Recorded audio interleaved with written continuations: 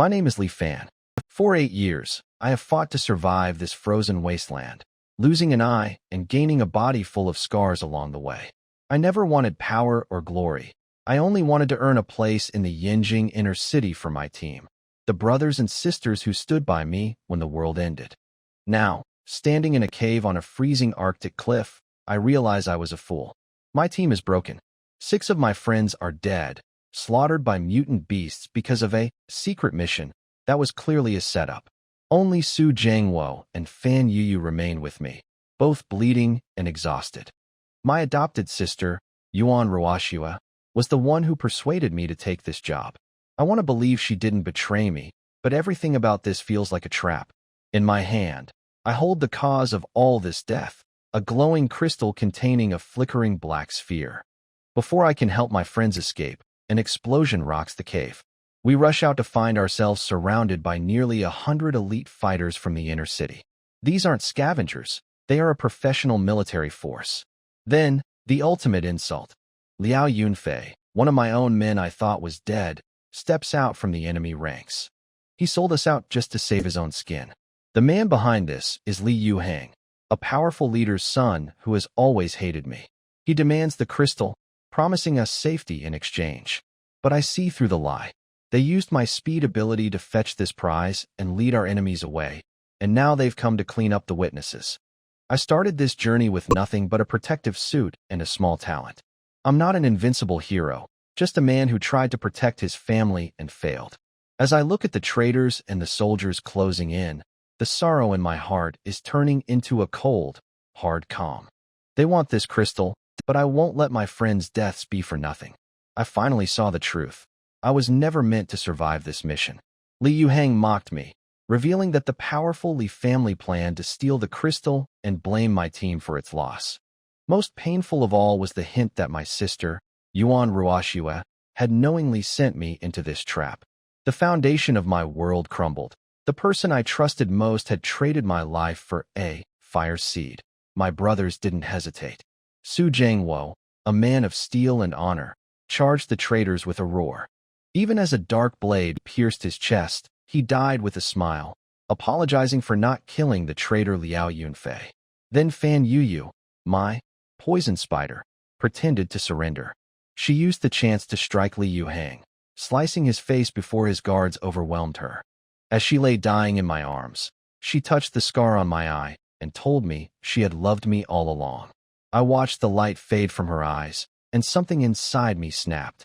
I was done being the victim of these masters who treated us like insects.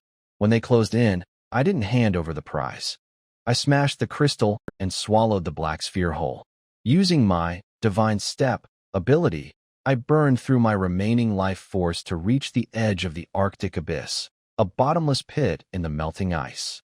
With a final laugh at the world that had taken everything from me, I threw myself into the darkness. As I fell, I heard Yuan Ruoxua arrive, arguing with Li Yuhang about the mission. They didn't care about me. They only cared about the fire seed. But as my consciousness faded, a mechanical voice echoed in my mind. It spoke of a backup plan and a date from the past, September 21st, 2024. The world around me dissolved into light. I woke up to the sound of laughter, not gunfire. I wasn't on a frozen cliff. I was in a bright classroom at the Western Institute of Technology. My professor was joking about my stolen crystal, and my classmates thought I'd just been playing too many video games. The transition was jarring. I touched my face. The jagged scar over my eye was gone. I tried to feel my powers, but there was nothing. I was just a regular college junior. To escape the awkwardness of my sudden outburst, I tried to pretend to faint, but a sudden, sharp pain made it real. I hit the floor hard and woke up hours later in the school infirmary.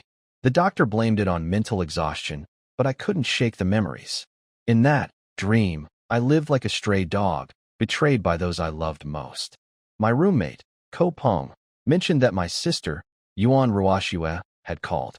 In the real world, she is my only family, the girl I grew up with in my adoptive parents' orphanage before her powerful biological family found her. But in the dream, she was the one who sent me to my death. When she called again, I couldn't help but be cold. The pain of her betrayal felt too fresh, even if it hadn't happened yet. I hung up on her, needing space to breathe.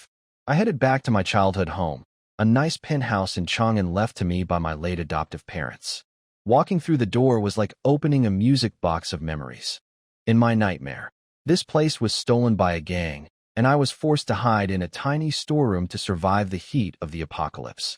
Standing on my terrace, looking out at the peaceful city, I tried to convince myself it was all just a hallucination. Everything was still under my control, but the detail of the dream, the dates, the names, the feeling of the fire seed, stayed with me. If the world is truly going to end, I won't be caught unprepared again. Determined to change my fate, I've shed my former kindness. The dream wasn't just a nightmare, it was a warning. My suspicions were confirmed at my parents' grave when the sky turned a terrifying, deep crimson. The red sky, event that marks the beginning of the end. I know what's coming. A brief cold snap followed by a lethal heat wave reaching 60 degrees Celsius, melting ice caps that release ancient viruses, and finally, a plunge temperature of minus 40 degrees Celsius and the rise of zombies. To survive, I've stopped being the good guy who helps everyone. I told my sister, Yuan Ruoxue, to stay away, and I've begun turning my inheritance into survival assets. I gave my supermarket employees a paid vacation to clear the building and met with suppliers to hoard massive amounts of food and daily goods. My most ambitious project is an underground fortress. I'm designing a 30-meter deep, 4-level bunker beneath a piece of family land. It will feature massive storage, thick insulation against the heat and cold, and a direct connection to an underground water vein. To fund this, I tricked the local gang leader, Xie de Biao, the man who stole my home in my previous life. I played the role of a desperate, naive student looking for a business loan. By pretending to seek 100 million yuan from banks, I lured Xie into offering me 80 million on the spot. I signed away my properties as collateral, knowing full well that in 3 months, money and property titles won't matter.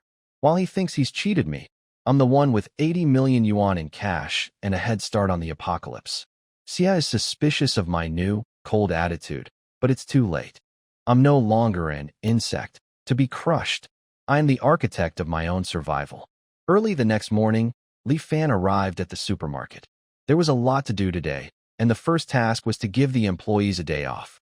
When he entered, the supermarket was still closed. The 27th of every month was inventory day. They checked the stock of goods, sales, losses, and missing items, then balanced the accounts. Based on the sales data, they planned the next month's orders. It was a complicated process, but Li Fan didn't get involved. After all, everything here was only temporary. Once the underground base was completed, he planned to move all the goods there. When he entered the office, Li Fan sat in the main seat. 6 people were already waiting on the guest sofa, 2 women and 4 men. Wang Shuili introduced them one by one. They were the suppliers for grains and oils, fruits and vegetables, seafood, fresh meat and poultry, daily goods, and snacks and drinks. After greeting everyone, Li Fan went straight to the point and said, "Everyone, I didn't call you here today for supermarket business. I have a big deal to discuss with you." As soon as he finished, the suppliers began to speak. "We heard from Manager Wang. It's about online sales, right? We were just talking about that. Yeah, if we don't keep up with the times, we'll be left behind. I've heard about online selling, but never knew how to start.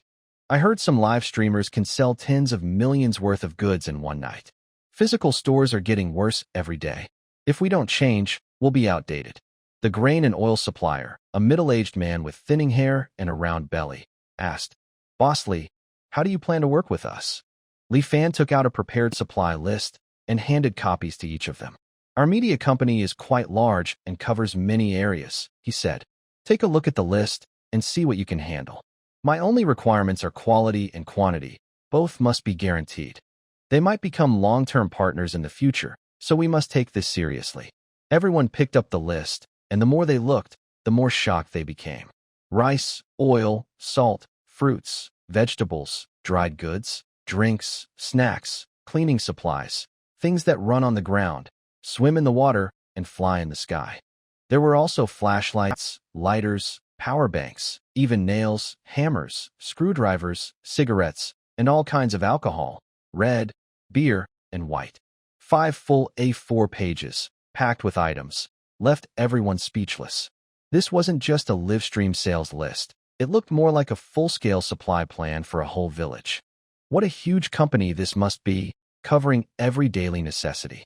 After a long discussion, they finally decided who would handle which products. Even so, the 6 main suppliers could only cover about 60% of the goods. The meat supplier, a man in his 40s from Guangzhou named Ma Yan, looked at the list and asked, "Boss Lee, I mainly deal in beef, lamb, pork, and poultry. I can also find large seafood suppliers, but where should I deliver everything? Have you rented a cold storage yet?" Ma Yan's question suddenly reminded everyone. Meat isn't like rice or oil. It can't be stored for long. Li Fan didn't have any special storage ability, and even in the apocalypse, he had never heard of anyone with such a power. Even if he could get an awakening potion now, it would only allow space travel, not storage. Keeping things fresh was a real problem. After thinking for a while, he sighed helplessly. Why did people in stories always have special powers when they traveled to another world? But he had to start as an ordinary person. "All right then, Mr. Ma, you have cold storage facilities, right?" "Yes, I have 4 empty ones. You can rent them if you need." "Good. I'll need another favor. Can you help me contact an ice factory? I'll need a large amount of ice." "No problem. I often work with ice suppliers." "When do you need it, and how much?" Li Fan thought for a moment. He planned to find a construction team that afternoon. 10 days to finish the underground work, 5 days for the surface. Even if it cost more, the underground shelter had to be completed within half a month. 10 days from now, he said, deliver everything to the foot of the Liyuan Mountains. Our company will be working there. All your goods should arrive on the same day. Is that okay, everyone? No problem. There's plenty of time. Don't worry, Mr. Li, it won't take long. After that, they discussed their shares and quantities, signed a purchase contract, and paid a 30% deposit on the spot. The remaining payment would be made in 3 months. Just the deposit alone amounted to 50 million. When everything was settled and the suppliers had left, Li Fan called out to Wang Xueli and said, "Sister Xueli, what are your plans for the holiday?" Wang Xueli was very happy. She hadn't had a proper rest for a long time, so she replied excitedly, "I'm planning to travel to Sanya. Would you like to come along, young boss?" Li Fan was speechless and thought to himself, going to Sanya now is like lining up for trouble. He had only asked about her plans to remind her to stock up on daily supplies. Whether she could get through what was coming would depend on her own luck.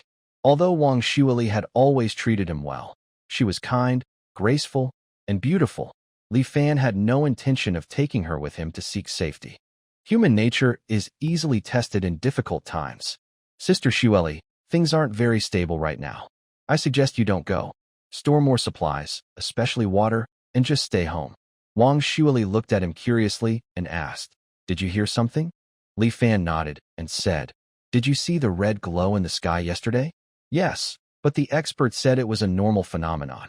"Sister Xueli, do you really trust what those experts say? A professor of astronomy at my school predicted that there might be a huge temperature change soon. If you trust me, spend the next month preparing supplies and stay home quietly. Watch some shows or read some books." Seeing how seriously Fan looked, Wang Xueli couldn't help but nod. "All right, I'll listen to you. I'll stay home. If you have free time, come over and I'll cook something nice for you."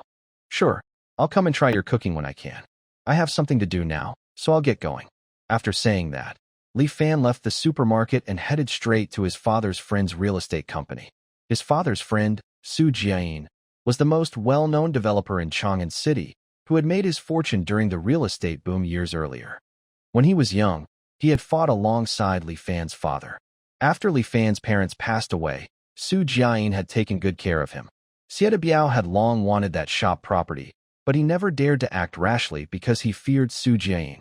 When Li Fan arrived at the top-floor office of Shooter Real Estate and found Su Jiayin, he was greeted with a half-joking scolding before he could even speak. "You rascal, I thought after your parents passed, you'd stop visiting me. What brings you here today?" Li Fan smiled shyly. "I actually came to ask for your help." Su Jiayin was surprised. He had watched this boy grow up, gentle, humble, kind, and quietly strong. That stubborn streak was exactly what he liked about him.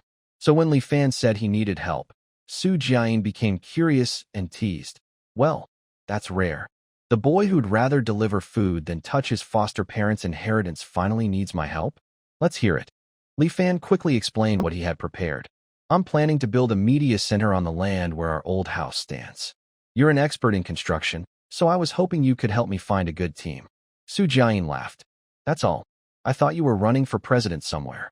Don't worry, I'll get you a full team, builders, designers, supervisors, even a geology crew. Li Fan hurriedly took out the blueprint he had drawn and handed it over. Uncle Su, this is my design for the media center. It's a bit different from normal buildings because of its special use. Please take a look. Su Jiayin studied the drawings, his frown deepening. What is this supposed to be? A military base? Over 7 meters high with 4 underground levels? Li Fan had already prepared an excuse. It's for live streaming. Sometimes we need big sets and backdrops. If the space is too low, it won't work. Su Jiayin picked up the phone on his desk and gave a quick instruction. A few minutes later, a man in his 30s wearing glasses walked in. Chairman, you called for me? Su Jiayin handed him the sketch. Xiao Chun, this is the son of an old friend. He wants to build a media center. Take a look at this design and see if there's any problem. The designer took the blueprint, studied it for a while, asked a few questions, and then gave a positive answer. All right, you can handle it yourselves. Let the second construction team take over. Whatever you need, make sure it's all done properly. Kid, come by the house when you have time. Your parents are gone now, but don't lose touch with people. Those connections will help you in the future. Li Fan smiled and nodded, then left with the designer. He actually wanted to remind Su Jiayin of something, but the words stayed unspoken. Back during the heat and the wave of chaos, Su Jiayin and his daughter had lived quite comfortably. It wasn't until the great relocation that they got separated from Li Fan. Half an hour later, Li Fan arrived with the designer at the Liyuan Mountains. Pointing to a piece of land, he said, "This is the spot. Based on my design, how long will it take to finish?" The designer, Chen Xiang, adjusted his glasses, thought for a moment, and said, "Probably about a month." That's too long. Can it be done in half a month? Even if we rush, it's impossible to finish in 2 weeks. The concrete frame and sheer walls are quick, but the brickwork takes time. Li Fan interrupted, "No brickwork. It'll be fully poured concrete." Chen Xiang was stunned. Fully poured concrete. That will greatly increase the cost. Don't worry about the cost. Just tell me how long it'll take. If it's all poured concrete, about 10 days. Li Fan nodded with satisfaction and listed his requirements. First, add an insulation layer inside the concrete. Second, make sure the underground water diversion system is properly installed. Don't worry about the expense. Third, include several hidden ventilation shafts. Fourth, prepare 2 power systems, one connected to the city grid and one to an internal generator. Fifth, make the sewage system hidden as well. Sixth, the most important, for the 2 floors above ground and the watchtower, use military-grade concrete. Chen Xiang, who had been expressionless until now, finally reacted when he heard that. Military-grade concrete? That requires official approval. Li Fan knew that military-grade concrete needed to be reported to the local police, but for Su Jiayin, this was a small issue. Otherwise, Li Fan could just find a construction team easily, so he said confidently, "Just go ahead and do it." Uncle Su has a way to handle the reporting. Chen Xiang didn't dare offend Li Fan and quickly agreed, then asked, "What about the decoration? What style do you want? Just make it look normal." The reason for buying so much food and building such a big fortress was to store supplies.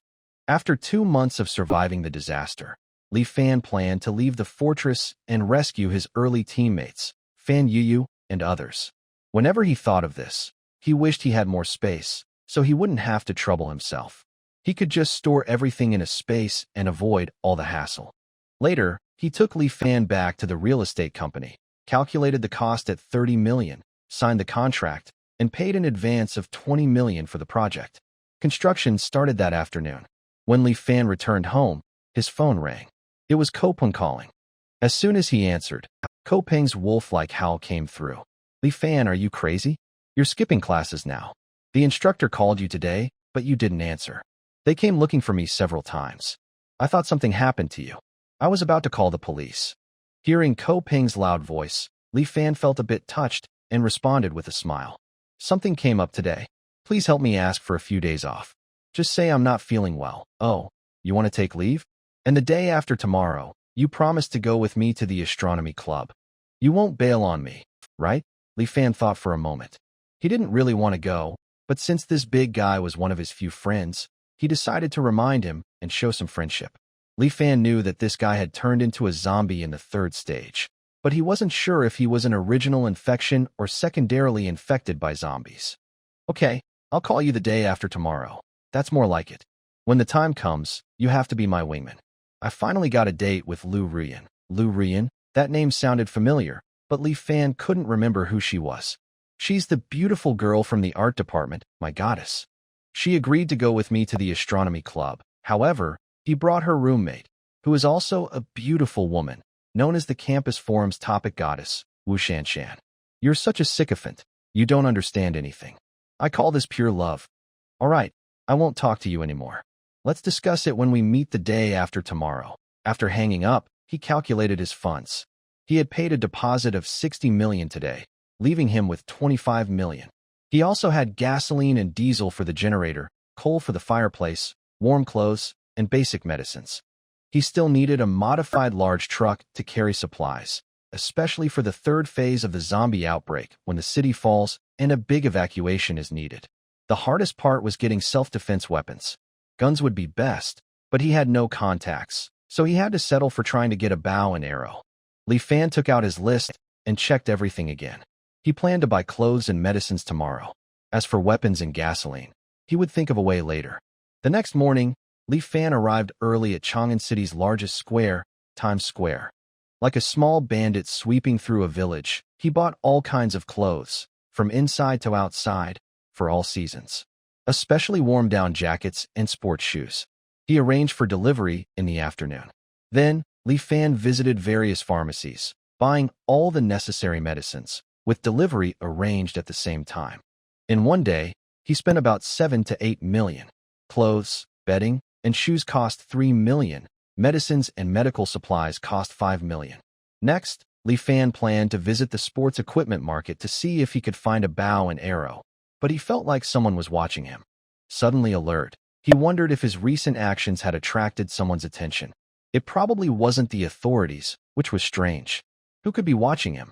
He quietly changed his route and returned to his community. The feeling of being watched still lingered. He quickly ran into the safety passage, went up to the 4th floor, and looked down through the window. Finally, he spotted the suspicious figure. Seeing this person's face, Li Fan relaxed. He recognized him as Zhou Chang's assistant. As long as it wasn't the authorities, he was fine. Everything was not yet settled, and he didn't want to attract official attention so early. But he still had many things to do. Having someone tail him all day was quite annoying. Currently, I cannot openly carry out my plans. I need to find a way to remove this obstacle. It seems I need Xie de Biao to stay busy, so busy that he can't take care of himself.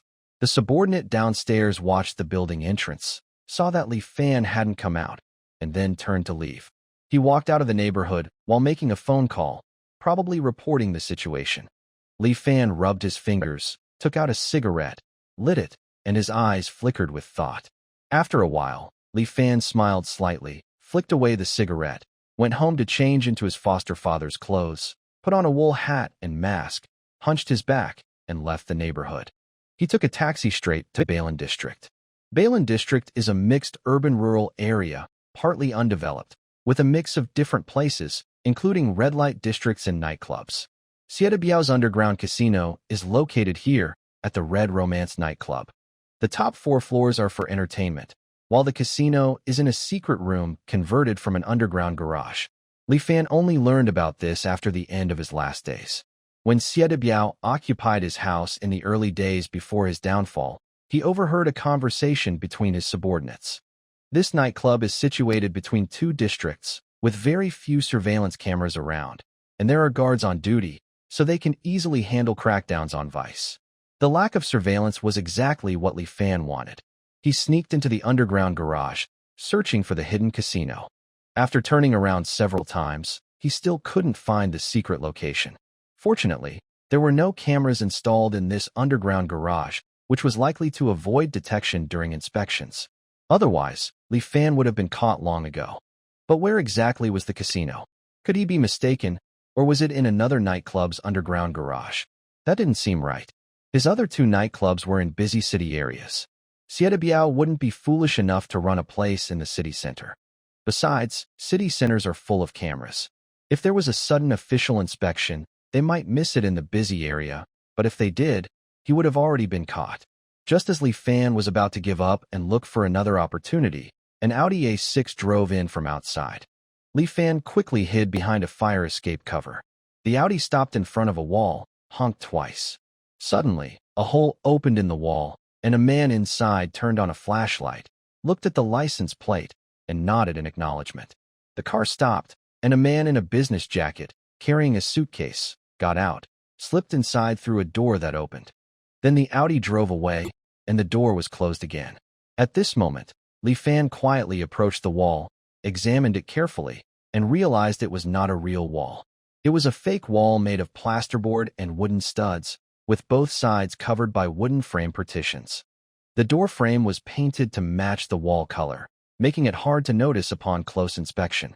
Li Fan turned and moved to the other side. When he entered, he saw several electric bikes in the corner, probably belonging to the staff working here. He dragged one bike over and placed it in front of the door. Then he moved back and forth, bringing 5 or 6 bikes together and stacking them. Next, he forcefully pulled off the seat of one bike, disconnected the 2 wires from the lithium battery, and took out insulated pliers from his pocket. He connected the 2 wires together. Suddenly, sparks flew as electricity crackled. He then pushed the wire ends into the casing and the circuit intersection, also stuffing in the rain covers from several bikes. After finishing, he turned and left, sneaking past the guard. He stood at a small shop across from the nightclub, took out a spare phone and a black SIM card he bought. When black smoke started billowing from the underground garage, Li Fan immediately called the fire emergency number, then also called the police. After making the 2 calls, he saw some of the guards rushing towards the garage in a hurry. Soon, there were shouts of firefighters inside, and Li Fan could imagine how big the fire was. The explosion of the lithium batteries, combined with the wooden studs used as partitions, made it impossible to extinguish the fire quickly. Li Fan waited until he heard the fire alarm before quietly leaving. Whether anyone inside was dead or alive, good or bad, didn't matter. Those judgments were for the Grim Reaper. His only job was to deliver. By the time he got home, it was after 6 in the evening. He happened to meet someone delivering clothes and medicine. He checked the supplies for the day. Another day had passed. While eating and scrolling on his phone, he saw the news about the fire at Hongling nightclub. 13 people were injured, 2 seriously and being rescued, and 1 person died. The police received reports and also raided a gambling den. The nightclub's manager, Zheng Mumu, had been taken into custody. The cause of the fire was still under investigation. Looking at the news, Li Fan couldn't help but give a thumbs up to Biao and muttered to himself, "Zheng Mumu, what a sneaky old fox." The legal representative of the nightclub isn't even him. Li Fan also had to admire how cautious this old man was. But even if it wasn't him, he probably would have been left alone for a couple of days while cooperating with the police. It's actually good that this old man didn't go in. If he had gone in, the last 2 stages before the end would have been so boring. After dinner, Li Fan called Ku Pengzi and arranged to meet at school the next day. Then he went to wash up early and went to bed. The next day was the 3rd day after the sunset. The temperature had dropped about 15 or 16 degrees. It was just past Mid-Autumn Festival, and it already felt like winter. Students on campus had already put on their thick winter clothes. Ku Pengzi was wrapped up like a ball, complaining, "What is this crazy weather? Autumn and winter are switching schedules. We just finished mid-autumn, and now we're skipping autumn leaves and going straight into freezing cold wind." Li Fan looked at Ku's mismatched outfit, wearing a neat suit with a vest and white shirt underneath, topped with a down jacket. This outfit looked a bit flashy. Cold wind is biting, perfect for going to see your restless fire. Watch your words, brother. I've been pure for 3 years, and this is the first time a goddess has asked me out. Don't hold me back now. Sigh, hopeless. A sycophant doesn't deserve sympathy. By the way, what have you been busy with these past 2 days? You often don't answer calls. Not much. But, Ku, do you believe me? Just get to the point. No need for the build-up. Li Fan was used to talking with Ku Pengzi this way. No distance at all. He said seriously. After today's fun, go home quickly and prepare water and supplies. During the National Day holiday, stay quietly at home and don't go anywhere. Don't come back to school until the school announces it. Kuponzi looked at Li Fan's serious expression and frowned. This sounds familiar. Is this from a novel about the apocalypse or a story about warning friends? Fatty, I'm serious. Don't take it lightly. Okay, I got it. Today I'll stay home and relax. Kuponzi replied impatiently, looking around. Suddenly, his eyes lit up. He pointed at two girls coming out of the dormitory and said excitedly, "Look, my goddess is here. Bro, you're a real pal. You knew my dream girl was coming with her beautiful roommate, so I had to bring you along. If you can win her roommate's heart, I won't feel guilty about finding someone myself." Li Fan followed Ko Peng's gaze and saw two girls. His expression froze for a moment before he quickly composed himself and asked, "Ko, which one is your dream girl?"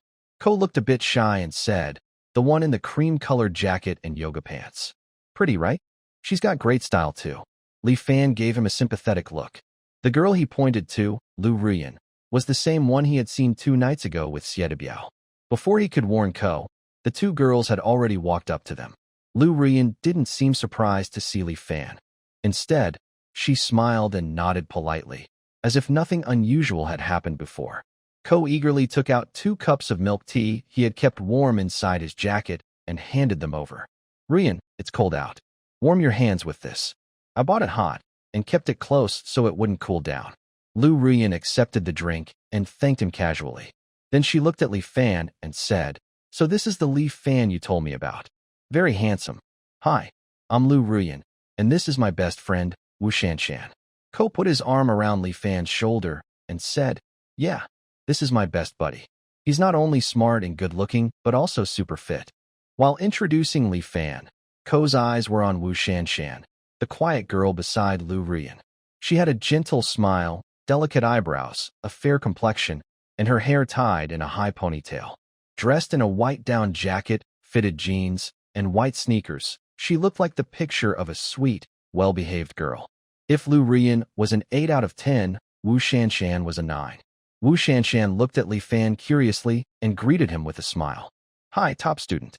"Hi," Li Fan replied briefly, glancing at her before turning to Ko. "All right, enough talking. Let's go. I've got things to do this afternoon." He put his arm around Ko's shoulder and started walking ahead, with the two girls following behind. Ko muttered unhappily, "What's wrong with you? Why are you acting so cold? Don't tell me you're not into girls." Li Fan smiled faintly and asked, "Do you really like Lu Ruyan?" "Yes.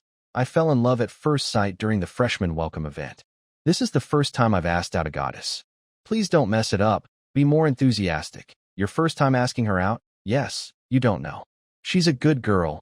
Many boys pursue her, but she hasn't accepted anyone." Li Fan immediately understood the situation. After a brief thought, he realized what was going on, but he didn't reveal Lu Ruyan's little secret. This matter is not important at all in the face of the coming end of the world. He didn't want to waste energy on it. The Astronomy Club was founded by the Department of Astronomy at Shigong University. Although it was just a school club, it had official backing. Several famous astronomy professors in the country were also managers of the club. They held astronomy enthusiast gatherings from time to time, where they displayed various meteorites from space. When the 4 of them arrived at the planetarium, many students were already there. They gathered around a professor from the astronomy department, listening to him explain the origin and composition of a dark, black stone on display. This stone comes from the 2012 Leonid meteor shower and was purchased by the school for $1.2 million. After research, it was found that this stone contains 21 elements not found on Earth. 4 of these elements haven't been analyzed for their atomic structure yet. At this point, a curious student asked, "Teacher, do extraterrestrial creatures really exist?" Extraterrestrial life definitely exists, but with our current technology, we haven't detected any living planets yet. However, based on some extraterrestrial meteorites we've collected over the years, a few might contain signs of alien life. "Teacher, isn't it true that a special meteorite was recently collected? Is this the one?" The professor shook his head and said to an assistant nearby, "Shaoli, go get meteorite D011. The assistant turned and left. Soon, he returned with a silver-colored box about the size of a shoebox. The professor took the box, placed it on the display table, opened the lid, and took out a diamond-shaped meteorite. The students saw the meteorite in the professor's hand and exclaimed, "Wow, it's so beautiful. Is this a meteorite? Are all meteorites black? After burning through the atmosphere, how can they look like crystals? Is this a diamond? Could it come from planet 55 Cancri? Li Fan wasn't interested in these things. As soon as he entered, he kept searching on his phone for gas stations and shooting clubs in Chang'an Mansion. But the noisy discussions around him interrupted his focus. He casually glanced over, and that one look left him stunned. It was a diamond-shaped crystal. He was very familiar with it. This kind of thing had almost cost him his life before. This crystal was smaller than the one he had broken earlier.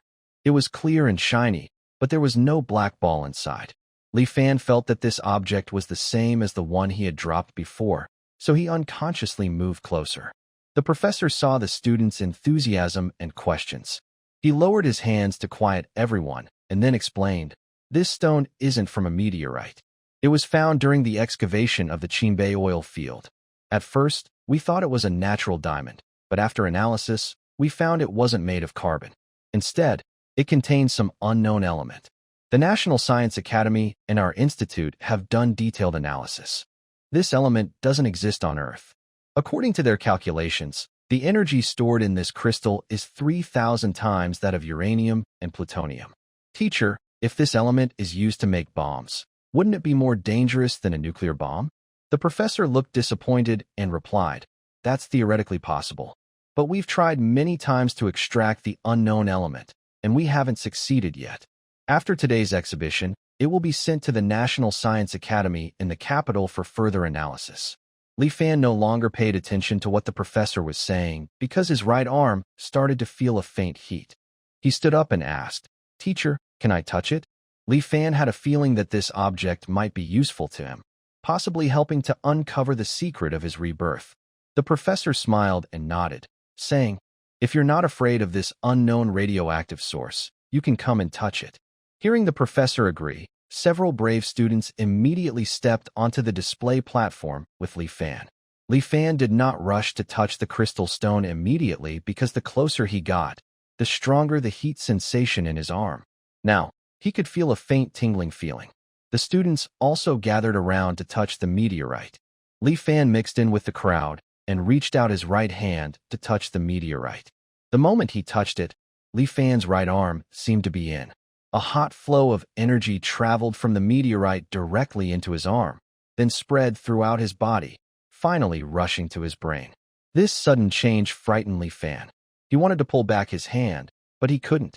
It was as if he was frozen in place, only able to let that energy flow into his body. Li Fan's strange reaction did not attract the attention of those around him. There were about a dozen people gathered at the display table, all excitedly touching and examining the crystal, discussing eagerly. After about 4 or 5 seconds, the hot flow weakened and then disappeared completely. Li Fan regained control of his body.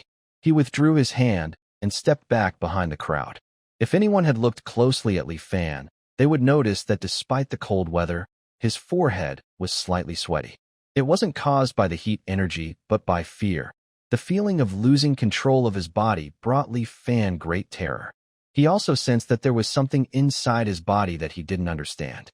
His most urgent thought was to leave immediately and find a way to understand what was happening to his body.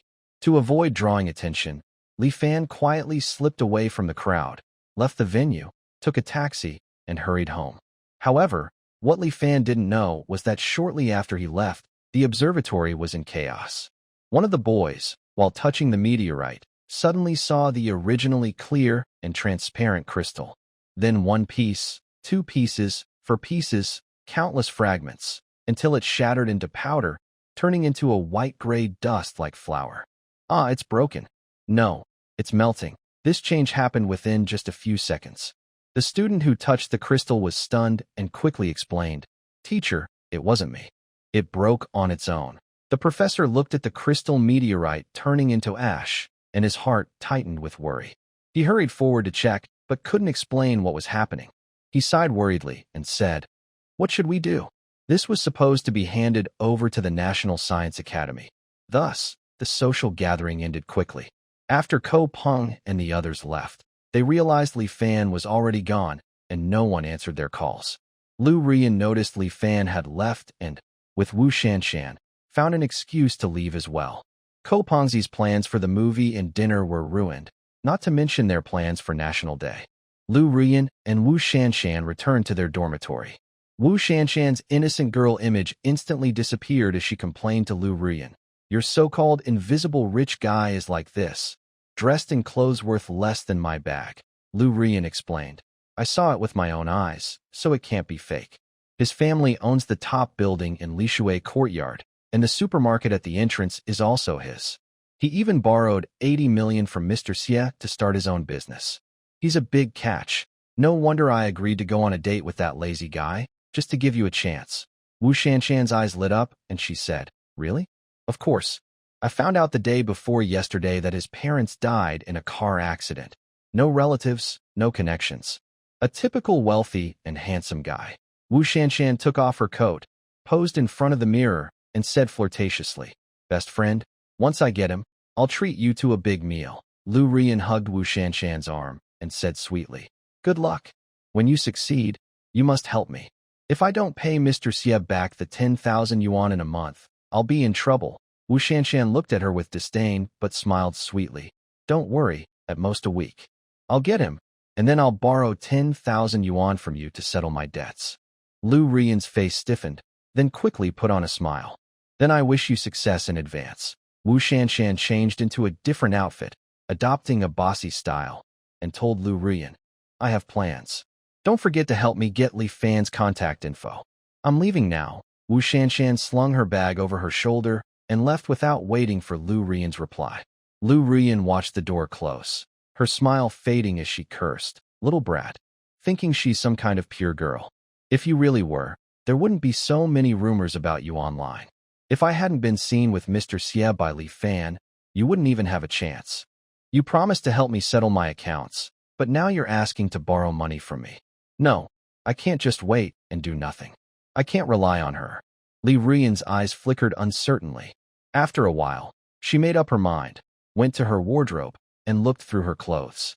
She changed into the outfit Xie de Biao bought for her, dressed carefully, and then went out. Meanwhile, Li Fan was still in the taxi and suddenly felt strange. His whole body was hot. His mind was foggy, and as soon as he got home, he collapsed onto the sofa and fell asleep. After some time, Li Fan woke up from his nap. He shook his head to clear his confusion, looked out the window, and realized he had slept until evening. He stood up and stretched, but didn't notice anything unusual. However, today's unexpected events made Li Fan feel more nervous rather than relaxed. He wondered what was wrong with him and whether he should go to the hospital for a checkup tomorrow. Just as Li Fan was feeling confused, a cold, mechanical voice sounded in his mind. Energy replenished. Backup plan activated.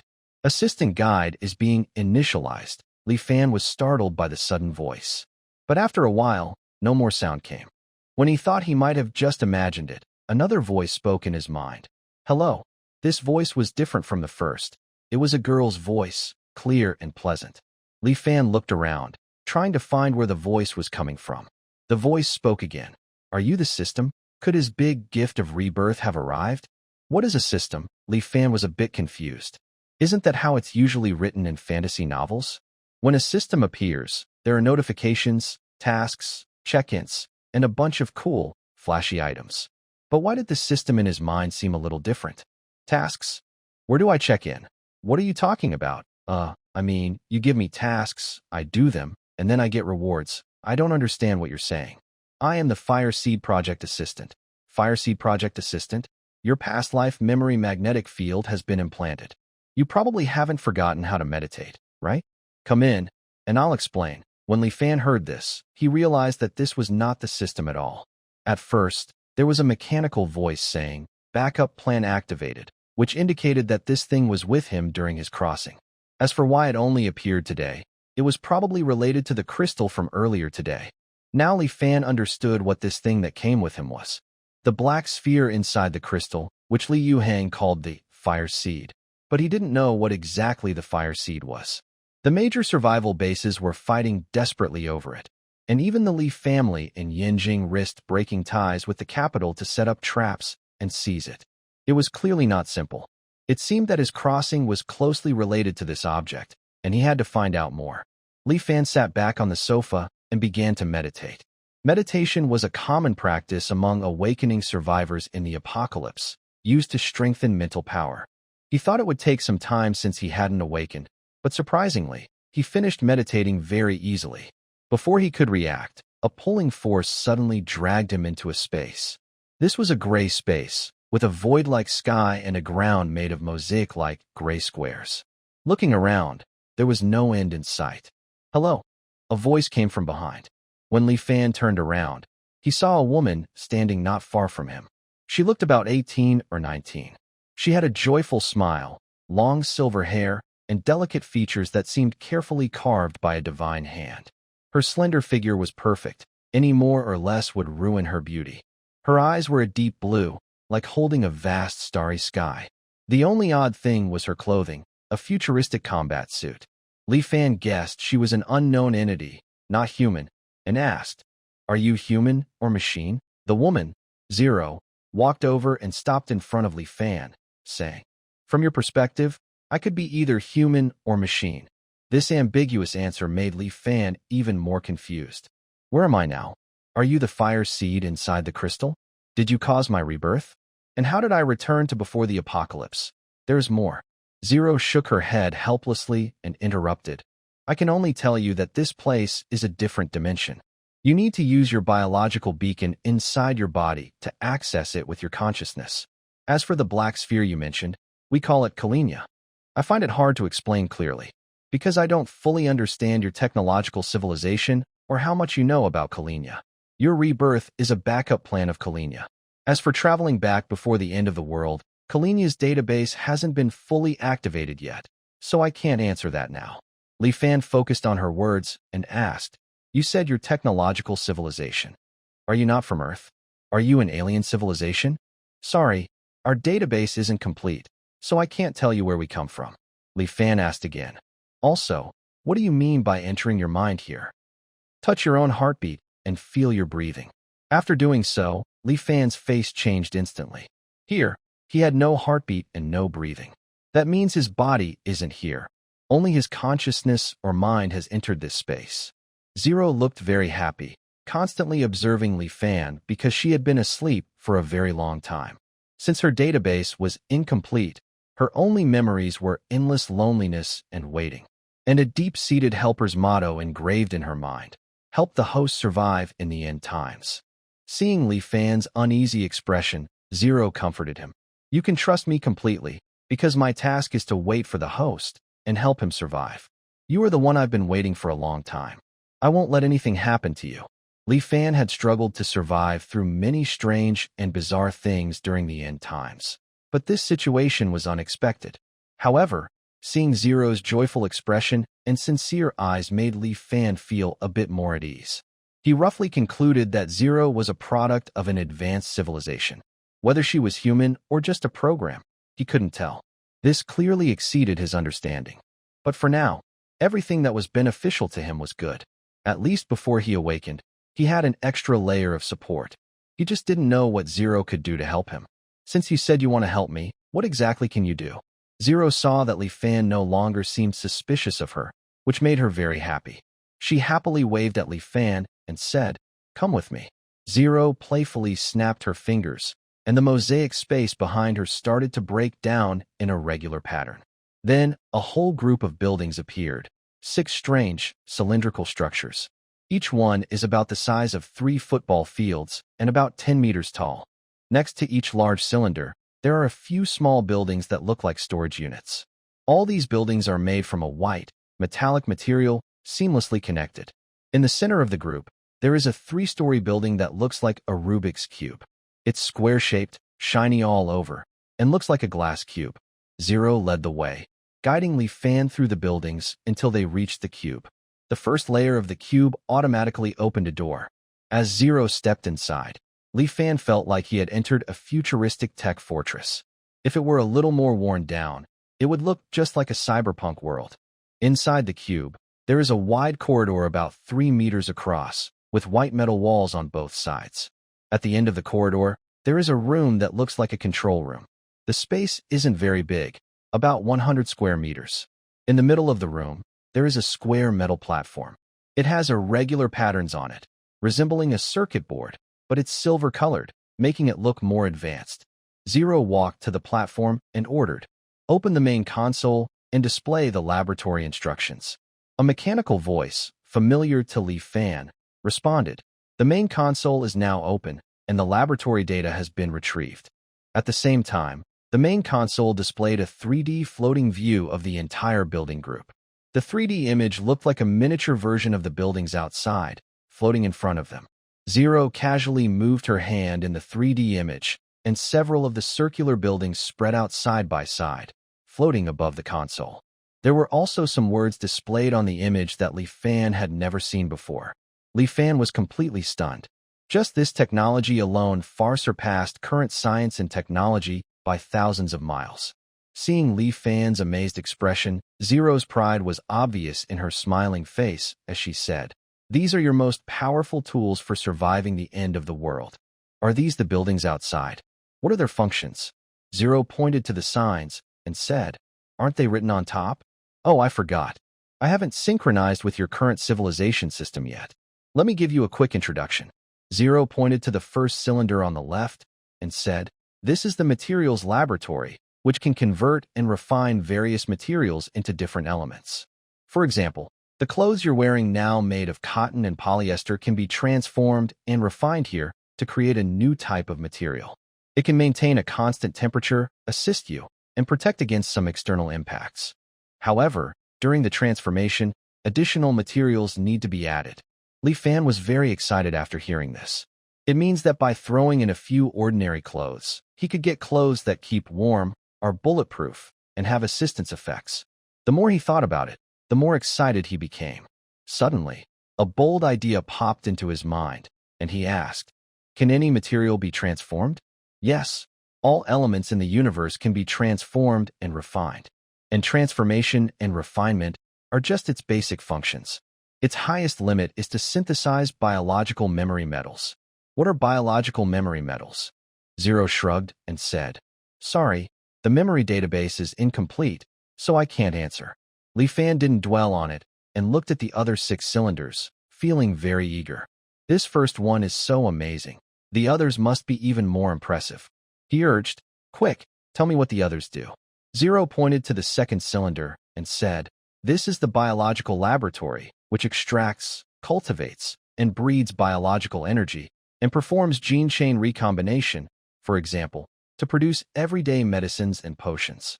Li Fan eagerly interrupted, "Can you make awakening potions?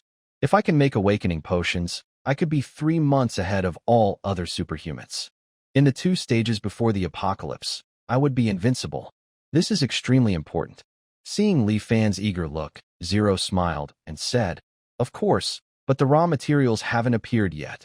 That sentence was like a cold shower for Li Fan. The Tino virus hasn't broken out, and zombies haven't appeared. Without raw materials, it is naturally impossible to create gene-based medicines. However, Li Fan is not discouraged. It's only 3 months late. At worst, he will just endure the early stage as the last one. "Quick, tell me what each of these does." Zero points to the different labs and explains, "This is the high-tech laboratory, which designs vehicles, weapons, and all advanced technology based on the current energy and resources on Earth. Of course, this depends on the materials you collect, similar to a materials-based laboratory. This is the magnetic field kinetic and dark matter energy laboratory, mainly responsible for energy conversion and application design. This is the high intelligence laboratory, mainly responsible for developing AI systems. Although its memory isn't complete, my existence is related to it. This is the Cosmic Energy Collection Laboratory of Colonia. As the name suggests, it collects external energy from outside the domain." Li Fan becomes more and more amazed, finally understanding why this fire seed makes the Great Base so eager to fight over it. This thing is incredibly powerful. But the origin of this item is quite intriguing.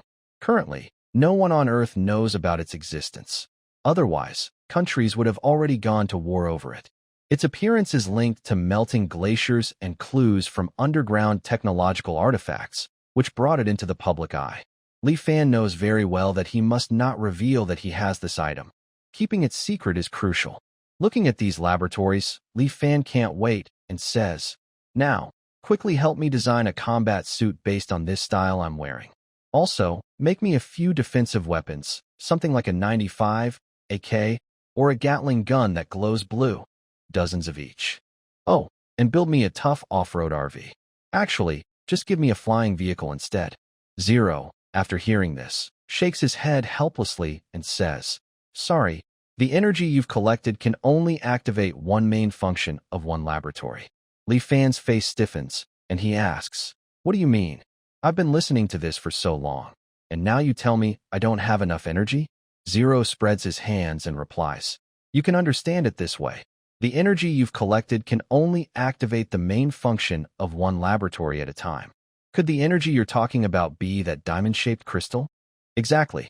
That kind of energy is called nuka, which is the primitive energy of Kalinia." Li Fan's face stiffened. The piece he found during the day was all by chance. According to the professor, it was dug out during oil well drilling. This shows it is buried deep underground. How can anyone find it? "Do you know where I can find this nuka?" Zero lowered his head and thought hard for a long time, then apologized. "Sorry, my memory bank isn't fully activated. I only remember that this thing is found in many places on Earth, but I don't know the exact locations. But don't worry, Kalinia can sense nuka energy within a kilometer radius." As expected, without hope, there is no disappointment. This is the only chance to open the laboratory. Which one should I choose to improve my chances of survival in the end times? Looking at the laboratories, I can give up on the biological lab and the energy collection outside Kalinia first. The magnetic field kinetic energy lab and the high-tech intelligence lab can also be temporarily ignored. That leaves the materials lab and the weapons lab. These are the most urgent for me now, one for defense, the other for attack. Li Fan didn't think too long and chose the materials lab. Staying alive and not wasting energy is the best strategy. Most importantly, the clothes designed there not only have defense, but also provide auxiliary strength. For an ordinary person like me, the auxiliary strength will be the biggest help in the early stages. I choose the materials lab. Zero gave a thumbs up and said approvingly, "You made a wise choice." Activating the materials lab. Energy transfer in progress. 1%, 23%, 55%, 78%, 100%.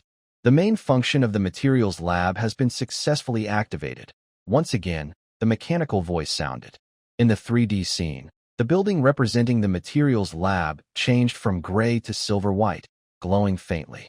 Li Fan couldn't wait, took off his coat, and asked Zero, "What's the next step?" Zero looked at Li Fan's actions blankly, then suddenly chuckled and said, "You are entering an alternate space with your mind. The clothes on your body are also formed from your thoughts and meditations, created by brain magnetic waves. How do you transform them?" Li Fan suddenly realized that he was entering with his mind, not physically. Feeling a bit awkward, he put his coat back on. "How do I get the materials inside?" he asked. Zero stretched out her slender index finger and said, "It's simple. After you go out, touch the materials you want to send in, then use your mental energy to cover them. I'll handle the rest." "Okay, I'll do that now," Li Fan replied eagerly and left the alternate space quickly. After Zero taught Li Fan how to enter and exit the alternate space, his mind left the space. As soon as his consciousness returned, he heard the doorbell ring. Outside, a familiar female voice called out, "Li Fan, are you home? I'm Lu Ruyan. I brought you some food. I saw you didn't look well at the observatory today. Are you sick?" Li Fan guessed that Lu Ruyan was coming for him today. He didn't plan to reply. Instead, he went straight into his bedroom, where clothes and bedding worth over 3 million yuan had been bought today. He reached out and activated his meditation, covering the items with his mental energy. With a thought, all the clothes piled in the bedroom disappeared. It was quick and convenient, but it also used mental energy. Just as Li Fan was about to enter the alternate space to check on the laboratory's material refining process, his phone rang. It was probably a local number. The ringtone was loud enough for Lu Ruyan outside to hear, and she knocked harder on the door. "Li Fan, I heard your phone ring. Are you sick? Open the door. I want to come in and see. Li Fan didn't listen to her words or answer the call. He entered the alternate space directly. It was clear that Lu Ruyan was the one calling. Back in the main control room, he saw Zero operating the material laboratory at the console. All the clothes he had transferred in were placed into an entrance of the material laboratory and left untouched. Zero took out a men's windbreaker that Li Fan had bought, put it on, and looked at herself in a mirror, turning around and inspecting it from different angles. She seemed to really like Earth's clothing design and asked back, "Host, do I look good in this?" Li Fan looked at the proud Zero and increasingly believed that Zero was definitely not a product of artificial intelligence. She must be a living being with human emotions and independent thinking. Li Fan said, "This is for men." Zero seemed to hear something very strange and asked, "Are there different clothes for men and women?" "Yes." "Then what do women's clothes look like?" "A long time ago in my memory, we all wore the same clothes, the same style, and even the same color. Unlike you, your clothes are very unique in color and style. Yours? Do you have other companions here too?" Zero, after hearing this, looked a little lonely as she took off her windbreaker and muttered, "They disappeared a long, long time ago. My memory isn't complete, so I don't know where they went." Li Fan also felt some sympathy for this girl. She had been alone in this space for a long time, waiting for a host to appear. "All right, tomorrow I will buy some clothes suitable for you. Consider it a thank you gift for helping me."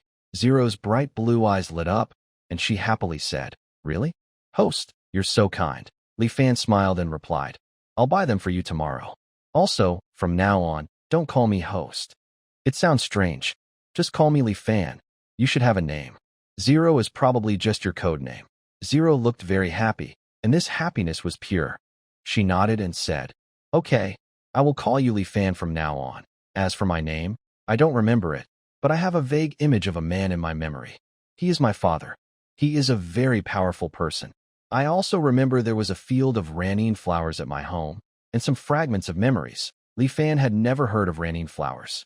He guessed it was a type of flower from her world and thought for a moment before saying, "Then from now on, I'll call you Ranine. I'll call you Xiao Ranine to make it more friendly. Ranine, Ranine, that's a nice name. From now on, I'll call you Ranine. I have a name now." Ranine happily spun around a few times. Li Fan looked at her. Such an outgoing girl. In the real world, probably many people would like her. Besides her silver hair and bright blue eyes, she looked like an innocent girl next door, inexperienced in the world. Not long after, a mechanical voice sounded. "Beep. Material conversion complete.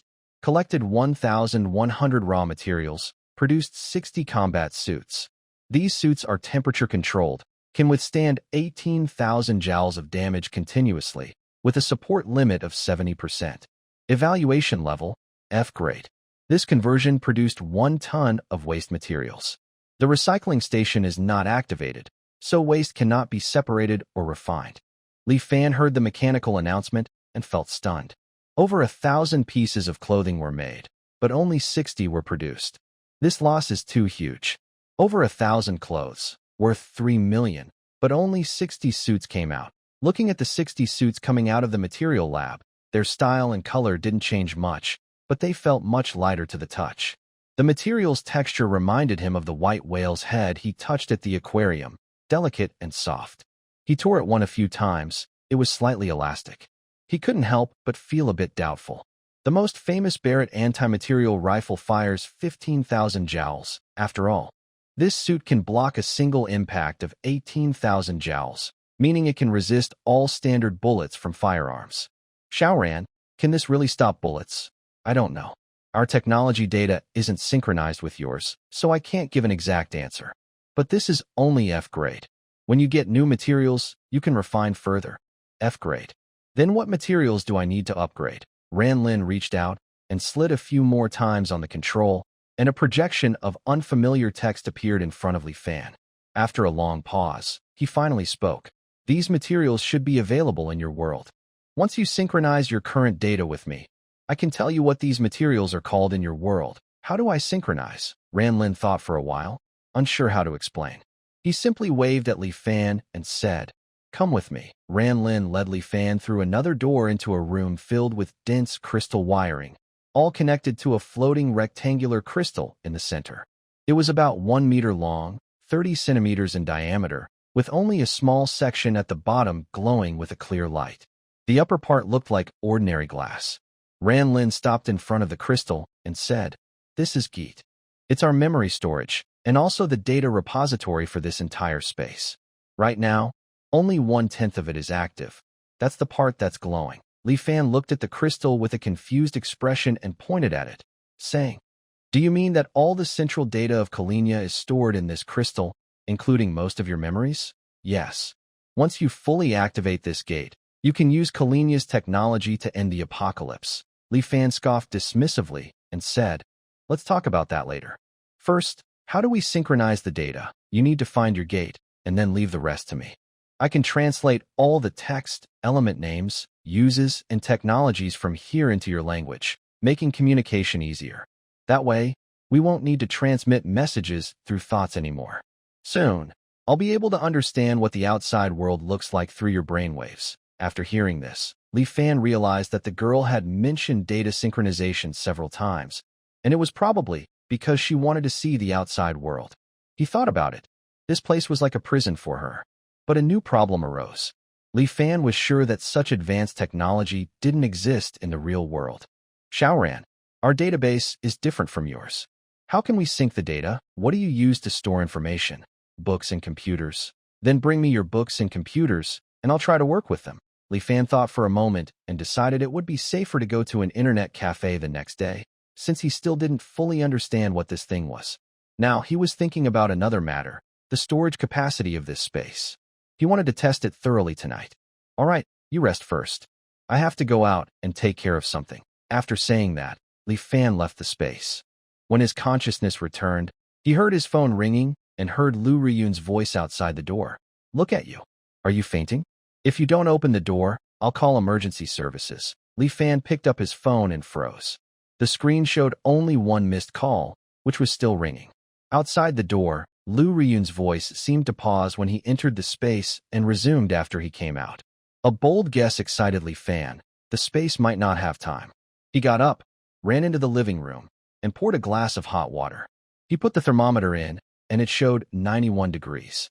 Then he used his mind to send it into a different space. If he took it out after an hour and it was still 91 degrees, it meant that energy in the different space wouldn't be lost. So, food placed inside wouldn't spoil. Feeling excited, he sat on the sofa waiting. But outside the door, Lu Riyun kept knocking persistently, like a stubborn patch, which annoyed Li Fan. Li Fan could roughly guess why Lu Riyun was here. Women like her are common in the end of the world. He felt sorry for Kuopongzi, who had been eating leftovers for 3 years but hadn't enjoyed a proper meal yet. This made him feel a strange sense of amusement. Li Fan opened the door and asked, "Is there something you need?" Lu Riyun looked at Li Fan's unfriendly face but didn't care. She still spoke in a caring tone. "Are you okay? That's great. I saw you at the astronomy club today, and your face didn't look good. I thought you were sick, so I came to check on you." While talking, she smoothly slipped inside. Li Fan didn't stop her. He also wanted to see what kind of act this woman was playing. Anyway, it was a rainy day, and there was nothing else to do. In the living room, Lu Riyun sat confidently on the sofa.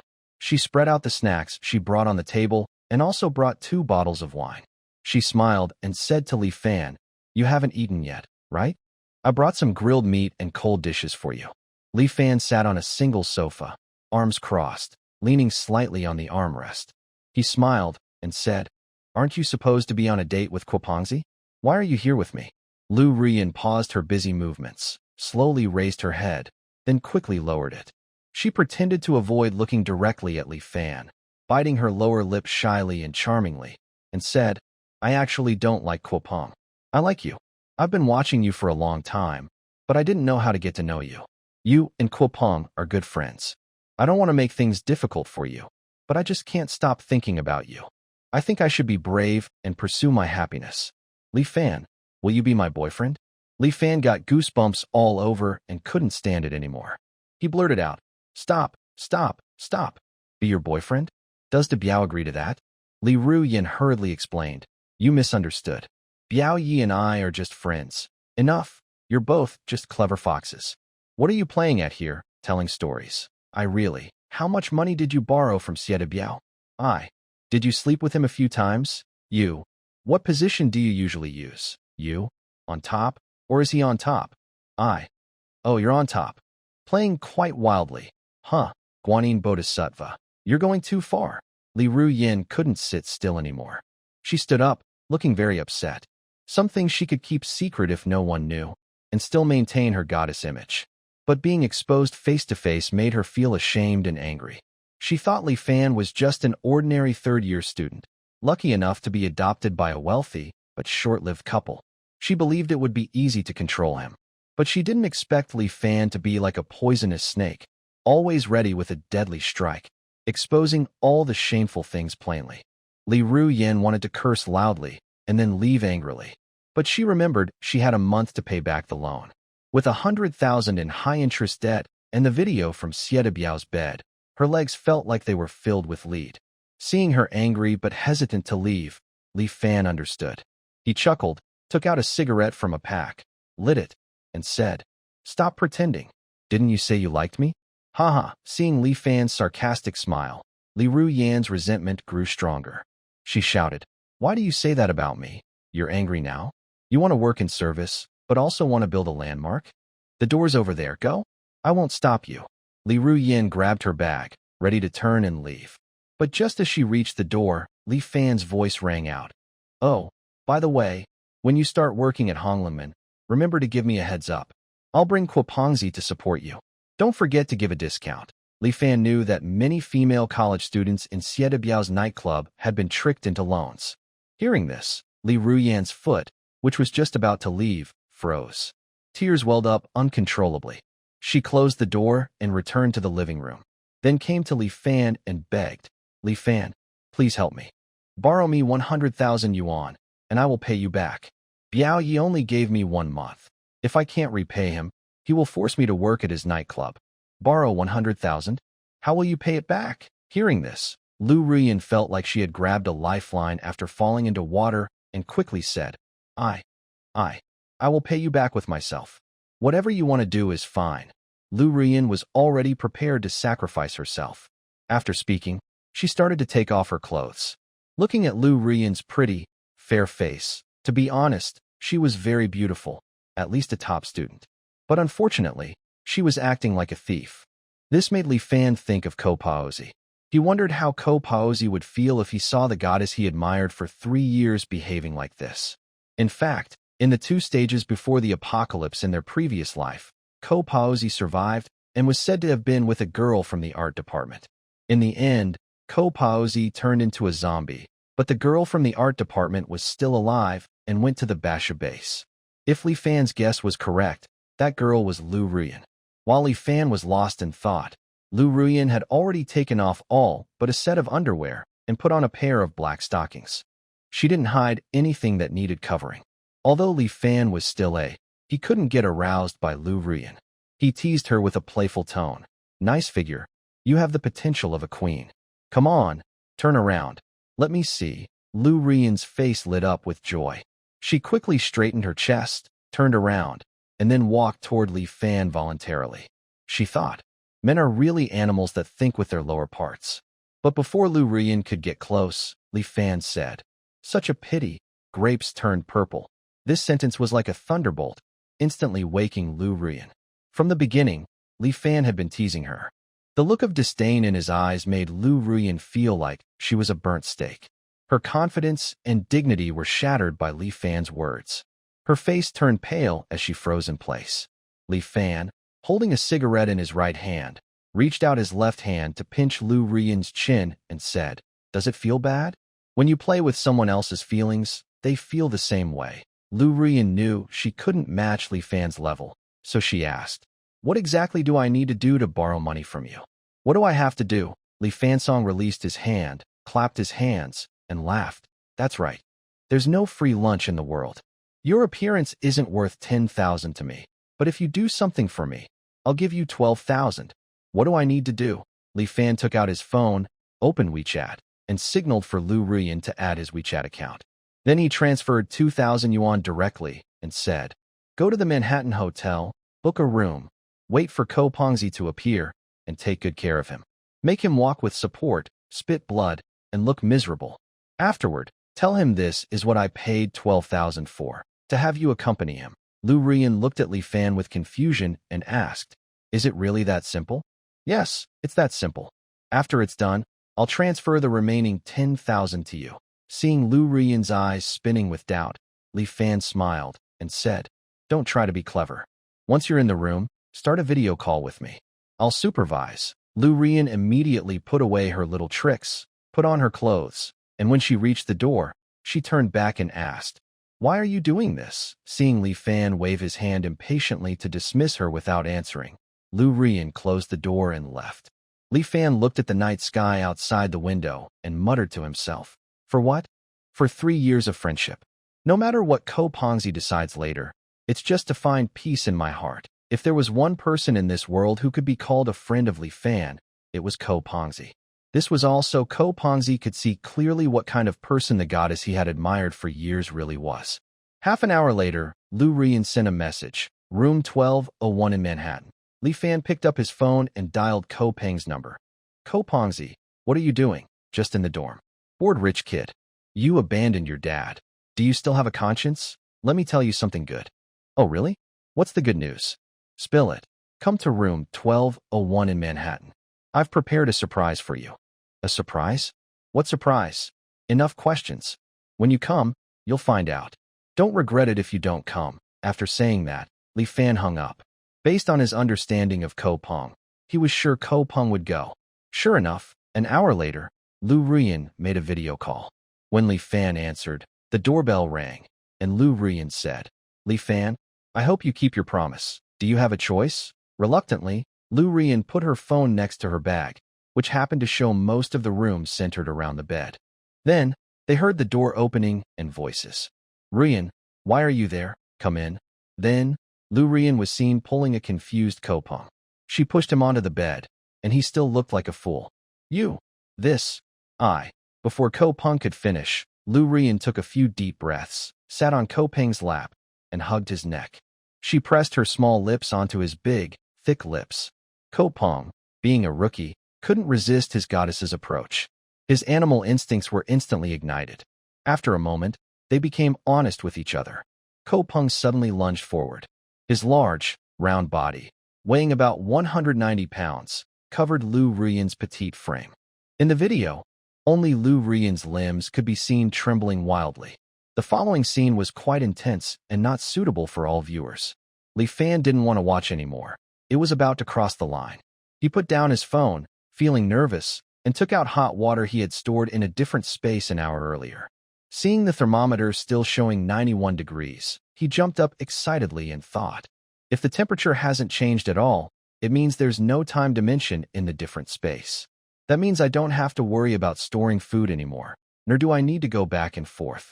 Especially during the third phase of the Great Transfer, food supplies will be even more important.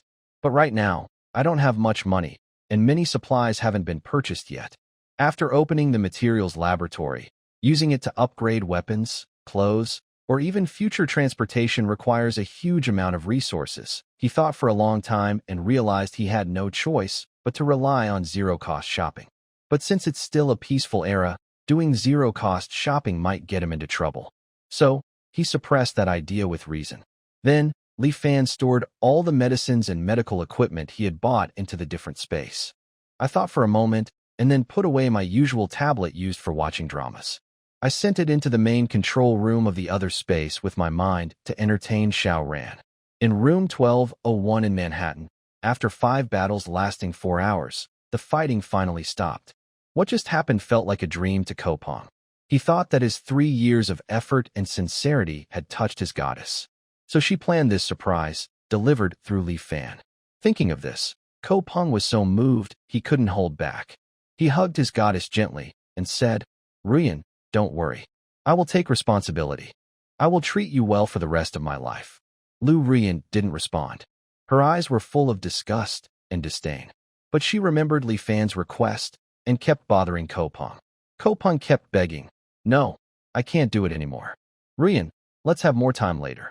Hearing Ko Peng's pleas, Lu Rian turned off her phone without expression, picked it up, and asked, is it okay now?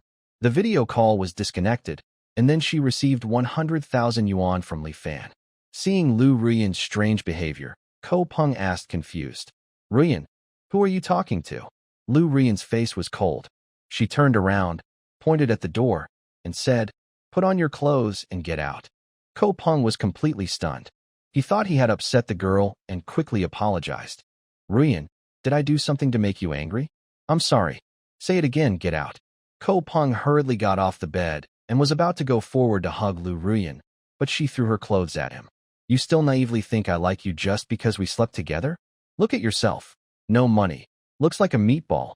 Sleeping with you is a nightmare."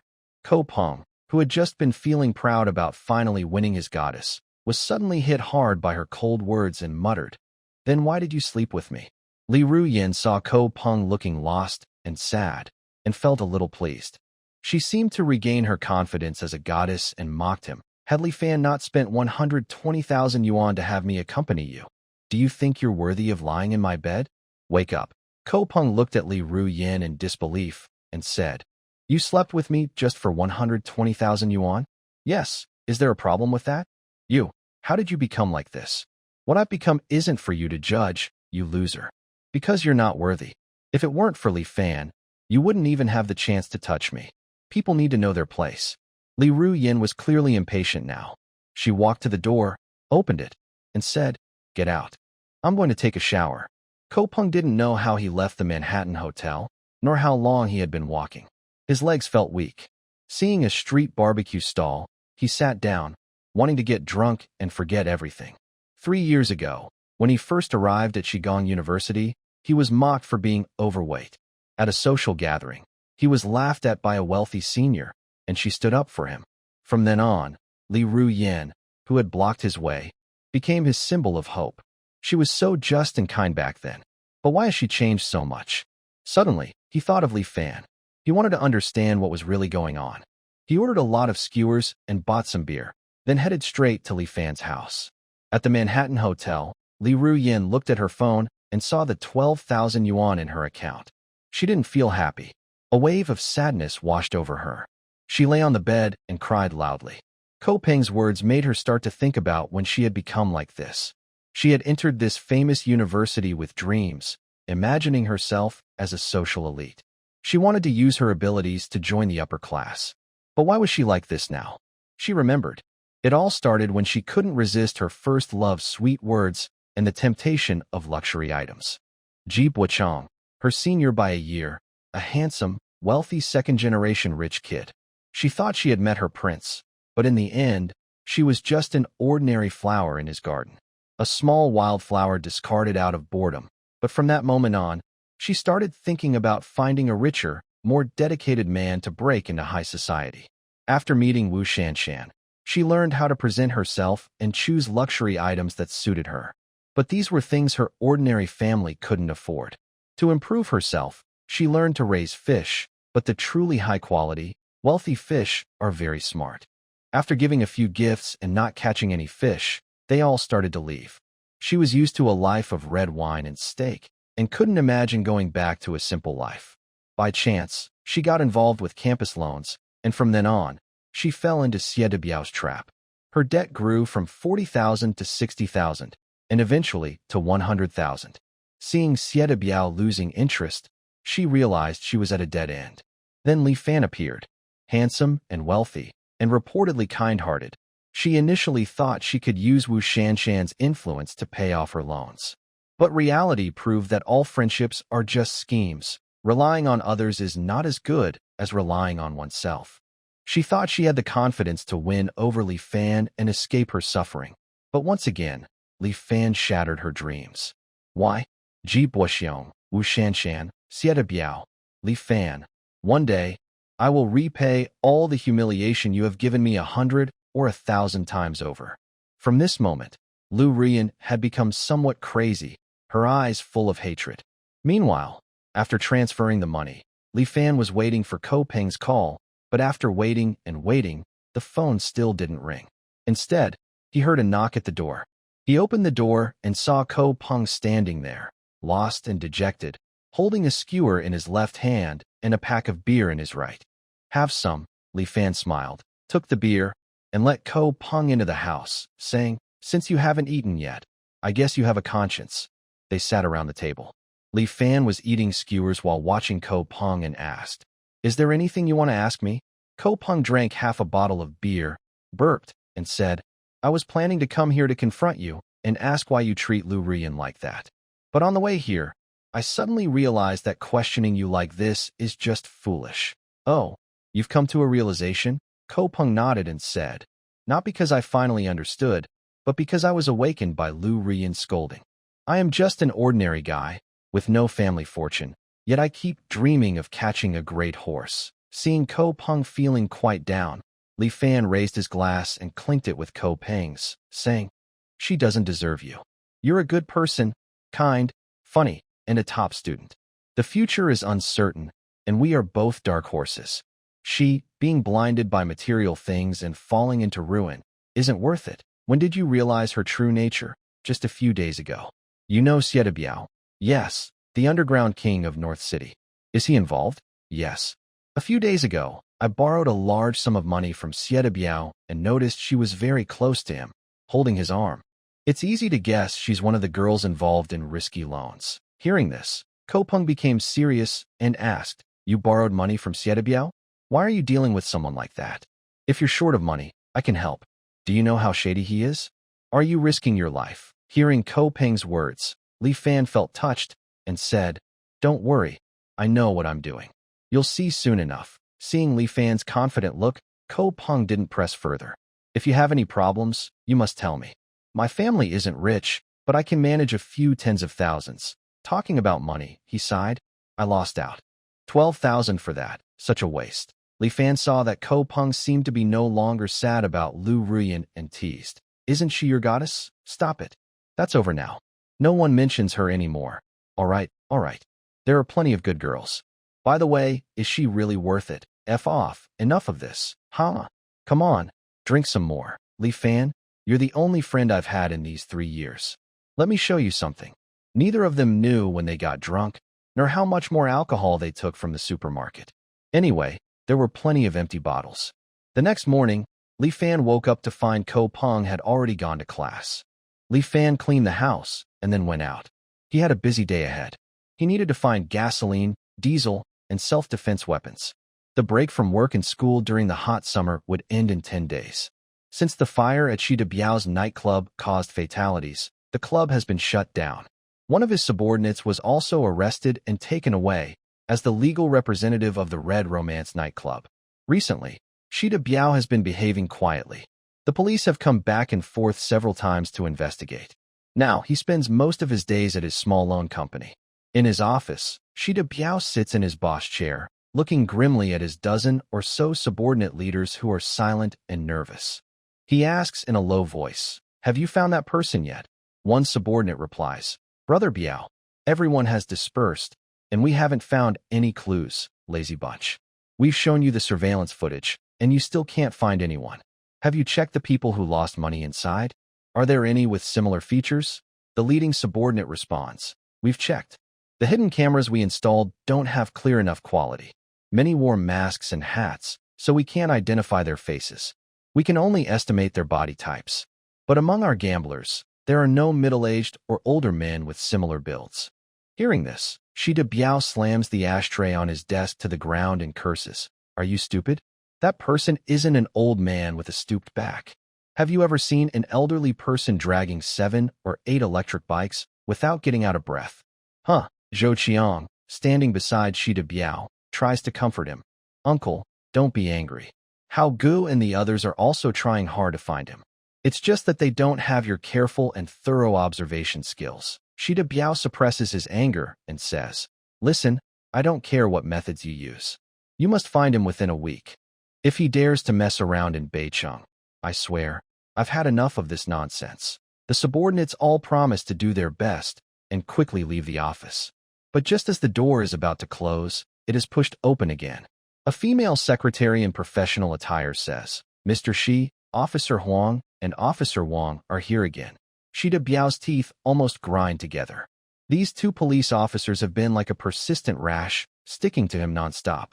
He has to pretend he's not involved and put on a deep breath then force a smile and say, "Ask them to come in." Soon, the secretary leads in a man and a woman, both dressed in police uniforms. Officer Huang is named Huang Wei.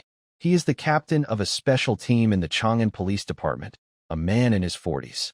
Behind him stands Officer Wang, a beautiful policewoman named Wang Yu. She is the deputy captain of the same team. She looks very much like a famous actress, with a charming face and a hot figure. Although she is attractive and has a great body, she is very capable. She used to be a special soldier in the military, and her skills are unmatched in the police team. Officer Sieta Biao walks out of his office with a smile and says with a laugh, "Hello, Officer Huang and Officer Wang. Please sit down. You've been here 5 times recently. If this keeps up, no one will want to come here for business." Haha. Officer Huang, serious and professional, shows his ID and says, "Mr. Xie, I have some questions and need your help. Feel free to tell me everything." "Mr. Xie, do you have any contact with the owner of the Red Romance nightclub? I told you before, I'm not familiar with that place. Although I own the land, I rented it out a few years ago. I have many businesses, so I don't really pay attention to what they do there." Officer Huang nods and takes out a photo, placing it on the table. He asks, "Do you recognize this person?" When Sieta Biao sees the photo, his pupils flicker slightly. He picks up the photo carefully and looks at it again, then says, "This person is wearing a lot of disguise and a mask, so I can't see their face clearly. Their build and hunchback don't match anyone I know." The 2 police officers watch Xie closely. His brief change in expression just now didn't escape their sharp eyes. Just as Wang Yu wants to speak, Huang Wei interrupts. "All right, Mr. Xie, thank you for your cooperation. Please try not to go far from home recently. We might need your help again regarding the recent arson case." Sieta Biao responds firmly, "It's my honor to cooperate with the police." After the officers leave, Xie sits on the sofa, deep in thought. The photo they showed was from a security camera at the entrance of the Red Romance nightclub. The picture is very clear, and it gives Xie a strange sense of familiarity. Zhou Qiang, standing nearby, asks, "Uncle, how did the police find this person? It seems this person can't hide anymore." Sieta Biao frowned tightly, his eyes wandering as he repeatedly searched his mind but couldn't figure out who it was. This made him very uneasy. He ordered, "Notify Housie and the others to intensify the search. Whoever finds him will get a reward of 200,000. "Uncle, since the police are helping to catch him, isn't it better for us not to be so anxious?" "Nonsense. We must find him before the police do. He feels very familiar to me, so he must know me. He definitely knows I am the owner behind the nightclub, and this is his way of revenge. If we had solid evidence proving I am the mastermind, and the police catch me, it would be very troublesome to expose him." Zhou Qiang then realized the situation was serious and turned to go make a call. Sieta Biao asked again, "What's Li Fan been doing these days?" "Any unusual behavior?" "Nothing unusual. He just went out to buy a lot of clothes and medicine. After the nightclub incident, I had him pull back and look for someone." "All right, let's put Li Fan's case aside for now. First, find this masked man." Downstairs at the credit company, inside a police car, Wang Yu asked in confusion, "Captain Huang, why don't you keep questioning?" Sieta Biao must know this person. Huang Wei shook his head and advised, "You're too impatient. Someone like Sieta Biao is very slick. We all know the Red Romance is his, but look, there's no record of his phone number in the bank statements, the legal representative, or even in Guamu's communication records. Everything related to Red Romance has no contact with him. Would such a cautious person really confess just because of a few police questions? What should we do then? Find someone. This person is definitely key. If he's just an ordinary gambler, Sieta Biao wouldn't react so defensively. So, this person must be Sieta Biao's enemy, possibly holding the evidence we need." Hearing Huang Wei's analysis, Wang Yu's eyes brightened and said, "Captain, let's assign the task.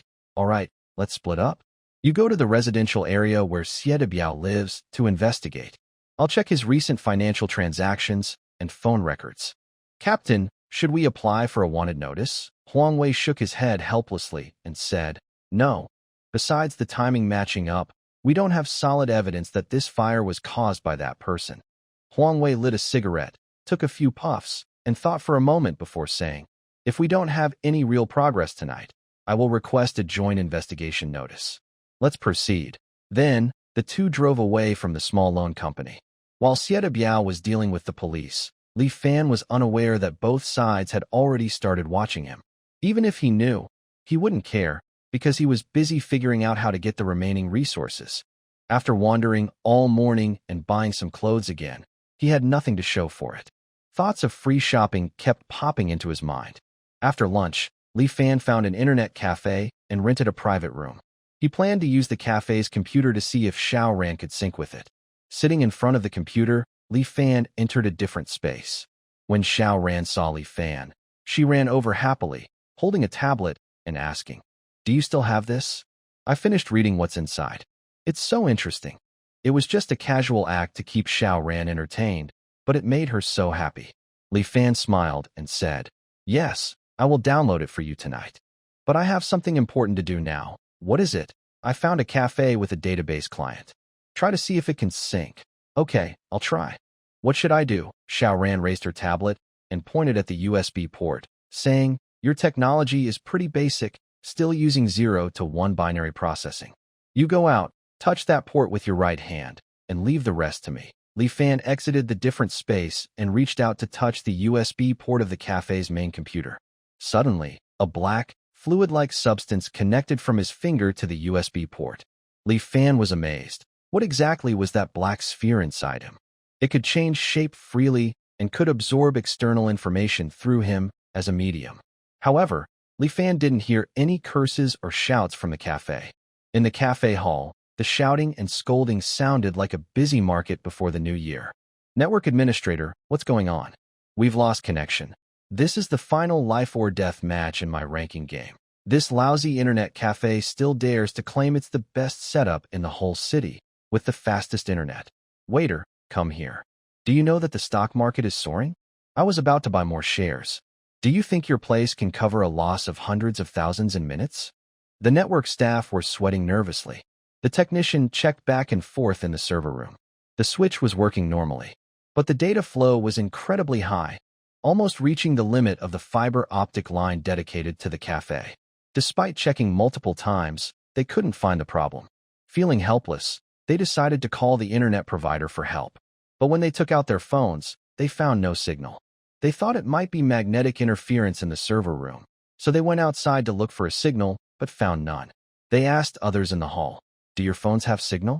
The hall was now crowded with people, network staff, customers inside the private rooms. Everyone came out. Everyone took out their phones. Then a loud noise erupted. "Mine doesn't work. Neither does mine. Mine either. What's going on? Did the telecom company get hacked? No way. How could such a big company be hacked?" Then a group of people in the hall started searching for signals with their phones. But this wasn't just happening at this internet cafe. The network collapse was like a bomb, spreading rapidly from the center of North City outward. All network issues were the same. Data was transmitting normally, but all the signals were heading to a place in Chang'an Prefecture and then vanishing without a trace. The highest office of the National Cybersecurity Agency was forcefully pushed open. An administrator hurriedly shouted, "Director, our network is down." And before it happened, I noticed major cyber attacks on all the big tech companies in the country. Even the police and banking systems have been hacked. The director, holding a teacup, saw the administrator rush in. He was about to scold him, but stopped suddenly. He lowered his cup tremblingly, scratched his ear, and asked, "What did you say? Did I just hear that wrong?" The administrator repeated his previous words, and the director finally lost his patience, scolding, "What is your technical department doing? Even if you can't stop it, can't you at least give an early warning? The world is so tense right now, and we've been told repeatedly to stay alert. How could they so easily disable us? And they even invaded the national police and banking systems? Director, the attack methods are very strange and highly deceptive. Our defenses and countermeasures are no match for them. What should we do next?" The director sank into his chair and muttered, "It's over. Everything is lost." Remember, the National Cybersecurity Agency reports directly to the Central Committee. During my time in office, such a major mistake happened. Not only did we fail to defend against the attack, but there was no warning at all. Not only was our system compromised, but the police and banking systems, which are separate, were also invaded. No matter what happens now, I failed as director. I might even face an investigation, and my political career could be over. Before he could even process this, the satellite phone on his desk rang. The director hesitated before answering. The satellite phone is a backup communication device, used only in emergencies. If it rings, it usually means the situation is worse than expected. He steadied himself, answered the call, and a calm, strong voice came through. Director Liu, what is the situation with this cyber attack? The administrator quickly reported what he could analyze so far and left the office. Chief, the responsibility is mine. I apologize and accept the organization's review. I'm not here to hear your self-criticism. I want to know the real situation. Director Liu looked at the simple A4 paper in his hand and forced himself to speak. Chief, this cyber attack used techniques we haven't yet mastered. The attackers targeted various communication servers, stole all data, then attacked private network companies like Douyin, Tengteng, Alibaba, and Shihangshu. As a result, we were invaded. With our current network technology, we have no effective way to respond. After speaking, Liu was sweating heavily and dared not even breathe loudly. After a long silence, the voice of the highest leader on the other end of the phone came through. Quickly repair the communication network and prepare for Level 1 war readiness. Then the call was disconnected. At this time, the entire country, and even the world, entered a state of emergency readiness. Leaders of various nations were blaming each other and passing the buck, planting seeds of suspicion among countries. Unaware of the trouble he had caused, Li Fan was resting his chin on one hand and his other hand on the USB port of his computer. He kept thinking about how to get fuel and weapons next. Suddenly, he heard Xiao Ren calling him. Li Fan then entered the main control room of the alternate space. As soon as he arrived, he noticed changes in the control room. The glass walls of the square building's first floor lit up completely. Dense crystal circuits flowed with silvery light, all rushing toward the room with the database. Ran Lin was at the control console, operating programs Li Fan couldn't understand. When she saw Li Fan, she became very excited and said, "So your society is so complex. So many countries, so many ethnic groups, and so many beautiful clothes, songs, dances, books, movies, and TV shows. It's so colorful." Ran Lin kept projecting various images from the console, filling half of the control room in no time. Looking at those familiar worldly items, Li Fan smiled and said, "Of course. Different countries have different cultures and geographies, which give rise to different ways of life and civilizations." Ran Lin kept pulling up all kinds of information, like a hungry child in a snack shop, constantly choosing what interested her to browse. "Yes, although your technology is quite primitive, your world is truly addictive. I really want to see it." Li Fan knew that Ran Lin came from a place with highly advanced technology. He also wanted to know how much Earth's civilization differed from her own. He then asked, "Is our technological civilization far behind yours?" Ran Lin raised her delicate chin proudly and said, "Of course. For example, your data storage still uses electromagnetic polarity conversion. It's inefficient and prone to loss, and can only store data for a few decades at most. Our data processing system is a biological nuclear energy system, with computing power hundreds of times greater than yours. The most important thing is that our biological nuclear energy system is highly expandable. Your industrial technology is still mostly based on basic physics and chemistry. For example, look at this." While speaking, Ranlin displayed a large aircraft carrier projection, along with its data and detailed diagrams. "I found this in my research materials. It's one of the top weapons in your world, still using primitive heat-based weapons. We have already phased out these weapons. Energy weapons are now our standard armament. However, it's worth noting that your use of nuclear fission energy has reached a significant level. Although your energy application isn't perfect and doesn't achieve 100% efficiency, your current industrial system is quite advanced." Li Fan looked at the ship with the hull number CVN 78 and asked, "Why does this look so much like the Ford-class aircraft carrier from the United States?" "Yes, that's the one." Li Fan was suddenly shocked. He looked more carefully at the diagrams, data, and weapon details, and his heart raced with surprise. These details couldn't be found on civilian servers. Thinking of a possibility, Li Fan's heartbeat quickened, and he asked nervously, "Where did you get this from?" "Oh, I hacked into the Pentagon and several military industrial bases." But this country has a mixed research focus, both biotechnology and nuclear energy. If they manage to, what? You hacked into the Pentagon and the U.S. military-industrial bases? Before Ranlin could finish, Li Fan shouted in alarm. Yes, it was quite easy. Still quite easy? Oh my God! Oh my heavens! Thinking that the source of this intrusion started from his own location, his heart pounded rapidly. You! What other places did you hack into? Ranlin operated the main console back and forth, and a 3D global map appeared before Li Fan. Many bright red dots appeared across the map, scattered around the world. There were especially many around the major powers. Ranlin pointed at the map and said, "These red dots are your databases, or what you call servers. The data synchronization is almost complete." Looking at this 3D map filled with red dots, Li Fan felt a shiver and stammered, "Did they find out when you invaded?" Probably yes, because I used all the network channels. I also took control of a satellite link. Oh no, this is bad.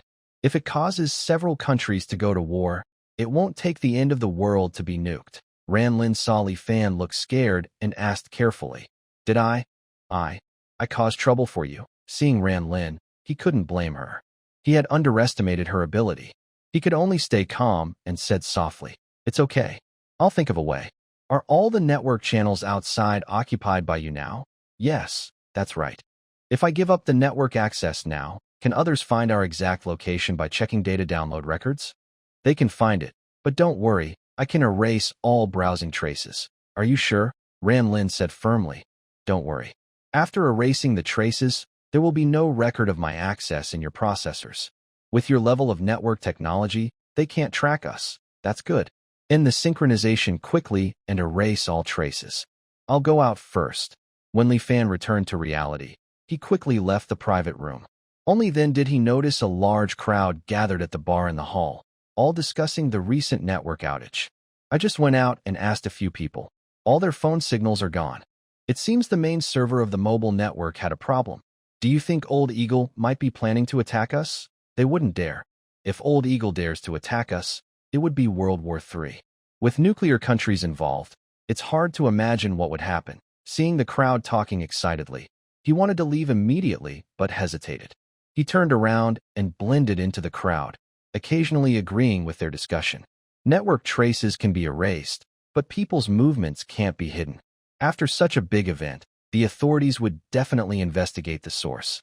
Even if they couldn't find clues from the network traces, they would infer the origin based on the timing of the network outages across different regions.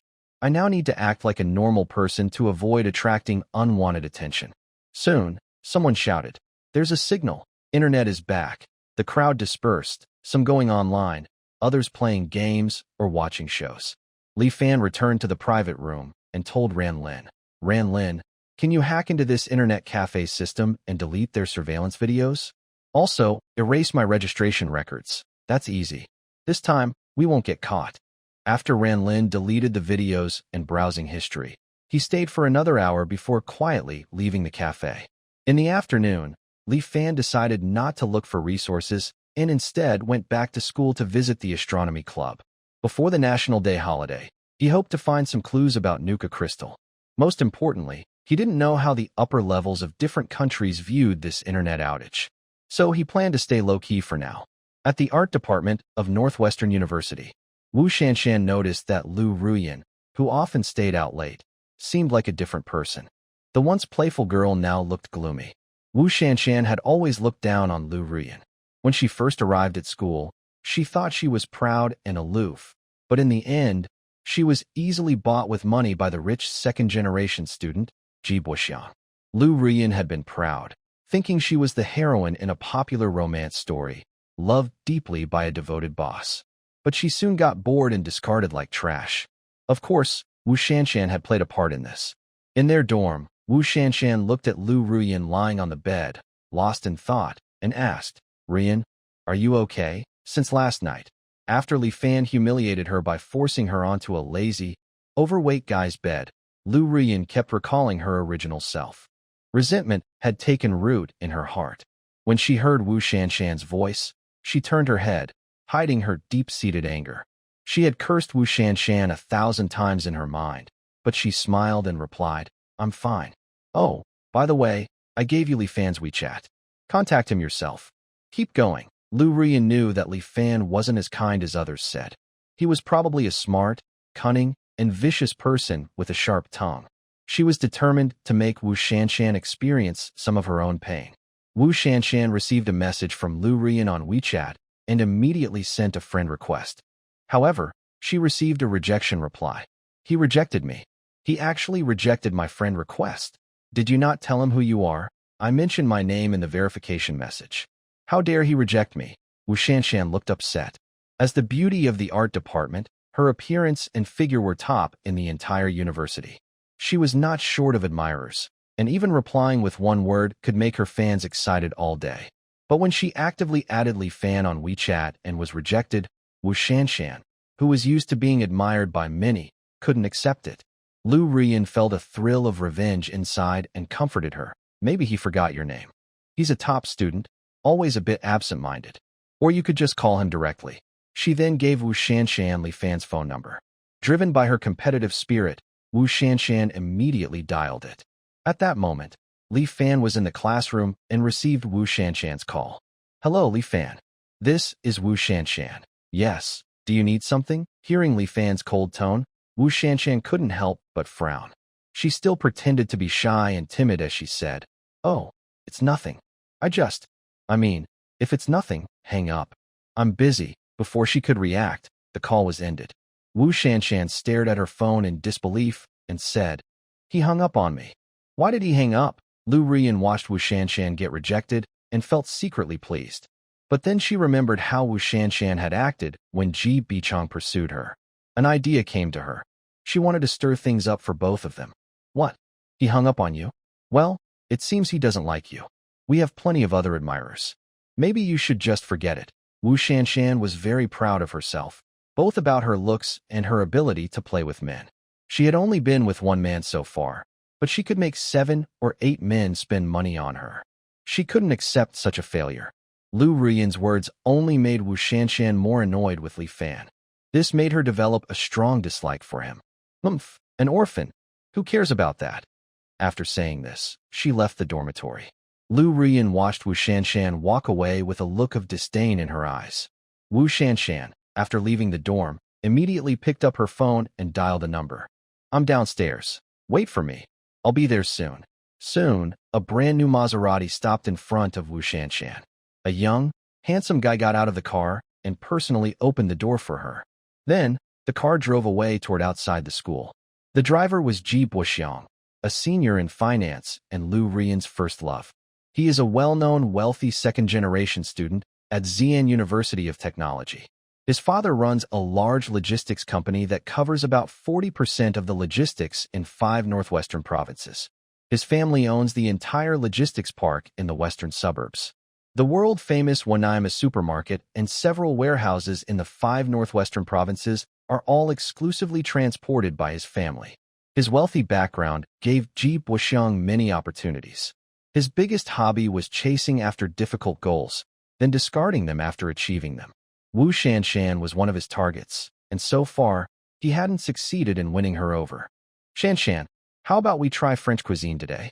There's a new French restaurant in the city. All ingredients are air-shipped from France. Wu Shanshan seemed used to Ji Buxiang's tactics. Her mind wasn't on the French food, but was still upset about Li Fan's rejection. She thought she might find a good fish in her pond someday, but it turned out he didn't take her seriously. Seeing Ji Buxiang driving, she suddenly had an idea. Why not let Ji Buxiang teach Li Fan a lesson and vent her frustration? She then put on a sad expression and asked, Ji Buxiang, am I just a casual girl? Of course not.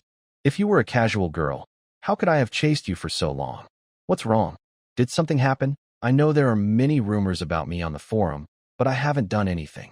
Why do people always speak so harshly about me? Hey, those are just a bunch of people who are jealous because they can't get what they want. Don't pay attention to them. Yesterday, I went with Rian to a science club exhibition. I overheard Li Fan from the political and legal department talking about me to his friends. His words were really harsh, and I felt upset. Wu Shanshan started to choke up while speaking. Her eyes filled with tears, matching her innocent face. It looked very convincing, like a pure girl being insulted and bullied. Ji Buxiang listened and suddenly became excited. This was a perfect chance. If I could help Wu Shanshan feel safe and stand up for her, maybe I could get closer to my goal. He put on an angry face and said, Li Fan from the political and legal department? Okay, Shanshan, don't be sad. I will deal with him and stand up for you. My favorite girl, I won't let anyone hurt her. Wuxiang, don't be impulsive. I'm just a little upset, and I'll be fine soon. Don't worry, I know what I'm doing. Let's go eat first, and after that, I'll help you get back at him. Wu Shanshan nodded politely and gave Jeep Wuxiang a sweet smile. A sly look flashed in her eyes. Li Fan returned to class, but he felt out of place and couldn't focus on the lesson. He propped his chin with one hand and fiddled with his phone. He kept searching for news about the global internet outage at noon. Most of what he found were videos from social media with different opinions and stories. Some said the US was planning to attack China. The cyber attack was just to steal the latest Chinese 6th-generation fighter data. Others said the US was testing a new cyber weapon but accidentally caused their own network to crash. Some claimed it was an invasion by alien civilizations, especially with the red sky from a few days ago. They suggested aliens might be invading Earth. The official statement was very simple. Due to unknown cyber attacks, the global internet was completely down for half an hour today. All countries are now on high alert. Leaders of the 5 permanent members are holding secret talks. This made Li Fan feel even more uneasy. It seemed like a serious situation. The top leaders of the 5 permanent members meeting secretly was definitely bad news. I hope the 5-party talks can be delayed, discussed more, and ideally dragged out for half a month. By then, these leaders will have no interest in dealing with the current internet outage issue. Next to me, Ko Peng nudged Li Fan with his elbow and asked, Why are you here? Didn't you say you wouldn't come to school before National Day? I had nothing to do this afternoon, so I came to take a look. How about you? Are you feeling better? Ko Peng naturally understood what Li Fan meant. He shrugged casually and said, Men, the fastest way to grow up is to start eating real food. I'm very clear-headed now. Looking back, I really was a fool. I thought you might be feeling down for a while, thanks to you. Although your methods were a bit harsh, that slap made me see myself clearly. Someone like me, no looks, no family background, and overweight. Love was never something I should have expected. Li Fan reached out and pinched Ko Peng's waist fat, saying, Don't worry, you'll lose weight soon. Remember what I told you? Stock up on supplies and don't go out during the National Day holiday. Ko Peng moved closer to Li Fan and whispered, Be honest with me. Is something going to happen? Why have you been so nervous lately? Trust me, just do as I say. In 2 months, I'll come to see you. Ko Peng wanted to ask more, but seeing Li Fan avoid answering, he didn't press further. All afternoon, Li Fan wandered around the school, feeling a bit anxious inside. First, he worried that the government might find out about him. Although he erased his online traces, Li Fan knew not to underestimate the investigation skills of national security. Second, up to now, he still hadn't secured fuel or weapons. This made him consider buying supplies with 0 yuan many times. After class, Li Fan headed straight to the astronomy club, only to find it sealed with a notice. He also saw a few license plates heading to Beijing and immediately turned around and left. Although he didn't know what these people going to Beijing were doing, Li Fan knew that trying to find out about Nuka now would be dangerous. As soon as he left the school, Li Fan noticed someone was following him. He turned into a small convenience store by the roadside, and while buying cigarettes, he easily identified his pursuer. My heart suddenly relaxed. Such clumsy tracking skills definitely weren't from official personnel, and they were even worse than Xie Biao's little followers. But this made Li Fan suspicious. If they weren't from the authorities and not Xie Biao's people, then where did they come from? After leaving the small supermarket, Li Fan looked at the terrain and casually headed toward a dark alley near the school. The alley was surrounded by walls, with only the entrance monitored by a camera. Standing under the camera, he turned around and asked, Followed me all this way. Do you have any advice? There were 3 young men, all petty criminals, with unknown tattoos visible on their exposed necks. They didn't hide anymore. They simply walked straight toward Li Fan and stopped about 3 meters away. The leader pulled out a butterfly knife, flicked it open with a sharp flourish, and said with a rough attitude, Kid, you've messed with the wrong people. Someone paid us to teach you a lesson. Li Fan frowned, thought for a long time, and helplessly asked, Who did I offend? Another skinny young man with a tattooed arm said. You offended young Master Ji. Ji Bochang. The leader held the butterfly knife and said in a tough tone. So, are you going to resist, or would just let us handle you? I advise you not to fight back, or my knife might get careless. Li Fan felt very helpless. He didn't take these three seriously at all. Not to mention his combat skills, honed over 8 years of survival, could easily defeat them. Plus, the clothes he was wearing were finely made, and even if they stabbed him here, it wouldn't be a problem. But who was Ji Bochang? The name sounded familiar, but no matter how hard he thought, Li Fan couldn't remember any connection to this person. He didn't want to waste time with these people, nor did he want to make things worse. With a commanding presence and a fierce look in his eyes, he pointed to the surveillance camera above and said, The footage of you holding a knife and confronting me has been recorded. Now, you have 2 choices. Either stab me to death, that's murder, and then run for your life, or I take your knife and stab you. That's self-defense. He remembered that gang leader from a few years ago, Dragon Go, didn't he? These petty criminals usually only scare ordinary people. If they really fought with real weapons, they wouldn't have the courage. I thought he was just an ordinary college student, but his fierce appearance made them feel weak in the knees. When they heard Li Fan's question, they all nodded instinctively. Li Fan walked up to the man holding a knife. The young leader instinctively raised his knife to stop Li Fan. Li Fan looked at the nervous young man with disdain and said, That's good to hear. Hold your knife steady and grip it tight. Don't let me take it away, or you'll end up like Brother Long. Over here, this is the hard area. Come on, give it your best shot. As he spoke, Li Fan flicked the tip of the knife and pressed it against his own chest. The young man was so scared that he quickly pulled back his hand. At that moment, Li Fan's right hand moved like lightning, grabbing his wrist. With a quick joint lock move, the young leader screamed in pain, and the knife slipped from his hand. Li Fan casually snatched the knife with his left hand. Then he released the young man, swung his right hand, and slapped the man hard across the face. Smack! A clear slap echoed. The leader's head turned as his body spun around, and he fell to the ground. Don't dare to stab, and what are you waving that knife around for? Behind him, 2 of his followers saw Li Fan grab the knife and immediately turned to run. Only the young leader was left on the ground, dazed, trembling as he looked at the shiny butterfly knife in Li Fan's hand, begging for mercy. Big brother, don't be impulsive. I was just scaring you. I didn't mean to hurt you. I just want to make a living. Please, forgive me. Shut up. Where is Ji Bochang? At the back intersection, driving a Maserati. The license plate is Chin B, 54250. All right, get lost. The young leader quickly got up and ran faster than a rabbit. Li Fan returned to the previous intersection and soon found the Maserati. He saw a person sitting in the driver's seat and another in the passenger seat. The passenger was a familiar woman, Wu Shanshan.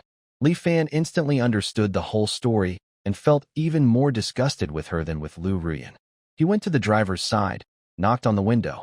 Ji Bochang rolled down the window and saw Li Fan. He looked confused and asked, Who are you?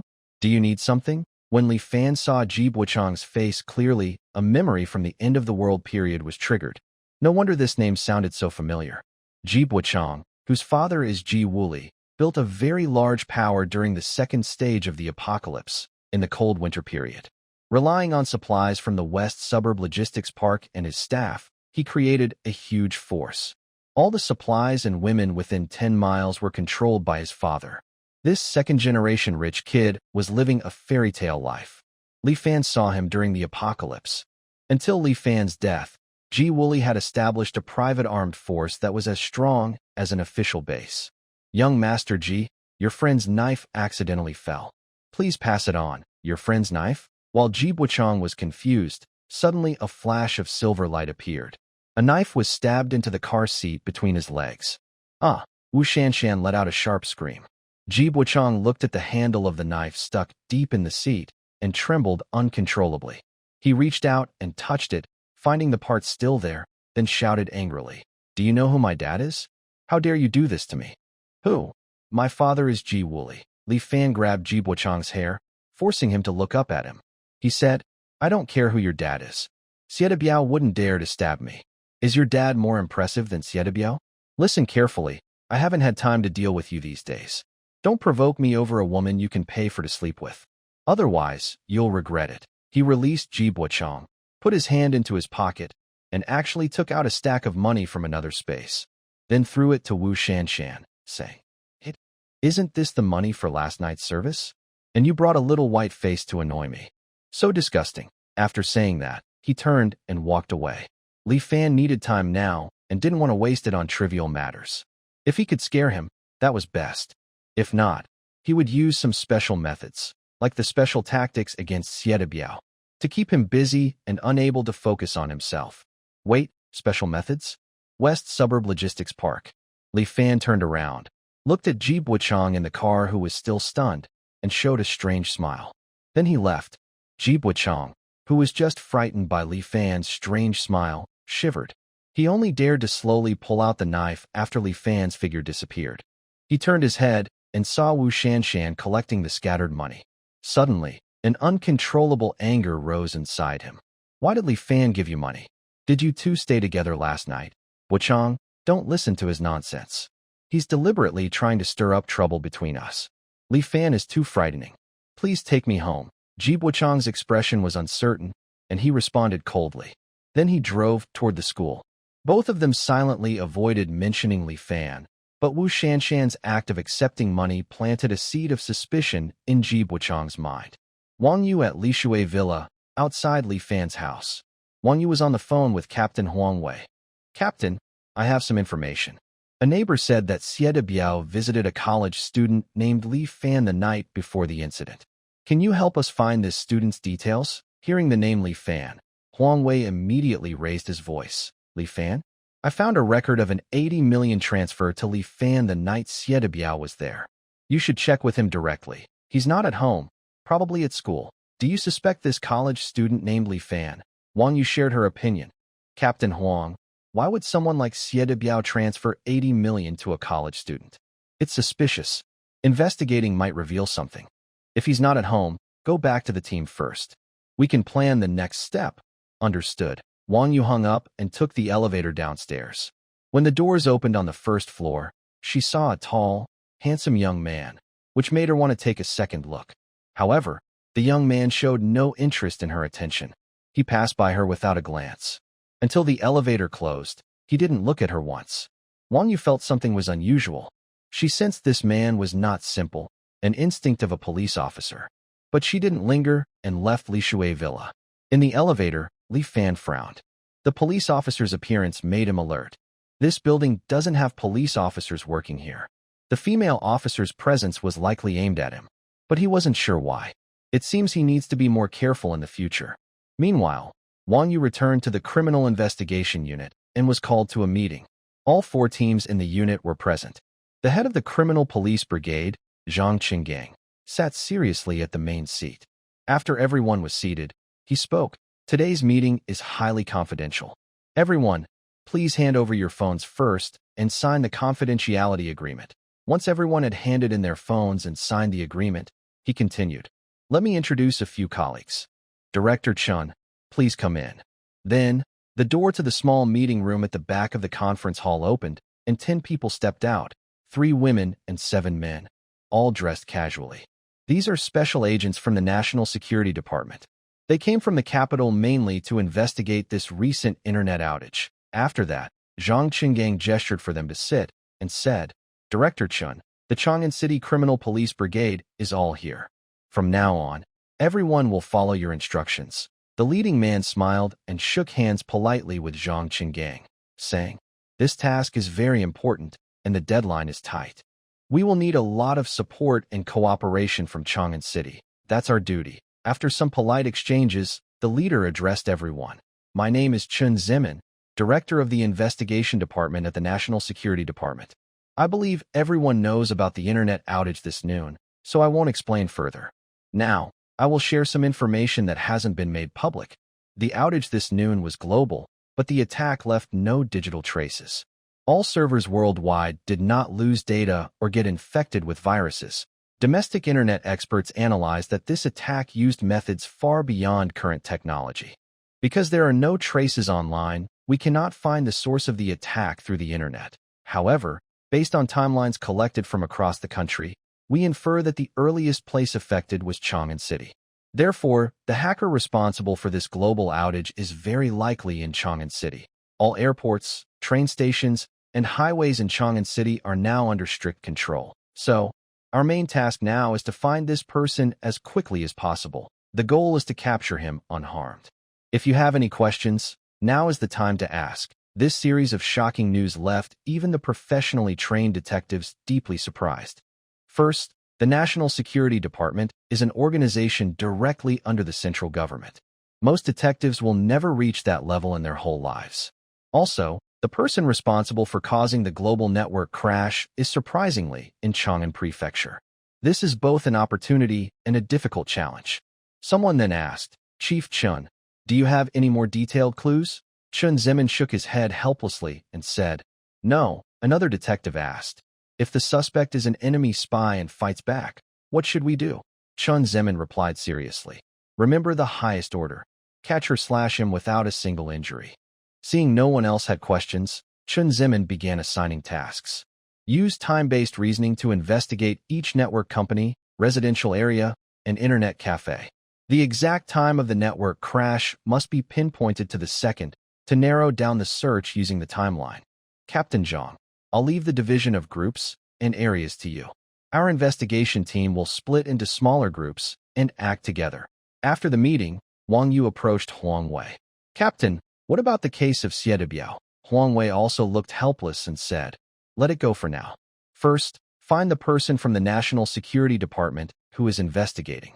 Li Fan didn't know that the network incident he caused this morning had already been precisely located in Chang'an Prefecture by the authorities by the afternoon, and they had already started action. Meanwhile, he was inside a different space discussing his zero-cost purchase plan with Ran Lin. It was also inspired by Ji Buochang, who pointed out that the Western Suburb Logistics Park is in a remote area with mostly large transport trucks passing through. There are few surveillance cameras and fewer people. Most importantly, tomorrow is the National Day holiday, so there will be even fewer people in the logistics park. Ran Lin had already synchronized global data, making it easy to hack into the park's surveillance system. This is a 3D panoramic map of the logistics park. If you want to sneak in quietly, I can help you with the surveillance. But how to avoid security personnel, you'll have to figure out yourself. Li Fan pouted and said, Aren't you a high-level tech civilization? Can't you just make me some invisibility gear or something? Of course I can. Really? Then hurry up and make me one. Ran Lin rolled her eyes elegantly and pointed to the still gray high-tech laboratory and armed laboratory, saying, Activate these two. Forget about invisibility suits. I can even get you an aircraft carrier if you provide the materials. The spark of hope that had just ignited was instantly extinguished. Li Fan fiddled with the 3D map of the logistics park, constantly thinking of possible plans. He casually asked, Can the materials lab help me make a human skin mask? Yes. Give me the materials. What materials? Plastic and latex. Li Fan was pleased to hear the materials were simple. He turned and entered the alternate space, bringing all the plastic items from his home and a latex mattress into the materials lab. In less than 10 minutes, a realistic human face mask was created. Eagerly, Li Fan put it on. His original college student face instantly transformed into that of a middle-aged man in his 50s, with an ordinary appearance. Moreover, the contours moved with his expressions, almost like he had a different head. Looking at the mask, Li Fan decided to scout the area tomorrow. If everything matched his plan, he would take care of the matter that night. The next morning, Li Fan first went to his supermarket, sweeping all supplies and shelves into his cart. Then he took a taxi heading to the western suburbs. The driver was a middle-aged man chatting on the phone with a colleague. Old Zhang, I heard you borrowed a long-distance vehicle. Where are you now? Sai, just got on the highway, and I was stopped. What's the situation? Apparently, there's a serial killer in Chang'an Prefecture. They're under strict control now. Airport, train stations, all tightly monitored. You need a work or community permit to leave the province. A killer? That's a big deal. Yeah, I don't know the details. Listening to their conversation, Li Fan felt a bitter feeling in his heart. The inevitable was happening. A wanted serial killer wouldn't cause such a big scene unless the authorities had already locked down Chang'an Prefecture. But finding himself in a city with over 10 million people was undoubtedly a pipe dream. As long as he stayed low and held on for another week or so, everything would be fine. The West Suburb Logistics Park is located at the border between Chang'an County and Chinsong City, within an industrial zone. I'm not sure if it's because of the National Day holiday or the martial law in Chang'an County, but all the trucks in the logistics park have stopped running. The entire industrial zone has fewer people than I expected, with only a few security guards patrolling now and then. This is a perfect opportunity for Li Fan. He puts down his telescope, enters a different space, and says to Ran Lin, "Can you access the surveillance system of the logistics park now?" "Yes, I can," Ran Lin responds. She fiddles with the main control panel, and then more than 40 screens appear, showing the surveillance footage of the park. There are 48 cameras in total, covering 12 warehouses. Each warehouse has 4 cameras. There are 5 security rooms located between warehouses 2, 4, 6, 8, and 10. Each security room has 3 guards. Every half hour, 2 guards go out on patrol outside the warehouses, but they don't enter the warehouses. You just need to wait until their patrols are over, then sneak in and collect the supplies. Last night, Li Fan memorized the layout of the logistics park. The security rooms are positioned so they can see the entrances of 2 warehouses. The warehouse doors use recognition, so it's impossible to enter through the front without being noticed. However, each warehouse has 2 ventilation holes, 80 centimeters in diameter, with exhaust fans installed.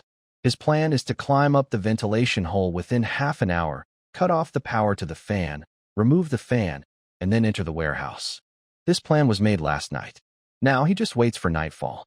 At 10 p.m., the logistics park falls completely silent. Under the cover of darkness, Li Fan approaches behind warehouse number 1. He hides under a large truck, waiting for the security guards to pass. Soon, he hears the voices and sees the flashlights of 2 male guards walking past the warehouse. "Do you think the boss gave everyone a holiday? Why aren't we getting a break? Stop complaining. Even if we get time off, who's watching the warehouse? Come on." These days, everywhere is monitored. The warehouse is fully enclosed, with recognition at the door.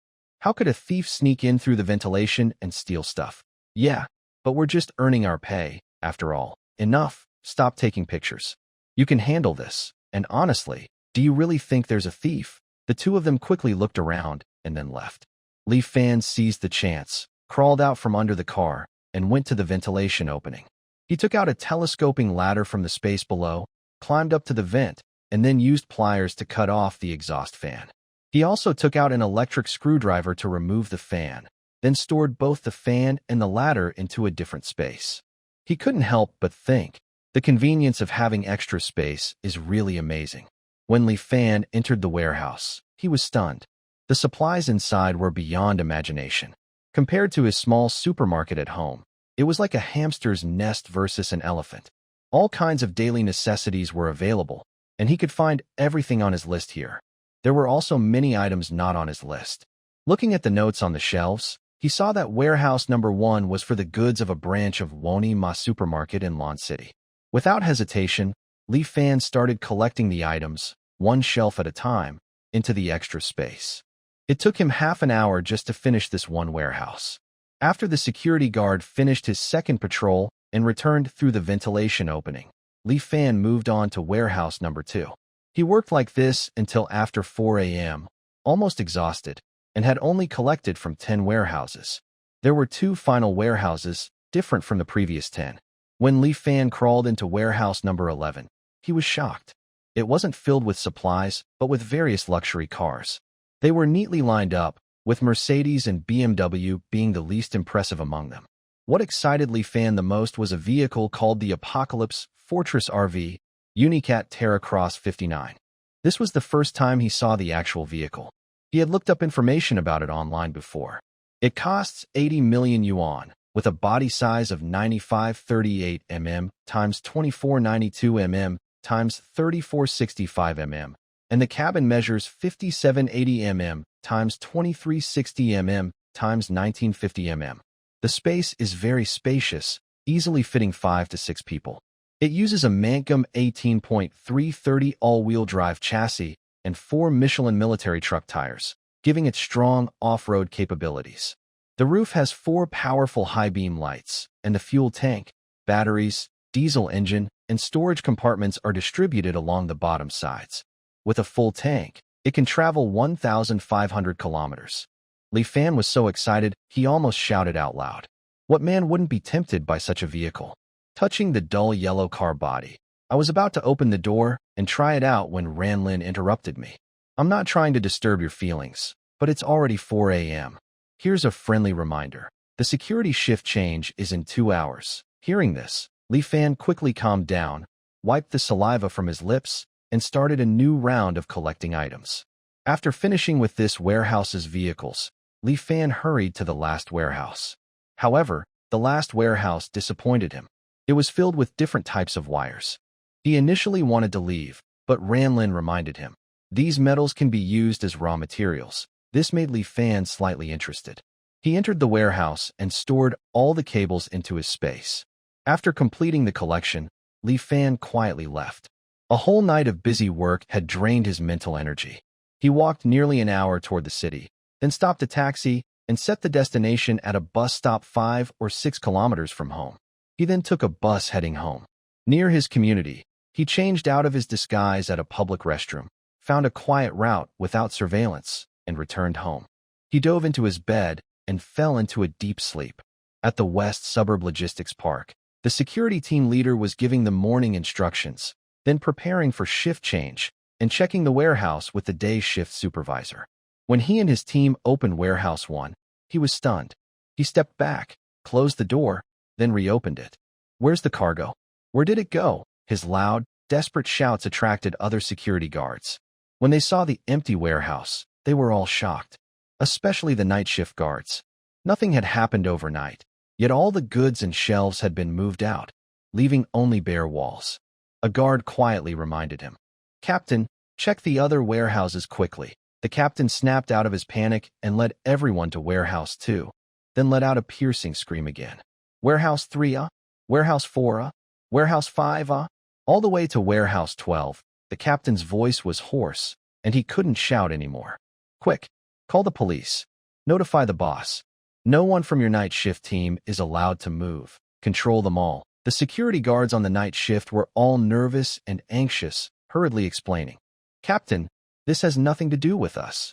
Yeah, everything was normal last night, and there are surveillance cameras. The captain felt uneasy. As the leader, he had lost so much equipment, and he couldn't take responsibility for this alone. He said seriously, let's wait for the police to investigate. Until they arrive, no one is allowed to leave, especially you guys on the night shift. A few minutes later, a Maybach sped into the storage area of the logistics park and stopped abruptly. A middle-aged man, dressed in pajamas, got out of the car and approached the security captain, speaking in a serious tone. I want to hear you say that the phone call just now was a joke. The security captain, with a hoarse voice, replied, Boss, everything is gone. Nothing is left. Even the exhaust fans have been taken away. Ji Woolley pushed past the security captain and hurried into warehouse number 4 nearby, looking at the empty space, hope fading. Then he quickly headed to warehouse number 11. He knew that the items there were worth more than everything in warehouse number 4. He still clung to a little hope. But when he saw the empty warehouse, his throat tightened, and he spat out a mouthful of blood, collapsing straight down. The security guards around him panicked. Some called an ambulance, others tried to give first aid to the boss, and some quickly took out their phones to post on social media. 4 police cars and an ambulance arrived at the logistics park one after another. From the first police car, a police chief stepped out. Seeing the chaotic scene, he said to the officers, Control the scene and find the person in charge. The officers received the orders and brought in the security captain. Are you the person in charge here? What's your name? What is your position? The security captain, trembling, answered, I'm the security captain here. My name is Zhang Qiao. And where is your boss? With such a big incident, why isn't he here? Zhang Qiao looked worried and pointed at the ambulance that had just left, saying, The boss was just taken away. The director is Ma Honggang. The area he oversees has had security cases for a long time. Every year, they are recognized as the best in security. It seemed like he could just wait a year to get promoted. But this time, a case happened that made all his years of good work seem useless. Ji Woolley is also known to him. He is the biggest logistics boss in the western suburbs. When the alarm call came in the morning, Ma Honggang thought it was just some petty theft. But after hearing the details of the report, he couldn't stay calm. All 12 warehouses had been emptied. The estimated value of the stolen goods is about 13 billion yuan. Ma Honggang had to lead the team himself, with the whole station involved. First, tell me what you know, he said. Zhang Xiao nodded repeatedly and said, Yes, officer. This morning, I came to work normally. According to the rules, we have a morning meeting at 6 a.m., and before shift changes, we check the warehouses. But when we entered the warehouses, they were empty. Nothing was left. We checked the security cameras, but they showed everything was normal. Was there anything unusual during the last shift change? The last shift change was last night at 9 p.m. The goods were all there, nothing unusual. So, the goods were stolen between 9 p.m. last night and 6 a.m. this morning? During that time, did trucks come in or go out of the logistics park? Zhang Qiao shook his head firmly and said, No.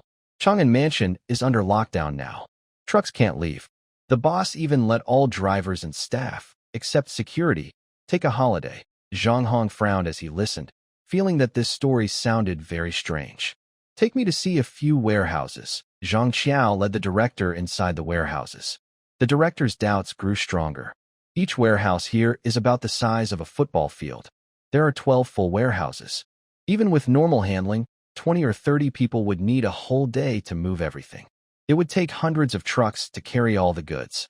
Yet, in just one night, all 12 warehouses were emptied. This story sounded almost like science fiction.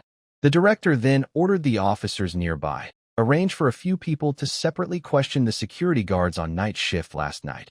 In his mind, the director had another idea.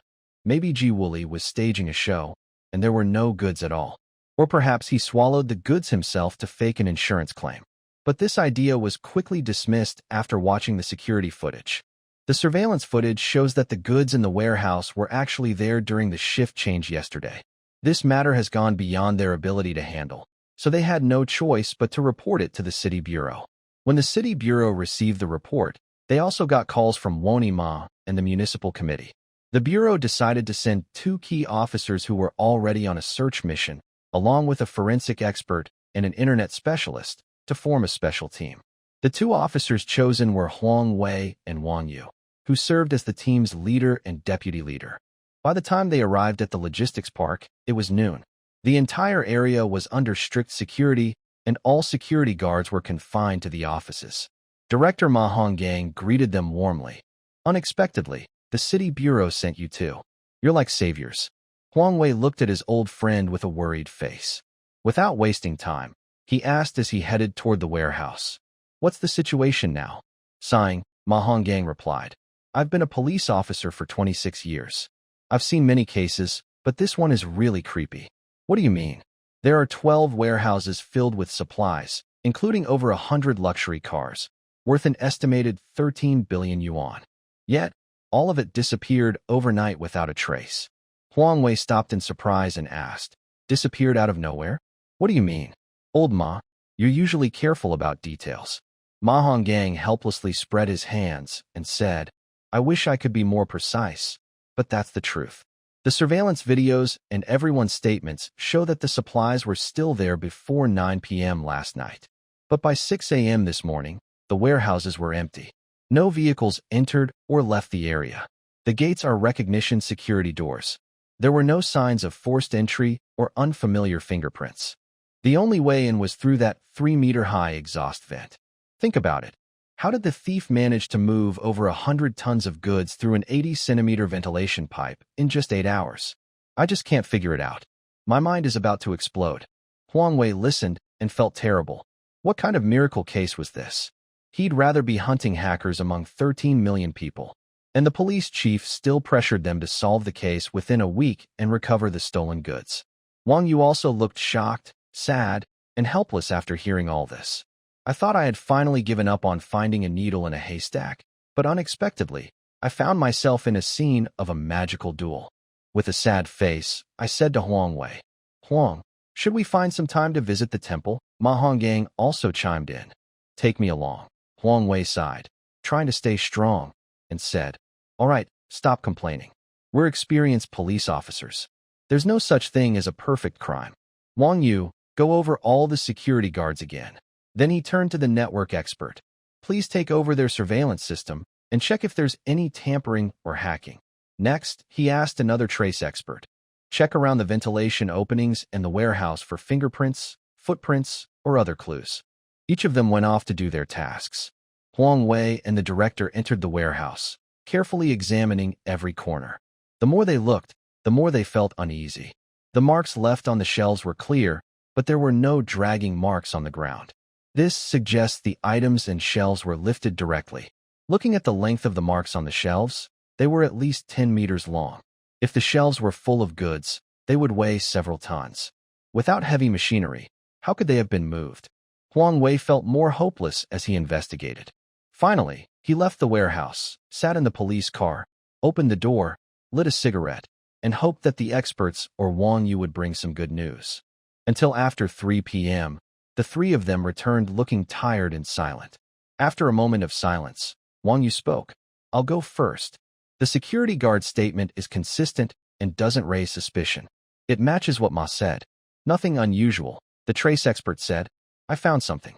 There are marks of a ladder's footpads under the exhaust vent wall. The suspect's footprints are blurry, probably wearing shoe covers.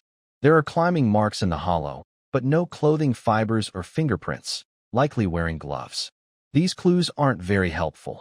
The network expert added, the surveillance footage is authentic, and the system wasn't hacked.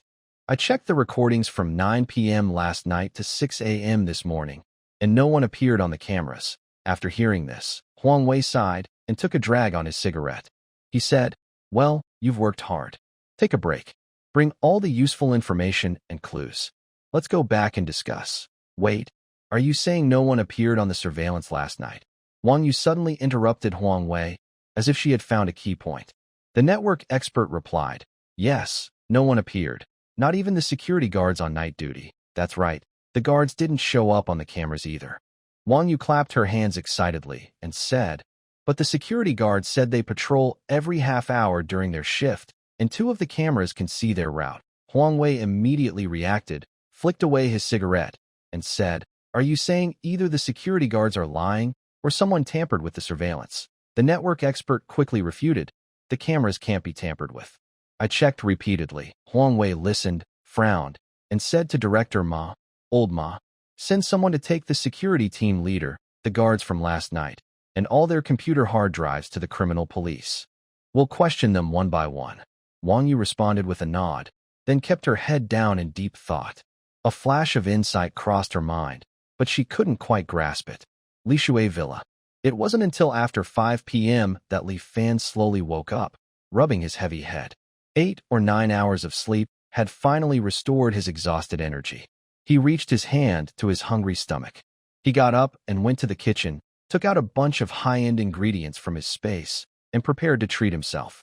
Iberian ham, Alba white truffle, Almas caviar, French foie gras and blue lobster, Kobe beef, and a bowl of Hebei's rouge rice. This fusion dinner from around the world made Li Fan feel very satisfied.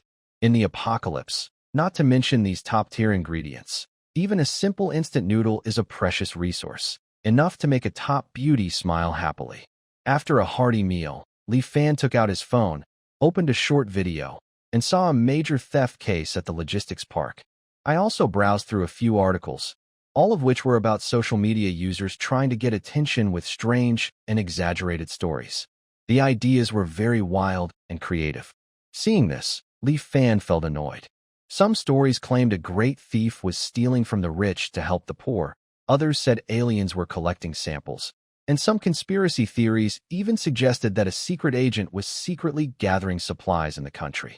However, there was no official statement from the authorities, only a few interview videos from official media outlets. They did not give clear answers, only vague excuses. In one of the videos, Li Fan saw a familiar face. It was a female police officer who turned out to be a deputy captain of the criminal police. After finishing a meal and lighting a cigarette, Li Fan was thinking about fuel and weapons. Getting a small amount of diesel at a gas station was easy, but he needed a lot. Besides the fuel for the generator in the next 2 months, he also had a new vehicle, a fortified RV called Unicat Terracross 59. This vehicle was a real fuel guzzler, with a main tank holding 600 liters and an additional tank with 400 liters. At the current fuel price of 7.8 yuan per liter, filling it up once would cost around 7 or 8,000 yuan. To get a large amount of diesel, Li Fan thought of another place besides the gas station. That was Su Jiayin's concrete plant, which had a special station for fueling his company's vehicles. The next morning, Li Fan went straight to Su Jiayin's company. He confidently walked into Su Jiayin's office and knocked on the door. Inside, he found not only Su Jiayin but also a young girl. When the girl saw Li Fan, she immediately ran over happily, wrapped her arms around his, and cheerfully called out, "Li Fan, brother, long time no see." Li Fan looked at her carefully for a moment and then asked uncertainly, "Are you Siyu? Humph, have you gone to college now? Too many bad influences around you, so you forgot your childhood friend." Hearing this, Li Fan confirmed that the girl was Su Jiayin's daughter, Su Siyu, about 1.6 meters tall. She was wearing a crop top, had red hair, chewed gum, and was wearing makeup that made her look like a rebellious young girl. If Li Fan remembered correctly, she was now a freshman at Jiao University. When her parents were still alive, the two families often had dinners together, and they got along very well. It could be said that Su Siyu was Li Fan's childhood sweetheart. Back then, she was sweet-looking and very well-behaved. Li Fan looked at Su Siyu's shocking outfit and then at Su Jiayin's constantly moving chest. He couldn't help but laugh and greet her. "Long time no see. Your style is quite unique now. I almost didn't recognize you." Su Jiayin looked at her daughter and felt a bit troubled. She scolded angrily. "Look at yourself. You don't look like a girl at all. You must change this crop top and dye your hair back today. If not, I will cancel your card. If you dare to cancel my card, I will run away from home. You can just hold on to your money alone. You're really trying to make me angry." Li Fan quickly stepped forward to support Su Jiayin and comforted her. "Uncle Su, don't be angry. I'll talk to her." Then he turned to Su Siyu and said, "Wait outside for now. We'll talk later." Su Siyu looked at her furious father, pouted, and left the office. After a while, Su Jiayin calmed down and sighed. Since divorcing her mother and she went to the Eagle country, this girl has been undisciplined and getting worse. If you have free time, go spend some time with her. You two were very close when she was little, and she listened to you. Yes, okay. How is your media company coming along? When will it open? Almost finished. It should be fully ready the day after tomorrow. Just a few things left to complete.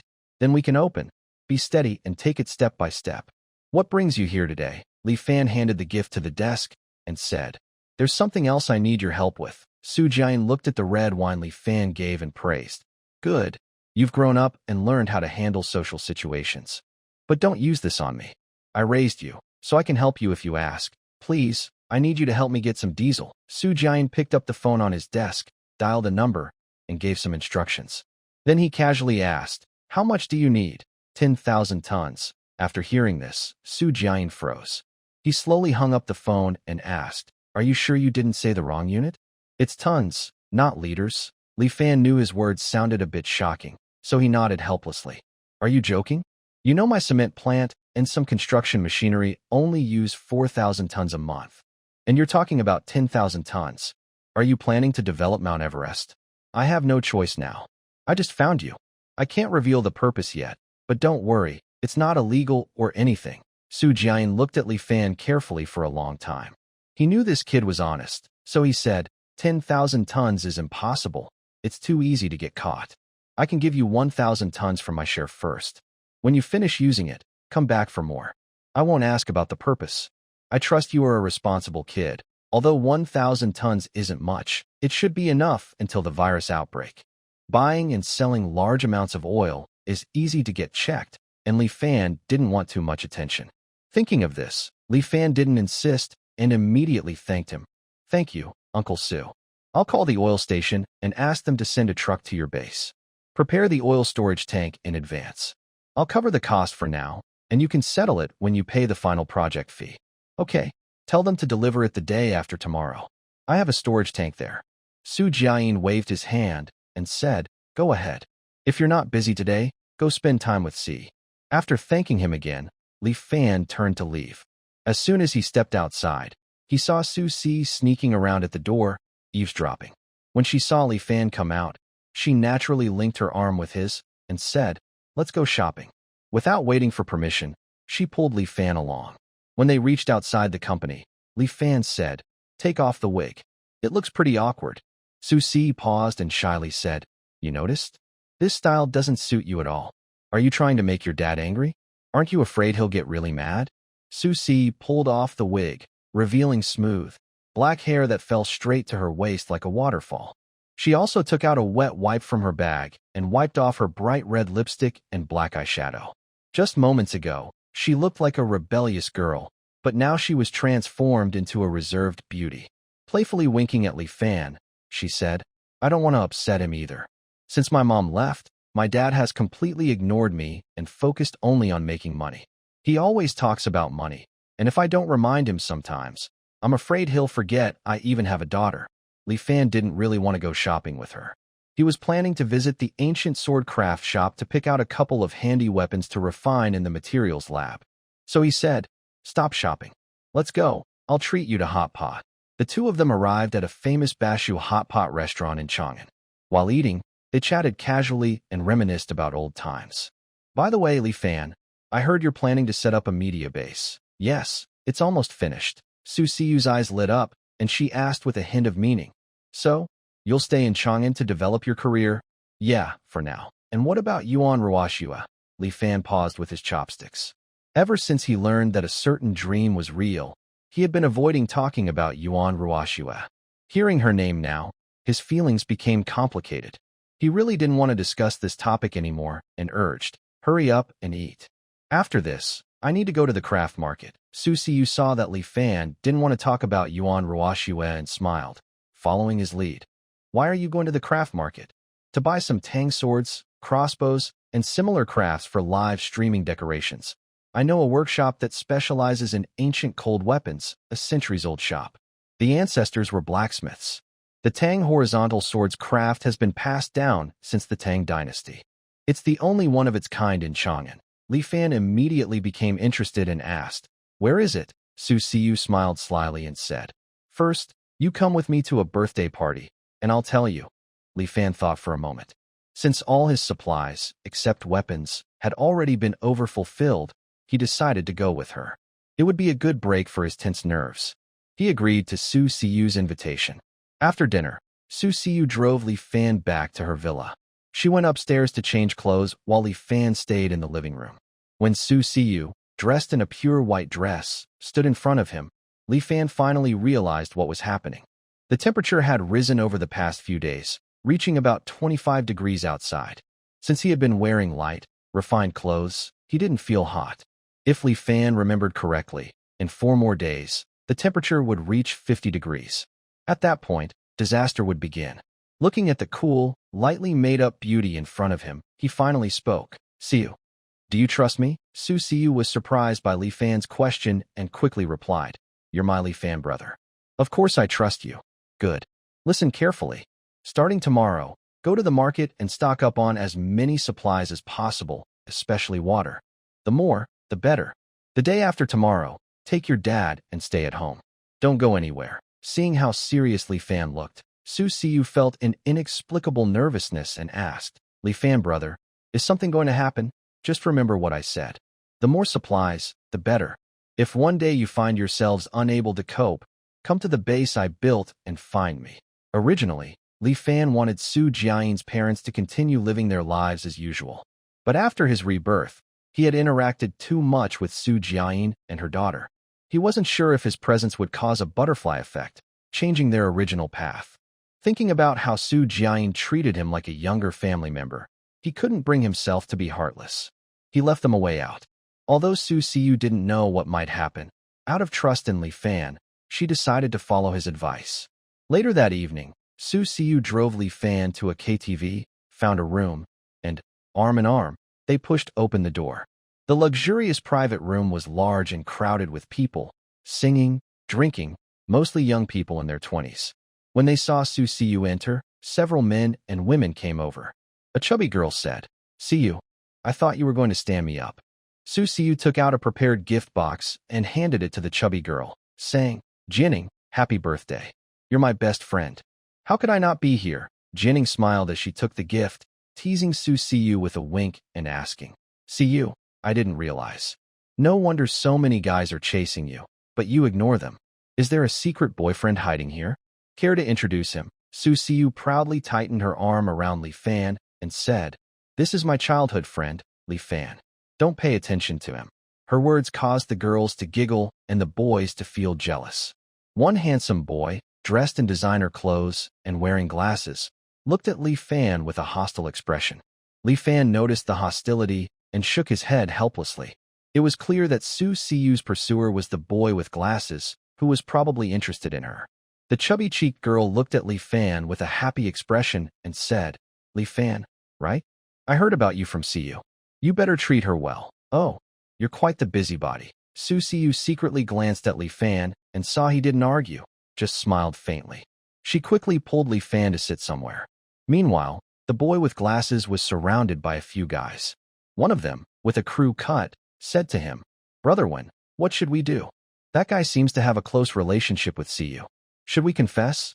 The boy with glasses was named Xiao Hanwen. His parents were archaeologists and also students at Xi'an Jiaodong University. He had pursued Su Siyu for years but failed. He had planned to confess tonight, but unexpectedly, Chen Yaojin appeared. Watching Su Siyu attentively pouring wine and handing out fruit to Li Fan, a wave of anger rose in his heart. He picked up his glass and headed towards Su Siyu. Siyu, who is this? Su Siyu looked at Xiao Hanwen holding his wine glass, frowned slightly, and casually said, He's my childhood friend. Xiao Hanwen smiled indifferently. So he's just a friend? Looks like I still have a chance. Li Fan observed this boy, noticing his proud look and how he kept fiddling with his watch, exuding a strong sense of showing off. He secretly chuckled, thinking that although he was only 21, he had an old soul. Watching young people compete and get jealous was amusing, and he even had the idea of teasing them a bit. But before he could speak, a voice echoed in his mind. Li Fan, the Kalinia detection has picked up faint fluctuations from Nuka. When Li Fan heard this, his heart beat faster. He quickly responded in his mind, Can you confirm the exact location? I need to use your senses to find the source. Without hesitation, Li Fan immediately agreed. Then what are we waiting for? Let's go. Suddenly, Li Fan felt his eyes grow warm, and his pupils disappeared, replaced by a vast starry sky, just like Ranlin's eyes. He looked around and finally fixed his gaze on Xiao Hanwen. His blue eyes returned to normal. Ranlin's voice came again, It's on him. The energy is very weak. It should be a fragment, not a whole piece. Li Fan raised one hand to his chin, looked at Xiao Hanwen, and showed a greedy smile. He was already planning how to get the fragment from this guy. Before he could think of a plan, Xiao Hanwen turned around, picked up a microphone nearby, and stepped onto the stage to sing. He said, Everyone, on this special day of Janning's birthday, I want to do something I've thought about for a long time. Xiao Hanwen's friend went to the song request stand, chose a gentle, romantic love song, and handed Xiao Hanwen a bouquet of roses. Everyone immediately understood what Xiao Hanwen wanted to do and turned their eyes towards Su Siyu, who was beside Li Fan. Seeing Xiao Hanwen's passionate gaze, Su Siyu felt extremely annoyed. Her happy smile faded instantly, and she kept sneaking glances at Li Fan several times. She noticed Li Fan, arms crossed, right hand stroking his chin, watching Xiao Hanwen with interest, a smile in his eyes, clearly enjoying the scene. This made her even more upset. Siyu, since I saw you for the first time in the library, I've known that you are the main character of my future life. In the past year, every smile and frown of yours has moved my heart. I like you. Will you be my girlfriend? After saying this confidently, Xiao Hanwen stood on the stage and extended his right hand to Siyu, inviting her to come up. Suddenly, the room erupted with screams and whistles. Xiao Hanwen's friends led everyone in shouting, Together! Together! Together! Siyu frowned tightly, clenched her small fists, and felt extremely annoyed. Her good mood today was ruined by Xiao Hanwen. She really disliked this feeling of being lifted up, as it felt like moral pressure. She truly wanted to pull Li Fan and leave. Looking at the crowd around her making noise, her gaze finally fell on Li Fan. Li Fan also noticed Su Siyu's sad little eyes. He shook his head helplessly, stood up, and waved to Xiao Hanwen. Seeing Li Fan's action, the crowd's noise gradually quieted down. Everyone there saw Su Siu holding Li Fan's arm as they entered, but since they didn't know each other well, they naturally sided with the wealthy classmate Xiao Hanwen. Xiao Hanwen saw Li Fan's move and looked at the scene he had created. He wore a generous smile, but his eyes showed disdain as he said, "Friend, what's the matter?" His voice was amplified through a microphone, as if trying to suppress Li Fan with this small trick. Li Fan stepped past the crowd and approached Xiao Hanwen. He took the bouquet of roses from his hand and smiled. "Classmate, your confession doesn't seem very sincere. Chasing a girl with just a bouquet? Come on, it's 2024 now. Besides flowers, is there no other gift?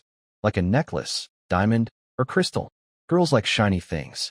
After saying this, Li Fan looked at Xiao Hanwen with anticipation, as if Su Siu was the one accepting the confession, not himself. But to Xiao Hanwen and the others, Li Fan's words seemed like he was deliberately making things difficult for Xiao Hanwen. Xiao Hanwen didn't get angry after hearing this. Instead, he looked confident, as if he had the upper hand, and said proudly, "Of course I have. I know Siu isn't materialistic.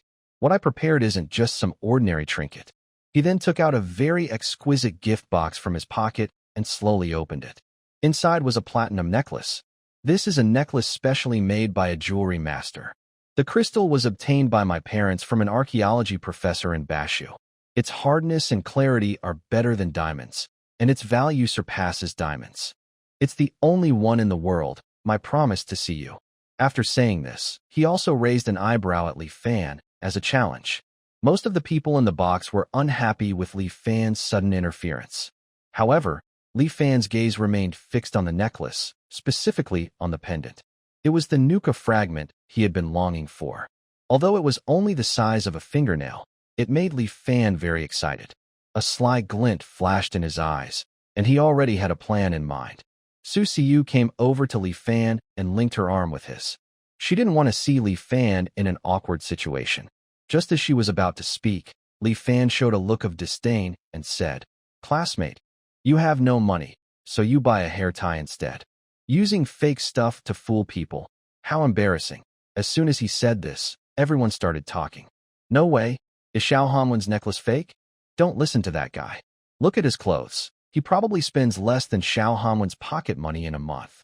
He's just trying to save face." Exactly. Su Siu is one of the 8 beauties of Chang'an University. Why would she bring someone like him? It's so embarrassing. Hearing the gossip and criticism around them, all aimed at Li Fan, he remained calm. Su Siu, however, got angry and shouted, "Enough, Xiao Hanwen. I don't like you, and I really dislike your way of confessing that involves crowd pressure." Xiao Hanwen's smile disappeared, and he said, "Siu, you're also a famous wealthy girl from Chang'an. My family is also from a scholarly background. I like you genuinely, without any hidden motives. But now there are many Phoenix men. You need to tell who is sincere and who is just after your family background." Li Fan didn't want the focus to shift away from him, especially since he hadn't yet gotten the fragments. He quickly interrupted, "What sincerity? The gifts you gave are all fake. How can you still claim they are genuine? Friend, I've tolerated you for a long time. You've repeatedly said the necklace I gave is fake. You owe me an explanation. Otherwise, don't blame me for being rude." Several of Xiao Hanwen's friends stepped behind him, ready to act if he didn't get an explanation. Su Siu took a step forward and stood in front of Li Fan.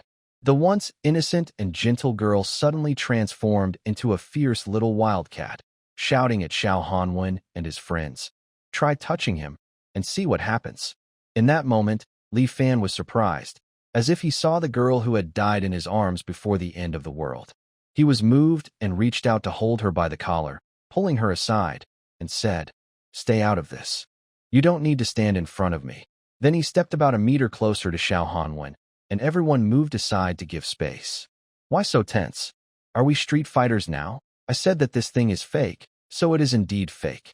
At Northwestern Polytechnical University, we are leaders in the field of materials science worldwide.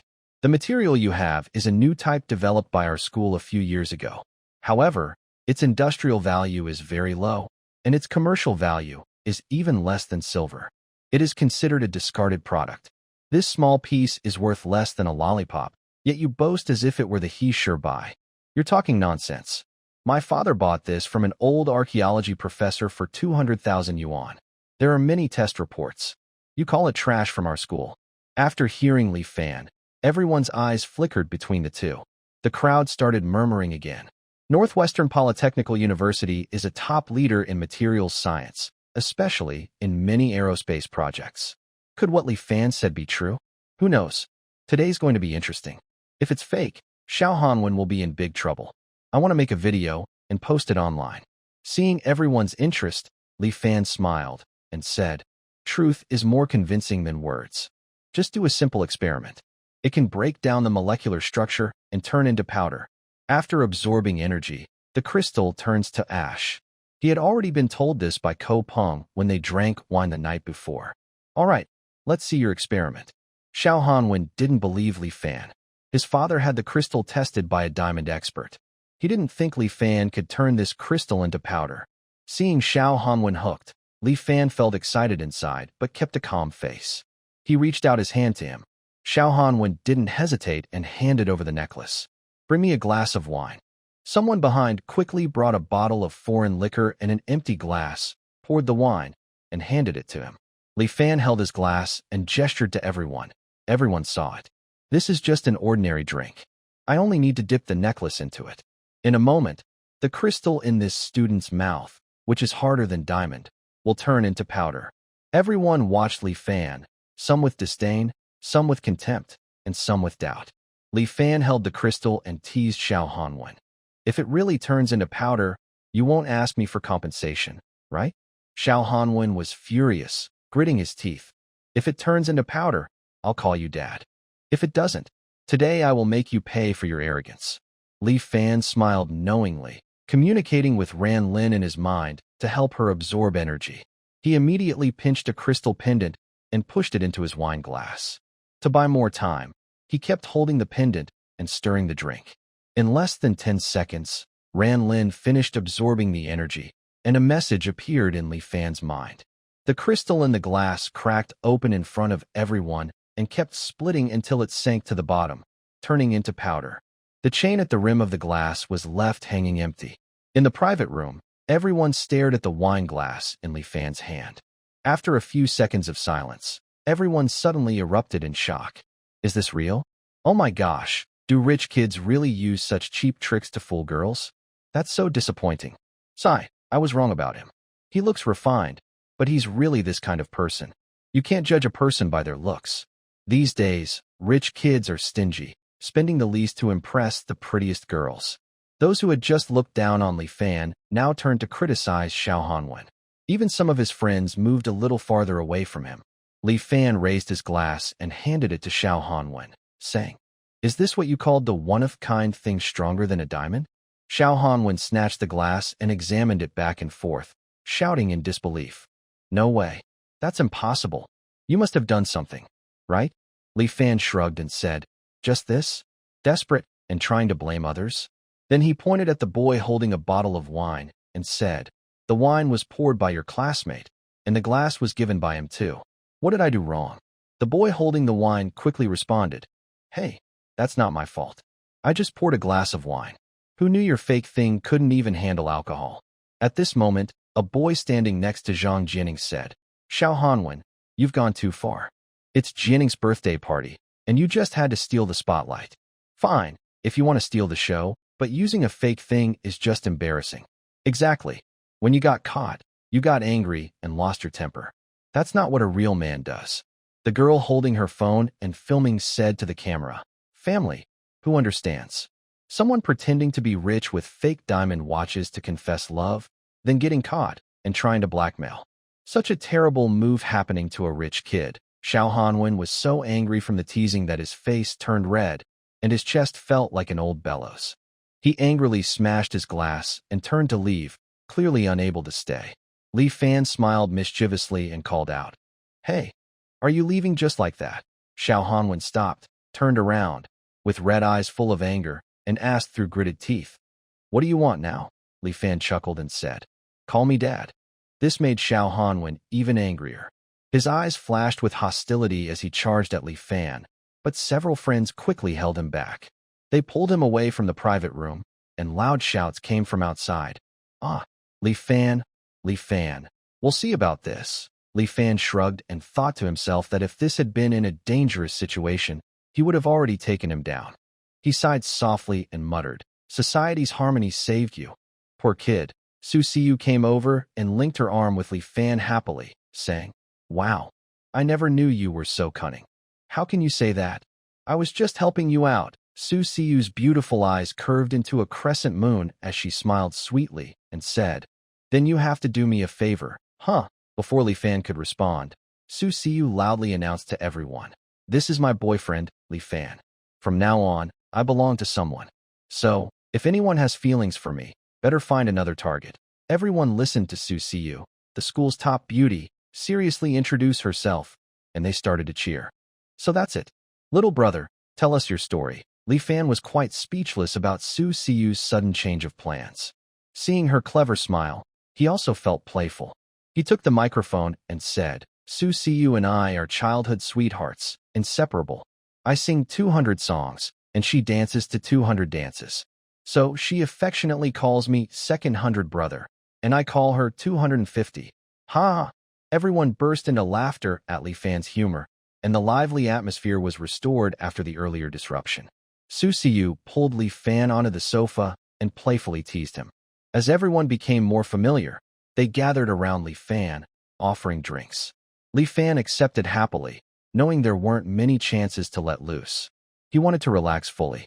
After 8 years of living through tough times and recent days back home, he had been tense. Now, with peace in the world, he decided to enjoy himself and release his stress and deep worries. That night, Li Fan truly let go of his true nature. By the end of the event, he was so drunk he couldn't stay awake. Only Su Siyu, Li Fan, Zhang Jianing, and another girl remained in the private room. Zhang Jianing looked at Su Siyu, who was carefully caring for Li Fan, and said, "Siyu, is this the guy you told us about before?" Su Siyu nodded, holding a damp tissue to wipe Li Fan's forehead. "It seems you've fallen for him. But I warn you, he's a very closed-off person. It's hard to truly understand him. I don't care. If I like him, I like him. It shouldn't be complicated. My feelings for him are my own. I believe one day he'll turn around and see I've been here all along. I'm still that girl who used to cling to him every new year, asking him to set off fireworks for me." Zhang Jianing shook her head helplessly and said, "All right, as a good friend, I wish you luck. I put a lot of effort tonight to get everyone to pour him drinks. Seize the chance. Whoever gets close to him first might open his heart." Su Siyu blushed at her words and scolded, "You shameless girl. You really have no shame. Just go. I'm taking him home now." Zhang Jianing gave her a meaningful look and a flirtatious smile, then left with the other girl. Su Siyu called a waiter to help carry Li Fan to her car, then headed straight to her villa. By 1 a.m., she finally managed to get Li Fan into the guest room after much effort. She brought warm water and a towel to wipe his face, then took off his coat and shoes. After settling him comfortably, she quietly sat by his bed. Looking at Li Fan's peaceful face as he sleeps, she gently traced her slender finger over his prominent nose, blushing shyly. Unable to resist, she leaned down and left a kiss on his cheek before quietly leaving the room. The moment the door closed, Li Fan slowly opened his eyes. He was drunk, but only physically. His mind remained alert and cautious. This was a habit formed over 8 years of surviving the apocalypse. It couldn't change overnight. Li Fan was not foolish. He understood Su Siyu's feelings. However, he couldn't open his heart to accept a woman. In the end of the world, he had seen too many tragedies. Often, the ones who hurt you the most are those closest to you. Many people, for a bite of food, sent their loved ones to others' beds. Others, seeking better support, even killed their own spouses. Human nature is very complex. It can change with the environment. One moment, you love someone deeply. The next, you might betray them. The painful lessons from his past life were deeply engraved in Li Fan's bones. Li Fan quickly shifted his thoughts and entered a different space. He saw Ran Lin transforming the control room into a different scene. Sofa, carpet, hanging chair, and a floor full of snacks. She was lying on a lazy sofa, watching a panoramic projection of a TV show. She had also changed out of her mismatched combat uniform into a fitted shirt, a floral skirt, and flat shoes. looking stunning. Li Fan looked at the open snacks and asked in surprise, "Can you eat?" "No, I can't," she replied. "But I can sense the smell molecules through my perception system, process the data, and send it to my brain. It's almost the same as eating." "Wow, that's impressive. By the way, can that fragment energy power other labs?" Ranlin looked away from the TV, rolled her eyes at Li Fan, and said, "Just a tiny piece. You think you can start a lab with that? That's wishful thinking." Li Fan's face darkened as he chuckled and said, "Where did you learn those catchphrases?" "From the internet. After syncing, I can browse any of your software. Even if your network crashes, I can create my own system because I've stored all your network data here." Once again, Li Fan was slightly surprised. But he was more interested in how that fragment could help. So he asked, "Is the energy from that piece useless?" Ranlin brought up a full view of the materials lab from the main console, pointing to two large factory-like buildings about the size of basketball courts on each side, and said, "Of course it's useful. You can choose to activate one of these two auxiliary functions next to the materials lab." "What are these two for?" "One is a recycling station. As the name suggests, it reprocesses waste materials like old cars, glass, rubber, graphite, any kind of discarded elements. When you throw them in, they are broken down into different materials for refining and further development in the materials lab. The other is a mineral or refinery, which is used to extract rare elements from ores." "Which one would you like to activate?" Li Fan looked at Ran Lin with a slight smile and said, "Didn't you already choose for me?" Ran Lin's eyes flickered, and she pouted, saying, "Your cleverness can see through everything. I was just worried you'd pick the wrong one. We don't know when we'll find the next crystal. Right now, the recycling station is the best choice. You don't have any minerals yet, so it's not very useful." "Okay, I understand. In the future, when there are options like this, just give me the answer. No need to show me choices. I trust you." Ranlin stared at Li Fan for a long moment, then pouted and said, "Since it's already at your bedside, and you can still pretend to sleep, it shows you're very cautious. I don't want us to suspect each other in the future." Li Fan helplessly shook his head. Living with a peeping Tom in his mind was really no privacy at all. "Don't worry. I roughly know where the next crystal is." Ranlin sat up straight, eager to ask, "Where is it?" "It's in Bashu. That crystal fragment was transmitted from Bashu, so there must be a complete one there. Then let's go find it quickly. The sooner we find it, the sooner I can unlock part of my memory. I can also find out where my father went and who I really am. Don't rush. It's not the right time yet. After the virus outbreak, we'll go to Bashu. I also need to rescue someone there." "Rescue someone? Who?" Li Fan looked nostalgic and smiled knowingly, saying, "A fiery-tempered young girl." Ran Lin looked annoyed and said, "TCH, just another silly girl." After saying that, she ignored Li Fan and focused on watching TV while activating the recharge station. Li Fan, who was about to go to bed, suddenly remembered and said, "Almost forgot. Can this space store liquids directly?" "Yes, this space can be shaped. You just put what you want to store inside, and I'll arrange it clearly for you." Seeing Ran Lin engrossed in the TV, Li Fan shook his head helplessly and said, "Watch fewer brainless Korean dramas. I'm going to sleep. Good night." "Good night." After regaining consciousness, Li Fan quickly fell into a deep sleep.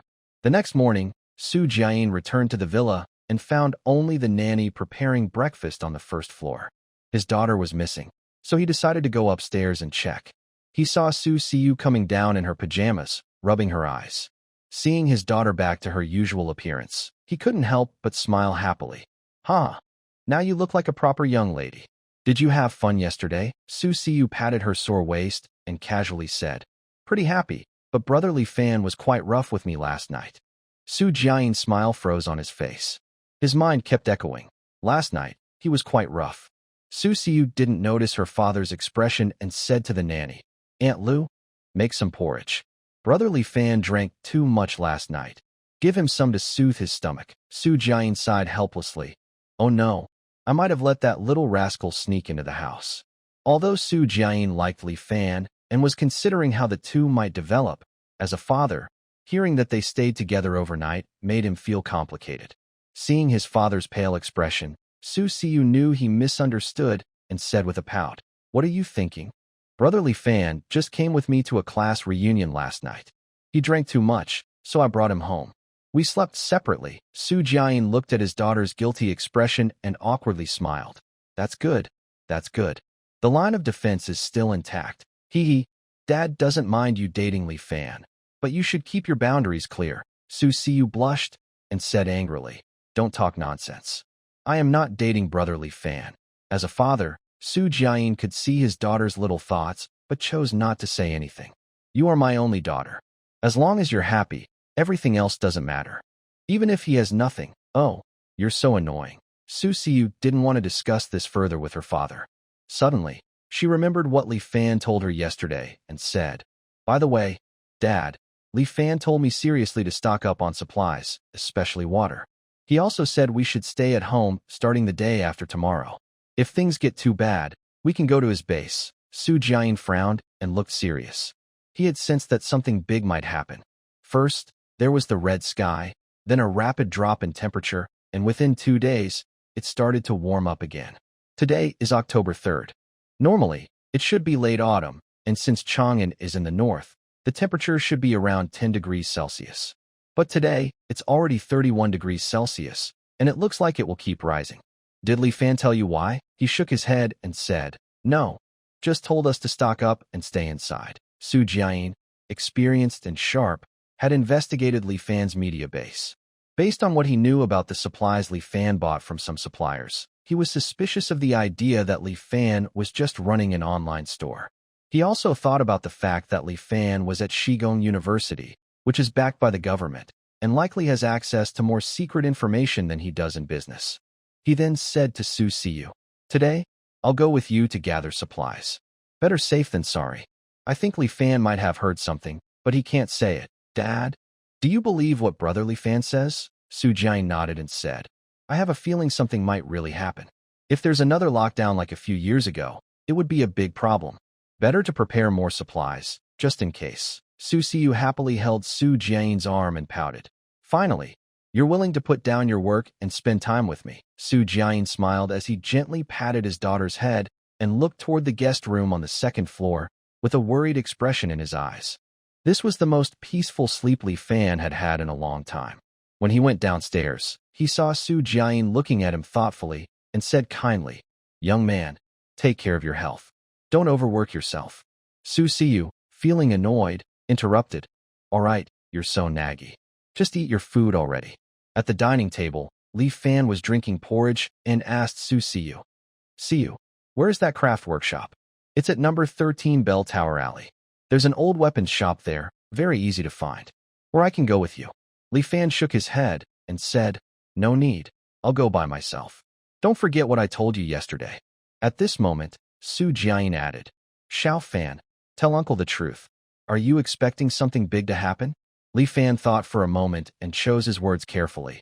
I overheard a university astronomy professor say that in the long future, temperatures might rise to a dangerous level.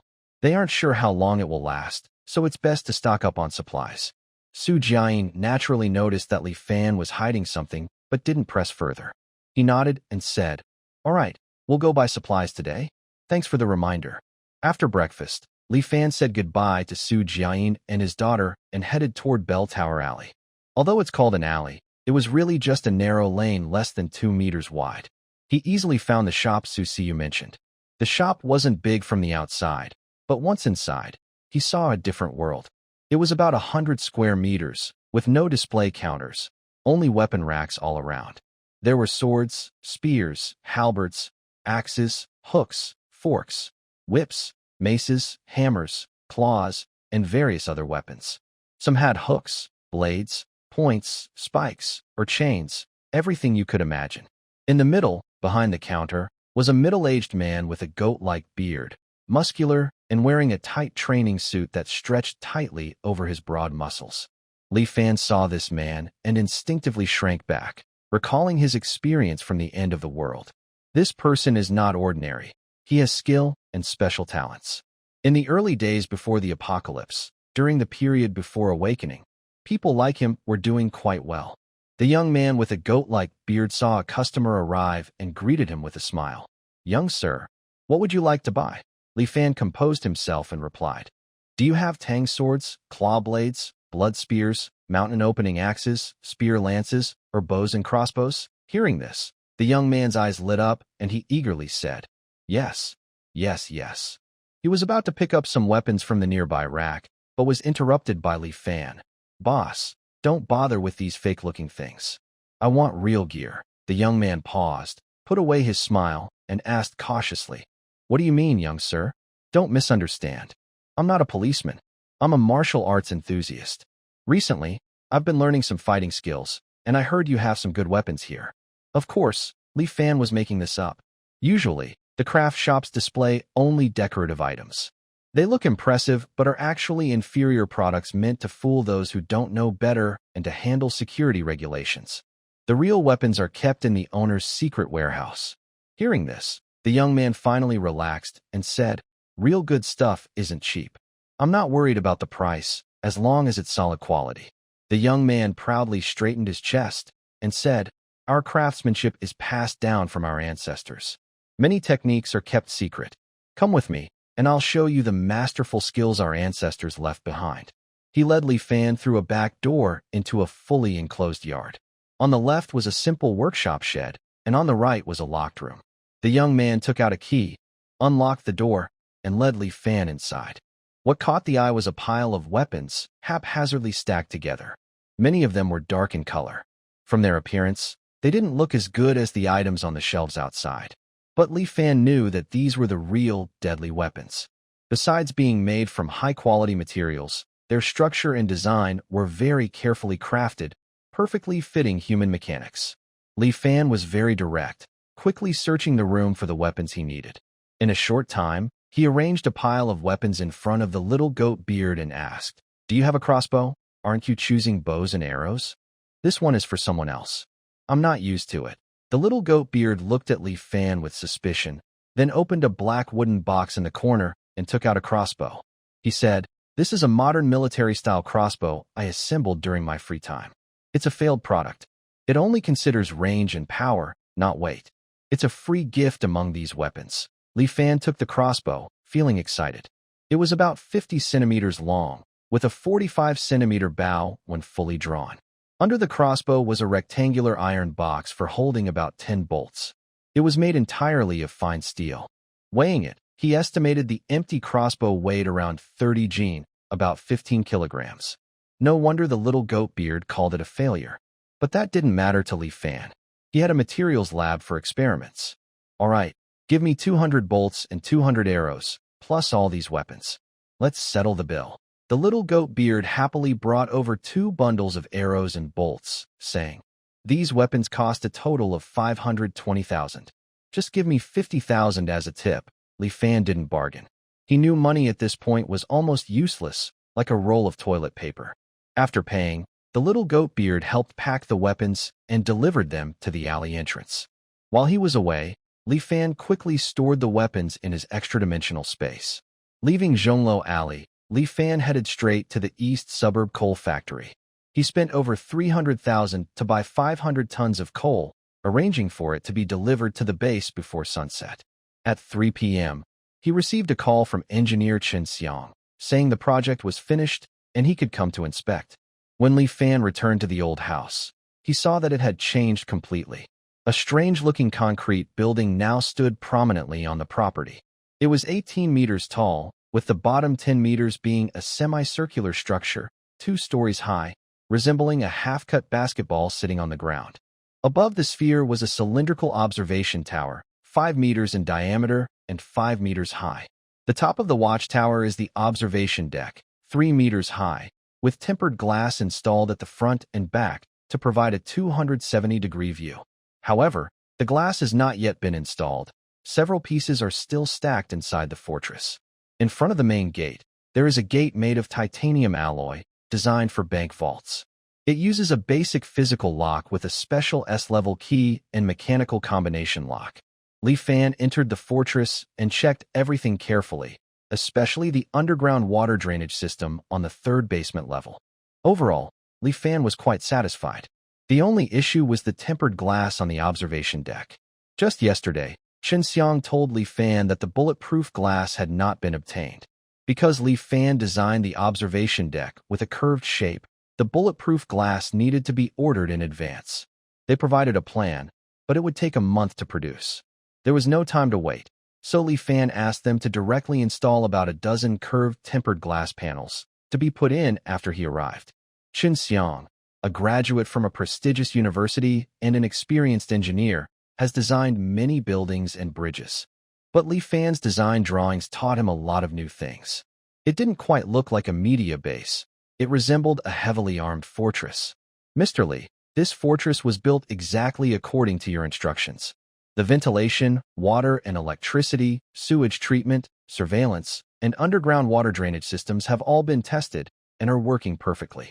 Especially on the third floor above ground, we used the latest military-grade concrete, grade 400, which can withstand a direct blast from 300 kilograms of TNT. Are you satisfied with this? Li Fan was surprised. The fact that it could withstand a 300-kilogram TNT blast exceeded his expectations. He nodded in satisfaction and said, "Very good. I'm very pleased. Please have the workers step outside for a moment. I want to test the soundproofing. If it's okay, you can help me install the glass, and then you can leave." Chen Xiang didn't hesitate. He led the workers out of the fortress. Li Fan immediately stored the dozen or so glass panels into his special space. Inside the special space, Li Fan asked Ran Lin to place the glass panels into the materials laboratory for refinement. After a short while, 2 curved glass panels that showed no noticeable changes were refined successfully.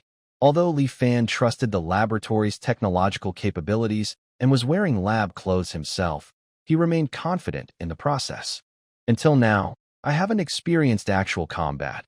I've only tested the insulation and assistance effects of my clothing. Li Fan still has some doubts about the bulletproof effect, so he asks, "Xiaoran, is this bulletproof glass? Why does it look the same?" In response to Li Fan's question, Ran Lin feels a bit upset. She pouts without wasting words and directly shows the data of the glass, saying, "It performs better than regular bulletproof glass. It can withstand 80 tons of pressure and 1800 MPa of force. Actually, you already have something similar. It's called Rupert's tier. But your current technology can't stabilize its internal structure, so you haven't studied it. The materials lab just changed the pressure release point inside, creating a closed pressure loop. This makes it stronger than Rupert's tier and removes the weak point at the tail. These 2 pieces of glass can resist high temperatures, high pressure, and targeted explosions. Unless energy weapons are used, your current thermal weapons can't easily break through." Li Fan was pleasantly surprised after hearing this. He then took out the weapons he bought and said to Ran Lin, "Refine these weapons for me." "Sure, but I will need some metal materials." Li Fan is quite wealthy now. He points to a luxurious car outside and says, "Besides the Doomsday Fortress, off-road vehicles, and RVs, you can just throw all the supercars and sedans into the recycling bin to disassemble them if you need parts." After speaking, Li Fan leaves with the glass and orders workers to come and install the 2 pieces of glass on the roof.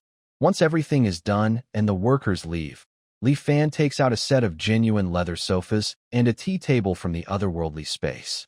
He places them on the rooftop observation deck, lies on the sofa, drinks tea, and enjoys the panoramic view of Chang'an Prefecture below. In the afternoon, the coal and diesel he ordered are delivered. After the workers move into the basement, Li Fan stores them in the otherworldly space. All remaining supplies from the vendors will arrive tomorrow. He locks the fortress door and returns to Li Shui Villa. Meanwhile, the personnel from the National Security Department and the criminal police have been working non-stop for nearly 30 hours since they started their tasks. In the Criminal Police Brigade meeting room, Chun Zemin and Zhang Chen sit at the main table, listening to the investigation results from the past 2 days. An investigator from the National Security Department was pointing at a map of Chang'an Mansion projected on the screen and reporting, "After over 20 hours of investigation, we traced the source of the network outage to a place called Blue Moon Internet Cafe, located 2,000 meters west of Shigong University, in the busy city area. It was the first place where the network problem appeared. We checked all the staff there at the time, as well as the identities of everyone who used the internet in the 12 hours before the outage." The investigator clicked his laser pointer, and dozens of detailed personnel information appeared on the screen. He continued, "These are the details of the staff and internet users from that day. There were 379 people using the internet at the cafe that day. Based on our investigation, none of them seemed suspicious. The simple report made everyone in the security investigation team look serious and worried, with no clear clues. They all looked troubled, staring hard at the personnel lists handed out to each of them, hoping to find some clues. On the dozens of pages, each record showed the identities of about 10 people, including their photos, online IDs, ID numbers, jobs, and addresses. At first glance, all the information looked like a jumble of numbers, making it hard to read. Chun Zemin lit a cigarette, holding it in his hand. His eyes were bloodshot, and he rubbed his forehead tiredly, saying, "If we can't find anything suspicious among these people, then let's go back in time. Extend the search to 48 hours before the network outage." After hearing this, Zhang Chen looked at the exhausted team members in the room and said, "That will increase our workload. In 12 hours, we already had 379 people. If we go back 48 hours, the number could be in the thousands. It would take 3 or 4 days just to check them all." Chen Zemin shook his head helplessly and said, "I know. But if someone has the skill to shut down the entire network, they might not have gone to the cafe on the day of the outage. Maybe they set up some method in advance, leaving behind a program or something similar. Although it would make the work harder and more difficult, this was the only way left." Everyone nodded in agreement, accepting this rough plan. However, sitting among the crowd, a woman in her late 20s spoke. "Officer Chun, could you please separate the online ID and registration time?" Chun Zemin saw the woman speaking and felt a surge of happiness. He immediately told the technician, "Extract the online ID and registration time separately." "Okay." The technician responded eagerly and quickly started working on the computer. "How long will it take?" "About 10 minutes. Chun Zemin turned around, looking at the woman with anticipation, and said, "Xiao Wang, do you have any clues now?" The woman pushed up her gold-rimmed glasses and replied, "No clear clues yet, just a thought. Once we have the online ID and time, we can verify and find out." Zhang Qinggang looked at Chun Zemin and the investigation team with confusion and surprise. Initially, the morale of the security team was low, but seeing this woman speak, everyone seemed to see a savior, full of trust and hope. Chun Zemin also noticed Zhang Qinggang's expression and smiled proudly. "Team Zhang, this is our team's genius, Wang Yun. Her IQ is 218. Many major cases and espionage investigations have benefited from her insights." He then gave a thumbs up. "Oh, and by the way, she's actually a cousin of Wang Yu from your team." Hearing this, Zhang Qinggang also felt respect. A delicate young woman, able to earn the director of the security team's high regard. Either she has a strong background or she is truly capable. Knowing that Wang Yu was her cousin, he understood that this gentle and elegant girl was not only talented but also well-connected. Wang Yu, he knew, was a special forces soldier who later transferred to Chang'an. At that time, he received a call from the city bureau, subtly reminding him that Wang Yu had significant influence in Beijing and advising him to take good care of her. He then praised, "No wonder she's a top talent at the security team, able to find clues among so much data. We should really learn from you all." 10 minutes passed quickly. The technicians separated the network ID and registration time, made a table, and projected it onto the screen. He said, "Done, Sister Wang.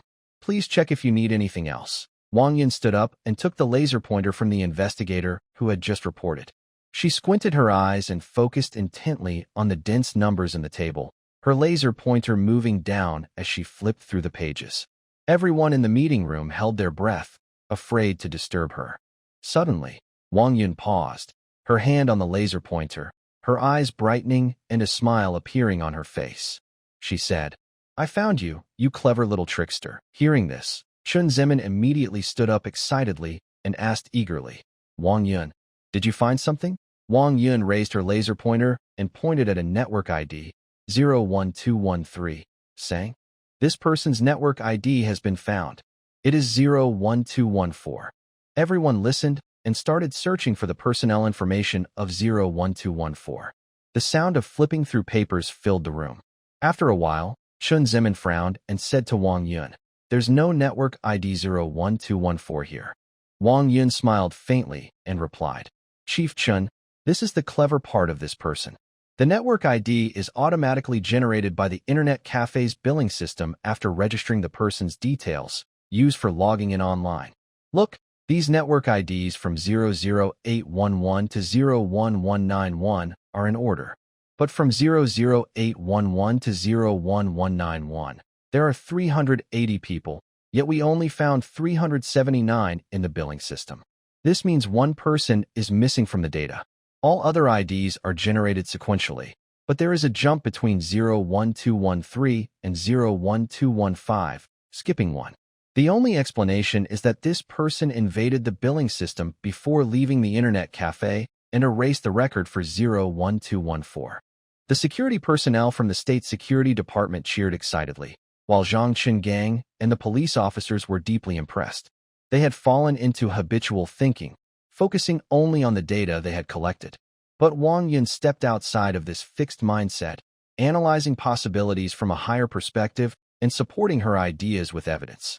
After a brief moment of happiness, Chun Zemin calmed down and asked Wang Yun, "Little Yun, do you have any ideas now?" Wang Yun confidently nodded and said, "The registration time for 01213 was 1:15 p.m., and for 01215, it was 1:27 p.m.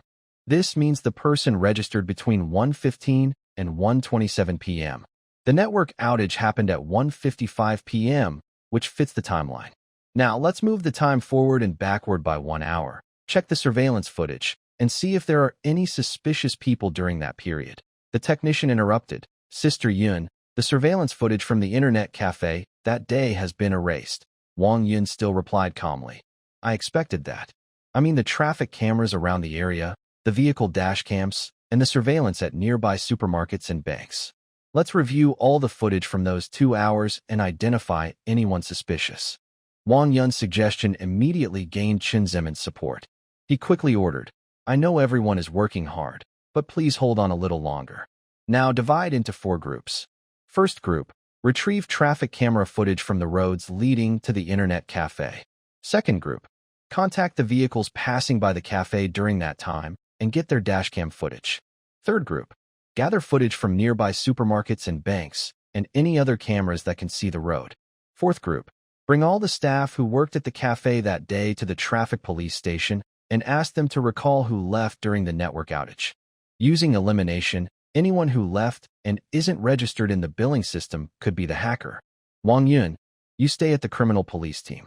Once the other teams have retrieved all the footage, you'll need to analyze it all. After assigning the tasks, the investigators from the National Security Department and the criminal police team dispersed. When everyone had left, Chun Zemin said to Wang Yun, "Go get something to eat and rest.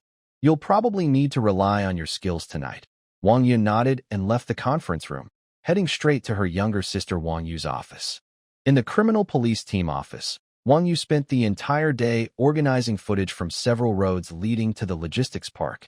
After watching repeatedly, she finally found a suspicious person. It was a middle-aged man. His face looked ordinary, but there was always a strange feeling about him. The surveillance footage was from 6:24 in the morning on the road. The reason she thought he was suspicious was because, at that time, there were hardly any vehicles or pedestrians outside the logistics park. His appearance was very sudden and out of place. Suddenly, a bright idea came to her. Wang Yu pulled up a video from the fire at Honglingmen, showing a section of road. The 2 videos played side by side. One person wore a mask and a wool hat, with a hunched posture. The other had a normal stance and a clear face. Wang Yu frowned and thought for a long time, but still couldn't grasp the small insight in her mind. "Can't you see? These 2 people are the same person." As soon as she said this, a hand rested on Wang Yu's shoulder. This quick touch made Wang Yu react instinctively. She grabbed the hand on her shoulder with her left hand, turned her body, and tried to throw the person over her shoulder. But the person behind her caught her in a hold and pressed his knee against her lower back. For a moment, they were stuck in a standoff. "Little sister, is this how you welcome your older sister?" Wang Yu then realized the voice was very familiar. She turned her head and saw a woman wearing gold-rimmed glasses, about 1.71 meters tall, gentle and delicate-looking. The woman smiled brightly and said, "Big sister, it's you. You scared me. You shouldn't put your arm around someone like me from behind." Wang Yun smiled, pinched Wang Yu's nose, and said proudly, "I've been beating you since we were kids. You can't hurt me now." Wang Yu looked unhappy, wrinkling her nose. "Humph, that was before I joined the army. Now, you might not be my match anymore." Wang Yun helplessly shrugged and said, All right. Wang Yu is the best. I can't beat you anymore. Hee hee. By the way, sister, did you find that hacker? How come you're out for a walk?" "Yes, I have some clues." "What are you looking at so intently? I've been standing behind you for a while, and you didn't notice." When she mentioned the case, Wang Yu's bright smile suddenly faded. She said, "I thought once I got away from that hacker you mentioned, I'd get a big case. But it turned out to be a supernatural one." After listening, Wang Yun showed an interested expression and asked curiously, "Supernatural cases?" "Yes. Can you imagine 13 billion worth of supplies, over 10,000 tons of goods, hundreds of luxury cars, all disappearing overnight? And no large vehicles entered or left the logistics park. The warehouse doors were intact, and the thief only used an 80-centimeter ventilation hole to steal everything." Wang Yun couldn't help but click her tongue in amazement. Even with her high intelligence, she couldn't figure out how the theft was done. She looked at the surveillance video on the computer screen and asked, "Is this the suspect?" "Not sure, just suspicious." "By the way, you said these two people are the same person?" "Yes, but that's not right.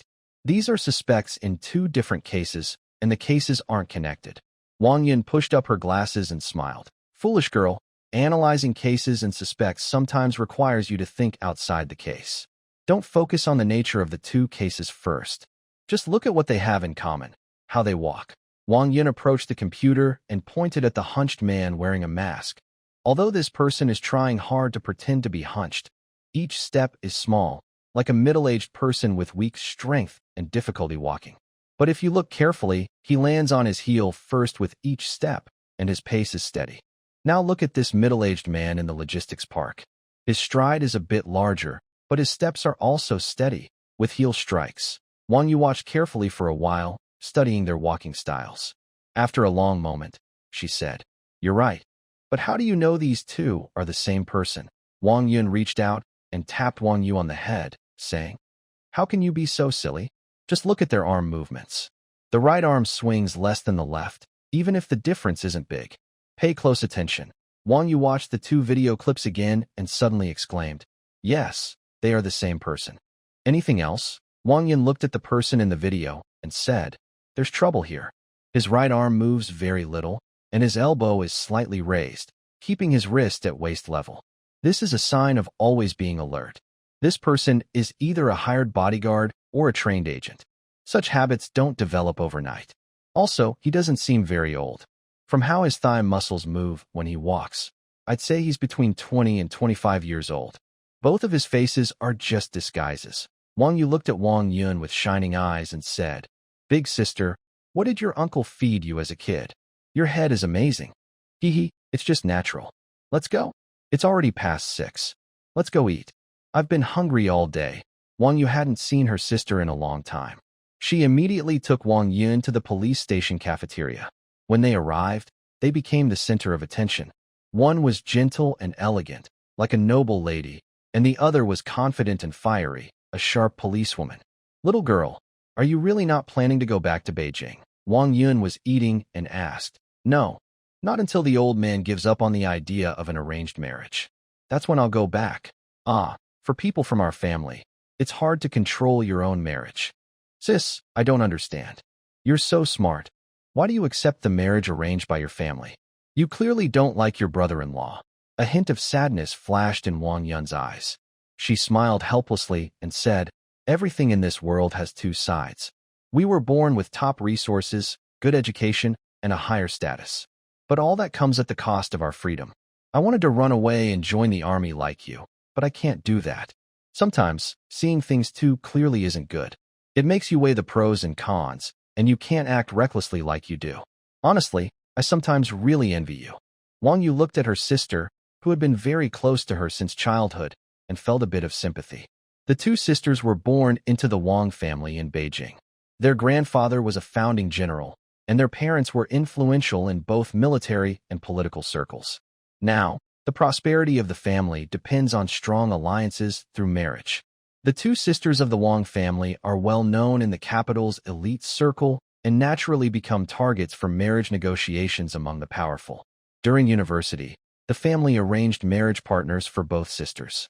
Wang Yun reluctantly accepted, but Wang Yu, rebellious by nature, secretly signed up for the army and went to the Northwest Military Region, escaping her family's marriage plans. After transferring to a new position, she moved to Chang'an Prefecture and refused to return to the capital. Big sister, why don't you just leave him? Don't talk nonsense. Marriage is just SOSO. Besides, have you found a good man here? Wang Yu pouted and said, Can I dare to look? If I find someone, I believe my family will send people to stop us. But you can't stay away from home all the time. Second uncle and second aunt only have you. Before I came to Chang'an, second aunt even asked me to persuade you to go back. Wang Yu shook her head firmly and refused. I won't go back. As long as that old-fashioned man doesn't change his mind, I won't go. Actually, in our generation, Grandpa loves you the most. Otherwise, he would have sent someone to bring you back long ago. If he dares, and if he tries that, I'll just find someone and come back pregnant. I'll make him furious. Bang! Wang Yun reached out her slender finger and gently tapped Wang Yu on the head. Are you both crazy? I suspect I'm not smarter because you keep hitting me on the head. Wang Yu covered her head and complained. I told you not to talk nonsense. You've finally gained your freedom, so you should cherish it. The two laughed and finished their meal, then left the dining hall and headed toward the office building. Along the way, all the men secretly admired them, especially Wang Yu. With her tall figure, beautiful face, and wearing a police uniform, her attractiveness was undeniable. Wang Yun teased her with a smile. Little girl, you're quite charming as a police officer. Walking down the street, your chances of turning heads are 100%. That's not always true. Some people might be too afraid to look at me, like criminals. Wang Yun suddenly stopped mid-sentence, frozen in place, as a figure suddenly appeared in her mind. The student with a brief encounter looked up at Wang Yun and said, Older sister, do you think the two suspects are the same person, between 20 and 25 years old? Yes. Do you have any thoughts? Well, with my build and appearance, wouldn't most men tend to look at me, intentionally or not? Yes, that's normal curiosity for most men. Then, if a brave student can stay calm and unaffected by my attention, is that suspicious? Wang Yun paused to think for a moment and replied, Don't jump to conclusions. There are 3 types of men who wouldn't be attracted by beauty. First, those who dislike women, which is problematic. Second, those with strong willpower. Third, homosexuals. Wang Yu had a strong impression of Li Fan. When he saw her, his cold and cautious look, even if only for a moment, stayed in her mind. After returning home, she checked Li Fan's information and confirmed that the boy she saw at the elevator was indeed Li Fan. But Li Fan's background was very clean and even impressive. His foster parents left him a lot of inheritance, allowing him to live comfortably. Yet, he still worked part-time and helped orphanages. This made her doubt him at first, but today, after Wang Yun's reminder, she couldn't help but think of this college student again. She didn't fully believe he was the suspect, but her intuition told her something was off about Li Fan. After separating from Wang Yun and returning to the office building, she held Li Fan's information and looked at it repeatedly. The more she looked, the more her doubts grew. She took the information and video footage to Captain Huang Wei's office. Before sitting down, she spoke. Captain Huang, I have something to report. What's going on? Did you find anything? Yes, a colleague from the National Security Department helped us. They deduced that the masked man from the Red Romance nightclub is the same person as the middle-aged man we found at the logistics park. The same person? What's the evidence? Based on gait and arm movements, Huang Wei took the surveillance USB drive, inserted it into the computer, and examined it carefully several times. He nodded and said, It does look similar, but these are just our guesses. We can't form solid evidence. It's not enough to connect the cases. Wang Yu nodded and said, I understand, but what I mean is, Comrade Goen said this person might be a disguised middle-aged man, actually between 20 and 25 years old. That made me think of someone. Who? Li Fan, the college student who transferred 80 million yuan to Xie. But according to his background information, there's nothing suspicious. Wang Yu shook his head in frustration and said, I can't quite explain it. It's just a gut feeling. I plan to meet this student. Maybe I'll find something.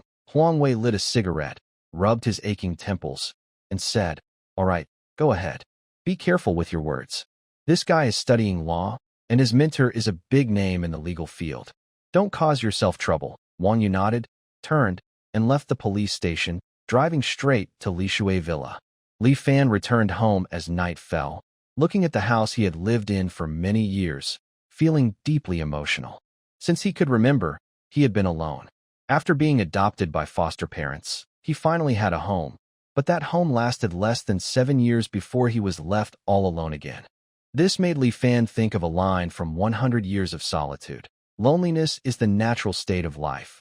All the brilliance once experienced will be paid back with solitude. Suddenly, he missed his foster parents and someone he no longer wanted to mention. Tomorrow, he would leave this place to face a new life. The kind, confident, and helpful Li Fan would be forever buried in this house full of memories. He touched his protesting stomach, feeling lazy, and took out instant noodles from his space, prepared them, and placed them on the coffee table in the living room. Standing by the floor-to-ceiling window, he lit a cigarette and watched the busy street outside. This might be the last time he looked down on North City. "Li Fan, are you unhappy?" Li Fan paused his cigarette and responded mentally. "How do you know? I have a mental connection with you. I can feel your emotions. Are you missing your parents?" Li Fan chuckled and shook his head, saying, "Talking to you. I really have no privacy at all." Sigh. "I miss my father too. My memories are incomplete. I can't even remember what my father's face looked like clearly. In this space, I stayed for a very long time. Luckily, you appeared, or I would still be waiting. So, are we like kindred spirits? But you are a bit worse off. You can't even remember what your parents look like." Ran Lin was silent, but this time Li Fan could easily sense Ran Lin's feelings. He smiled and comforted him. "Don't worry, I will stay with you on the road ahead." "Yes, I will stay with you too. By the way, I've always wanted to ask you, can you leave this strange space and come to our world?" "Not yet, but because of that fragment yesterday, I unlocked a little more memory. If you can activate the high-tech laboratory and weapons experiments, you could create a robot. Then I could transfer my consciousness into it and live outside with you." This time, Li Fan felt Ran Lin's strong desire. He smiled and promised, "Little Ran, I will find other Nukas soon, so you can experience our world earlier. That's a promise you made to me. If you change your mind, I won't give you refined things anymore." "A gentleman's word is worth a lot." After Ran Lin interrupted, the loneliness he felt just moments ago disappeared instantly. He sat back on the sofa, took out some marinated eggs, and prepared to comfort Wuzong Temple when the doorbell rang. When he reached the door and saw the person on the video at the door, his heart suddenly tightened. Why is this female police officer here? He thought for a long time, but didn't feel he had revealed anything that would make the police find him so quickly. He steadied himself, ready to meet her, to find out what the police had discovered so far. He opened the door and asked with a pretend surprise, "Hello, officer. Is there something you need?" Wang Yu looked at this young man again. After careful observation, she realized he was the kind of handsome that grows on you. At first glance, handsome, and still handsome after looking again. He mainly had a calmness that typical college students don't usually have. Following protocol, she showed her badge and said, "I am from the Chang'an County Criminal Police Team. May I come in to talk? There's a case I need to ask you a few questions about." Li Fan turned to the side and let Wang Yu into the living room. Li Fan also noticed a small detail. Wang Yu intentionally or unintentionally looked at his right hand twice. After Wang Yu sat down on the sofa in the living room, Li Fan turned around to pour her a glass of water, but he was actually watching her through the glass of the floor-to-ceiling window. He saw that Wang Yu kept staring at his back, specifically at his right hand. This behavior made Li Fan break out in a cold sweat. He knew his walking habit well, something he developed over 8 years during the end of the world. To be ready to draw his weapon at any moment, he kept his right hand close to his waist while walking. He then deliberately returned to a normal walking posture. When Li Fan took the glass of water and turned around, he hid all his emotions. "Police officer, here's your water. Thank you. Do you live alone?" "Yes. After my parents passed away, I've been living alone." Wang Yu noticed that Li Fan's way of walking was different from the person in the video. She felt a little disappointed. But when she saw the instant noodles on the table, she also felt guilty for thinking of him as an orphan. However, as a police officer, she still needed to find out the truth behind her suspicions. By the way, do you know about the fire at Hanglaman nightclub? Yes, I saw it on Douyin. Where were you that night? At home. Do you know Xiedebiao? Of course I do. In Beijing or Chang'an, there's probably no one who doesn't know him. What is your relationship with Xiedebiao? Hearing this question, Li Fan immediately understood.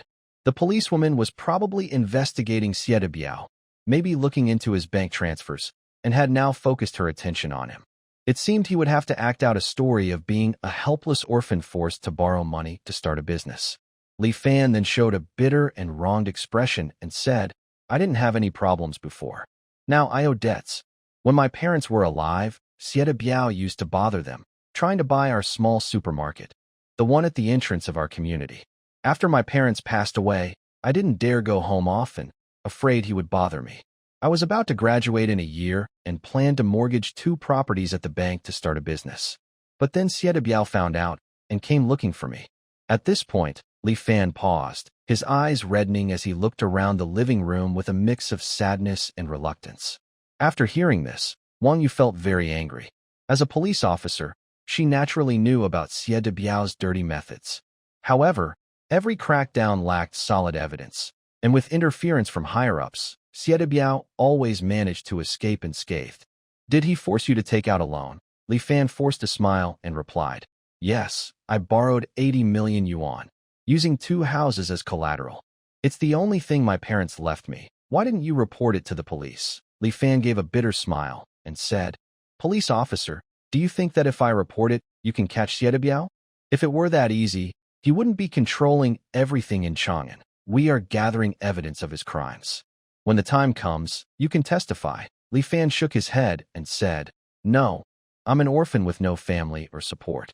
To be honest, if I were killed that day and my body didn't smell, probably no one would ever find out. Wang Yu wanted to say more, but the words got stuck in her throat. Yes, fighting evil and punishing wrongdoers is her duty, but this boy, an orphan with no one to rely on, just wants a peaceful life. What right does she have to send him to confront Xiedebiao, who was like a hidden emperor? Thinking of this, she looked at Li Fan with a bit of pity. Her unfounded suspicion of him disappeared completely. She took out her phone and asked, What's your phone number? Li Fan gave his number, and his phone rang immediately. Is this my number? Save it. I'll add you on WeChat too. Remember, if you're in danger, call me immediately. I will protect you. Hearing this, Li Fan looked at Wang Yu in surprise. Wang Yu then realized her words sounded ambiguous and quickly corrected herself. I mean, I am a police officer. Protecting you is my duty. It's better not to explain, but once she did, it felt like she was revealing something obvious. Wang Yu blushed deeply but tried to stay calm and said, In any case, you have to trust the police. Justice will prevail. Xiedebiao will eventually face the law. Li Fan nodded with a sincere smile and said, Thank you, officer. Don't call me older sister. I'm only 2 years older than you. My name is Wang Yu. You can just call me by my name. Okay, got it, Sister Wang Yu. Wang Yu pouted and shyly rolled her eyes at Li Fan, then said, All right, thank you for your cooperation. If you find anything, remember to call or message me anytime. After saying that, she stood up and left. Li Fan watched her go out the door. The moment the door closed, the sad look on Li Fan's face instantly disappeared. He shook his head indifferently and muttered to himself, Young girl, she's a good police officer with a strong sense of justice. It's a pity. If she keeps investigating like this, she might get into trouble with Xiedebiao. In the second stage of the apocalypse, social order was almost collapsing.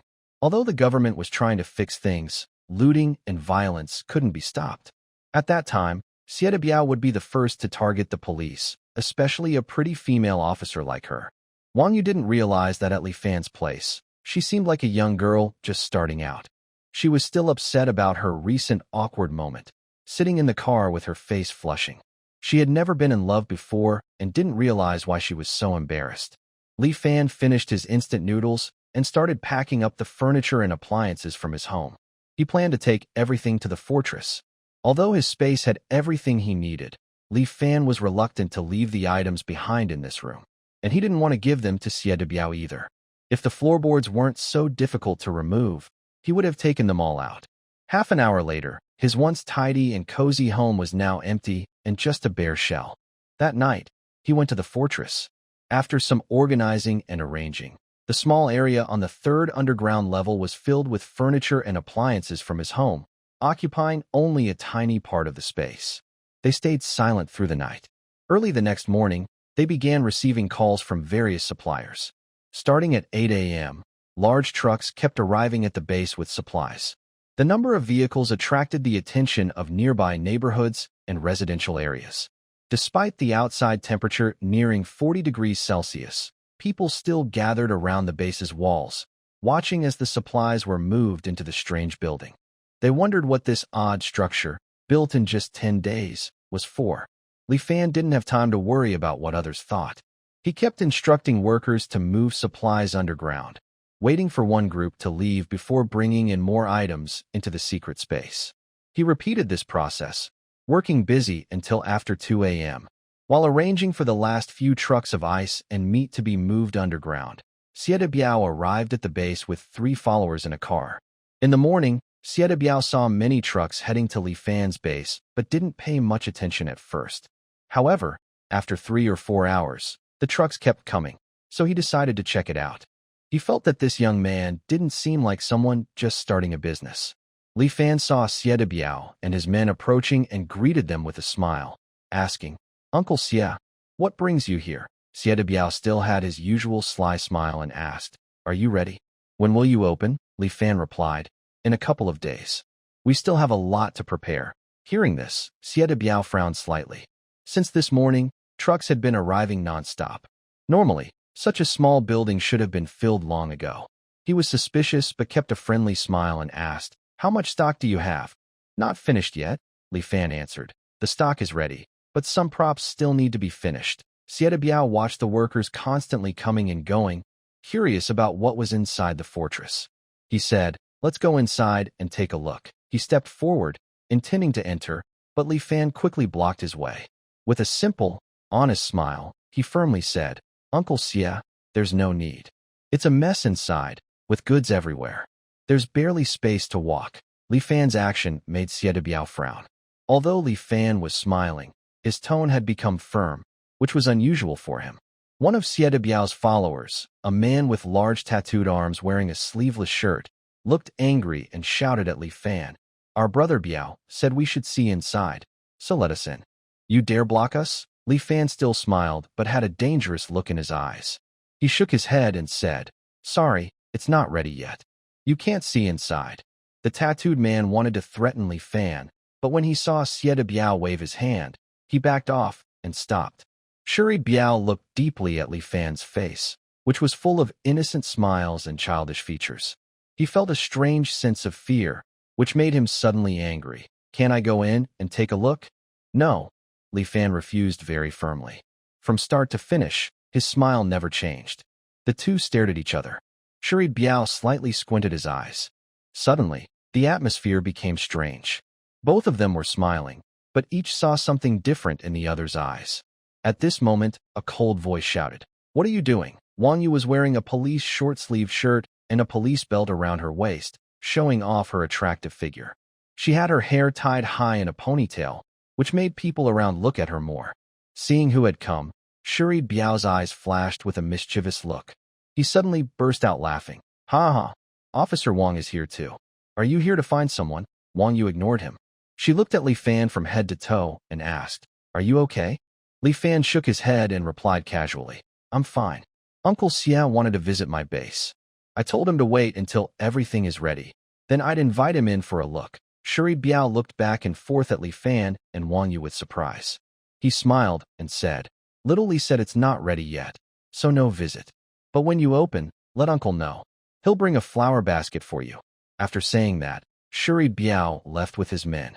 Li Fan looked at Wang Yu with some confusion, not sure what her purpose was for coming. He asked, "Police sister, do you need something from me? I came to find Sieta Biao in your neighborhood. I heard he was here, so I came over. I didn't expect this strange building to be yours." Yes, a media company should be a bit unique, seeing that Li Fan didn't invite her inside. Although she was curious about the inside of the fortress, she wisely didn't ask to go in. She just reminded Li Fan as she headed to her car, "If Sieta Biao comes to bother you again, Remember to contact me. I'll help you. Li Fan looked at Wang Yu, who was a little overly enthusiastic, and smiled to thank her. Thank you, police sister. After giving him a dismissive look, she turned and left. Today, Wang Yu was supposed to go to Hongleman nightclub in Bailin district to see if she could find any clues. Unexpectedly, she drove to Li Shui courtyard and happened to see Xie Biao and others leaving in their cars, so she followed behind. Then she saw Li Fan busy working. She didn't want to disturb him, but noticed Xie Biao confronting Li Fan, with signs of a possible fight. Without thinking, she got out of her car and interrupted their tense standoff. She wanted to stay and chat with the college student, but didn't know what to say, so she politely left.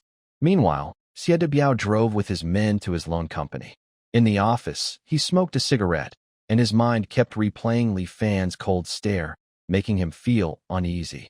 Zhang Liang, find a few brothers who can pick locks. Tonight, break into Li Fan's place and see how much stuff he has. I have a feeling this kid is up to something, he ordered. The man with a tattooed arm, named Zhang Liang, was Xie Biao's main enforcer for dirty jobs. He had many people under his command. Hearing the boss's order, he asked, "Okay, Brother Biao, but what if Li Fan is inside? Should we do something?" He made a gesture as if cutting his throat. "No need. If he's inside, just scare him a little. Officer Wang knows him, so keep a low profile." Zhang Liang nodded and left the office to make calls and gather people. Xie Biao spun his chair to look out the window at the hot streets of North City, feeling uneasy. At the police detective team's meeting room, the National Security Department gathered again. Director Chun, yesterday we copied all the surveillance footage from 12 to 3 a.m. around the internet cafe, outside the bank and supermarket, and all passing vehicles' dashcams during that time. After screening overnight, we found 987 hours of footage. We are now verifying the identities one by one, a team member reported. Another officer from the National Security Department stood up and added, Director Chun, our fourth group brought back all the staff on duty at the internet cafe that day for questioning. According to the billing system data, during the network outage, 29 people left early within an hour before and after the incident. Only 3 people's billing info is missing. However, these 3 people are no longer suspects. Chen Zemin's cigarette had burned out. After thinking hard for a long time and feeling helpless, he looked at Wang Yun and asked, Xiao Yun, what do you think? Wang Yun, exhausted from watching the surveillance videos all night, rubbed her eyes and said, Officer Chun, if this person didn't leave when the network was down, then there is only one possibility. After the network was restored, he didn't leave. You mean he stayed at the internet cafe after the network came back? That's very likely. Someone capable of causing a global network shutdown must be very smart and logical. They have blocked all our possible ways of investigation. Chun Zemin sighed helplessly. He took out another cigarette from the pack and lit it, looking at the tired people in the meeting room. If we are sure he didn't leave after the network was restored, then the videos we reviewed are useless. Should we push the surveillance footage a few hours later? The room fell silent. Everyone looked resistant. They had already been working nonstop for 4 or 5 days. Today, the temperature was around 38 or 39 degrees Celsius. Pushing the footage back by 4 or 5 hours would multiply their workload. They might not find the person, but some of them could collapse from exhaustion. Zhang Chun, unable to bear watching everyone suffer, suggested to Chen Zemin, Officer Chun, maybe we should let everyone rest for a day. We're all about to break down. Tomorrow, after everyone has rested and regained energy, we can review our investigation steps from the beginning. Chen Zemin looked around and saw many colleagues with red eyes and very low spirits. He helplessly nodded and waved to everyone. All right, everyone go home and get a good sleep. Tomorrow, we'll have another meeting to discuss the next steps. Everyone in the room let out a deep breath and started gathering their things to leave. Wang Yun called her sister. Learning she wasn't in the office, she took a taxi to Wang Yu's home. Since arriving in Chang'an Prefecture, she hadn't stayed at the police station's accommodations. She had been living at Wang Yu's house. After a quick wash, she climbed into bed and fell into a deep sleep. It wasn't until around 9 at night that Wang Yun was awakened by hunger. She got up, rubbing her sleepy eyes. When I arrived in the living room, I saw my sister wearing pajamas, curled up on the sofa holding her phone, staring at the chat window. She kept typing and deleting messages several times. It looked like a young girl in love, unsure how to send a message. Quietly, I walked up behind Wang Yu and snatched her phone. Hey, let me see who you're messaging. Why are you deleting and rewriting so nervously? Wang Yu suddenly jumped down from the sofa and chased after Wang Yun, shouting, "Big sister, give it back to me." Wang Yun ran around the sofa playing a game of chase, still looking at her phone. She saw the chat window was empty and said in surprise, "Why is there no chat history?" "There never was," Wang Yu replied. "Where would the chat history come from?" "Who is this person?" "Just a college junior." "A college junior? Oh, is he the guy you mentioned yesterday who ignores you? Do you like him?" Wang Yu felt a bit embarrassed and annoyed, saying, "Big sister, don't talk nonsense." Wang Yun threw the phone back to Wang Yu, went into the kitchen, took some fruit from the fridge, and ate while saying, "Don't think you can hide things from me. The way you were just holding your phone and deleting and rewriting shows you're interested." Embarrassed, Wang Yu locked her phone and placed it on the table, asking, "Is it that obvious?" "Very obvious." Wang Yu curled up on the sofa again, hugging her knees and resting her chin on her arms. She asked, "Big sister, do you believe in love at first sight?" Wang Yun became interested immediately, holding a fruit plate and sitting beside her, saying, "Oh, so you like someone?" Wang Yu shyly nodded and said, "Yes, the college student I mentioned before. I first saw him at the elevator. His look at me wasn't like other men, more calm and steady. My first impression was that he was special.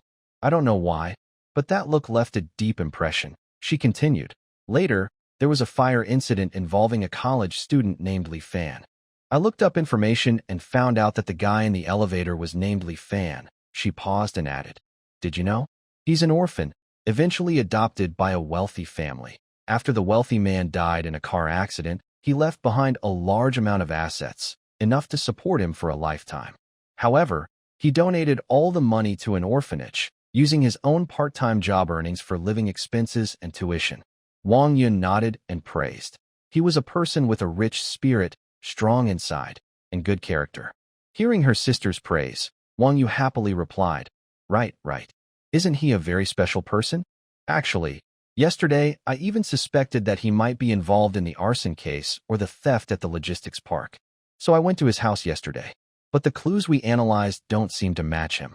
Actually, he's a pretty unfortunate person, and he's still being threatened by a gang leader. Seeing him being bullied today made me very angry. That's when I realized that the reason he left a deep impression on me might be because Wang Yu hesitated to continue, feeling embarrassed. Wang Yun smiled and pressed her. "Because of what?" Wang Yu looked up, determined, and said, "Feelings. For the first time in many years, I felt nervous just seeing someone." "Haha, silly girl, that's love. But he doesn't seem to have any special feelings for me. Have you told him how you feel?" "How could I? We've only met twice." Seeing Wang Yu's shy attitude, Wang Yun smiled and said, "Then you should talk to him more. Share your interests, find common topics. Once you're more familiar, invite him out for shopping or to watch a movie. You're so pretty, and with your charming uniform look, winning over a college student is easy. I just don't know how to start chatting with him. Sigh. If it were about shooting or fighting, I'd be fine. Flirting with boys is too hard." Wang Yun reached out her hand and said, "Give me your phone. I'll help you make the first move." Wang Yu took her phone cautiously and said, "Don't talk nonsense. Don't worry, just give it to me." Wang Yu unlocked her phone, opened the chat with Li Fan, and handed it over. She leaned close, watching nervously. Wang Yun took the phone, ready to type, but suddenly saw Li Fan's profile picture. She clicked on it, enlarged it, and frowned slightly. Li Fan's WeChat profile picture has not changed for many years. It has always been a family photo taken at the entrance of the university when his foster parents sent him off to college. Wang Yun looked at the handsome young man in the middle and felt very familiar. With an IQ of 218, she quickly found the information she needed in her mind. Just yesterday, she watched videos from surveillance cameras all night. Among the 978 people, Li Fan was there. Wang Yun pointed at the boy in the photo and asked, "Is this Li Fan?" "Yes, sis." "What's wrong?" "Oh, I saw him in the surveillance near the internet cafe. He's one of the 987 people." Wang Yu immediately retorted, "Are you suspecting he's the hacker?" "Impossible. He's studying law, not computer engineering." "You're defending him so quickly." Wang Yu took her phone back from Wang Yun and said, "Forget it, just give me your info." Do your investigation however you want. Wang Yin pointed at Wang Yu's forehead and said, You. When you have time, I'll go meet this guy with you. I'll help you check him out first. Are you investigating a case? Or do you have another purpose? Don't worry, I just want to see what makes this guy different. In the underground third level of the fortress, Li Fan lay on the sofa. His consciousness entered the space of his mind, organizing supplies sent during the day. All supplies were placed in an open area outside the building complex, including his supermarket supplies, purchased goods, and large quantities from the logistics park. This area covered several dozen football fields. These supplies were enough for a small to medium base of 200,000 people to live for a year. However, Li Fan had no plans to build a force now. The heart of the fire within him was his life-saving card and his thunder. Without absolute personal strength, he didn't want to attract the attention of official bases too early. After organizing everything, Li Fan went to the control room. Ran Lin was reading a paper book. What are you reading? Ran Lin held up the book and said, The Manual of Human Emotions. Li Fan was surprised. He didn't understand why Ran Lin, who had been obsessed with Korean dramas just 2 days ago, suddenly changed her taste today. Why are you looking at such books? I'm bored and planning to make something myself. You'll see what it is later. Li Fan didn't mind. There are plenty of supplies now, so he could do as he pleased. Where is the weapon I asked you to refine? Ran Lin waved his hand, and a pile of modified weapons appeared from the materials lab. Can you tell me the data for the modified weapons? Adjust the data yourself and see. Can I control Kalinia myself? Ran Lin gave Li Fan a look of helplessness and explained, Of course, you are the master of Kalinia. I am just your assistant, with only proxy permissions. Li Fan always thought Ran Lin was the one who could control Kalinia, but now he realized he was the real owner, and Ran Lin was just a manager with permissions. He then tried to control Kalinia with his mind to bring up the weapon data. Surprisingly, it went very smoothly, almost as if he was using his own hand. Li Fan picked up a Chinese sword, and its data appeared before his eyes. Name, Chinese sword material, tungsten titanium alloy weight. For kilograms rating, F. Seeing the rating, Li Fan's eyes lit up. An F rating means it can cut through his modified combat suit. He casually picked up a crossbow, and its data appeared again. Name, repeating crossbow material, tungsten titanium alloy weight, 7.2 kilograms range, 600 meters, effective killing distance 200 meters. This data made Li Fan very happy. Even the top military crossbows today can't match this power. However, he had never heard of this fourfold optical magnetic field imaging sight. He aimed the crossbow, making it look like he was ready to shoot. It looked just like a normal optical sight. Then he left the otherworldly space with these 2 weapons, eager to test their power. After all, these were his life-saving weapons before he found real firearms. Just as he emerged from the otherworldly space and was about to find a suitable target for testing, the alarm from the surveillance system went off. Someone was trying to break in. He opened the outdoor monitor and saw 4 suspicious-looking people busy at the fortress gate. Their voices came through the surveillance footage. A man who seemed to be the leader spoke to a person lying on the door, trying repeatedly to a mechanical code. Ernyang, are you capable? You've been fiddling for a long time, but the door still won't open. Behind him, a blond man smoking a cigarette impatiently said, Honestly, why make it so complicated? Just kick the door open. If that kid is inside, we can just give him a good punch. The man opening the door was a thin, squinty middle-aged man. Hearing the blond man's words, he moved aside and retorted, Come on, try it. If you can break this door down, I'll work with you in the future. The blond man threw away his cigarette, stepped forward to the door, and took 2 steps back. The other 3 also moved aside. It's just a metal door. A good security door, but only a few kicks would do. No need to make it seem so high-tech. As soon as he finished speaking, the blond man bent his knees slightly, then suddenly kicked off the ground, extending his right foot toward the metal door. Using his body weight and the force of his jump, he kicked the door. Bang! Ow! What kind of door is this? So hard, a dull sound came, but the door didn't shake at all. The blond man was already clutching his right leg and wailing on the ground. The slim man chuckled and said, Do you think this is an ordinary security door? No, this is a vault security door, the best kind. The frame is made of concrete and welded shut. Even regular mining explosives can't open. The blond man, still holding his leg, shouted angrily. You didn't say that earlier. You didn't ask. You're seeing the two men almost get into a real fight. The leader quickly stepped in to stop them and looked at the slim man. Do you have any ideas? It's difficult. If it was an electronic lock, we could try to hack it. But this one uses a 5-digit mechanical code and a mechanical lock.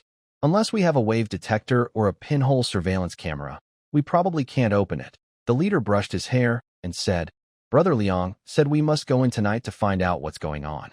Otherwise, how can we explain to Boss Biao tomorrow? Li Fan initially thought that the nearby residents saw today's delivery truck and then decided to rob the place. Listening to their conversation in front of the surveillance camera, he finally realized they were people from Xiedebiao. Li Fan couldn't help but admire that the emperor who had not failed in 10 years was truly not easy to deceive. But now, Li Fan was fully prepared and no longer needed to flatter Xiedebiao. It was time to take action against Xiedebiao. He looked at the crossbow in his hand, a wicked smile on his face. He loaded 10 arrows and went straight to the observation tower, opening the shooting port and aiming at the 4 people. He was pleased to discover the usefulness of this optical magnetic field targeting device. In the dim light, the 4 people appeared very clear through the scope, better than night vision, even able to see their blinking. He aimed at the skinny man, who was definitely skilled at sneaking and lockpicking. Naturally, he was Li Fan's first target for assassination. Whoosh! A cold flash shot from the observation tower in an instant, with only a brief wind sound. The skinny man didn't even cry out. His head tilted back and then fell straight to the ground. Li Fan saw everything clearly through the scope. The crossbow arrow pierced the man's head, and blood and brain matter sprayed out from the back of his skull.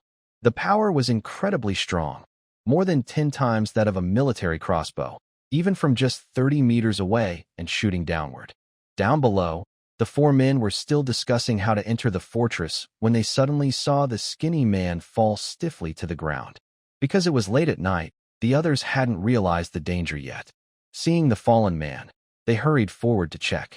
When the yellow-haired man shined his small flashlight on the skinny man, he saw that the man was covered in blood. But before he could warn others, a cold flash shot through his head. His flashlight dropped, and terror and regret froze in his eyes before he also collapsed to the ground. The leader was clearly more alert. He quickly turned off his flashlight and ran desperately outward, ignoring the other man. The last man had been silent the whole time. When the skinny man fell, he had already crawled to the ground. But when he saw the leader running out of the yard, he rolled over and quickly ran after him. In just 2 or 3 steps, he overtook the leader and, as he passed, pushed him down. Seeing this scene, Li Fan sneered with a mocking smile, whispering to himself, when chased by a tiger, you don't need to outrun the tiger itself, just your companions. That is human nature. Suddenly, a cold gleam appeared again. The leading man's words, about to shout insults, were caught in his throat. His eyes filled with hatred and resentment as he collapsed less than 2 meters from the gate. From the moment the silent man jumped up from the ground, knocked down the leader, to Li Fan finishing off the leader, only about 10 seconds passed. When he aimed again at the last silent man, he had already run out of the yard. He used the wall as cover and quickly ran toward a car. Li Fan was once again surprised. In the targeting device, the silent man behind the wall was still clearly visible. Unlike the red-colored human shape seen in infrared imaging, in this device, the wall appeared gray with a clear outline. The silent man behind the wall was in color, but his shape was still visible, though not as sharp as infrared images. While Li Fan was momentarily stunned, the silent man had already gotten into the car, started it, and was fleeing into the distance. Li Fan instinctively aimed his targeting device at the silent man and pulled the trigger. Because the car was near the wall, the cold beam shot straight from the observation tower toward the wall. Bang! Clatter! 2 loud noises. The first was the sound of metal hitting stone, followed by the shattering of glass. The moving car only veered off course briefly before returning to normal and sped away faster. Watching the car grow smaller in the distance, now out of the effective range of the crossbow, Li Fan shook his head helplessly, giving up on the idea of killing the last person.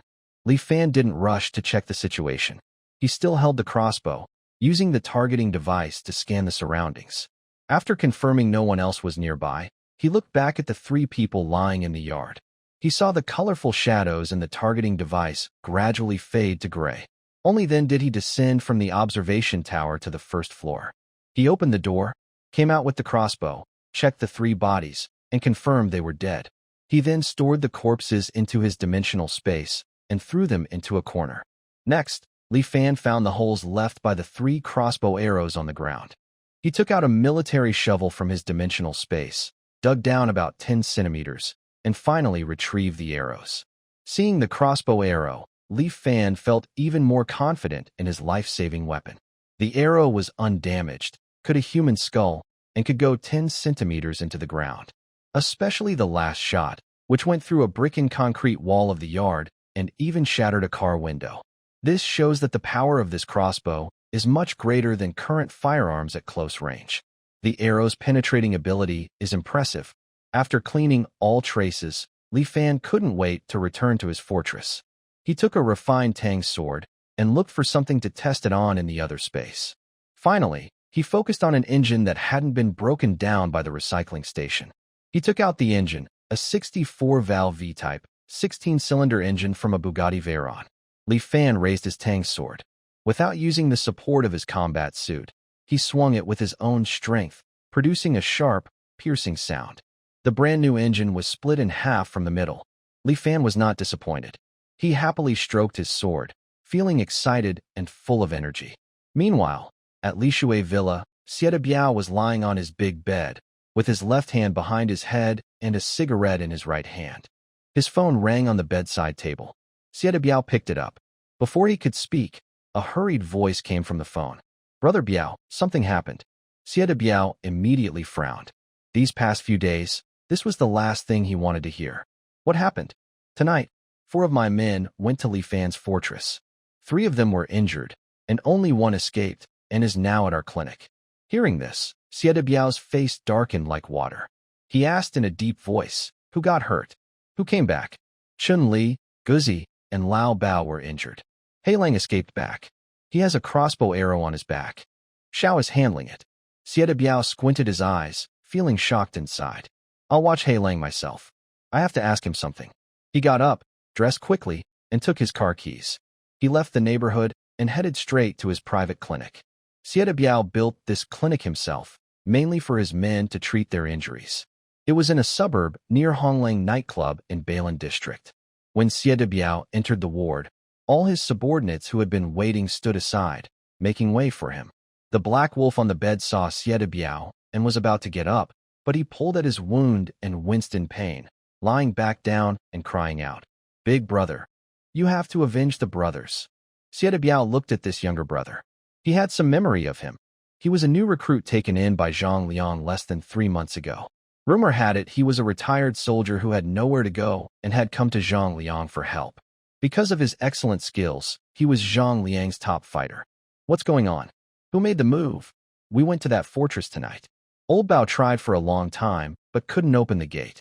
Just as we were discussing what to do, Old Bao was shot in the head with an arrow. By the time Li Gu and I reacted, the crazy dog was also shot in the head. Then Li Gu and I ran outside. Before we could get away, Li Gu was shot dead too. When I was escaping in my car, I was also hit by an arrow. Did you see who made the move?" "No, it was too dark. I didn't even see where the arrow came from." Xie Biao's face darkened as he stared intently at the black wolf and asked, "So, you went to the fortress, didn't even open the gate, and were shot by an arrow from someone you don't know, killing 3 of our brothers?" The black wolf nodded shamefully, uncertain. "Brother Biao, I think it must be Li Fan. That position, it's very likely Li Fan shot the arrow from the lookout tower." Xie Biao was shocked. He found it hard to believe Li Fan would kill anyone. He had known Li Fan as a kind-hearted person in the same neighborhood for many years. They rarely argued with neighbors. But then he remembered Li Fan's strange behavior after borrowing money from him and his attitude today. His mind was filled with doubt. "Are you sure all 3 of our brothers are dead?" A flicker of panic crossed the black wolf's eyes as he said, "Crazy Dog and Old Bao were shot in the head, so they are probably dead. Li Gu was knocked to the ground by the arrow. I didn't dare check, but he's probably badly hurt too." Xie Biao looked at the black wolf with suspicion, lit a cigarette, and stood by the window, his eyes shining with sharp light. The room fell into a heavy silence. After a long while, he turned to Zhou Qiang behind him and asked, I remember there were a few female college students who borrowed money from us. Are they from Xigong University? On October 4th, the 5th day of the sudden heat wave, the temperature was already 38 degrees Celsius at sunrise. The underground bunker was only 21 degrees Celsius. Li Fan was lying on the sofa on the 3rd underground level, holding a chilled watermelon in his left hand and scrolling through Douyin on his phone with his right. His feet, in flip-flops, swung back and forth. He was waiting for news. If his memory was correct, the official high-temperature warning would be announced in the morning news at 9 o'clock, which was just an hour away. Before the morning news started, Douyin was already buzzing with complaints about the weather. Many short videos criticizing the heat were trending. One popular video showed someone frying an egg on the car hood, which had over 3 million comments. Hey, can you fry me a steak? I want it medium rare. What's going on? Why is it hotter in late autumn than in summer? Has the earth turned upside down? Guys, even with such high temperatures, our boss still makes us go to work. Capitalists, friends upstairs, our boss said, as long as the earth doesn't explode, we won't have a holiday. The spirit of perseverance spreads everywhere. Seeing these optimistic people, Li Fan helplessly shrugged. He hoped that in a few days, they could still stay so positive. Among the videos, one with low views caught Li Fan's attention. The video shows an older man, about 50 or 60 years old, who says, this sudden increase in temperature might be a sign of disaster. It could be related to the red glow seen in the sky a few days ago. This might be Earth's way of repairing itself, but we don't know how long it will last. Everyone should prepare for high temperatures. Li Fan clicked on the old man's profile and discovered he was Professor Hu Qiliang from Bashu University, an astronomer. It suddenly reminded Li Fan that in his previous life, he was the one who compared the red glow to a celestial phenomenon. Many later astronomical studies involved him. At that time, Li Fan was just a small team leader of survivors outside the city, with no access to such experts. Many pieces of information were hidden from him. He thought this old man probably knew a lot now, but due to platform rules, he couldn't speak openly. With a cautious attitude, Li Fan privately messaged the old man. Hello, teacher. I just watched your video and found your points very reasonable. Could you explain how this temperature surge formed? But after waiting a long time, Professor Hu didn't reply. An hour passed quickly. The morning news started with a high-temperature warning. According to the National Meteorological Bureau, this heat wave is caused by unusual solar flare activity leading to a solar storm. The high temperatures will last about 15 days. Please stay calm and store some water supplies. This simple warning made Li Fan realize that the government suspected this heat increase was not normal. However, such reassuring messages would turn into nationwide shutdowns, factory closures, and school suspensions by tomorrow. Today alone, thousands have died from heat stroke, mostly in southern cities. Li Fan put down his phone, took out Australian lobsters and chilled beer from a different space. He began to enjoy the first phase of the end-of-the-world experience. In Shida Biao's office, Lu Ruyan sat nervously on the guest sofa. A pile of cash worth 100,000 yuan was on the coffee table. Last night, Lu Ruyan suddenly received a call from Zhou Qiang, asking if she knew Li Fan. After she confirmed, Zhou Qiang told her to come to Shida Biao's company the next day to see Biao Yi. At first, Lu Ruyan thought that Shida Biao had found out about the 100,000 yuan she got from Li Fan, so she withdrew the money early in the morning. Shida Biao looked at the cash on the table and asked surprised, "Where did you get this money?" Lu Ruyan was stunned and quickly replied, "Li Fan gave it to me." Shida Biao showed a strange smile and asked, "Are you close with Li Fan?" "Why did he give you money?" "Not very close. I helped her with something, and she gave me the money." "What did you do?" Lu Ruyan suddenly fell silent. She was afraid and didn't want to tell the truth. She hesitated for a long time, but didn't say a word. Shida Biao squinted and looked at Lu Ruyan, then suddenly smiled. "I won't ask much about your young people's affairs. The money, take it back. Now, I want you to do something for me. This matter is settled." Lu Ruyan's spirits lifted immediately. She looked at Shida Biao hopefully and said, "Biao Yi, you say it. I will do my best. I want you to find Li Fan, build a good relationship with him. Use any method you can think of to get into his stronghold and find out what secrets are inside. It would be best if you could record some videos and take photos. After hearing Shida Biao's task, Lu Rian's face turned pale. If possible, she would rather sleep with Shida Biao, even with his younger brother, than see Li Fan again. Because Li Fan had mentally tormented her, making her feel like life was not worth living. It was a kind of psychological torture. Seeing Lu Rian's unwilling expression, Shida Biao coldly said, "What's wrong? Not willing? If you don't want to do it, I won't force you. But this money isn't enough to pay my debt." Lu Rian suddenly looked up in horror and said, "Biao Yi, the 100,000 yuan we agreed on. I will return it to you now. It's too late. It was 100,000 a few days ago." After so many days, no interest, Lu Rian clenched her teeth, thinking that luckily Li Fan gave her an extra 20,000. At worst, she would give all the money to Shida Biao to settle the debt. "Brother Biao, how much do I still owe? These days, the interest on 100,000 yuan is 80,000. Now you need to pay me 180,000. What? That's impossible. You guys are too much. I only borrowed 40,000. How can the interest grow to 180,000? Shida Biao put on his gentle smile again and quietly watched Lu Rian scream. It wasn't until Lu Rian saw his smiling face and the mocking expressions of his followers that she calmed down, tears falling uncontrollably. "Stop arguing. So, are you going to pay back the money or follow my instructions?" Lu Rian wiped her tears, her eyes filled with hatred and madness. She raised her tear-streaked face and replied, "I'm going to see Li Fan." Shida Biao nodded happily, walked to the coffee table, picked up a stack of cash, and handed it to Lu Rian. He gently wiped her tears and said, "This isn't hard. You're so beautiful. Just be a little proactive, and he'll invite you in. If you handle this well, we'll be even." Lu Rian silently nodded without replying. She knew it was very hard to escape from Shida Biao's control. Even if she managed to do this for him, he could still threaten her with videos. Shida Biao then instructed his henchman Zhang Liang. "Liang, drive Lu Rian to Li Fan's fortress. Make sure she gets inside." Lu Rian followed Zhang Liang out of the office like a walking corpse. Zhou Qiang watched Lu Rian leave, his lecherous eyes constantly roaming over her until the office door closed.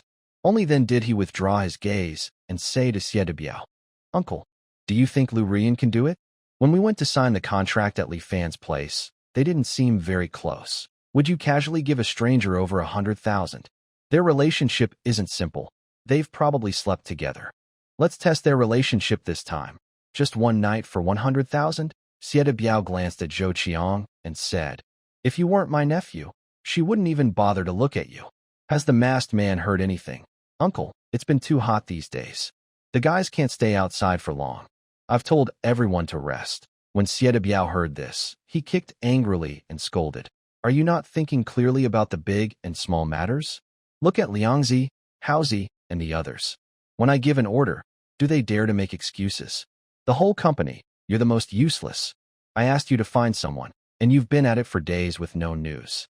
If it weren't for your mother asking me to take care of you, I would have fired you long ago." Zhou Qiang slowly got up, lowered his head, and said nothing. This made Shida Biao even more annoyed, and he said, "Get out immediately and find someone. I don't want to hear excuses. If you can't even find someone, I'll have someone else do this job in the future. Just go quietly and be a security guard at the gate." Zhou Qiang lowered his head and left the office. When Lu Rian was taken outside Li Fan's fortress, she looked at the strange building with nervousness. She wasn't sure if she could get in smoothly. Based on what she knew about Li Fan, he was a very cold person. The connection with Ko Peng was already broken, and she had no more dealings with Li Fan. She looked back at Zhang Liang sitting in the car and had to muster her courage to walk to the iron gate and knock hard. Meanwhile, Li Fan was inside, holding crab legs dipped in sauce in one hand and a cold beer in the other, humming a tune to the music. Suddenly, an alarm sounded.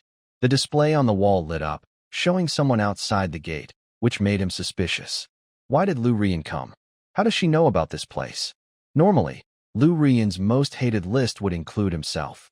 After that night of mental attack and Ko Peng's physical abuse, she wouldn't be so proactive in seeking him out. This unusual situation, combined with what happened last night, made Li Fan suddenly alert. He put down what he was holding and opened the 28 hidden cameras outside the fortress. These cameras were all concealed and placed around the fortress and along the roads outside the yard, monitoring the area within a 500-meter radius without blind spots. Soon, Li Fan spotted a black Volkswagen, and inside the driver's seat was a familiar person, Zhang Liang, who was actually an enemy from his past life. In his previous life, Xie Biao had driven him out of his home, and he had also seized the supplies in the supermarket. He had begged kindly, and only then did Xie Biao allow him to survive in the warehouse. This person is on my kill list, but I can't act against him right now. During the first stage of the apocalypse, the government sends troops to help local authorities keep order. At this time, openly killing people could attract the military's attention. Even if I need to kill someone, I must do it secretly and leave no traces afterward. While thinking and smoking a cigarette, I came up with an idea. There is a month and a half before the virus outbreak. It wouldn't be interesting to eliminate them so early. I want them to die slowly in despair. Watching Lu Rian knock on the door until she nearly collapses, a trace of guilt flashes in my eyes. I mutter to myself, Lu Rian, don't blame me for being harsh on you. It's your own fault for coming here. I go to the first floor, open the door, and ask expressionlessly, what do you want? Lu Rian, who has been knocking so hard she's about to faint, suddenly loses her strength and collapses to the ground. When she looks up and sees my handsome face, she feels a chill. Lu Rian doesn't know how to speak because she knows that the usual tricks she uses on boys won't work on me. Even if she strips completely and stands in front of me, I would only feel disgust and dislike. Seeing Lu Rian's helpless look, I shake my head helplessly and say, look at you. You're so beautiful and come from a well-known university. Why can't you leave that scumbag Xie Biao and his gang? Why make yourself look so miserable? Lu Rian stumbles to her feet. What I said is also what I think, but I can't turn back now. Thinking this, her eyes suddenly turn red, and she starts to sob. Come in. I lead her into the fortress and close the big door. We sit on the sofa on the first floor. I take out a bottle of mineral water and a pack of tissues, handing them to her. Lu Rian eagerly takes the water and drinks it all without caring about her image. Take it slow. If you need more, I have plenty. After finishing the water and wiping her tears, she looks at me, unsure of what to say. I smile and break the silence first. Did Xie Biao force you to come here? Lu Rian looks up in surprise and asks, how do you know? Li Fan shrugged and said calmly, after that night with Ko Peng, you should hate me. You probably wouldn't come to find me willingly. I didn't. Lu Rian's voice was very soft, and she hesitated as she responded to Li Fan. You can't fool me. Honestly, I have no grudge against you. I, Li Fan, am not that mean. I only teased a girl who wasn't my enemy, and it was all for my only good friend. That night ended, and our connection also ended. You can pay back Xie Biao's money. Then you can cut ties with your past self and become a truly good person. Isn't that better? Lu Rian's eyes were full of sadness, and she started to sniffle, crying as she said, I want to but Xie Biao won't let me go. He increased the debt to 180,000. Li Fan wasn't surprised after hearing this. If Xie Biao was easy to deal with, there wouldn't be so many college students working at his nightclub. Thinking this, he showed an angry expression and said, listen, I'll transfer 80,000 to you as an apology for what I did that night. Hurry up and pay back that money, and cut ties with them quickly. Anyway, the remaining money was about to become worthless paper, hardly worth cleaning up after. Using her to set a trap for Lu Rian was the best choice. Sure enough, Li Fan's words made Lu Rian feel warm inside. Looking at his handsome face, she forced a bitter smile. It's useless. Even if I pay him 180,000, he will still threaten me. I have videos in his hands, and I can't escape. Then why did he send you to me? Lu Rian lowered her head, silent and indifferent. I guess he wants you to check on my fortress? Is that right? Lu Rian nodded, but still didn't speak. Lu Rian, I can help you escape this nightmare, but you need to follow my plan. Lu Rian shook her head repeatedly, showing despair and numbness in her voice. It's impossible. No one can escape from Xie Biao. Li Fan smiled confidently and said, it depends on what you want. If you want to completely get rid of Xie Biao's control, only I can help you. I can give you 1 million, and you can start a new life in another city. Of course, if you don't want to, just forget I said anything. You can rest for a while and then leave. Li Ruyin looked at Li Fan's serious expression and didn't doubt that he would give money. Why are you helping me? I know you look down on me deep inside. Li Fan came in front of Li Ruyin, squatted down to face her directly, and slowly said, I look down on the one who is played with by Xieda Biao and enjoys it, Li Ruyin. Not on someone who fights desperately to escape his control. It's okay to make mistakes in life. Everyone has moments of error. What's important is whether you have the courage to come back from those wrong paths. Can I still go back? I'll ask you. Do you hate Xieda Biao? Of course. This kind of trash. I wish he would disappear forever. Then listen to me. I will make sure you see his downfall. Seeing Li Fan's confident eyes and gentle smile, her previously hopeless and numb eyes slowly lit up. Li Fan had a kind of aura that made her trust him. She felt that maybe he really could compete with Xieda Biao, since neither of them was a good person. What should I do? What has Xieda Biao asked you to do? He asked me to find a way to get into your place, to understand the situation here, preferably take some photos and videos. Li Fan stroked his chin and thought for a moment, then said, sit for a while first. When I call you, come upstairs. Li Ruyin obediently nodded. When she reached the second floor, Li Fan took supplies from a different space, placed them along with shelves outside, then brought in a bed and set it in the middle. Then he called down, come up now. When Li Ruyin reached the second floor, she was surprised by the abundance of supplies. Before she could speak, she saw Li Fan take off his shirt, revealing his six-pack abs and well-shaped chest muscles. Li Fan lay on the bed and said to the dazed Li Ruyin, take it off. Li Ruyin felt like thunder was rolling above her head. Just moments ago, she was full of righteousness, and now she seemed like a hungry ghost. Anger, shyness, despair, various emotions swirled inside her. Li Fan saw Lu Ruyin's expression and realized there had been a misunderstanding. He frowned and said, what are you thinking? You wouldn't actually record a video for him, would you? If you just send him a video directly, he won't believe it. That old guy is very suspicious and cautious. We need to act out a scene so he thinks we are a couple. You should secretly record a video while I am sleeping. Lu Ruyin finally understood Li Fan's plan. She immediately took off her coat and was about to remove her last two key pieces of underwear when Li Fan stopped her. Stop, don't take them off. Come here. Then Li Fan lay straight on the bed, stretched out her arm, and signaled Lu Ruyin to rest her head on it. She closed her eyes and pretended to sleep. Following Li Fan's instructions, Lu Ruyin lay in her arm, turned on her phone camera, and first filmed herself from her face down to Li Fan's face, then circled around the goods on the second floor. After filming, Li Fan quickly dressed up. Lu Ruyin, lost in thought, kept her head down and silently finished dressing. Suddenly, she said, Li Fan, if you did anything to me just now, I would agree too. Li Fan was surprised, a mischievous smile on his face, feeling disgusted inside. Even now, Lu Ruyin was still playing clever tricks. But the act had to go on. He walked over to Lu Ruyin, helped her button the last two buttons, and said, women's most precious thing isn't that layer of protection, but a pure heart. Remember, only the person who can help you wear a wedding dress is truly worth your trust. Hearing this, Lu Ruyin's eyes instantly turned red. Li Fan picked up her phone, put it into her bag, and handed the bag to her.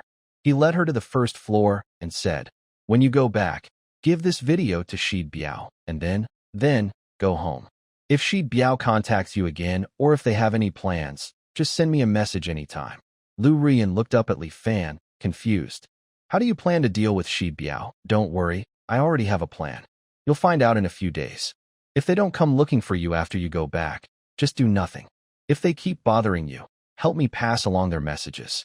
After explaining a few more things to Lu Ruyin, Li Fan sent her out. When he closed the door, Li Fan smiled slyly. Still want to go home? You are my girlfriend, and they won't let you go back easily. Back on the third underground floor, he opened all the surveillance cameras and saw Lu Ruyin walking toward the public bus. Li Fan placed his finger on the server in front of the monitor. A black fluid flowed from the USB port, and a new interface appeared on the screen. Just now, when Li Fan helped Lu Ruyin set up her phone, he took the phone into a different space and asked Ran Lin to help install a monitoring program. Li Fan can listen to all sounds around through Lu Ruyin's phone and can also turn on the camera. So, The conversation between Lu Ruyan and Zhang Liang inside the car was transmitted. Did you get the footage? Yes, I did. Was it that easy? Didn't he notice? He was asleep when I filmed him. Then, the engine started, and the two Volkswagens left the fortress. Li Fan sat back on the sofa, picking up the crab legs and beer he hadn't finished. Xiao AI, my friend. I'm here. Play empty city strategy. Then continue with music and dance. Okay. Elsewhere, Xie Biao looked at the video on Lu Ruyan's phone, frowned in thought, and then looked at Lu Ruyan. You said you weren't very close to Li Fan. How come you slept together so quickly?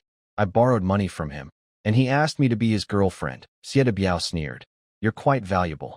Boss Biao, about my IOU in the video, don't worry. I need to verify if the video is real. Once I confirm it's okay, I'll return them to you. Lu Ruyan felt angry but dared not speak out. She had already guessed that Xie Biao wouldn't return her IOU in the video easily. Well, Boss Biao, I'll go now. After saying that, Lu Ruyan was about to leave, but just as she stood up, Zhang Liang blocked her way. Boss Biao, what do you mean? Lu Ruyan was scared and backed away repeatedly. Xie Biao lit a cigarette and slowly said, Ruyan, you can't leave right now. Li Fan easily let you into the fortress, which shows you still have some importance to him. You still have a big role to play for me, Xiangzi. Arrange a place for her to stay at the company. Watch over her carefully. Li Ruyan never expected to be placed under house arrest by Xie Biao. She thought the worst outcome would be just losing the IOU in the video. In the office, Xie Biao's subordinates looked at her with intense eyes, making her blood feel frozen. Boss Biao, I can't not go back. The dorm supervisor will check tonight. No problem. Just call your instructor later and tell them you went home for the National Day holiday. After saying that, he waved at Zhou Qiang. Zhou Qiang understood and pulled the struggling Lu Ruyan out of the office. Inside the office, Zhang Liang looked at Xie Biao and asked, Brother Biao, what's the next step? When do we plan to take revenge? Don't rush. Wait until the hype around Honglinman dies down, then we'll deal with him. Why did you keep this woman? It's not certain yet if our three brothers were killed by Li Fan. If it was him, it confirms my earlier suspicion. This kid isn't as simple as he looks. Keeping Lu Ruyan might be very useful. Did He Lang show any signs of abnormality yesterday? No, he's just resting in the hospital. Maybe you're overthinking. Although he's quiet, he's efficient and doesn't seem like a cop. Good, that's better. I feel like something big is about to happen. Things are unstable lately. We must be very careful in everything we do.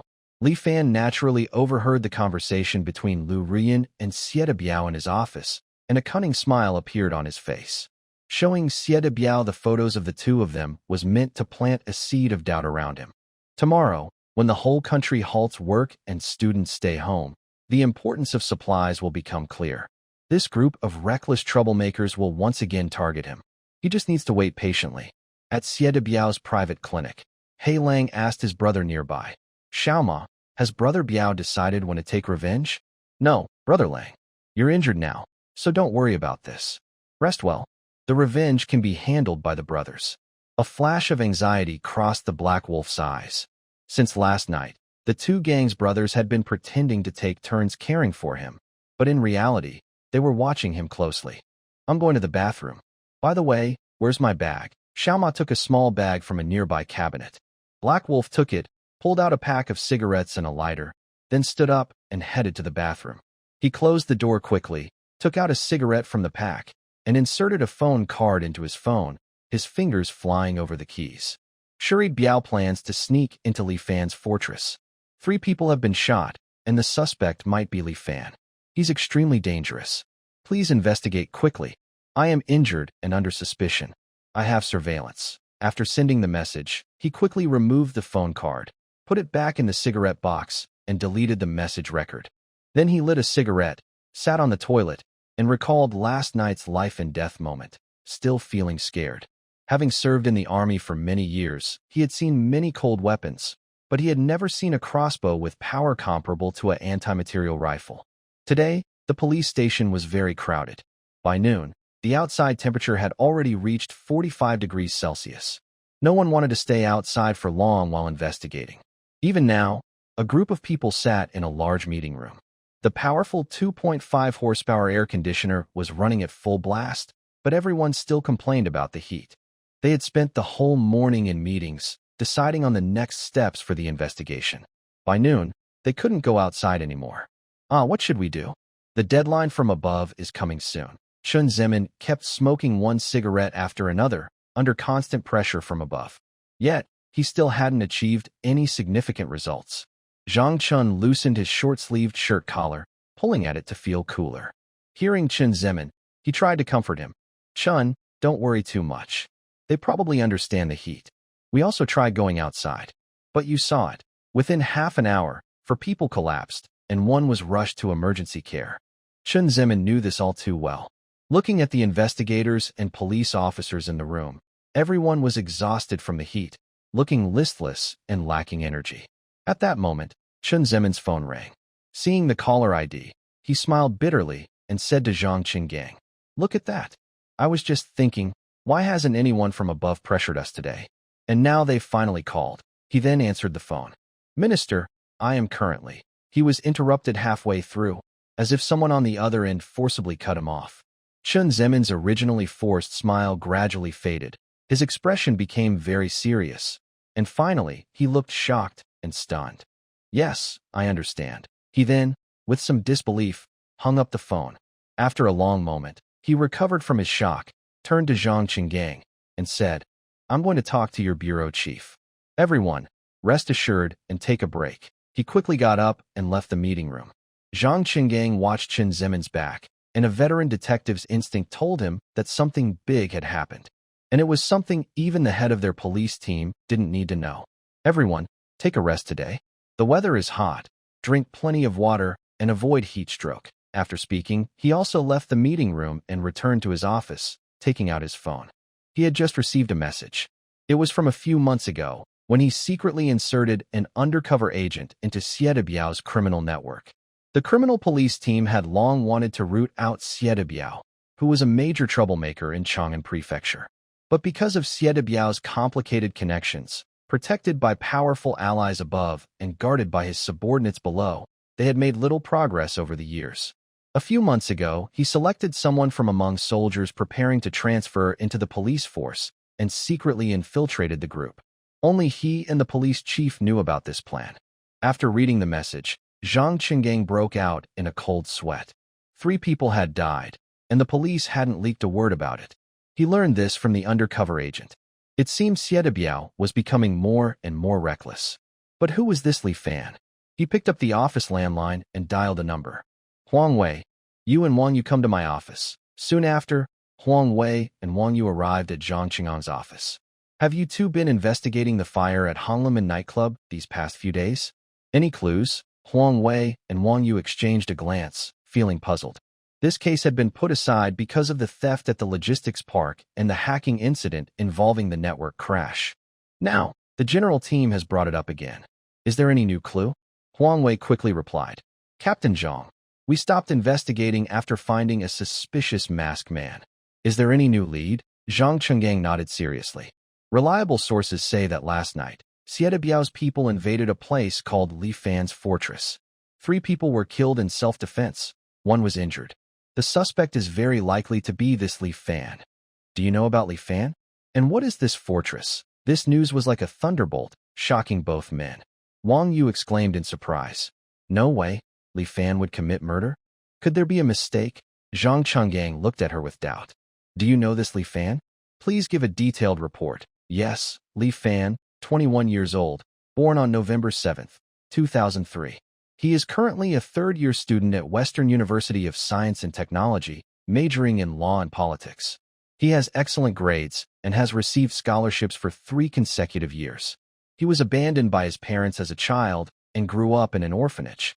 When the orphanage closed, he was adopted by the director couple. On September 26, 2021, his adoptive parents died in a car accident, leaving him a considerable inheritance. After hearing Wang Yu's report, Zhang Qinggang had a rough understanding of Li Fan. Based on this information, Li Fan doesn't seem like someone capable of killing 3 people and injuring a retired soldier. But that message was very brief. There could be errors or misunderstandings, which are hard to determine. "What is this fortress? Do you know?" Wang Yu nodded and continued. "This fortress is built at Li Shui Villa, where Xie Biao lives, about 2,000 meters east, at the foot of the Lishui Mountains. It is a media base built by Li Fan. Li Fan wanted to use property as collateral to get a loan for his business. When Xie Biao found out, he forced Li Fan to borrow 80 million yuan from him. This money was used to build the base. Yesterday noon, Xie Biao tried to forcibly enter Li Fan's fortress. Li Fan blocked him. They had a confrontation, which I stopped. Zhang Chenggang looked at Wang Yu and praised with a smile. Very detailed investigation. What do you think about Li Fan? Wang Yu didn't believe Li Fan was a murderer. I think this intelligence is suspicious. Xie Biao's people are all criminals. It's impossible for an unprotected college student to be so brave and aggressive. Zhang Chun just opened his computer and retrieved Li Fan's information from the police internal system. He was smoking and looking at the details. Have you had any contact with Li Fan? Wang Yu nodded and replied, yes, twice. We talked, so I have some understanding of him. Find a time to check his fortress. I'll apply for a search warrant. No matter how impressive his background is, we must stay suspicious. If a murder really happened, the 3 bodies can't be cleaned up easily. If not, then this tip might be wrong. I'll wait until I get accurate information before doing a targeted investigation. Yes, Zhang Chun just issued a search warrant, stamped it, and handed it to Wang Yu. Go get the director's signature. Wait until sunset when it's cooler, and find a colleague to go with you. You can go now. Huang Wei, stay behind. Wang Yu took the warrant and left on orders. Any news on the logistics park theft case? Huang Wei looked worried, reached for a cigarette from Zhang Chen's desk, lit it, and then put it in his pocket. He said, that case is even harder than the hacker investigation by the National Security Team. So far, no useful clues. But Wang Yu's sister helped analyze and guessed that the middle-aged man we found might be disguised. He's probably between 20 and 25 years old. Seeing Huang Wei's cigarette action, Zhang Chen's eyes twitched, and he said bitterly, sigh, the director calls me every day. Ji Wuli and Woni Ma have used all the city's connections. They hope we can recover the goods quickly. I'm under a lot of pressure. Huang Wei shrugged helplessly and said, now Chang'an Prefecture is under strict control, so a large batch of goods is definitely still there. When the weather cools down, you should assign more people to check the warehouses in Chang'an Prefecture. We have no other options. That's all we can do. The 2 men kept smoking in the office. Meanwhile, Wang Yu sat in her office with the signed search warrant, feeling conflicted inside. Finally, she decided to take her sister to Li Fan's fortress tonight. Night fell, and the city lights came on. After a whole day of baking in the sun, people finally got a moment to breathe. The temperature dropped from around 46 or 47 degrees during the day to 36 degrees. People hurried onto the streets, squares, and parks to find some coolness. Wang Yu was driving on the road to Li Fan Fortress, feeling distracted as she looked at the pedestrians on both sides. Sister, do you think Li Fan might be a criminal? Wang Yin asked, noticing Wang Yu's distracted expression and teasing her. Haha, don't worry. Later, I'll help you decide. If he's a criminal, you'll get a good story. If not, consider this a family visit, Wang Yun said with a smile. I'm serious, sister, Wang Yu replied. I am serious too, Wang Yin responded. I'm not talking to you anymore, Wang Yu said, ignoring her. Suddenly, a honk sounded behind them. Both women were startled. This wasn't an ordinary car horn. Having grown up in a military compound, they immediately recognized the sound as coming from a military transport vehicle. Wang Yu quickly moved her car aside to clear the way. They saw dozens of military trucks rushing past, each loaded with fully armed soldiers. This made both women even more suspicious. Wang Yu understood that such a large troop movement meant a major military operation. She watched the convoy head in a certain direction, but couldn't remember any military base nearby. Sister, what's going on? Has the government received any news? Wang Yin asked. Wang Yin shook her head, eyes shining with alertness and quick thoughts. Yeah, I have a bad feeling about this, she said. Wang Yu nodded, looking serious. I've also felt uneasy these days, she admitted. Just then, Wang Yun's phone rang. She looked at the caller ID, her face calm as she answered. I'm still in Chang'an Prefecture. The mission isn't finished, she said. What? No, I'll follow the organization's orders. If I'm called back, I'll go. If it's personal, I hope you understand. I won't leave my post without reason, Wang Yun explained. What's really going on? Wang Yu asked anxiously. All right, I understand, Wang Yun said after hanging up, her face more serious. Wang Yu saw her sister looked upset and asked with concern, "Sister, whose call was that? What happened?" "Your brother-in-law's call made me return to the capital immediately. He arranged a helicopter to pick me up. What's going on?" Wang Yun shook her head and looked at the pedestrians on both sides of the street, thoughts flashing through her mind. Yeah, something serious might really be happening. Your brother-in-law said the station troops in the capital are now on full alert. Yaya was extremely surprised. The troops in the capital are usually very cautious. If they are on high alert, it means the situation is very serious. Even during the pandemic a few years ago, the capital only sent police to help keep order. "Sis, are we going to war?" "Probably not. The strange weather these days makes me think it's related to a natural disaster. Are you planning to go back?" Wang Yin smiled softly and said, "I just got out. I don't want to go back so soon. Besides, the people from the National Security Investigation Department are still in Chang'an doing their work. If I leave now, I might not stay in the security agency later." The vehicle kept moving, but they didn't know that the top leaders in the capital were holding a high-level meeting. In the Shangjing Conference Hall, 5 top officials sat on the main stage, all important figures only seen on TV news. Below, the room was full of people, officers with at least 2 gold stars on their shoulders, scholars who looked middle-aged or older, and some confident-looking men in white shirts. An elderly man on stage spoke into the microphone. "All the officials are here. This emergency meeting is confidential, so I trust you understand how serious this is. Minister Jiao, please give us a report on today's situation." A man in a white shirt and glasses respectfully replied, "Understood. Today, according to reports from health departments across the country, the situation is very bad." Before the meeting, the total number of heat stroke patients nationwide reached 125,267, with 32,176 deaths and 42,213 in critical condition. Most cases are in southern cities near the equator, and these numbers are still rising. The situation in the north is slightly better, mainly because the most serious disaster areas are in southern cities, Min Province, Zhejiang Province, Gui Province, and Zhejiang Province. When these words were spoken, the meeting room was filled with shock. This must be the worst natural disaster to happen in the 21st century in our country. The old man listened to the data with a serious expression and then spoke to another person in the room. "Director Liu, please share what your meteorological bureau has detected." "Our bureau uses satellite data, radar, and weather balloon observations. We expect the high temperatures to last for another 7 to 10 days, and they will keep rising. The peak could reach 60 degrees Celsius to 70 degrees Celsius." Boom. The meeting room erupted in chaos. 60 degrees C. The highest temperature ever recorded on Earth hasn't even reached 60 degrees Celsius. This is an unprecedented natural disaster. How many people could die from this? Everyone be quiet. Stop arguing. What's all this noise for? A 4-star general in the front shouted to calm everyone down. The old man at the main seat continued. "This has already happened. We must not panic and lose our composure. Professor Chen, you are an expert on this kind of disaster. Please tell everyone what you know." At this moment, an elderly man near 60 years old stood up and said, "Everyone, recently we have worked with top experts and scholars in astronomy and geography from all over the country to study this. This high temperature is related to the sun's abnormal activity, which was caused by a red glow seen about 10 days ago.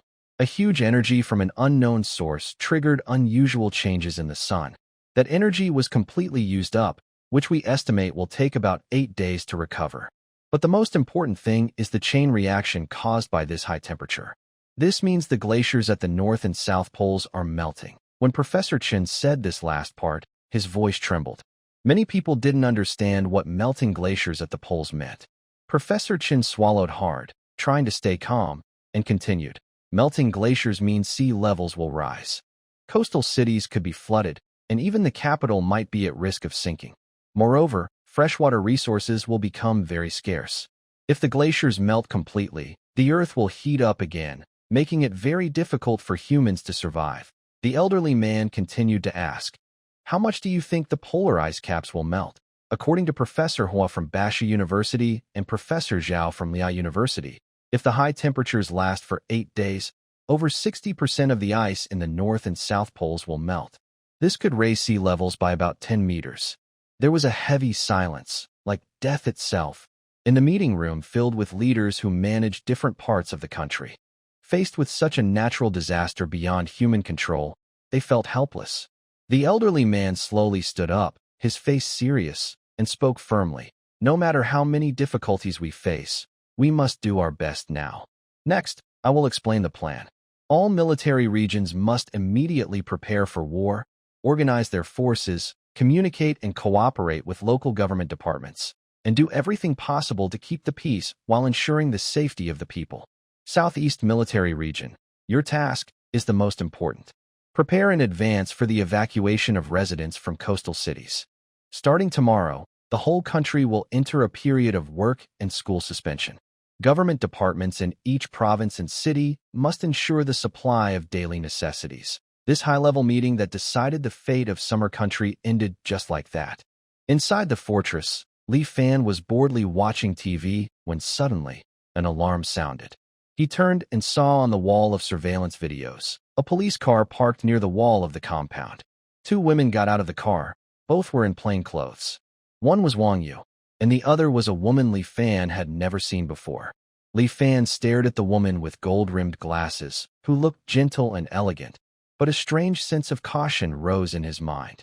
Because this woman gave him a feeling of danger.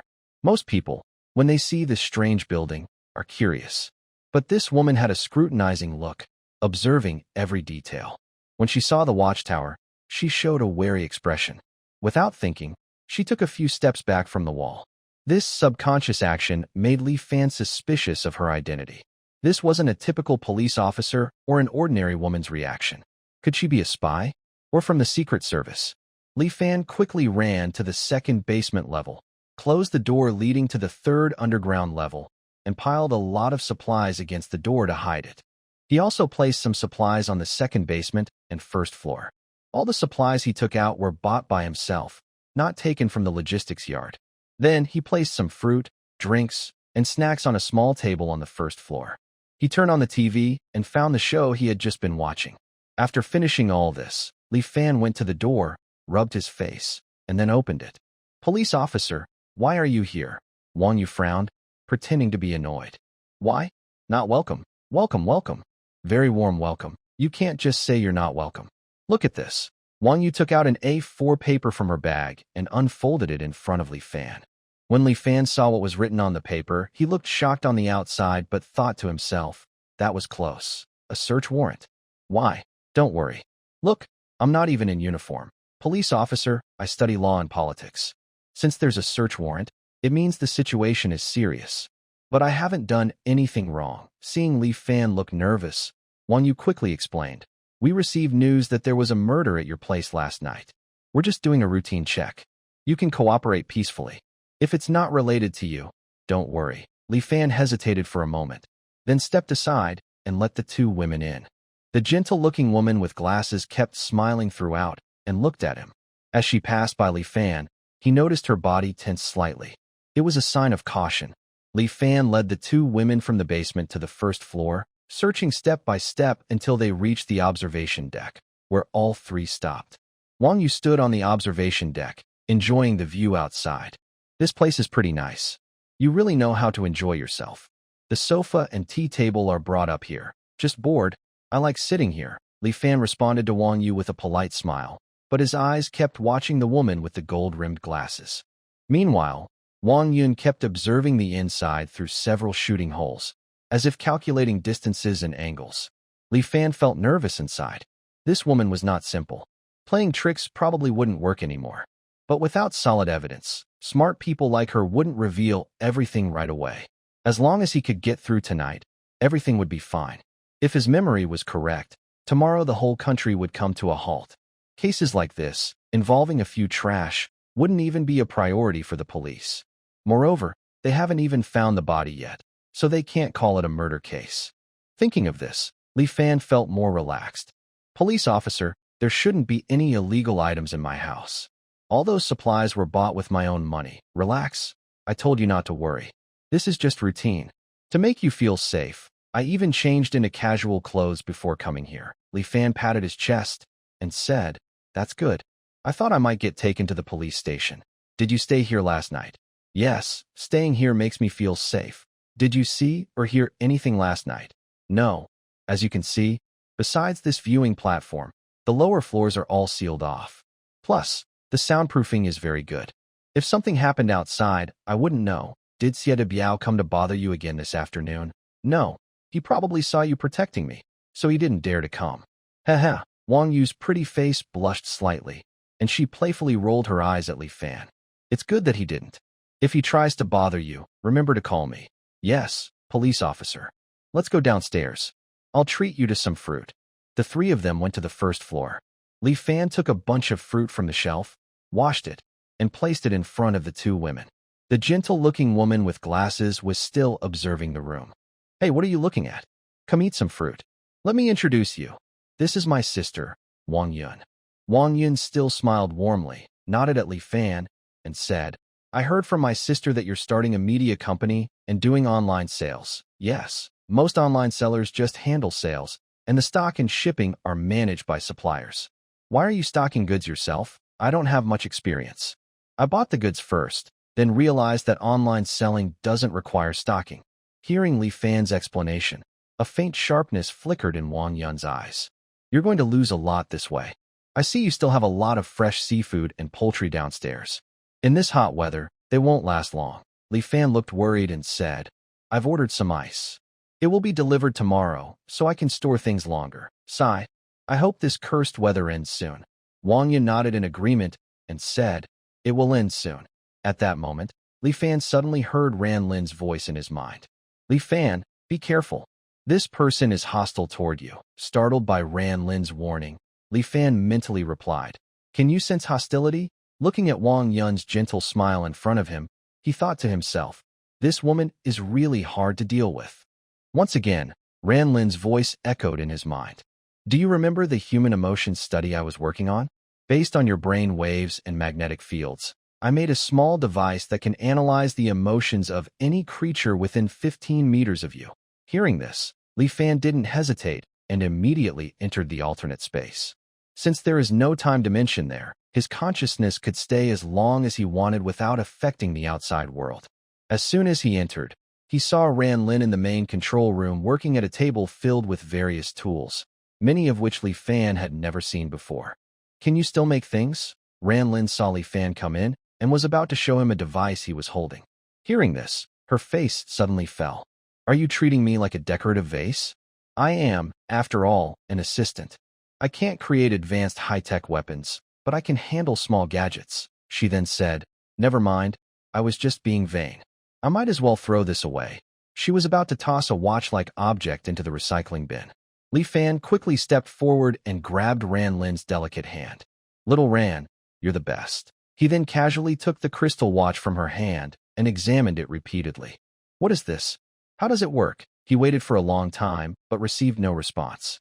He looked up and saw Ran Lin staring blankly at her hand. Why are you staring like that? Oh, this is a simple mental tester. It uses biological brainwave data to identify emotions. Just wear it on your wrist after you go out.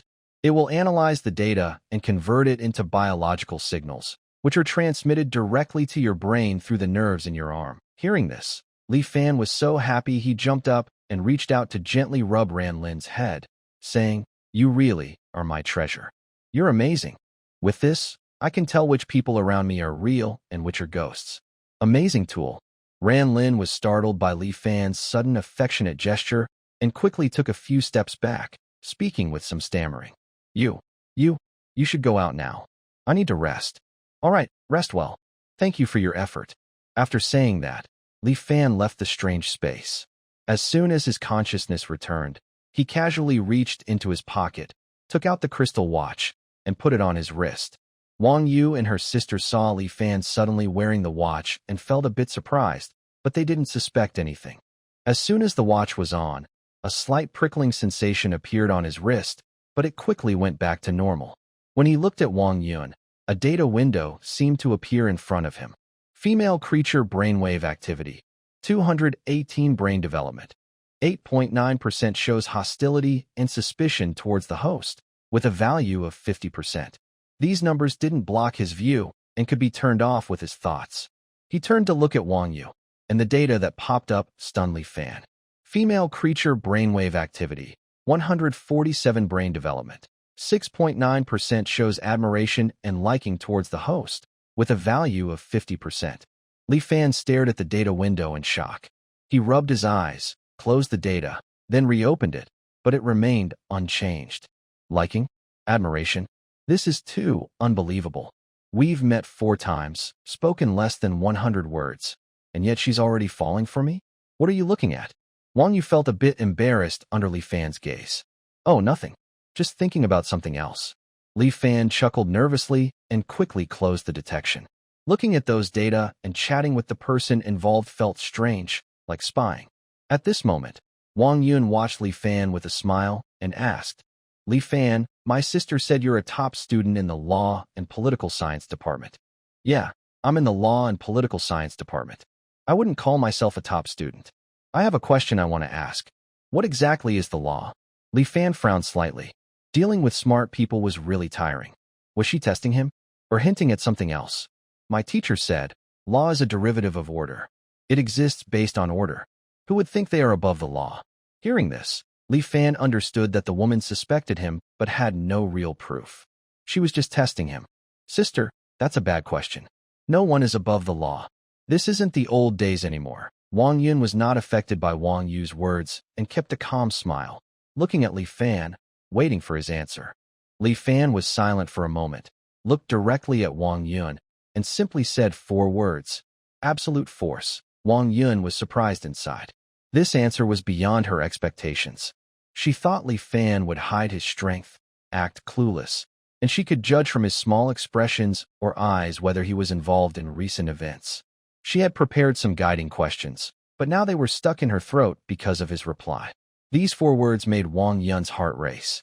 She felt that even if Li Fan wasn't involved in recent matters, he was definitely not an ordinary college student. Li Fan looked calmly at Wang Yun and asked with a smile, Are you satisfied with my answer? Wang Yu suddenly interrupted their mutual testing and said sharply, Don't be satisfied. Absolute force can't oppose national power. Your thinking is very dangerous. Wang Yun looked at her brainless sister with a helpless shake of her head. Yeah, you're too dedicated. We're just chatting casually. Wang Yun stopped trying to probe Li Fan and curiously looked at the fortress. Mind if I look around freely? I'll go with you and introduce you. Wang Yun waved her hand dismissively and said casually, No need. You just cooperate with my sister's investigation. I'll just take a look. Is that okay? Li Fan thought for a moment. He couldn't stop her, especially since she had a search warrant. He was too lazy to stop her, and even if she found some clues, it didn't matter. They didn't have much time left. He nodded and made a gesture inviting her to go. Wang Yun left, leaving only Li Fan and Wang Yu in the living room. This made Wang Yu feel a little awkward. Her heart beat faster for no reason, especially because of Wang Yun's last words, which sounded playful and somewhat flirtatious. Li Fan wasn't paying much attention to that. He was more curious about this woman's true identity. Looking at Wang Yu, he asked casually, Big sister Wang Yu, what does your sister do for work? Wang Yu looked uncomfortable, shook her head, and replied, She can't tell you. Li Fan's smile remained. But he had already guessed that if she were an ordinary police officer or had a different job, Wang Yu wouldn't keep silent. It must be the National Security Department. Li Fan was very sure of this conclusion. Only the Special Operations Unit of the National Security Department keeps such information secret. Then he became interested in the backgrounds of these 2 women. 2 women in their 20s, one deputy captain of a criminal police team, the other a special agent from the National Security Department, have very impressive backgrounds. Yeah, are you and she sisters? No, we're cousins. We grew up in the same big courtyard and are very close. Really? Where's your hometown? Your accent doesn't sound like someone from Chang'an, from Beijing. Yeah, you're amazing. You're only 2 years older than me and already a deputy captain. Wang Yu couldn't help but smile and said, I transferred from the military directly into the criminal police. Why not transfer to Beijing? It's closer to home. When she heard this, Wang Yu's smile suddenly faded. My family arranged a marriage for me. It's so annoying. I make my own decisions about marriage, and no one is allowed to use it as a bargaining chip. A glint appeared in Li Fan's eyes. He had roughly figured out their identities. transferring from the military directly to a deputy position, working in a special operations unit, coming from a big courtyard, and involved in family political marriages. All pointed to these women being from powerful military and political families. They then talked about some trivial topics, and Li Fan responded casually. Soon, Wang Yun returned to the first floor and said to Wang Yu, "Yeah, we should go home now." "Okay." Wang Yu's eyes showed a hint of reluctance. She stood up, walked over to Wang Yun, and linked her arm with hers. Li Fan watched as they left the fortress. The moment the fortress gate closed, Li Fan quickly cleaned the main door on the underground third floor, entered, and turned on all outdoor surveillance cameras. He saw Wang Yun standing outside the courtyard wall, looking back toward the watchtower. Then she adjusted the camera angles around the wall, touched the wall for a while, and finally got into her car and left. As expected, Goen's people are not simple. Even if one is a woman, she is hard to deal with. However, Li Fan is not very worried now. She only suspects, without a body, a murder case cannot be officially filed, and even if she suspects, there is no solid evidence. Her suspicion will only remain a suspicion after tomorrow's work stoppage. In the car, Wang Yun remained silent, her eyes distant, completely immersed in her thoughts. "Sister, what are you thinking about?" Wang Yu's voice interrupted Wang Yun's thinking, and her pupils slowly focused. "Yeah, Li Fan is very dangerous. What did you find?" "There is a hole in the wall, and the angle suggests it was shot from the observation tower. I observed for a long time, but couldn't figure out what weapon made the hole." Wang Yu's heart tightened, and she asked eagerly, "Any other discoveries?" Wang Yun frowned deeply and shook her head. Seeing her sister's expression, Wang Yu felt a little relieved. "Just because of this, you suspect him? Maybe it was left during the wall's construction." She said there was a murder involving 3 lives. But after checking his fortress, there was not even a corpse, let alone bloodstains. 3 bodies. Unless they disappeared into thin air, any movement or dismemberment, even if cleaned thoroughly, would leave obvious clues. Wang Yun shook her head, her brows furrowed, and said, "That's what I can't understand either. But I still trust my judgment. This guy is not so simple. If you really like him, you should think carefully." There was one thing Wang Yun didn't tell Wang Yu. Li Fan's fortress was built very much like a special safe house. Plus, the supplies he stockpiled made her think of the call her husband made earlier. Stop being so suspicious. You're just overthinking." Wang Yun could only analyze that Li Fan was not an ordinary college student, but she had no solid proof.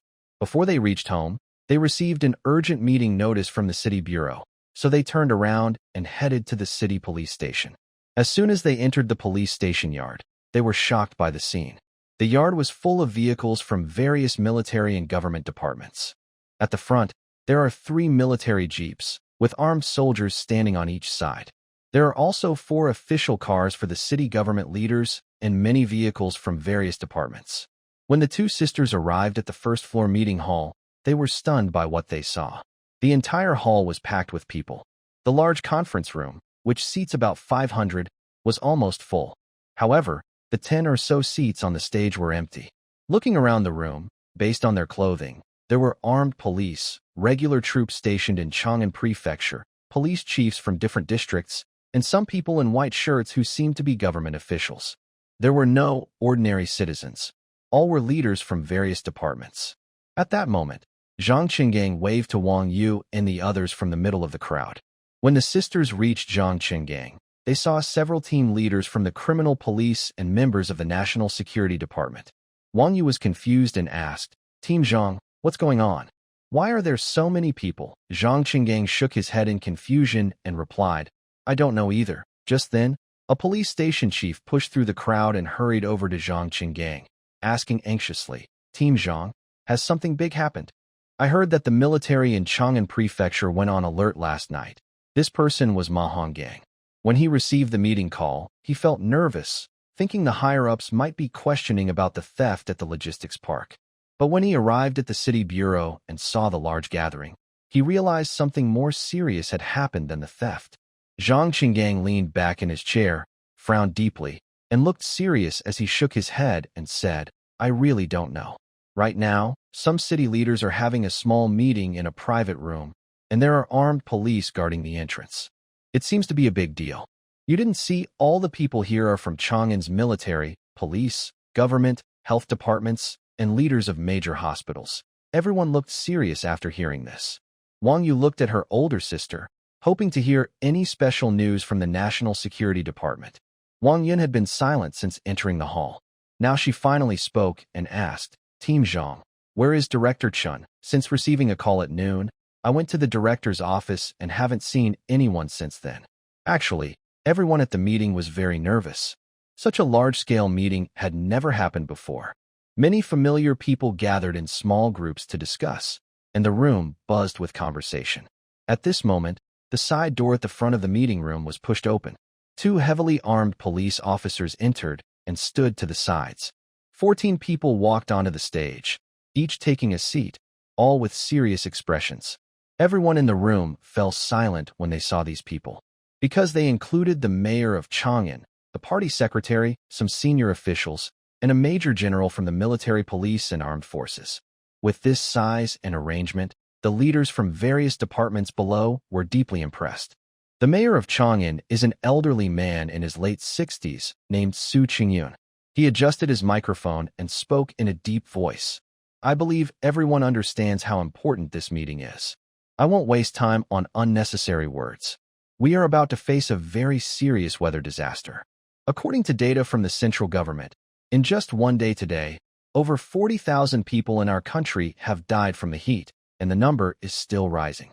Most importantly, in the next 7 days, temperatures will continue to go up. The National Academy of Sciences predicts the peak will exceed 60 degrees. This is an unprecedented disaster. I hope everyone doesn't hold on a false hope. This time, unlike the pandemic a few years ago, there will be no lightly affected areas to support us. The whole country is a disaster zone, and each region must rely on itself." Many people already had guesses about the natural disaster, including Wang Yu. When she heard that over 40,000 people had died and temperatures would keep rising, a flash of realization appeared in her eyes. Most of the others in the room were shocked. Since the 21st century, such death tolls of 40 or 50,000 had rarely occurred, and this was just the beginning. The room buzzed with discussion. Su Chongyun raised his voice into the microphone. Silence. The noise gradually subsided. "I know everyone is worried, but please remember, everyone here is an outstanding party member and official. We need to gather our strength and spirit to help the people get through this difficult time. Tomorrow morning, the highest government office will announce a nationwide halt of work and production. All government departments should prepare for a reversal of priorities. I need each department to temporarily set aside their current tasks and coordinate disaster response efforts. Just 7 days. If we can hold out for 7 days, I don't want to see large-scale unrest." The meeting lasted 4 hours, covering everything from people's livelihoods to healthcare and security. No detail was overlooked. By the time it ended at 11 at night, Wang Yu and her sister were about to leave when Director Chen called them over. "Little Wang, old Chen called me. He said a plane will arrive tonight to pick you both up and take you back to the capital. Be ready." Wang Yun looked upset. The Chen family was her husband's family.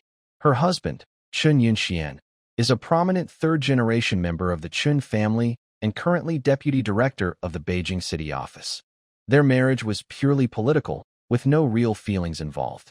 When they married, she said she didn't want the Chen family to interfere with her work or lose her freedom to choose her career. Even if she was returning to the capital, she would go with the investigation team, not on a special government plane just to pick them up. "Director Chen, what is the department's plan for our investigation team? The department has assigned us to assist Chang'an Prefecture in maintaining stability." Wang Yun was surprised.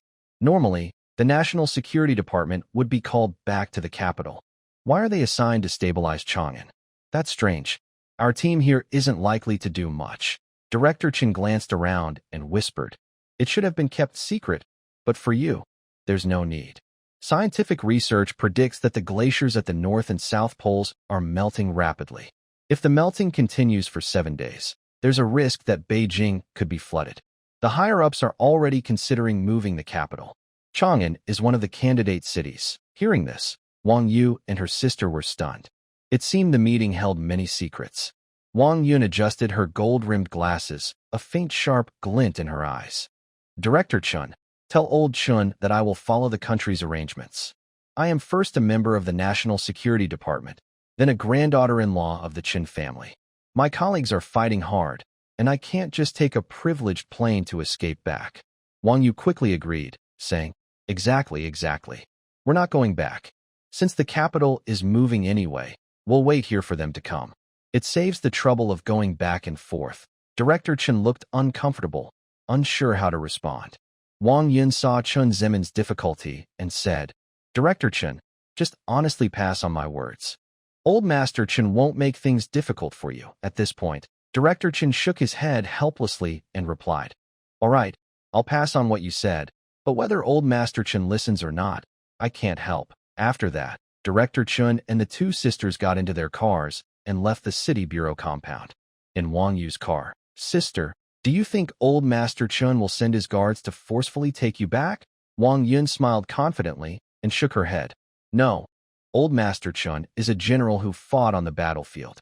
When he hears what I said, even if he's stubborn, he'll care about his reputation as a general. If his old comrades find out he's trying to force me back, he won't be able to save face. Sister, how long do you think this disaster will last?" Wang Yun looked serious and sighed. "Yeah, I feel this disaster won't be easily overcome. It might even, well, what? Change the world situation? No way." Wang Yun didn't answer Wang Yu directly. She rested her elbow on the car window, her delicate hand supporting her chin, gazing at the pedestrians cooling off outside. The wind outside lifted her long hair that fell over her forehead, revealing her deep eyes behind her glasses. The next morning, before sunrise, the outside temperature had already reached 46 degrees Celsius. People instinctively stayed indoors, turning on their air conditioners. At exactly 7 a.m., all official video accounts, TV stations, news, radio, and community broadcasts simultaneously announced, due to the continuous rise in global temperatures, the national government has issued a directive. All work, production, and schooling are to be suspended nationwide. Citizens are asked to cooperate with local communities to prevent heat stroke and disasters. This announcement instantly ignited the emotions of people across the country. Within less than 10 minutes, the comments on official short video accounts exceeded 10 million. "Work and production are stopped. Will we still get paid? I work in a private company. My boss just told us we don't need to go to work anymore, and we won't get paid. What will I do about my mortgage and car loan next month? I'm finally done with school. I'm happy. Sigh, these years have been so hard. First, the pandemic, and now a natural disaster. Earth, just destroy us all. Work and production have stopped. They haven't sealed off the city, but I don't have much stock at home. How will we get daily supplies?" This last comment really resonated with everyone. We all experienced the pain of city lockdowns during the pandemic and understand the problem of supplies. Soon, each community responded. Starting at 11 p.m. every night, the community will provide daily necessities at cost price, sold in limited amounts. This eased people's worries a little. Although we can't go out during the day, the temperature drops at night, so we can still go out. In the fortress, Li Fan made a delicious bowl of oil-splashed noodles with garlic, eating happily and getting oily. He was browsing his phone, looking at the ice blocks around the ventilation openings on the 3rd and 4th underground floors, and took a few sips of cold Bingfeng soda. Life was pretty comfortable now. At that moment, Li Fan received a message in the group chat. It was the owner group of Li Shui Villa. The community director is named Lu, a middle-aged woman, 45 years old, divorced, with a child. Community Director Lu at 1501 Li Fan. The supplies at your supermarket are now being requisitioned by the government. Please come to the supermarket tonight. Room 1102 Li Gang. Yes, our community won't lack supplies. The supermarket is right at the entrance. Room 702 Wang Ming. Little Li, we're counting on your supplies for this disaster. Everyone will thank you. Room 201 An Zhang. Little Li, we have 5 people at home. Please give us some extra supplies tonight. The normally quiet owner group suddenly became lively, everyone agreeing with Director Lu. They were afraid if they didn't show support, they wouldn't get their share of supplies. Seeing these messages, Li Fan smiled. What was coming was finally here. In his previous life, after the official notice, this woman immediately set her sights on his supermarket. Actually, the government didn't order communities to requisition supplies. In the beginning, The supplies were purchased collectively by local governments and sold at cost to communities, then distributed based on population limits. In a past life, Li Fan was tricked by this scoundrel, who opened a supermarket and took away nearly all the supplies. Later, this led to Xie de Biao's greed, who not only seized Li Fan's supermarket, but also forced him out of his apartment building. This woman can be seen as the trigger for his sad life. But when he was at his most desperate, no one from Li Shui Biyuan offered help. Thinking about these things, Li Fan's eyes turned cold, and he muttered, "In my past life, I gave all the supplies to you trash. This time, I will make you pay." He then picked up his phone and sent a message. When the state requisitions personal items, official documents with a red header are required, and local law enforcement must carry out the process, with compensation based on current market prices. Please send me the relevant documents and paperwork. Tonight, I will calculate a figure, and you can transfer the money directly to me. I will give you the cost price, as it's all neighbors' supplies. I won't make any profit. In a small two-room apartment on the 7th floor of Building 2 in Lishui Biyuan, a plump woman wearing only a tank top was proudly thinking about her clever plan.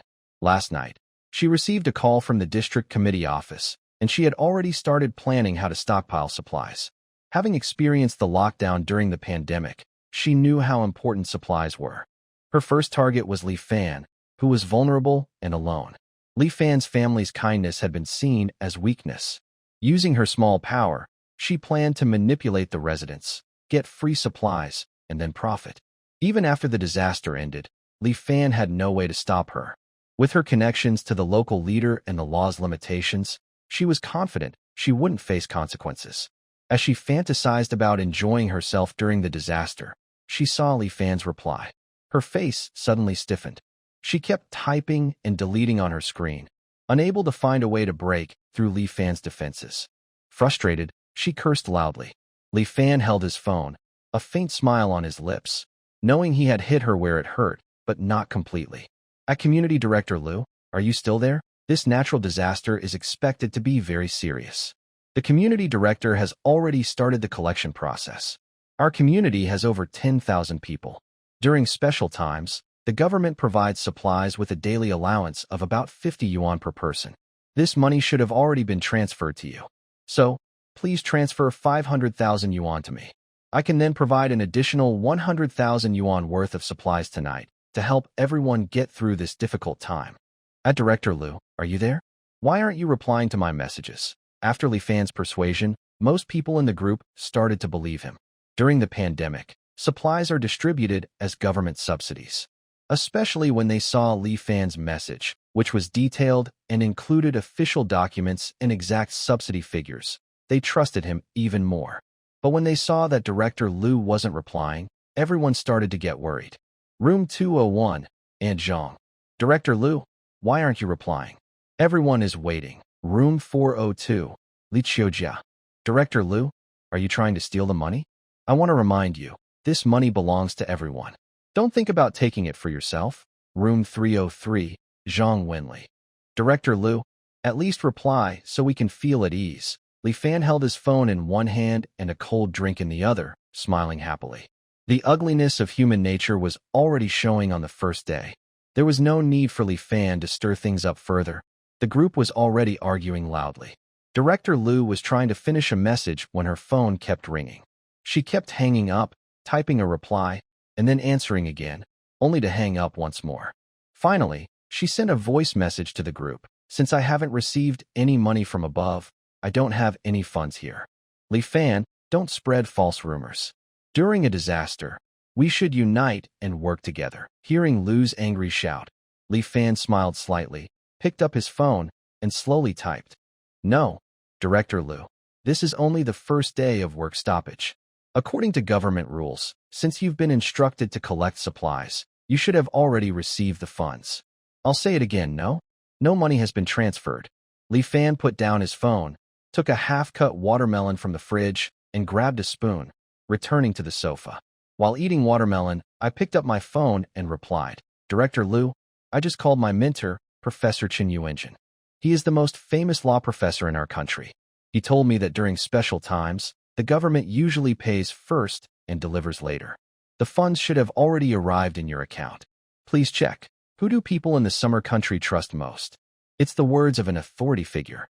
Everyone in the neighborhood knows Li Fan is a top student from Shigong University. The Professor Chun he mentioned is also well known online, which confirms that the government is providing subsidies for this disaster. Aunt Wong. Director Liu, are you planning to break the law?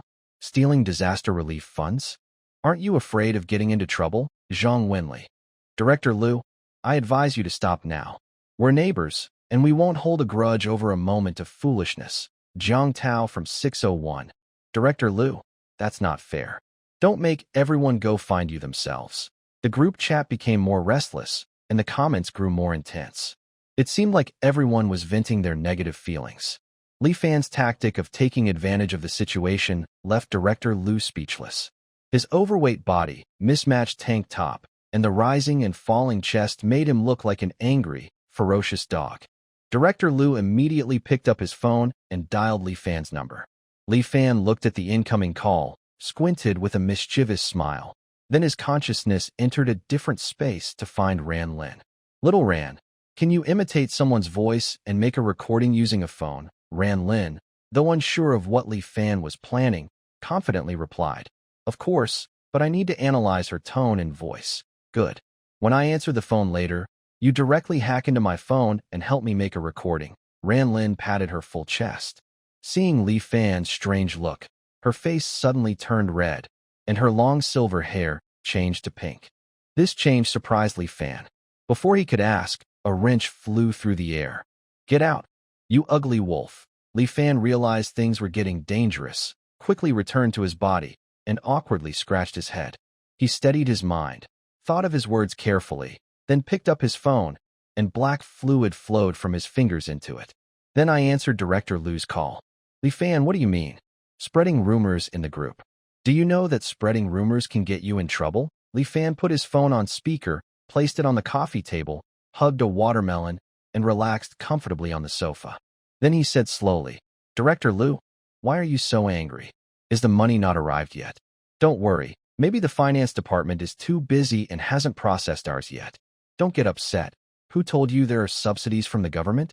That's not true. How could there be none? I study law, and I know the rules and laws about this. Director Liu tried to calm her tone, took a moment, and then said peacefully, Li, this disaster is a special case. The higher authorities are under a lot of pressure and have given us permission to gather supplies ourselves. Refusing to cooperate is illegal, you know? You might get arrested and go to jail. Aunt Liu is thinking of you. Don't let a small matter of supplies ruin your life. Director Liu knew her current situation. She couldn't explain clearly to the others in the group anymore. She understood how dangerous it was to follow the crowd and believe what everyone said, because she often did things that manipulated the public and stirred up emotions. People only listen to what they want to hear. The truth doesn't matter. Now, she could only try to get supplies from Li Fan's supermarket, distribute them to everyone, and then explain. Only then could she fully resolve her awkward situation. Li Fan listened to her words, guessing that Ran Lin had already finished collecting the supplies. He stopped pretending and said, Liu Yulian, you old witch, what are you pretending for? You say the government gave you power? You're just a little community worker. Do you have any law enforcement authority? You're just a fool pretending to be a hunter. I'll send you a firecracker to send you to heaven. The South Heaven Gate has you guarding it. More useful than the dog Xiatian. Hearing Li Fan's insults, Liu Wenlian completely lost her composure and shouted loudly, Huh? Li Fan, you unworthy brat. How dare you curse me? Do you know what Director Ren's relationship with me is? Just wait. I will make sure he arrests you. Li Fan slowly sat up, picked up his phone, and held it to his mouth with a sneer. Haha, you really scared me, shark arm. Then he hung up the phone and communicated with Ran Lin in his mind. Have you finished collecting everything? Yes, it's done. What do you need me to edit? Li Fan lit a cigarette, stroked his chin, thought for a moment, and then smiled wickedly. He mentally told Ran Lin what he needed. In less than a minute, a 1.5-minute recording of a phone call was ready and saved on Li Fan's phone. He listened to it carefully and found no flaws. He opened the neighborhood group chat and sent a message. Director Liu, I will never cooperate with you. Now is a time of disaster. You want to ignore everyone's survival and use your power for personal gain. I am truly ashamed of your actions. Immediately, someone in the group asked what had happened. Li Fan then sent the recorded phone call to the group. The call recording between Li Fan and Director Liu played in the group chat. Li Fan: Hello, Director Liu. Are you going to transfer money to me? My supermarket doesn't have many supplies, but I can sell to everyone at cost price. Director Liu: Little Li, your parents took good care of me when they were alive, and they also helped take care of Xiaobao. Now that your parents are gone, your aunt will still look out for you if she can. The subsidy has already been transferred to my account, totaling 523,400. You just need to provide 200,000 worth of supplies at original prices to the community. Then you can make a fake account book, and the remaining 320,000 will be split equally between us. Li Fan: Director Liu, how can you do this? Do you know this is life-saving money? How dare you do this? Director Liu, you're such a kid. Even if the government doesn't give subsidies, they still have money to buy supplies. Besides, I've already given them 200,000 worth of supplies. Li Fan: I won't do it. Director Liu: Silly kid, you should know this is just one day's profit. If this disaster lasts 10 or 15 days, that's millions in income. Li Fan: You don't need to say more. I won't agree. I will expose you. Director Liu: How dare you? Director Rin is my relative. If you expose me, I'll have him arrest you. Li Fan: Humph. A good person has nothing to fear from shadows. There are so many people in the group. If we unite, we won't be afraid of you. This unkind community officer. Ding ding ding. This recording stayed in the group for less than 2 minutes before igniting everyone's anger in the neighborhood. If before Li Fan said the government had policies and subsidies, and some people doubted him, even mentioning his teacher Professor Chun, there were still doubts. But this recording completely convinced everyone in the neighborhood that Li Fan was telling the truth. The angry flames burned even hotter in this hot weather. Li Fan held his phone, hummed a tune happily, and prepared to watch an exciting show. At Li Shui Villa, Lu Yulian was stunned when she heard Li Fan's recording. The recording was very clear, and its content made her feel like she had fallen into an icy pit. She understood that Li Fan had set her up and was trying to ruin her. She hurriedly picked up her phone to make a weak and pale excuse. Community Director Liu, don't listen to Li Fan's nonsense. This recording is fake. Li Fan forged it. Director Liu, do you think we should believe you, or should we believe this solid evidence? Director Liu, I advise you once more. It's still not too late to turn back now. Little Li did a good job. He's a college student, honest and selfless. Lu Yulian, before it gets cold tonight, I hope you're ready with money or supplies. Otherwise, don't blame us for forgetting old friendship. Right, everyone? Yes, tonight you either give money or supplies. Lu Yulian no longer had her usual arrogance. Her anger, fear, and resentment made her tremble constantly. Suddenly, she remembered her relative, Director Rin Chongsheng, and quickly sent a voice message in the big group. Everyone, don't get too excited. Please stay calm. After it gets cold tonight, we'll call the police to handle it. Believe me, the police will make the rumor mongers pay the price. Li Fan saw Lu Yulian bring up the police and frowned. If the police got involved, they would definitely expose the lie.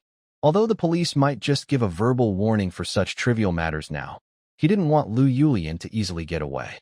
Just as Li Fan was about to reply, someone spoke in the group first.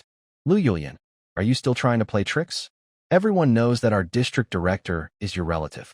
Can he really help us get justice? The person who said this was Li Fan's impression, an older man living alone in apartment 601, named Jiang Tao, who sells pork.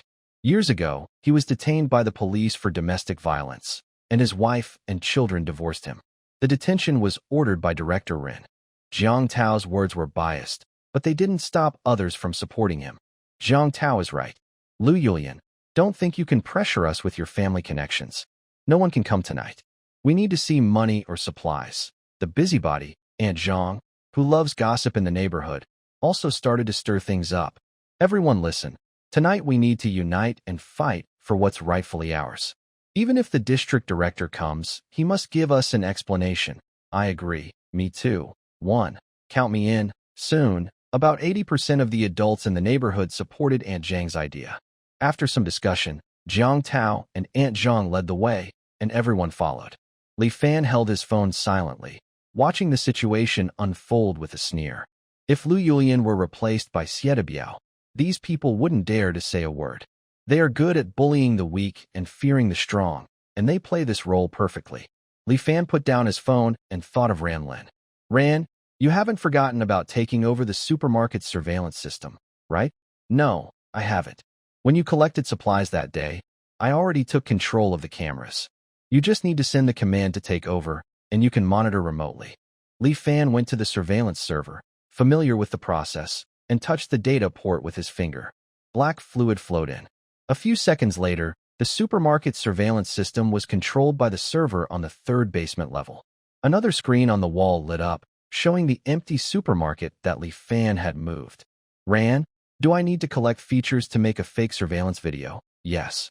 What kind of video do you want to make? Li Fan smiled and said, don't worry, the fish hasn't bitten yet. I'll let you know when it's time to gather information. At the Lishui villa, there was another person watching silently along with the large crowd, Xie Biao. While others were thinking about how to get back the non-existent subsidy from Lu Yulian, Xie Biao was planning how to make a quick profit from this natural disaster. 5 years ago, during that pandemic, he made millions by selling masks for a few cents each and a few dozen yuan per box. Standing by the window, smoking a cigarette, he stared intently at the supermarket at the neighborhood entrance. He muttered to himself, if we can get hold of the supplies in this supermarket, stock up first, and when the country is overwhelmed, sell at high prices. We could make more than with masks last time. He took out his phone and dialed a number. Liangzi, bring more people to Lishui Villa tonight. Have Zhou Qiang bring the loan agreement signed by Li Fan. Brother Biao, are we ready to deal with that little troublemaker Li Fan? Not yet. Even if we do, it has to be quietly. Tonight, we take over his supermarket and house. That batch of supplies will give us a quick profit.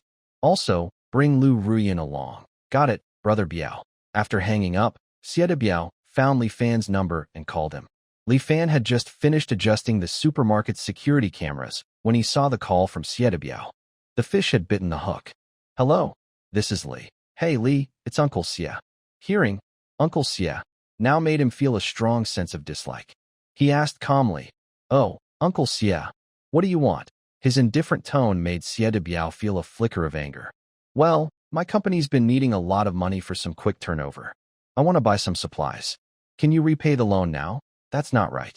The loan term was 3 months, and it's not even been a month. Are you planning to collect now? Times are different now.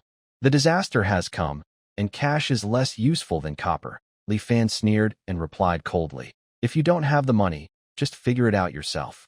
Without waiting for Xie Biao to respond, he hung up the phone. Xie Biao knew very well what he wanted to do. In his past life, on this very night, Xie Biao saw Li Fan opening the supermarket to distribute supplies. He became malicious, bringing along enforcer Zhang Liang and a group of followers, using shameful methods to force him out of the building. Li Fan had no choice but to go to the supermarket, hoping there were enough supplies inside to survive. But Zhang Liang drove him out again, seized the supplies, and when Li Fan tried to argue, he was beaten badly. If Li Fan hadn't shamefully begged Xie Biao for mercy, he probably wouldn't have been beaten to death that night, or he would have been seriously injured. That memory was Li Fan's first lesson in the apocalypse and the most unforgettable moment. In this life, the same scene, the same time, Xie Biao's thoughts were the same. But this time, Li Fan gave him a legitimate reason, the loan agreement, that allowed him to legally take over 2 houses. He threw down his phone, lying on the sofa, looking gloomy, planning his next move. He wanted to make Xie Biao and his group feel what true despair was.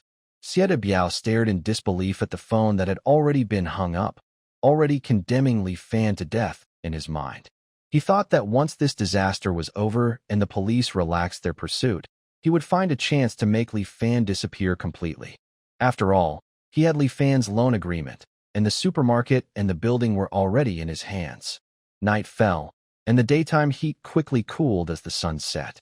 People began to go outside, eager to be the first to buy the limited supplies distributed by the government.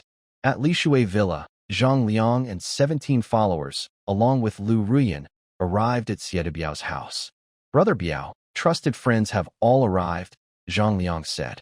Xie Biao nodded and smiled, saying, relax, we're just collecting a debt, not fighting a war. Then he looked at Zhou Qiang, who kept touching Lu Rian inappropriately in the corner with a look of disgust. Xiangzi, you and Lu Rian stay at home. Going there won't help. All you think about is that stuff in your pants. Sigh. This sigh made Zhou Qiang blush instantly, but he didn't dare to argue. Everyone followed Xie Biao out of the house, heading toward Li Fan's supermarket. As I passed by Building 3, I saw that it was already crowded with residents of the community. Although there were many people, the residents saw Xie Biao leading a group of about a dozen people dressed in elaborate costumes, and they all avoided him. No one dared to look directly at Xie Biao, and a few even politely greeted him. Boss Biao, what are you planning to do? Seeing the crowd, Xie Biao shook the loan contract from Li Fan and said, Li Fan borrowed 80 million from me. He has no money to pay me back, so I plan to take back the supermarket and the building's main unit I used as collateral. After saying that, he ignored the residents and headed toward the community gate with his group. However, Xie Biao's words caused quite a stir among the residents. Originally, Jiang Tao and Aunt Zhang had planned to find Li Fan after getting the money, intending to pressure him into selling large amounts of supplies at the lowest price.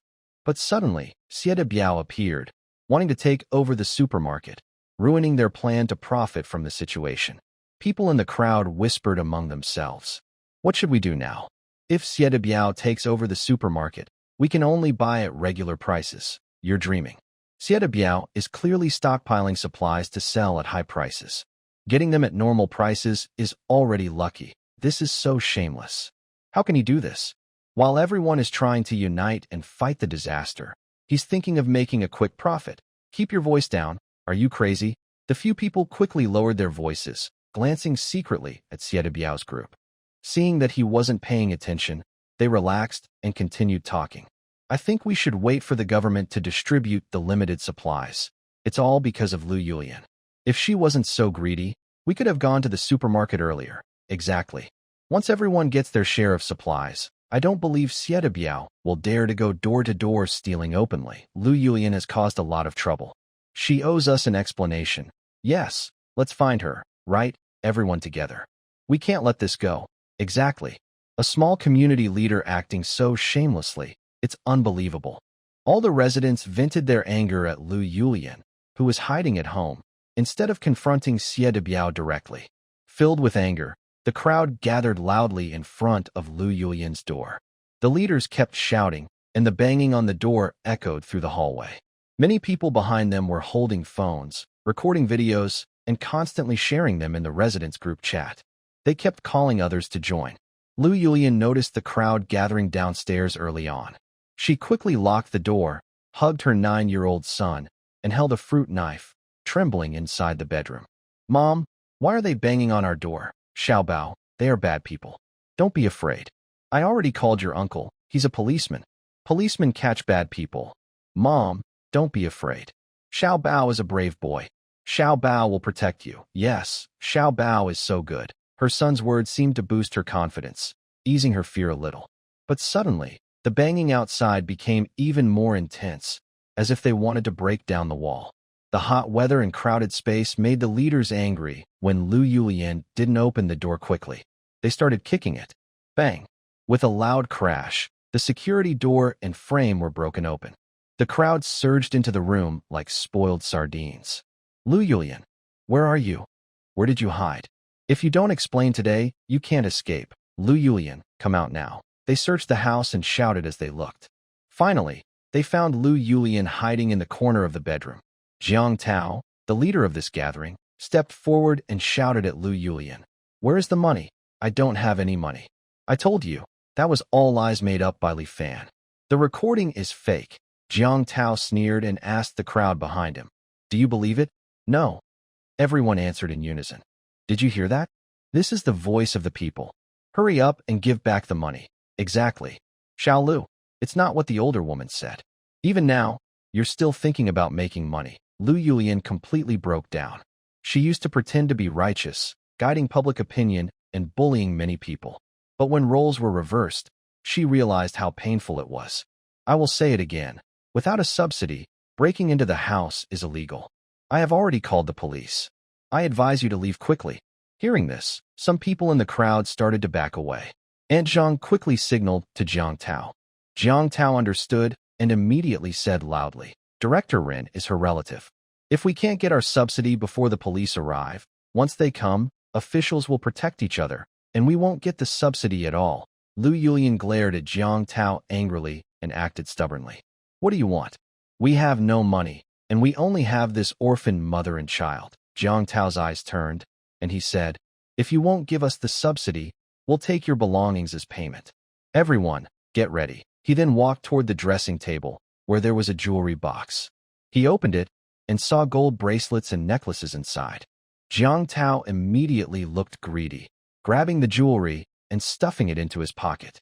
This made others also start to greedily search their homes, turning over boxes and looking everywhere. Lu Yulian saw Jiang Tao take her most valuable gold jewelry. She suddenly became furious. Ignoring the difference in strength between men and women, she rushed to grab Jiang Tao. Seeing Lu Yulian coming at him with a fruit knife, Jiang Tao quickly grabbed the jewelry box and smashed it onto Lu Yulian's hand. The fruit knife fell to the ground. The two then started to fight. Don't hit my mom, you bad person. A sharp sound of a weapon piercing flesh was heard, along with Xiao Bao's innocent shout. Jiang Tao felt a sharp pain in his waist and cried out in pain.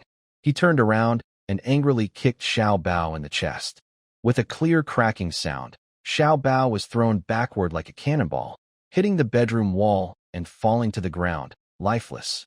Xiao Bao. Lu Yulian hurriedly ran to Xiao Bao, picked him up. Xiao Bao's nose and mouth were bleeding, and his breathing was very weak. Xiao Bao, where does it hurt? Don't scare Mom. Look, Mom is here. Lu Yulian held the child with one arm and quickly tried to call an ambulance with the other. She dialed several times, but the line was busy. Mom. Mom. I am a man.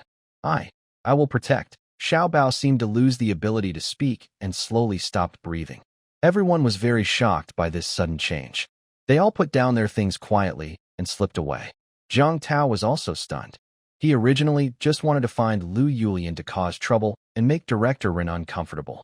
How did it turn into this? Seeing the child who had no breath left, he wasn't sure if someone had really died. His first instinct was to run away. He held a fruit knife at his waist and fled the scene. After going downstairs, he didn't dare go home. Instead, he ran straight outside the community. Xie Biao just arrived at the supermarket entrance when Li Fan saw him through the security camera. He immediately communicated with Ran Lin in his mind, asking her to start collecting information about these people's appearances and walking styles. The supermarket's main door was a special electric roller shutter door. Xie Biao ordered his men to break the door open, since the house was already his. When they entered the supermarket, found the power switch in the dark, and turned it on, everyone was stunned. The 800 square meter medium-sized supermarket was empty, and even the central air conditioning vents on the walls had been removed. Seeing this, Xie Biao felt a tightness in his chest. He felt like he had been played, a prickling feeling on his back. Looking around, he saw the security cameras still flashing red lights in the corner of the supermarket, which made him even more uneasy. Brother Biao, what should we do now? Xie Biao's face was grim. He took out his phone and called Li Fan again. He had already seen Li Fan pick up the phone, so he waited silently. After the call connected, neither of them spoke. They just waited for 2 minutes. Finally, Xie Biao couldn't hold back and asked, Did you move the supermarket supplies? Which supplies? The supplies from your supermarket. Oh, I moved my supermarket supplies. Is there a problem? When did you move them? Li Fan saw from the security footage that Xie Biao's always smiling face was gone, replaced by a furious expression. That was the look he wanted to see most. Boss Xie, you really have a wide reach. Is it true that if a dung truck passes by your door, you have to stop and check the saltiness? Xie Biao instantly became furious, gritting his teeth, and said, Kid, you're good. In all of Chang'an Prefecture, who dares to mess with me, Xie Biao? You are acting recklessly and foolishly. Calm down. Getting angry is bad for your health. What does bold as a lion taste like? I've never tried it, but this morning I had Australian lobster, and tonight I plan to have hot pot. Have you eaten yet? This playful teasing completely angered Xie Biao, who waved his arm and smashed his phone to pieces. His followers, who had never seen their boss lose control like this, all stood silently, afraid to speak. Biao, I'll go deal with that kid tonight. Zhang Liang, a loyal follower of Biao, was the only one brave enough to speak at this moment. Biao closed his eyes, puffed up his cheeks, took a deep breath, pressed his chest to steady himself, looked at the surveillance camera over 4 meters high, and coldly said, "Let's go back first and talk later." His followers didn't dare say more. Just as they were about to leave the supermarket with Biao, they saw several police cars with flashing lights entering the neighborhood one after another. Biao's face tightened. He quickly led his followers back into the supermarket and turned off the lights inside. "Biao, did Li Fan call the police?" "Probably not. They're likely after the troublemakers in the neighborhood. Let's hide for now and avoid the police. We'll go back once they leave." After speaking, Biao found a corner to sit on the ground, lit a cigarette. The flickering light revealed the growing anger in his eyes. Inside the neighborhood, when the police cars stopped at Building 3, Lu Yulian ran over hugging a child. Not only police officers, but also for heavily armed soldiers and 2 medical staff got out of the cars. This was during a time of disaster, and the police were handling chaotic situations with this kind of personnel. The hospital was already full of heatstroke patients. To ease the pressure, the government had to use medical students early, assigning them to the police to provide emergency care during disturbances. "Cousin, Xiao Bao was hurt. Quickly take us to the hospital." "What happened? How did he get hurt?"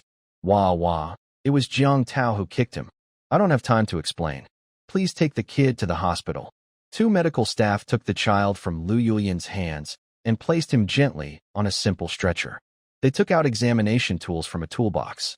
After a few minutes, one of the medical staff shook his head at Director Rin and said, "It's no use. The child has passed away." "Impossible. You are a careless doctor. Xiao Bao was just kicked.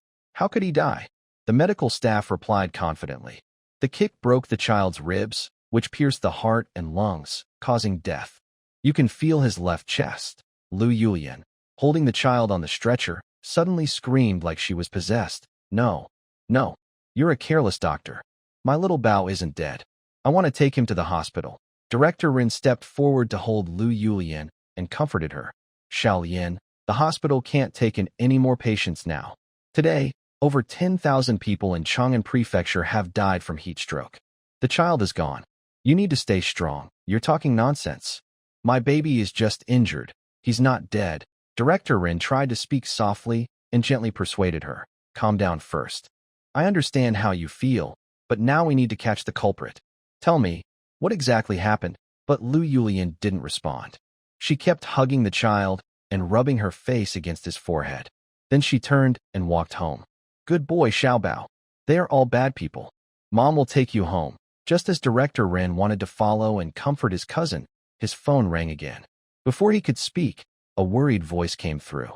"Director, there was a looting incident at Tianhua community. Several people were hurt, too seriously. They might not make it. Please come quickly." Director Ren rubbed his forehead tiredly and said, "We're on our way." Since 7 p.m., his phone hadn't stopped ringing. Various security incidents kept happening. Robberies, thefts, even cases of patients being sent to the hospital kept coming one after another. He could only prioritize handling the chaos as planned. The smaller thefts, fights, and burglaries had to be put on hold for now. Xiao Su, find a female officer to comfort the victims. Once they are calmer, ask them what happened. Xiao Ma, go to Jiang Tao's house and detain him at the station. When things settle down, we will question him. 2 police officers received orders and left quickly. Director Rin stayed behind with 1 police car and took the remaining personnel, rushing to Tianhua community. Not long after Director Rin left, the sound of shattering glass was heard. Soon after, there was a dull thud from something falling from above. Lu Yulian jumped from her balcony on the 7th floor, holding her child's body as she fell. Residents in the community gathered on their balconies to watch, many taking out their phones to take pictures. No one went downstairs to check. Most people simply ignored the scene, feeling it was none of their business. Some others, however, felt guilty, believing that everyone in the community was responsible for this tragedy. After the police left, Biao and his men exited the supermarket. When they passed by the spot where Lu Yulian had fallen, they looked at the mother and child stuck together on the ground. His heart beat faster, but he knew well who was behind this chaos. He felt a little uneasy about Li Fan's methods. Inside the fortress, Li Fan was talking with Ranlin. He explained the surveillance footage he needed, asking her to make a video showing Xie Biao and his men emptying the supermarket. Within 10 minutes, the video was ready. Li Fan watched it several times on his computer, making sure there were no mistakes. Only then did he save the video onto the supermarket's security system in his phone. He opened the residents' group chat, seeing over 99 unread messages. He frowned slightly and scrolled through all the messages carefully. He was shocked to learn that Lu Yulian had committed suicide, and her child was also dead. He couldn't help feeling sad. This outcome was even more explosive than he expected. He had planned to first stir up the crowd's anger, ruin Lu Yulian's ability to manipulate public opinion, and then find a chance to eliminate her. But unexpectedly, the people in the community had already done his job for him. He realized he had underestimated how mean and ruthless these community members could be. He was amazed that just by using his phone and keyboard, he could cause someone's death. This reminded Li Fan of online keyboard warriors, people who can cause harm from thousands of miles away, almost invisibly. He never thought he would get to be a keyboard warrior himself. But it was a pity about the child. He was a good kid. However, after 8 years of surviving the apocalypse, Li Fan had long abandoned notions of right and wrong. Only the law of survival mattered to him. Right and wrong are simply what benefit me or harm me. If something benefits me, it's right. If it harms me, it's wrong. There is no need for further explanation. I initially planned to post the video in the owners group and blame Xie Biao for the supermarket supply issues, but I thought it wasn't the right time. Right now, they still have support because the government provides limited supplies. We must wait until the government can no longer afford to supply resources and begins to cut back. Only then, when they start feeling hungry, should we release the information. When people are hungry, they are capable of anything. I don't expect those who are well-fed to dare confront Xie Biao directly. Meanwhile, Xie Biao returned home feeling angry and uneasy. As soon as he entered, he saw Zhou Qiang dressed improperly and Lu Ruyun red-eyed, tidying her dress, which made him even angrier. Just tell me, what else can you do? Go get me a glass of water. Zhou Qiang didn't dare argue and quickly went to the kitchen to pour a glass of water. Xie Biao took the water and ignored Zhou Qiang, then looked at Lu Ruyun and asked, "When you last visited Li Fan's fortress, you only took supplies from one floor. Did you go to other floors?" Lu Ruyun shook her head. "What is your relationship with Li Fan? Think carefully before you answer. I'm not interested in playing guessing games with you anymore." Seeing Xie Biao's face darken like a storm, Lu Ruyun felt a strange sense of satisfaction, but it was quickly overshadowed by the deadly look in his eyes. "I have no relationship with him. Really. He paid me just to sleep with his good friend." Xie Biao looked at Lu Ruyun suspiciously, clearly doubting her words. "You went to Li Fan's fortress and were in his bed for less than an hour? Did you also take money for that?" "No." Lu Ruyun hurriedly shook her head. "No money was involved. I just slept with him. I still won't tell the truth." "Are you and Li Fan really just friends?" Lu Ruyun was confused. She didn't know how to explain to Xie Biao. They had taken photos in bed, and Li Fan said it was to make Xie Biao believe the video was real. But she never expected that this would put her in such a difficult position now. Seeing Lu Ruyun speechless, Xie Biao's anger flared. The humiliation he suffered at Li Fan's place today was the worst he had felt in 10 years. He stood up and walked toward Lu Ruyun, reaching out his hand. "Give me the phone." Li Ruyun obediently handed over her phone. Xie Biao pulled up Li Fan's number and called. It was answered quickly. "Kid, Li Ruyun is with me now. Do you have something to say?" Boss Xie, are you trying to threaten me with a woman?" That's so low. Xie Biao was not used to being spoken to like that. His previously calm mood started to feel a bit uncontrollable. "I know your relationship with Li Ruyun is unusual. I'll give you a chance. I'll exchange Li Ruyun for supplies. 5 million worth." He then pressed the phone to Li Ruyun's mouth, grabbing her hair and making her cry out in pain. "Did you hear that? You have 30 seconds to think." Li Fan's voice turned cold. "Xie Biao, our business is none of your concern. Are you trying to get a young girl to do something inappropriate? Isn't that beneath you?" Finally, Xie Biao felt a sense of achievement from Li Fan's tone. "Think carefully. Do you realize I have over 10 of my men around her?" But he didn't know that Li Fan was now sitting comfortably, drinking cold beer, watching a comedy show, with a hot pot bubbling on the table, filling the room with aroma. Li Fan skillfully dipped his favorite beef tripe into the boiling hot pot, timing it precisely, 7 to 8 seconds, 15 seconds. Before Li Fan could finish counting, he heard Biao's voice coming from the speakerphone on the table. 15 seconds left. 10, 9, 8, 2, 1. Time's up. Have you made your decision? Li Fan picked up his chopsticks, looked at the cooked beef tripe, and dipped it into a prepared sauce with sesame paste, garlic, and chopped cilantro. He eagerly put it in his mouth. So delicious. Delicious? What do you mean? Li Fan was surprised and thought to himself that he had forgotten about the timer because the food was so good.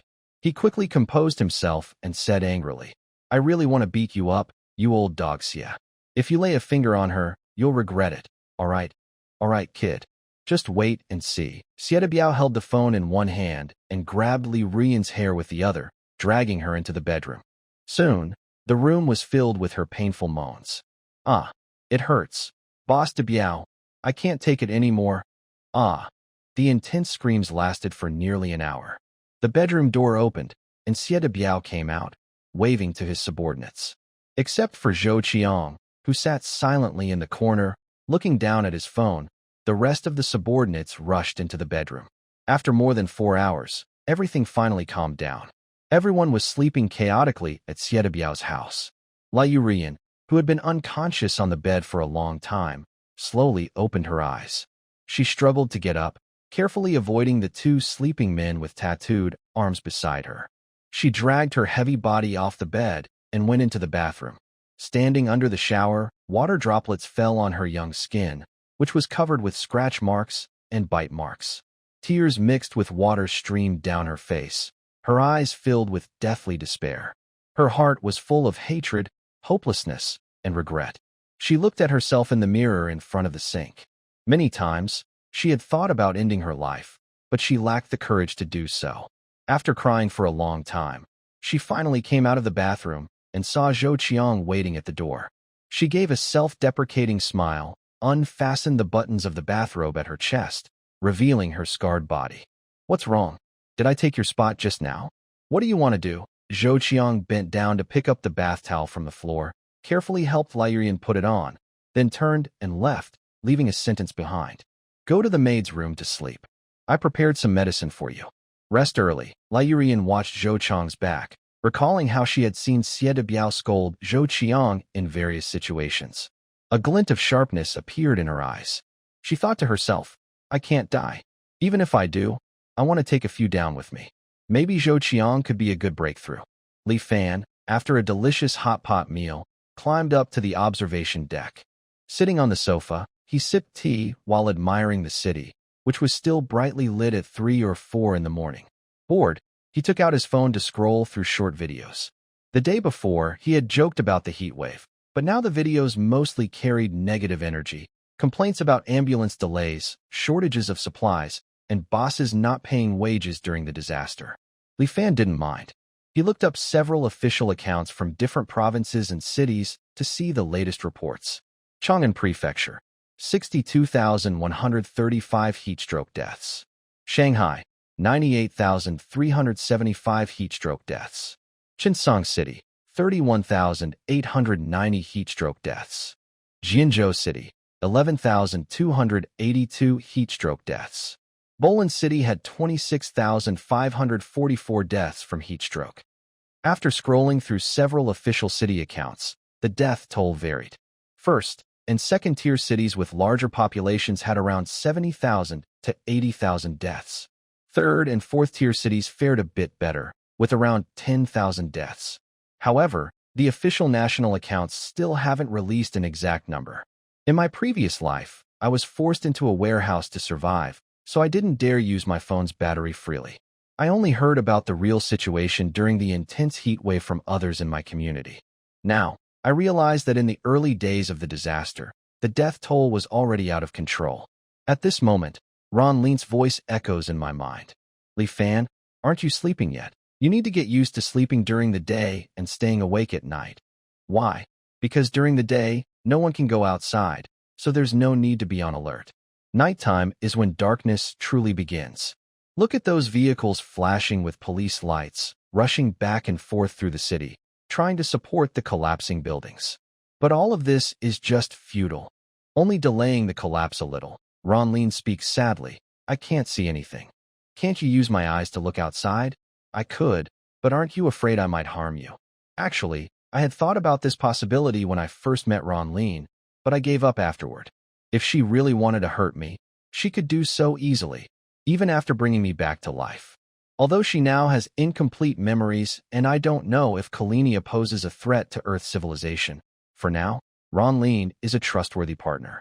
But it's clear she doubts this trust, which makes me feel helpless. Never mind, I won't look.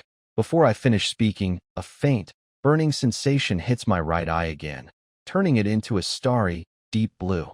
Li Fan, I have a question. What is it? I've looked into your records. 5 years ago, you experienced a virus disaster too, but back then, it wasn't as terrible as it is now. Li Fan lit a cigarette, took a deep puff, and explained slowly. It's different. First, too many people have died. Just from the data I collected earlier, over 400,000 have died. Most of them are the elderly, the weak, and those with poor health. But this is a huge shock to the peaceful, civilized order of society. Is it because the natural disasters caused so many deaths that everything has become so chaotic? Li Fan shook his head with a smile, picked up his teacup, and said, not only that. During the initial pandemic lockdown, only the hardest hit areas were sealed off. The less affected areas were only closed for a few days. Even during the lockdown, many industries supplying daily necessities kept working, and supplies could be continuously delivered to people. The less affected areas could also support the medical and food needs of the hardest hit zones. It was continuous, 24 hours a day. But now, each city can only be self-sufficient. Medical supplies and food must be produced, transported, distributed, and medical treatment provided within 10 hours, from 8 p.m. to 6 a.m. Small cities with fewer people can barely manage. But for large cities with over 10 million residents, it's a very difficult task. Chaos is inevitable. Ran Lin retreated to the alternate space and said, Li Fan, find Nuka as soon as possible. I need more memories. It's not just to find our people, but also to understand what caused this disaster. Li Fan put down his teacup and lay back on the sofa. I don't really care how this disaster started, but I will try to find information about Nuka. Then Ran Lin fell silent. At 5 a.m., in the Chang'an City Bureau meeting room, the director sat at the main seat listening to reports from different districts via video. Looking tired and speaking hoarsely, he said, Comrades, the situation is worse than we expected. Since 7 p.m. last night, the number of reports has been 7 or 8 times higher than usual over the past 7 or 8 months. There have been over 1,000 homicides. The heads of the criminal police team, what are your thoughts? Only in this way can we remind people to have a sense of respect. Otherwise, the public's thoughts might be led astray. This statement is serious and practical, but no one dares to take responsibility for the consequences. The director also did not dare to agree with Zhang Qingang's words and looked at the military representative next to him. Colonel Meng, do you have any opinions? Don't ask me. We will follow the wartime management rules. Our task is to help maintain stability. If we encounter rioters, we will act according to our own guidelines. As for how to handle the offenders, that's your responsibility. I'm sorry I can't help. They looked around, and no one mentioned Zhang Qingang's proposal again, including the members of the National Security Department, who remained silent. The director thought for a long time, sighed helplessly, shook his head, and said, Captain Zhang's proposal is not very feasible, but I will suggest it to higher authorities. For now, let's continue with yesterday's plan. He looked at his watch. It was already 6:30. Let's adjourn. Everyone go home quickly so the temperature doesn't rise after 6 o'clock and make it hard to go back. Be careful to stay cool. Everyone immediately stood up and left the city bureau building. Wang Yu, exhausted, drove home. Wang Yun sat in the passenger seat, looking worried. Sister, what are you daydreaming about? Are you tired? Wang Yun shook her head and looked at Wang Yu, asking, Yeah? Do you think your little brother is just an ordinary college student? Wang Yu was surprised to hear this. She didn't understand why her sister mentioned Li Fan again. Why do you doubt him again? Love can make people blind. Think carefully. Underground fortress, supplies, timing. When she said this, Wang Yu also started to feel strange. As a police officer, she had basic analytical skills. but she hadn't suspected Li Fan before. Now, after Wang Yun's hint, she suddenly understood. Are you saying that Li Fan already knew about the coming disaster? The media base was a fake, and stockpiling supplies to prepare for the disaster was his real goal. Don't be naive. Actually, when I visited his fortress, I suspected he wasn't planning to start a company. But at that time, I didn't connect it to the disaster. Only now, considering the current situation, I realize everything he did was to prepare for the disaster. Wang Yu felt a shiver down her spine.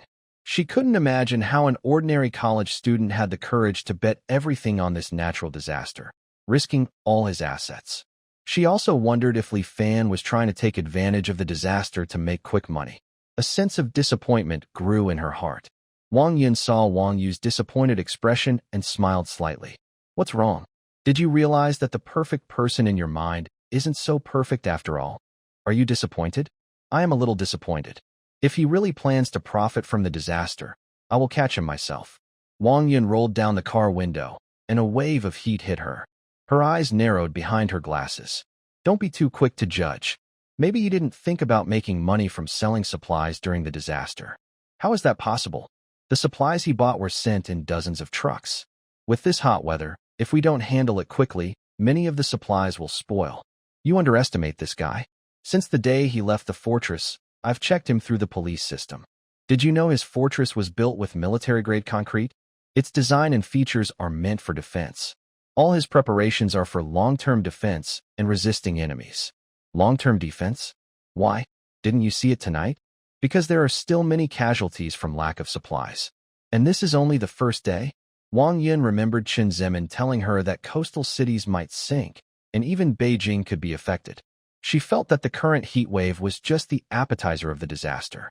Yeah, how long do you think this disaster will last? The authorities said about 8 days, right? I don't think it will end that quickly. Maybe the world is really about to change. The two women, each with their own thoughts, returned to their homes. After taking a shower, Wang Yu went back to her room and saw Wang Yun studying files on her computer. She leaned over and saw that Wang Yun was checking Li Fan's bank transfer records and calculating his shopping list on paper. Half an hour later, she had filled 2 sheets of A4 paper. Wang Yu looked at the supplies listed by Wang Yun and was shocked. Sis, are all these supplies bought by Li Fan? Wang Yun nodded with a serious expression and said, this is just a rough estimate, not very precise. But the number is different from what we saw that day. I think what we saw is only half of what you calculated. A glint appeared in Wang Yun's eyes as she slowly said, so, we were deceived. That fortress is definitely not just the few floors we saw. There are more spaces underground. Are you saying there are 3 more underground floors? Could the 3 people who were killed really be dead? Wang Yu suddenly felt scared. She was afraid that Li Fan had really committed murder. Wang Yun smiled and said, it's not certain yet. These are just my guesses. Wang Yu shook her head blankly and whispered, looks like I need to go there again. Wang Yun patted Wang Yu's head and said, now is not the time to investigate the deaths of a few troublemakers. We might be busier tonight. Let's leave it for now. Who knows what the future holds? Conflicted feelings filled Wang Yu's heart.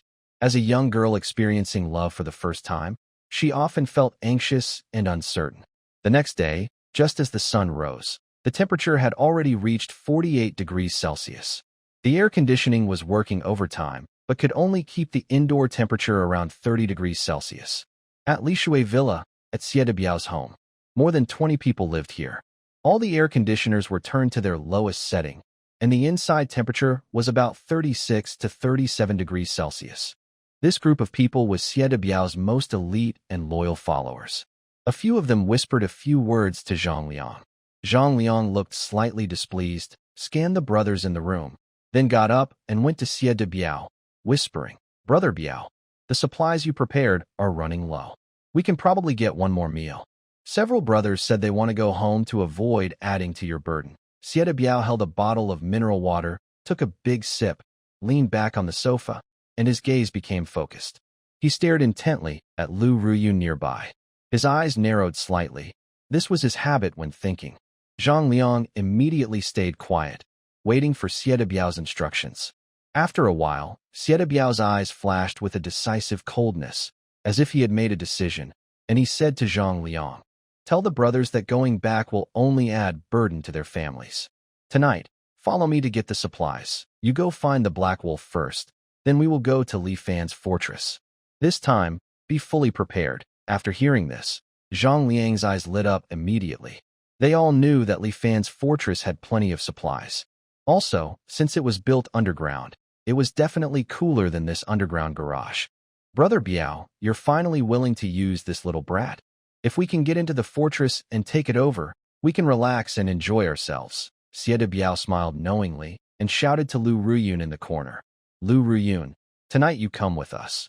Lu Ruyun just nodded numbly, with no expression on her face. Zhang Liang also looked at Lu Ruyun beside Sieta Biao. He unconsciously licked his lips, as if recalling last night's exciting scene, and asked, Big brother, are you planning to use her to trick the fortress door open? Yes, bring her along tonight. She's the key to opening the door. Once we open it, Li Fan will be like a lamb waiting to be slaughtered. You go and calm the brothers first. With excitement, Zhang Liang went to comfort the other brothers, then made a call for Black Wolf to come to Li Shui Villa in the evening. At noon, on the third underground level of the fortress, several ice blocks were placed in front of the ventilation holes along the wall. A faint mist floated in the air as the breeze from the vents blew in. Li Fan, sleeping on the sofa, was covered with a blanket and seemed to be trembling slightly. Achoo! A loud sneeze woke Li Fan. He opened his sleepy eyes, instinctively pulled the blanket tighter, and sniffed. I put too much ice. Hope I don't catch a cold. He picked up the thermometer and saw the indoor temperature was actually 11 degrees Celsius. He quickly got up and went to the wall to put away half of the ice blocks. Actually, the fortress had central air conditioning, but its effect was quite weak. Since the appearance of the alternate space, the large amount of ice originally meant for freezing meat had become useless and was used by Li Fan to cool down the place. Not bad, the cooling effect was immediate. The only downside was that the temperature was hard to control. Seeing the outdoor temperature gauge show 52 degrees Celsius, Li Fan couldn't imagine how long someone could stand outside before fainting. He got up, went to the kitchen, and cooked a pot of seafood porridge. Then he checked the surveillance footage of himself sleeping at the monitoring station. When the surveillance on Lu Ruyun's phone was discovered, I heard Sieta Biao preparing to attack my fortress tonight. I immediately felt excited and jumped up. I thought he would hold back for a few more days, waiting for the chaos to increase before striking. But he couldn't wait that long. I paced around the room for a while, my mind racing. Soon, I stopped, a cold glint flashing in my eyes, and I came up with an idea. Sieta Biao, I hope you bring all your little soldiers. I'll give you a big surprise. After lunch, I entered the alternate space and used the materials lab to make some things. Then I came back to the ground floor and started busying myself. At 7 p.m., Hei Lang arrived at Li Shui Villa in the scorching heat. At Sieta Biao's house, everyone was very excited because Zhang Liang told his followers that Li Fan's fortress was not only cool, but also stocked with plenty of supplies. If they took the fortress, they could enjoy comfort during the disaster and sell extra supplies at high prices. Brother Biao would reward each of them with a lot of money. Zhang Liang led Hei Lang to Sieta Biao. Brother Biao, Hei Lang has arrived. Sieta Biao saw Hei Lang and asked with concern, Are your injuries better? Thanks for your concern, Brother Biao. I'm much better, as long as there's no big movement. Good. Tonight, we're going to avenge our 3 fallen brothers. Come with me, okay? But Brother Biao, going out so openly, won't that attract the police? Sieta Biao smiled, took out his phone, and dialed the emergency number, putting it on speaker so everyone could hear. The line was busy. See? The police are already overwhelmed. They're too busy distributing supplies to bother with a helpless stray. Hearing this, everyone became even more eager, shouting to leave immediately. Then what are we waiting for? Let's go, big brother, to avenge Li Gu and the others. When we get inside the fortress, I want that little brat to regret ever being born. Sieta Biao looked around at his followers, frowned, and asked, Where is Lu Ruyun? From behind the crowd, Zhou Chang's voice came. She's in the bathroom. Tell her to come quickly. In the bathroom, Lu Ruyun held her phone, fingers flying over the screen as she sent a message. De Biao plans to come bother you tonight. She quickly received a reply. Got it. Remember, once the door opens, don't come in, or you'll face the consequences. Seeing this message, a numb expression finally twisted into a sickly smile. Hearing Zhou Qiang outside urging her, she deleted the message and walked out to face Xie Biao. Whether Li Fan opens the door tonight depends on you. If you can open it, you only need to take good care of me. Once the disaster ends, we're even. Xie Biao looked at Lu Rian's emotionless face, then changed his tone, speaking in a sinister voice. If you can't open Li Fan's door, then you'll be one of us. I don't think you want to experience what happened last night again. Hearing Xie Biao's last words, Lu Rian's eyes filled with deep hatred. She nodded stiffly. I understand. After Lu Rian's reply, Xie Biao got up from the sofa. He returned alone to his bedroom, opened the safe, took out an M1911 pistol, checked the magazine, and put it into his handbag. Then, he led 20 men with 5 or 6 cars, heading toward Li Fan's fortress. When the convoy stopped outside the fortress wall, Li Fan was already waiting inside the second-floor ground. From the phone surveillance, he saw that Xie Biao and his men weren't rushing to approach the fortress. They stayed close to the wall, all hidden on the sides of the door. They thought they were being discreet, but in reality, every move was under Li Fan's control. Everyone stay silent. Quietly approach from both sides of the fortress and wait. Everyone moved carefully, sneaking closer and hiding on either side of the door. At this moment, Xie Biao pushed Lu Rian forward and whispered, "Go knock on the door." Lu Rian's heart pounded wildly. She didn't know what Li Fan was planning, but she knew someone would die tonight. Remembering Li Fan's instructions at all times, she walked to the door and raised her hand, knocking hard. In truth, the heavy titanium door made no sound no matter how hard she knocked. Li Fan watched her knock on the door through the phone's surveillance. He picked up a remote control from the table beside him, pressed a button, and the titanium door suddenly swung open with a pop. When Xie Biao saw that the titanium alloy gate opened so easily, he frowned slightly and waved his hand to his subordinates. "Brothers, charge in." Hearing this, Zhang Liang led a group of younger brothers, shouting loudly, and pushed open the titanium alloy gate to rush inside. At the moment the gate opened, Lu Rian moved aside and did not enter the fortress.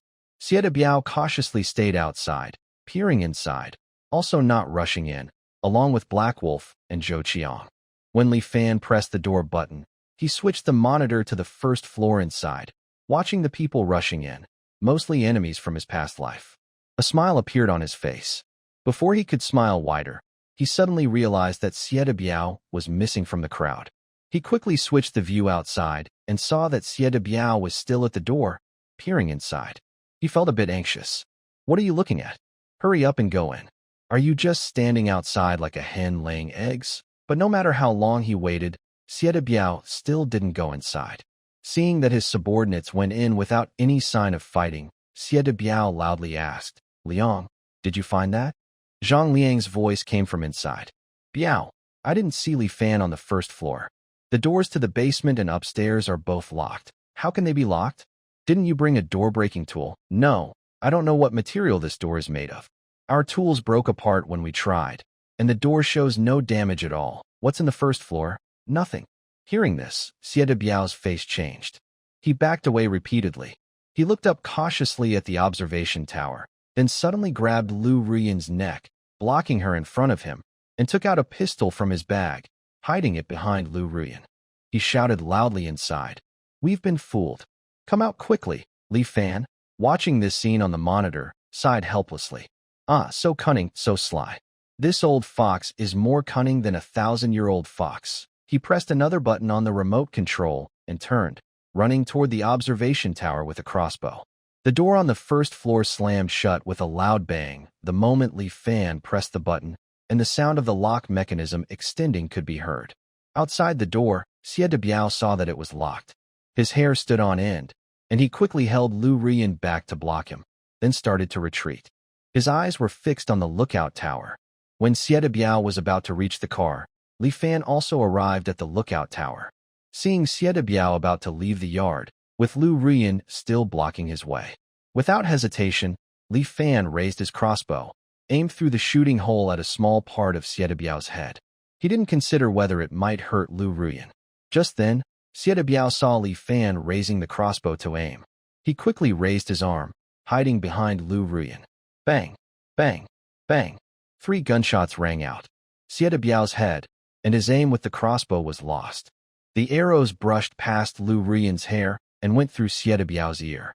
Xie Biao covered his ear, ran to the car, closed the door, started the engine, and sped away like a rocket. Zhou Qiang pulled Lu Ruyan and He Lang onto another car. Seeing this ending, Li Fan had no choice but to lower his crossbow in frustration, watching the 2 cars drive away.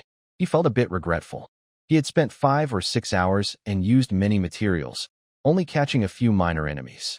But he also felt somewhat relieved. Luckily, he hadn't fallen out with Xie Biao before the fortress was finished. Otherwise, if Xie Biao had secretly shot him, it wouldn't be a joke. His clothes could stop bullets, but his head had no protection. If his head had been shot off, it would have been a real disaster. He checked the bulletproof glass, which showed no marks. He felt much more at ease. He turned and left the lookout tower, went down to the 2nd floor, entered a room, squatted down, and lifted a metal plate on the ground. Beneath it was a 2-square-meter glass panel, giving a direct view of the 1st floor below. He saw 17 men with tattooed arms on the 1st floor, nervously trying to break down 3 doors, like ants on a hot pan. He smiled happily. Haha, tonight's show is on. When Zhang Liang heard Xie Biao shout for them to retreat, he realized he had been tricked. Before he and his men reached the titanium alloy gate, it automatically closed.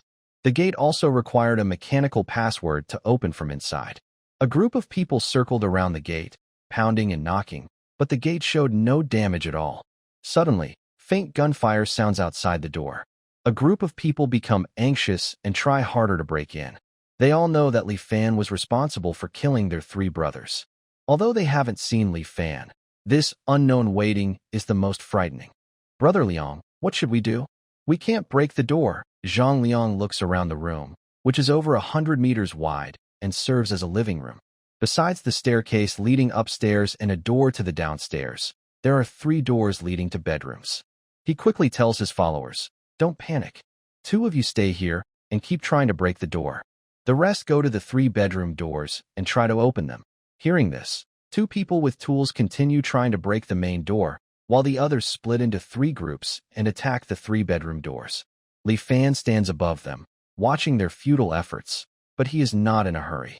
He takes out a lazy sofa and a coffee table from another space, places a bowl of chilled watermelon on it, and lights a cigarette. He relaxes comfortably, enjoying this scene of wild animals fighting. In his mind, he speaks to Ranlin.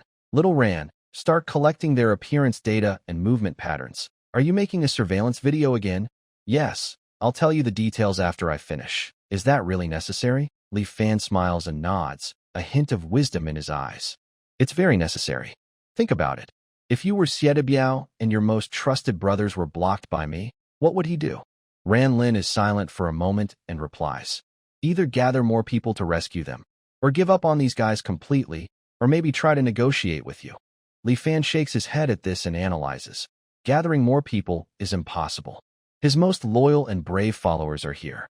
The rest are just a bunch of opportunists brought together by interests. Giving up on them is also unlikely, not because he's kind. If he abandons them, it will be hard for him to survive in Chang'an in the future. Those involved in the underworld value loyalty above all. Negotiation is even less likely. He knows I want to kill him. Negotiating would mean submitting. Then what will he do? Li Fan sneers coldly. "Humph. He can't outplay me with dirty tricks, so he'll resort to underhanded methods. Don't forget, he still has a strong protector in Chang'an Prefecture. I don't know who it is, but being able to keep such a dark troublemaker hidden for so many years suggests the protector's position isn't low." Renlin suddenly realized and asked, "You're collecting their data and making surveillance videos just to deal with his protector? Smart. Right now, it's not the time to confront the authorities directly, so I have to use some small tricks to get by." Their appearance and movement data for 17 people have been collected. "Do you need their voices?" Li Fan thought for a moment and said, "Yes, definitely. Then you need each of them to speak. Don't rush. Let the bullets fly a little longer." "Do you know what kind of fear is the most hopeless?" Renlin's proud voice came through. "I know. It's the unknown. Like a bowstring pulled tight, but not yet released. The most frightening part is not knowing which way it will shoot." "Exactly. Once their mental and physical energy are almost drained, I will start to play with them slowly. A murderous look appeared in Li Fan's eyes, a faint smile on his lips, silently watching a group of people struggle desperately. Thinking back to his past life, if he hadn't humbly begged Xie de Biao, Zhang Liang and his men would have already finished him off. An hour passed.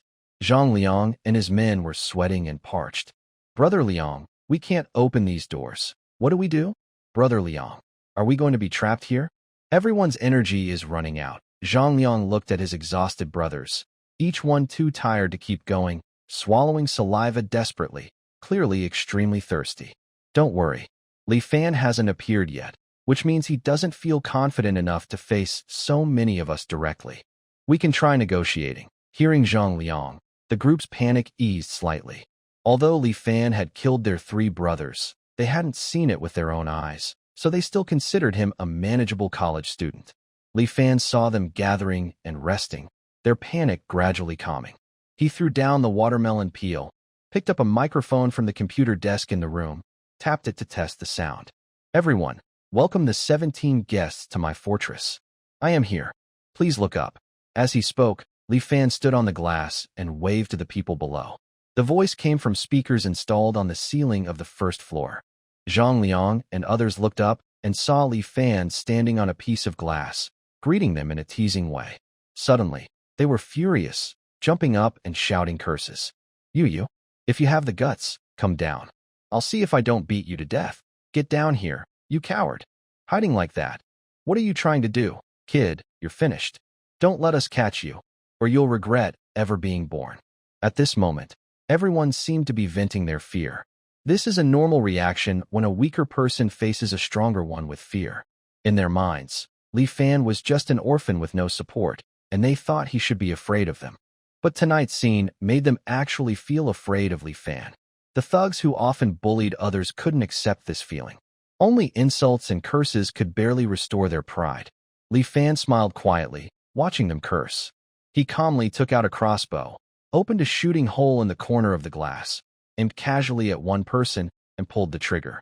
Whoosh! A bolt shot out like a shooting star, piercing through the right eye of the loudest cursing blonde-haired man, taking out an eyeball and some red and white matter. The blonde-haired man didn't have time to dodge. His remaining eye was full of regret and fear, and he fell backward stiffly. The people around quickly moved away. The noisy room suddenly became silent, especially the ones who had been shouting the loudest. Their eyes flickered as they looked at Li Fan, their bodies trembling slightly, and they kept stepping back behind others. The people around deliberately kept their distance from these few, making them the focus of attention. Li Fan put away the crossbow, maintaining a slight smile like a dragon king. He picked up the microphone again, cleared his throat. Cough, cough. Now, I will repeat the opening speech. Welcome, 16 friends. No, 17, to my fortress. I hope everyone has an unforgettable night. Music, start. Li Fan held his phone, casually selected a song, and spoke into the microphone. Vast sky, my love. Sorry, I played the wrong one. He tapped a few more times on his phone. Unforgettable tonight. Unforgettable tonight. Zhang Liang stared tightly at Li Fan, cheeks puffed out, teeth almost clenched. He knew Li Fan was insulting them, but he didn't understand. This was only their second meeting, while most of his other followers had met him for the first time. Why did Li Fan's actions make him feel like this was a long-planned revenge? He wanted to make them feel despair, fear, and shame. Taking a deep breath, he suppressed his anger. Right now, he was like a helpless prey, and Li Fan was the predator with the knife. Li Fan could shoot and kill them at will, and they had no way to fight back. They were like prisoners with their hands and feet tied, waiting for the bullets to hit. Looking at Li Fan, he saw no sign of panic from killing. His calmness and indifference made him feel like a professional assassin. Is this really an ordinary college student? An orphan with no parents or support? No matter what, he had to negotiate with Li Fan. Zhang Liang spoke up. Li Fan, let's talk. We don't have a deadly enemy. There's no need to. Shoo. Listen to the music. Such beautiful music.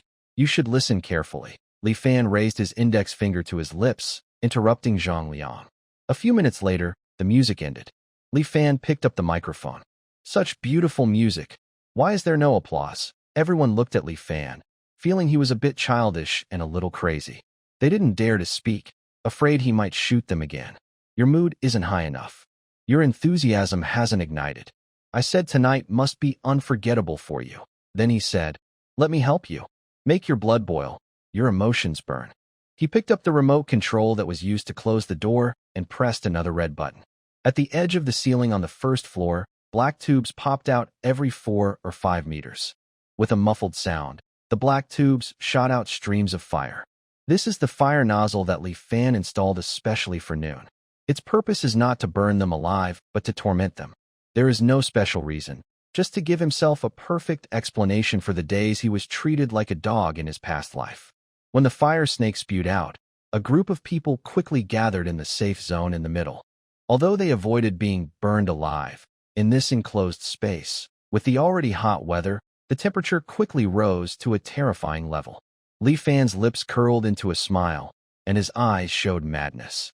At that moment, Ran Lin's worried concern echoed in Li Fan's mind. Li Fan, are you okay? I'm fine. I feel good now, but your current state feels a bit strange to me. The madness in Li Fan's eyes slowly faded, and his tone became lonely. He looked indifferently at the tragic scene below. Ran Lin, do you know how humble a person is when kneeling and begging? Do you know what it tastes like to have porridge soaked with?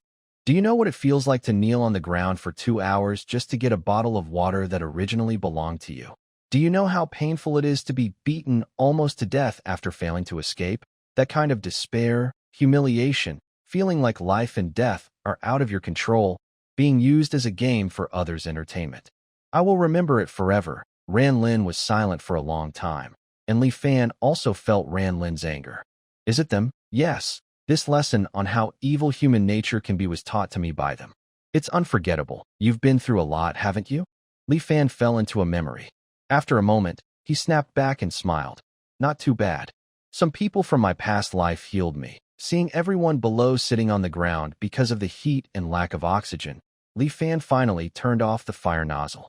Have they finished collecting the data? Yes, except for 4 people's voices. Everything else has been collected. Li Fan nodded and said, that's enough. Then he took out a crossbow, adding arrows while also telling Ran Lin what monitoring tasks needed to be done. He opened the shooting hole and called out names one by one. Each arrow would eliminate a scoundrel. Zhang Liang and the others were already exhausted and unable to fight back. They could only watch helplessly as their younger brothers were killed one by crossbow arrows. Those who hadn't been shot yet watched their friends being pierced and used their last strength to cry and beg for mercy. Please, don't kill me. I have a wife and children. I beg you. I don't want to die. Please spare me. I'll do anything for you. I didn't want to come here. It was him, this Zhang's cowardly urging us. Some even cursed. Li Fan, you won't have a good ending. You'll get your comeuppance sooner or later. Li Fan ignored their pleas and curses, his face calm and indifferent. He shot his crossbow with perfect aim. After finishing 1 quiver of arrows, he reloaded without pause.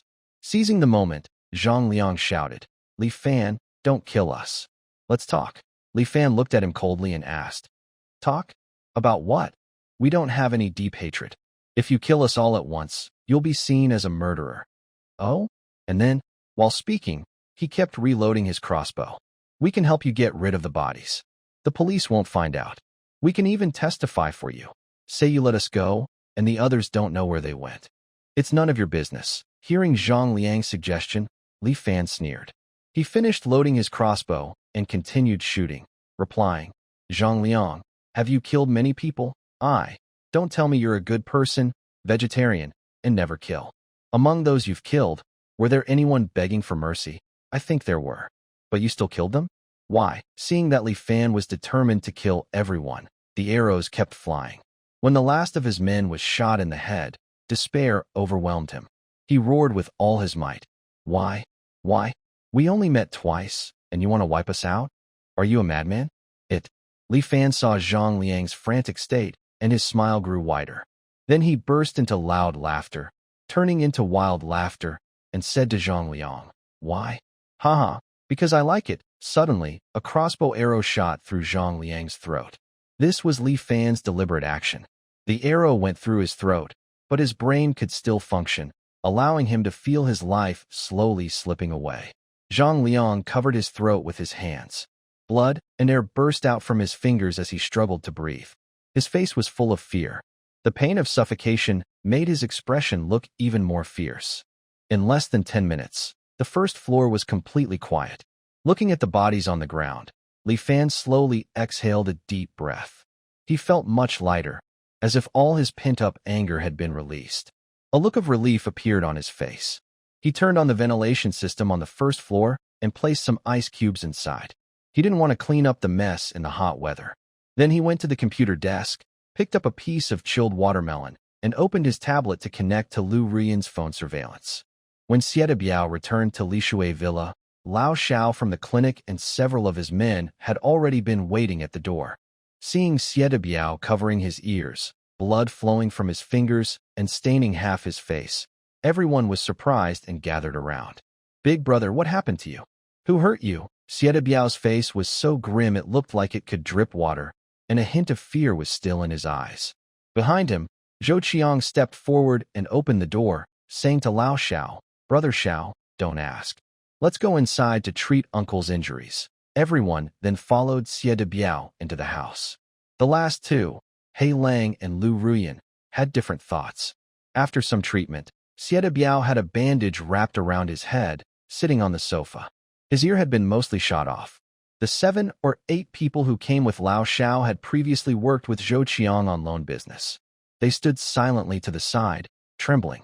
Sieta Biao looked around and finally fixed his gaze on Lu Ruyan. "Did you sell us out?" Hearing this, Lu Ruyan was suddenly panicked and quickly explained, "It's not me. I don't know why Li Fan was waiting for us in advance." Lu Ruyan kept retreating, constantly shaking her head and speaking incoherently to explain. "It's not me, really, it's not me." Zhou Qiang, standing nearby, cautiously approached Sieta Biao and said, "Brother-in-law, I don't think Lu Ruyan is involved." At that time, Li Fan's arrow didn't consider Lu Ruyan's safety at all. If you hadn't fired those shots, causing his crossbow arrow to miss, I think he wanted to shoot you and Lu Ruyan at the same time. Sieta Biao was slightly stunned after hearing this. He looked at Lu Ruyan, and his suspicion gradually faded. At that moment, he could also feel that Li Fan truly didn't care about Lu Ruyan's life or death. If Lu Ruyan really was working with Li Fan to trap them, he wouldn't have shot that arrow so recklessly. Then he looked at He Lang, who was standing on the other side, and asked in a deep voice, "Why didn't you go in at that time?" He Lang's face changed slightly, and he quickly explained, "Big brother, my injury isn't suitable for intense activity. Old Xiao knows this. I was afraid to go in and hold back the brothers." Old Xiao also hurried to speak up, "Big brother, He Lang's injury really isn't suitable for vigorous movement. That arrow was shot into his back. If it had gone in just 2 centimeters more, it would have hit his heart." Hearing Old Xiao say this, Sieta Biao's suspicion that He Lang and Li Fan were colluding was also dispelled. He had also suspected that He Lang and Li Fan were playing a trick on him, but from Old Xiao's words, Li Fan almost shot He Lang to death. No one would risk their life for a fake act of suffering. Sieta Biao lit a cigarette, leaned back on the sofa, resting his head on the backrest, and stared blankly at the ceiling. Could it be that Li Fan, that kid, knew in advance that he was going to attack him, so he set a trap for him to fall into? Old Xiao looked back and forth at the 4 people who had escaped and cautiously asked, "Big brother, what exactly happened? What about Liangzi and the others?" However, Sieta Biao seemed not to hear him at all, showing no reaction. Meanwhile, Zhou Qiang quietly told everyone what had happened earlier. After hearing about tonight's events, Old Xiao was also filled with doubt and suspicion. "Are you saying Liangzi and the brothers are being held by Li Fan?" Zhou Qiang nodded and replied, "Yes, we don't know what happened inside the room. Li Fan stood on the observation deck, seemingly ready to attack us. We had no way to fight back, so we could only retreat and think of a plan." Sieta Biao suddenly seemed to come to his senses and sighed. "Liangzi and the others are probably in serious danger now." Everyone was shocked to hear this. Old Xiao quickly said, "No way. Liangzi and the others are a dozen or so guys. They've seen blood before. It shouldn't be hard for them to handle a college student, right?" Sieta Biao shook his head and said, "Since Li Fan played the empty city strategy and set a trap, he must have prepared well. Do you think he would be unprepared to deal with Liangzi and the others? Maybe he didn't kill them all. Perhaps he's holding Zhang Liang and the others as hostages, using them as bargaining chips to negotiate with us. This remark hit a nerve. Xie Biao pointed to his injured ear and said, "Old Xiao, is that what you call negotiating with us?" Old Xiao looked at the fierce expression on Xie Biao's face and fell silent. At this moment, He Lang's eyes twinkled, and he said to Xie Biao, "Big brother, whether Liang Ji and the others are alive or not, we need to rescue them. Otherwise, let's gather our brothers and try again. This time, I'll lead the charge and go in first." Xie Biao glanced around at everyone in the room, feeling heartbroken. Zhang Liang's team was his most trusted fighters, loyal and ruthless. They managed 3 nightclubs for him. Now, the only ones left to gather were a bunch of cowards and useless guys, just a bunch of trash. Taking them along, Li Fan could shoot an arrow and run faster than he could. "Forget it. No need to increase casualties," he said. "Are we just going to abandon Liang Ji and the others?" He Lang's words finally pushed Xie Biao into a tough spot. He had considered giving up earlier, mainly because he was scared after that last arrow.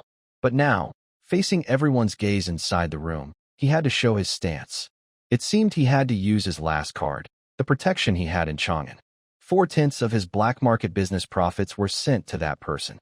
"Don't worry, Liangzi has been my brother for 7 or 8 years. I won't give up on them. Since the underworld can't do it, I'll use legal means." He was determined. He didn't believe that the orphan would dare oppose the state's authority. The Black Wolf's eyes flashed with a hint of happiness. He deliberately set up Xie Biao to force him to use his connections in the white world. One of his undercover tasks was to find out who was backing Xie Biao. Old Xiao looked at Xie Biao and said, "Should we contact Li Fan first and see what he says?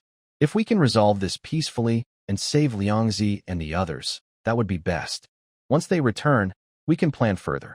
Old Xiao still believed that Li Fan wouldn't kill all the dozen or so people at once. As Xie Biao's personal doctor, he hadn't been involved in gang killings and didn't fully understand the violence. "Do you still think Liangzi and the others are alive?" Xie Biao asked, calming his emotions and speaking slowly. "We underestimated this orphan," he said. "From these 2 confrontations, it's clear he's not the kind, weak person I thought. He's decisive in killing, careful in planning. I believe his fortress and stockpile of supplies were prepared for this disaster." "Impossible. He knew the disaster was coming in advance," Xie Biao asked coldly. "Don't forget," Xie Biao replied with a sneer, "he's a student at Western Engineering University. I have better information than most. I believe he got news of the disaster early, built that fortress, and stockpiled supplies.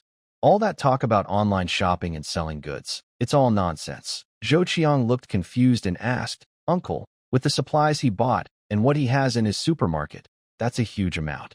Storing so much for 7 days. Aren't they wasting it?" Xie Biao sneered at his nephew and said mockingly, "We all thought about stockpiling supplies and making a fortune from the disaster. Didn't he think of that too?" Hearing this, everyone suddenly understood.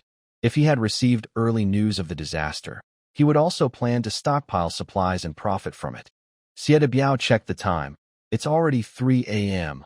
All right, everyone go rest. I'll contact that person. Tonight, we probably won't have time to rescue Zhang Liang and the others. Rest well. Tomorrow night, we'll follow the police to rescue Zhang Liang.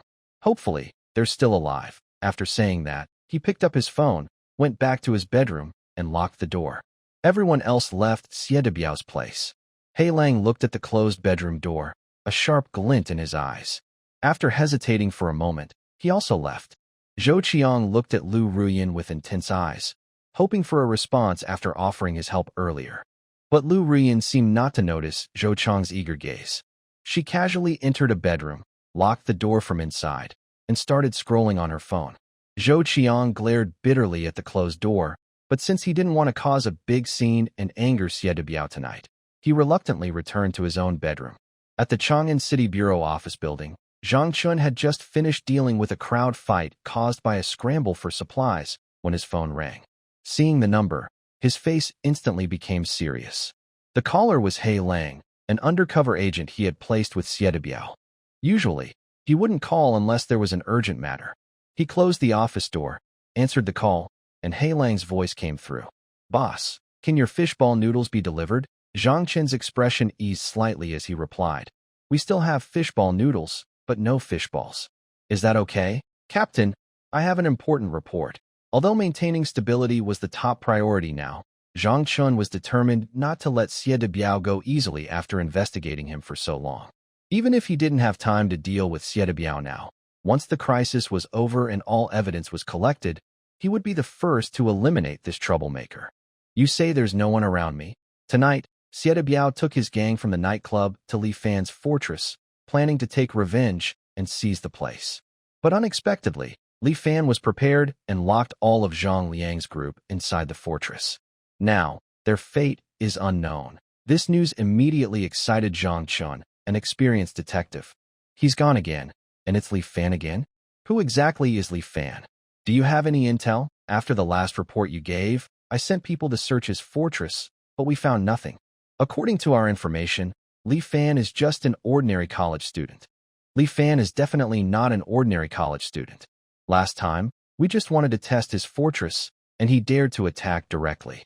That kind of mental strength is not typical for a regular student. I personally saw 3 people die right in front of me. How could we find nothing during the search? Zhang Qingang's expression became serious. He lit a cigarette and thought for a long time. Are you sure this time that Li Fan is holding Zhang Liang and his group? Yes, I went with them and saw Zhang Liang bring 17 thugs into the fortress. Then the gate was locked. After that, Li Fan appeared on the lookout tower at the top of the fortress and shot at Xie de Biao. If Xie de Biao hadn't fought back with a pistol and distracted him, he might already be dead. What? Are you saying Li Fan not only detained Zhang Liang's group, but also tried to kill Xie de Biao? What's Xie de Biao doing now? Does he still have a gun? I didn't expect him to have a gun either. But Xie de Biao was probably very scared because that arrow almost hit his head. By the way, Li Fan has a crossbow with extremely powerful force, capable of breaking walls and rocks. When Black Wolf talked about Li Fan's crossbow, he sounded still frightened, as if that crossbow was more intimidating than Xie de Biao's pistol. Zhang Qinggang didn't care much about Li Fan's crossbow. He was more concerned about what Xie de Biao would do next, so he asked, "What will Xie de Biao do next?" Black Wolf immediately replied excitedly, "Captain Zhang, this is the most important thing I need to report. Xie de Biao is planning to use his protection to go after Li Fan." Hearing this, Zhang Qinggang also stood up excitedly and shouted, "Really? That's great. 7 years, trying every method to find this troublemaker, and now there's finally hope. This troublemaker is the most important. Once the protection is taken away, Xie de Biao will have nowhere to run. Captain Zhang, what should I do next? Keep under cover. Be sure to stay safe. Recently, the police system hasn't been able to spare extra officers to help you. If you notice any suspicion from Xie de Biao, withdraw immediately. Don't worry, Captain Zhang. Just one last step, and I will complete my task no matter what." They both hung up the phone and deleted the call records. Zhang Qinggang extinguished his cigarette, stood up, and headed toward the city bureau director's office. Director Meng, he has been overwhelmed these past 2 days, especially yesterday alone. There were nearly 1,000 murder cases across the city, not to mention thousands of fights, assaults, malicious injuries, thefts, and robberies. This data only reflects the reports received by the emergency center, which is operating at full capacity. Many calls go unanswered, and the true number is even higher. In just one day, the crime rate has increased by over 100 times. Today's data isn't yet compiled, but it's clear things are getting worse. However, higher authorities keep emphasizing that maintaining stability is the main task. All efforts are focused on controlling and suppressing large-scale disturbances. Just after ending a call with the city committee, Zhang Qinggang knocked on the door and entered. He couldn't help but sigh and said, more bad news. Well, I've started to become immune to it. Good news, Director Meng. Huh? Good news? Yes. Our undercover agent inside Xie de Biao's gang has brought back information. Xie de Biao had a conflict with a university student, and 17 of his men have been detained. Their lives are uncertain. Xie de Biao is preparing to use his protection network to rescue them. Hearing this, Director Meng's usually grim face showed a slight smile. That is indeed good news. Tell me the details. Then Zhang Qinggang recounted everything about the conflict between Xie de Biao and Li Fan in detail. After hearing the full story, Director Meng tapped his fingers lightly on the table and asked, "Did you find any problems with Li Fan?" "No, Nothing. Then put him aside for now. Since Hei Lang says the protection network is about to move, we just wait for this insider to reveal himself. Director Ming picked up his phone, glanced at the time. Already 4:30 a.m., rubbed his temples, and said with a heavy, helpless tone, "All right, let's go to the meeting room and see how bad today's situation really is." When they arrived at the meeting room, all the team leaders, members of the National Security Department, and military representatives were already waiting. After taking their seats, Director Meng waved his hand and said, "Let's start the meeting. Vice Director Liu, please tell us the situation from each district police station." Liu Chongqing is the first deputy director of the Chang'an Prefecture City Bureau. Deputy directors usually handle major responsibilities, such as overseeing criminal investigations, public security management, and legal affairs. In their areas of responsibility, they can make decisions directly. However, if there is a disagreement between the director and the deputy director, the director's opinion takes precedence. Deputy Director Liu is known in the City Bureau for being very dedicated and fair. Although his wife is a vegetable person who depends on medication to stay alive, he prefers to seek help and borrow money rather than let some cases go for personal gain. After hearing the director's instructions, Deputy Liu opened his notebook and said, "Today's situation is even worse than last night. Regarding the police call center, we have doubled the staff, but it still can't keep the communication channels smooth. Since 7 a.m. yesterday, we have received 69,725 calls, including 2,413 reports of homicides. Of these, 1,800 have been verified.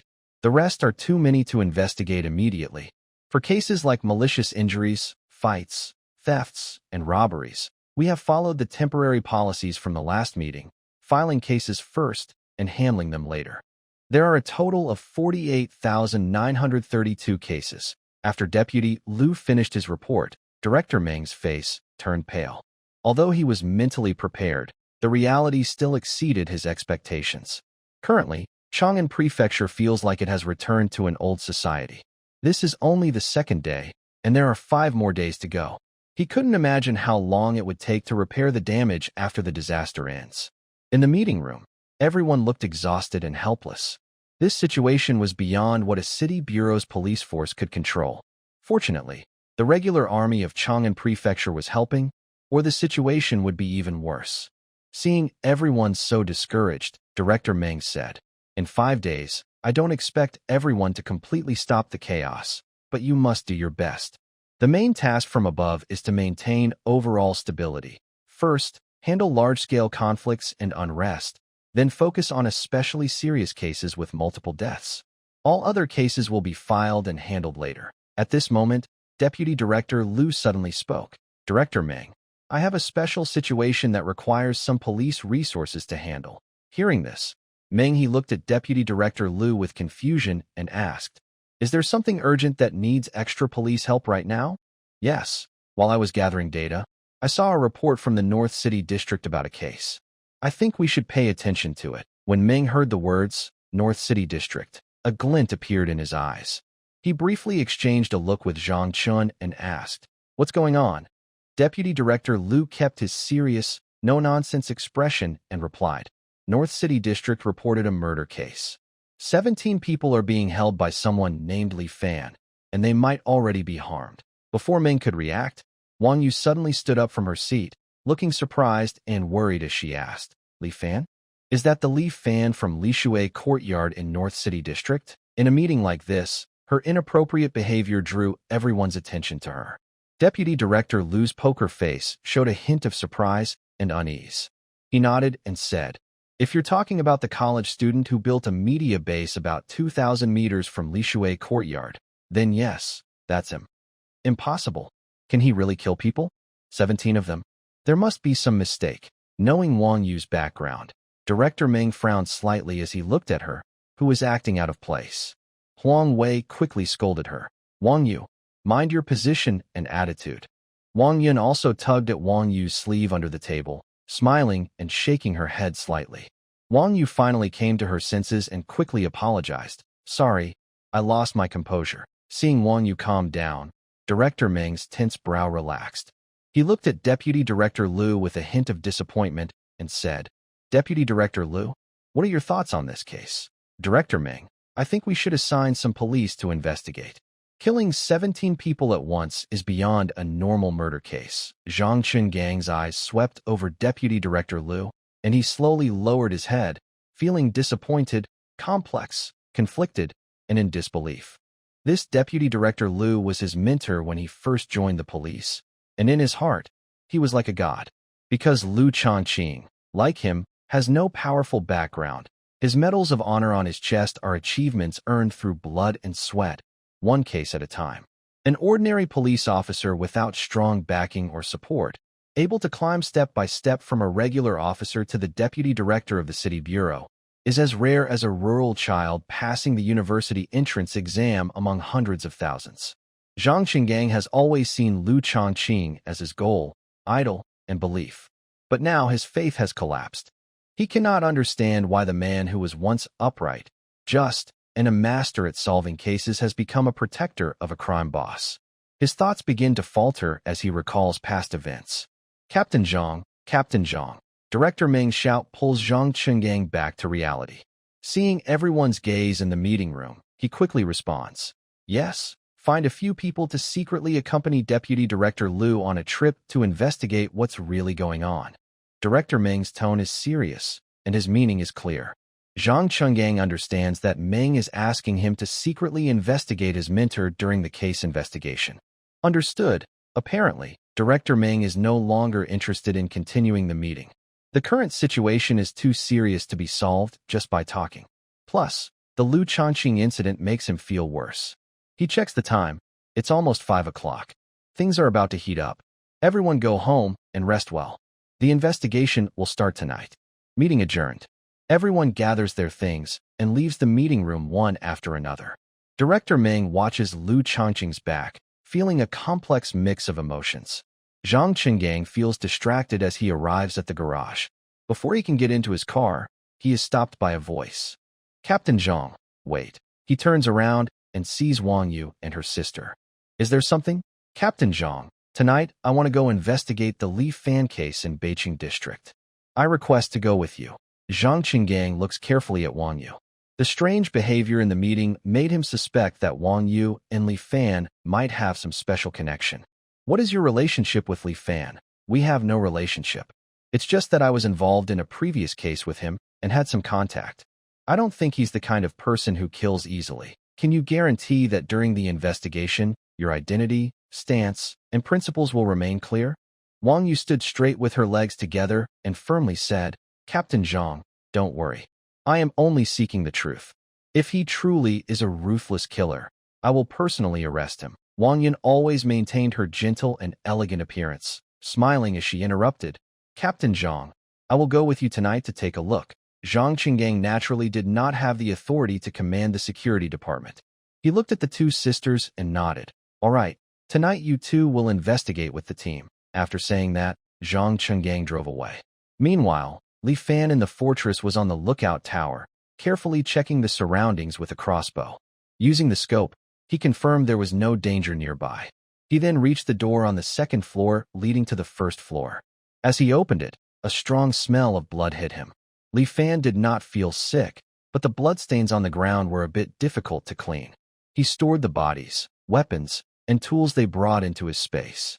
He ran hot water, added various cleaning agents, and poured the mixture onto the floor.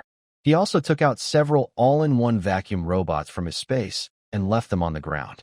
Next, Li Fan carefully opened the main door on the first floor and moved out cautiously with his crossbow. He retrieved the arrow that had been shot out and cleaned the bloodstains left by Xie Biao in the yard. He checked everything several times before returning to the first floor. More than half an hour passed, and the environment on the first floor was restored to normal. The only thing bothering Li Fan was the marks left by the crossbow arrow on the ground. Although the floor was made of the latest military-grade concrete, rated at 400, capable of withstanding a 300-kilogram TNT blast, his arrow still left faint marks after passing through a person. He stared at the marks for a while, then suddenly relaxed his tightly furrowed brows and said self-deprecatingly, really overcautious. What can they do if they see it? Even if the police come, they won't find the bodies. Can they really blame the case on a few marks? Moreover, he still had a backup plan. He could eliminate suspicion and make the supplies disappear in a reasonable way. Then he took out the furniture, appliances, and decorations from his space to restore the first floor, spraying plenty of air freshener afterward. After finishing all this, I looked at the time. It was already 6:15 in the morning. As I guessed, even if Shi Biao contacted his backup support, they probably wouldn't arrive until tonight at the earliest. Back on the third underground floor, I lay on a large sofa, eating snacks and watching shows. I felt completely relaxed and soon drifted off to sleep. It was the third day since the work and production stopped. Over 20 days had passed since the sky was filled with red clouds. The sun's energy release had reached its peak. Starting at noon, the temperature had already hit about 58 degrees Celsius. This was in Chang'an Prefecture, which is north of the Qinling Mountains. In the southern cities, temperatures had already risen to around 64 degrees Celsius. The medical system was completely overwhelmed. Elderly, weak, sick, and physically weak people couldn't get timely treatment and could only watch helplessly as they succumbed to the heat. Inside a safe room beneath the Chang'an City Government Office, city officials sat seriously around a table. Mayor Su looked at the encrypted document from the central government, sighed deeply, and handed it to the party secretary. Then everyone passed the document around. The mayor finally spoke. "Get ready, Mayor, this isn't good. If we limit electricity, more people will die." "Yes, Mayor. The medical system is already overwhelmed. If we cut power, the number of heat stroke patients will double. Mayor, maybe you should try to negotiate with the higher authorities. Chang'an has over 14 million people. If we limit power, chaos is inevitable, and we might not be able to keep everything under control." The mayor tapped the table sharply and said sternly, "Enough. Don't you think I know that? Doesn't the country know? The rising sea levels have already forced us to shut down the 4 main nuclear power plants near the coast. That's an unavoidable result. Do you think it's right to complain now?" The party secretary stood up, pressed his hands down to calm everyone, and said, "All right, everyone, don't get too upset. Right now, Chang'an is in a much better situation than southern cities. At least, the overall situation is still stable, and the government still controls the area. Our main tasks now are managing the heat after power is limited and ensuring supplies. Power rationing does not mean a complete halt in electricity. At most, one family or a few households can run one air conditioner, or several families living together can share one air conditioner to solve the problem. Regarding supplies, I discussed with the mayor. Currently, the efficiency of transporting supplies is too slow, so the city has to organize a citywide collection. Supermarkets, grain depots, logistics parks, and other places will be compensated fairly. The finance department must handle this properly." After the meeting, all relevant departments received instructions about power rationing and supply collection. At the same time, the official short video account and TV news broadcasted the news. Meanwhile, Li Fan was lying comfortably on the cool underground third floor, snoring loudly. However, his phone kept ringing insistently. Half asleep, he picked up the phone and saw it was already after 1 p.m. He answered the call, and a strange female voice came from the receiver. "Hello, is this Mr. Li Fan? Who is this?" "I am Hu Qiuyun, the new community director of Lishui Community. Do you have time to talk now?" Rubbing his sleepy eyes, Li Fan replied, "Yes, go ahead. I'm listening." "Well, because the government is short on supplies, we are collecting supplies from all the supermarkets in the city. The finance department will buy your supplies at regular prices. Can you come to the supermarket tonight so we can check the supplies?" Hearing this new community director, Li Fan was a bit stunned. He looked at his phone calendar and remembered that in his previous life, there was indeed a supply collection. But back then, the supermarket was no longer under his control. Xie Biao must have used some connections to prevent his supplies from being taken. In this life, Xie Biao did not get the supermarket supplies, nor did he start selling them at high prices. The residents still thought the supplies were in the supermarket. Li Fan's eyes lit up, and he quickly responded, "Sure, I'll go tonight. No need to pay the regular price. I want to contribute to the country too. Just the cost price is fine. Anyway, the supplies are just sitting idle somewhere." Hu Qiuyun was very happy to hear this. She knew why the previous director had committed suicide.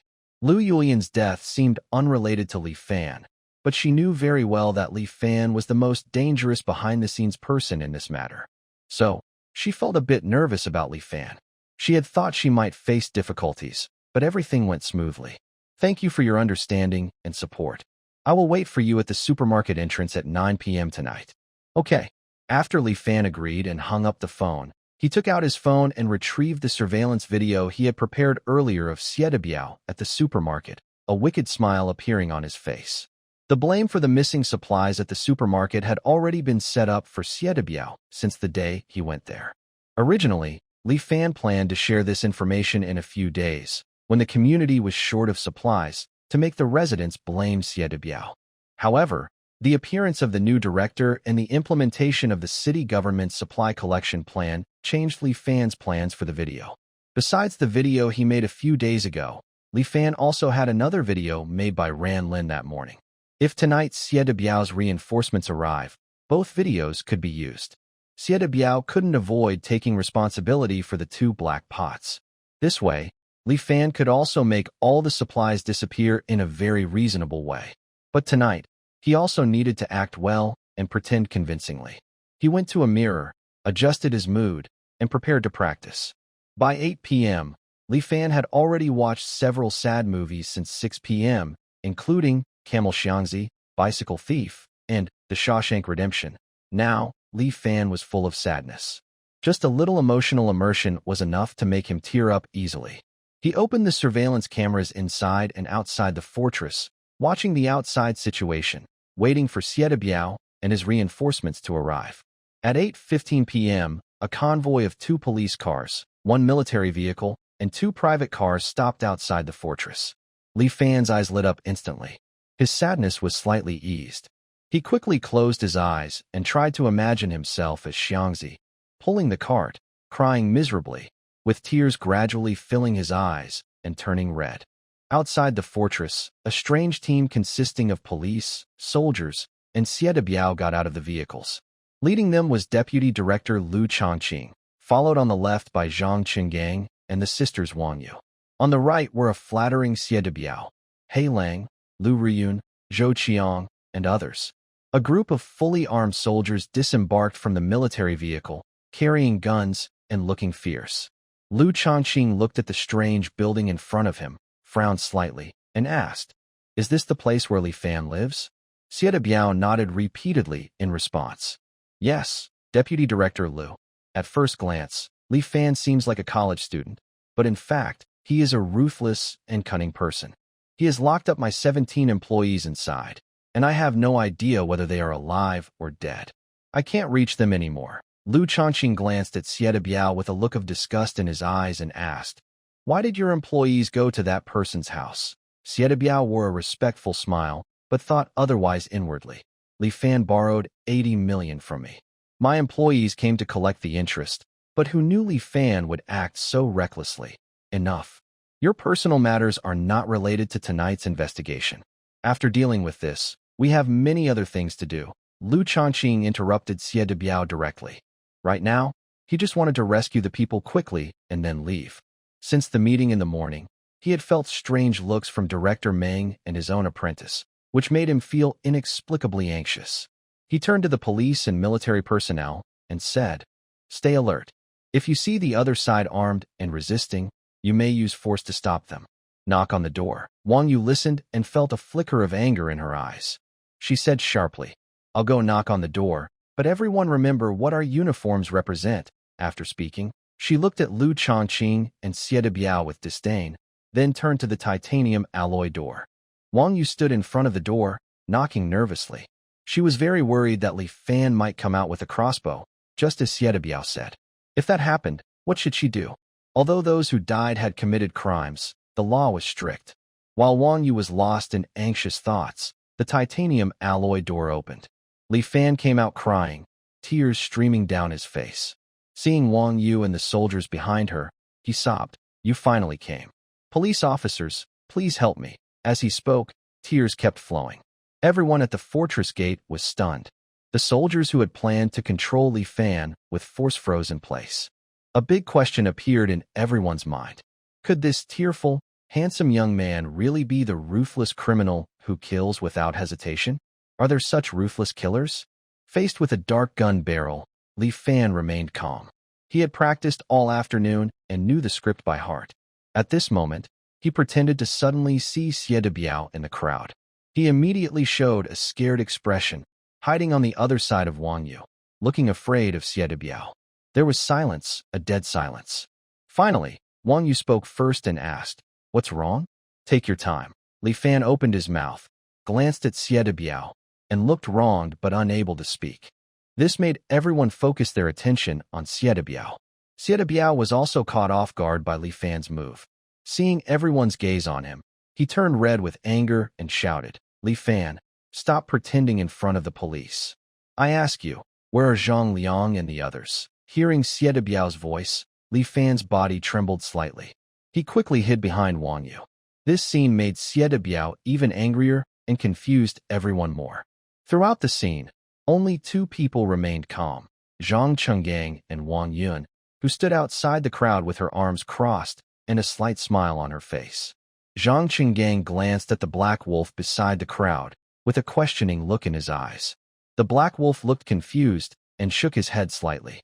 Wang Yun stayed silent the whole time, quietly observing Li Fan's every move. "Li Fan, stop acting in front of the police. Did you give Zhang Liang and the others away?" "Xie Biao, shut up. You're just a witness. Do you have the right to ask questions here?" Wang Yu coldly interrupted Xie Biao, her eyes full of anger. At this moment, Lu Changqing came in front of Li Fan, his sharp eyes fixed on him, and asked, "You are Li Fan." Meanwhile, Li Fan activated his mental test device and checked everyone's emotional levels. Everyone except a few who were suspicious showed kindness toward Li Fan. Some even had sympathy levels as high as 100%. The timing was just right. It was time to make a move. "I'm asking you questions. Answer me." Lu Changqing slightly increased his tone when he saw Li Fan looking around aimlessly. Wang Yu reached out and patted Li Fan's arm to comfort him, softly saying, "Don't be afraid. This is our Deputy Director of the Chang'an Public Security Bureau. Just answer whatever he asks." Li Fan looked gratefully at Wang Yu and nodded, then answered Lu Changqing. "I am Li Fan. 17 people entered your fortress last night, right?" "Yes, that's right." "They are his henchmen." Xie Biao immediately corrected him. "Yes, employees, not henchmen." Wang Yu frowned and scolded, "Shut up. If you interrupt again, I will take you to the police station for interfering with official duties." Lu Changqing also glanced at Xie Biao and continued, "And where are they now?" Li Fan hesitated before answering, trying to remember Xiangzi's sad life, tears streaming down his face again. He choked out, "They took what they wanted and then left." "Left after taking what? What did they take from you?" "They called in dozens of trucks and took all the supplies I bought for live streaming." Hearing this, Xie Biao's face twisted with anger, wanting to speak, but noticing Wang Yu holding her handcuffs tightly and staring at him intently. He felt like he was choking on something, unable to speak or breathe. His face turned red with frustration. Lu Changqing looked at Li Fan carefully and continued, "But someone reported you for illegal detention, and..." Before Lu Changqing finished, Li Fan interrupted excitedly, "Nonsense. They are just a group of bandits. If you don't believe me, you can go inside and check." Lu Changqing nodded to the fully armed soldiers behind him. 2 soldiers immediately followed Li Fan on each side.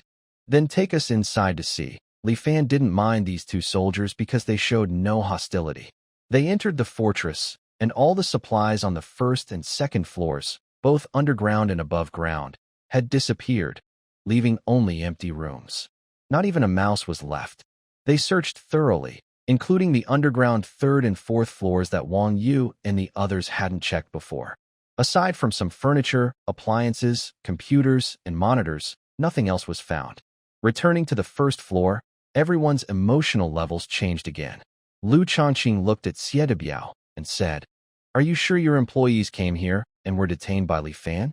De Biao finally received permission to speak, and he finally had a chance to vent all the words he had been holding inside. He said, "He is lying. Last night, I saw my staff being kept here with my own eyes. I have witnesses." Then he called Zhou Qiang, Lu Ruyan, and He Lang over, pointing at the 3 of them and saying, "They all saw it too." All 3 nodded in agreement. "Yes, we saw Zhang Liang and others enter the fortress, and the door was locked afterward." Lu Changqing looked at Li Fan and asked, "Do you have proof that those people left your fortress?" Li Fan nodded, turned around, and opened the monitor behind him. He found a pre-recorded surveillance video and played it in front of everyone. The video started with an outdoor camera. In the footage, De Biao was surrounded by his men outside Li Fan's gate, while Lu Rian knocked on the door. When the door opened, Zhang Liang and his men, holding knives and tools to break in, forcefully entered. At this point, everyone's eyes showed anger towards De Biao. Li Fan ignored their expressions and opened the indoor camera. The footage showed Li Fan trembling as he was held hostage by a group of men with weapons. Meanwhile, voices came from the video. "Xiaoma, go close the door and lock it." "Brother Liang, what are you doing?"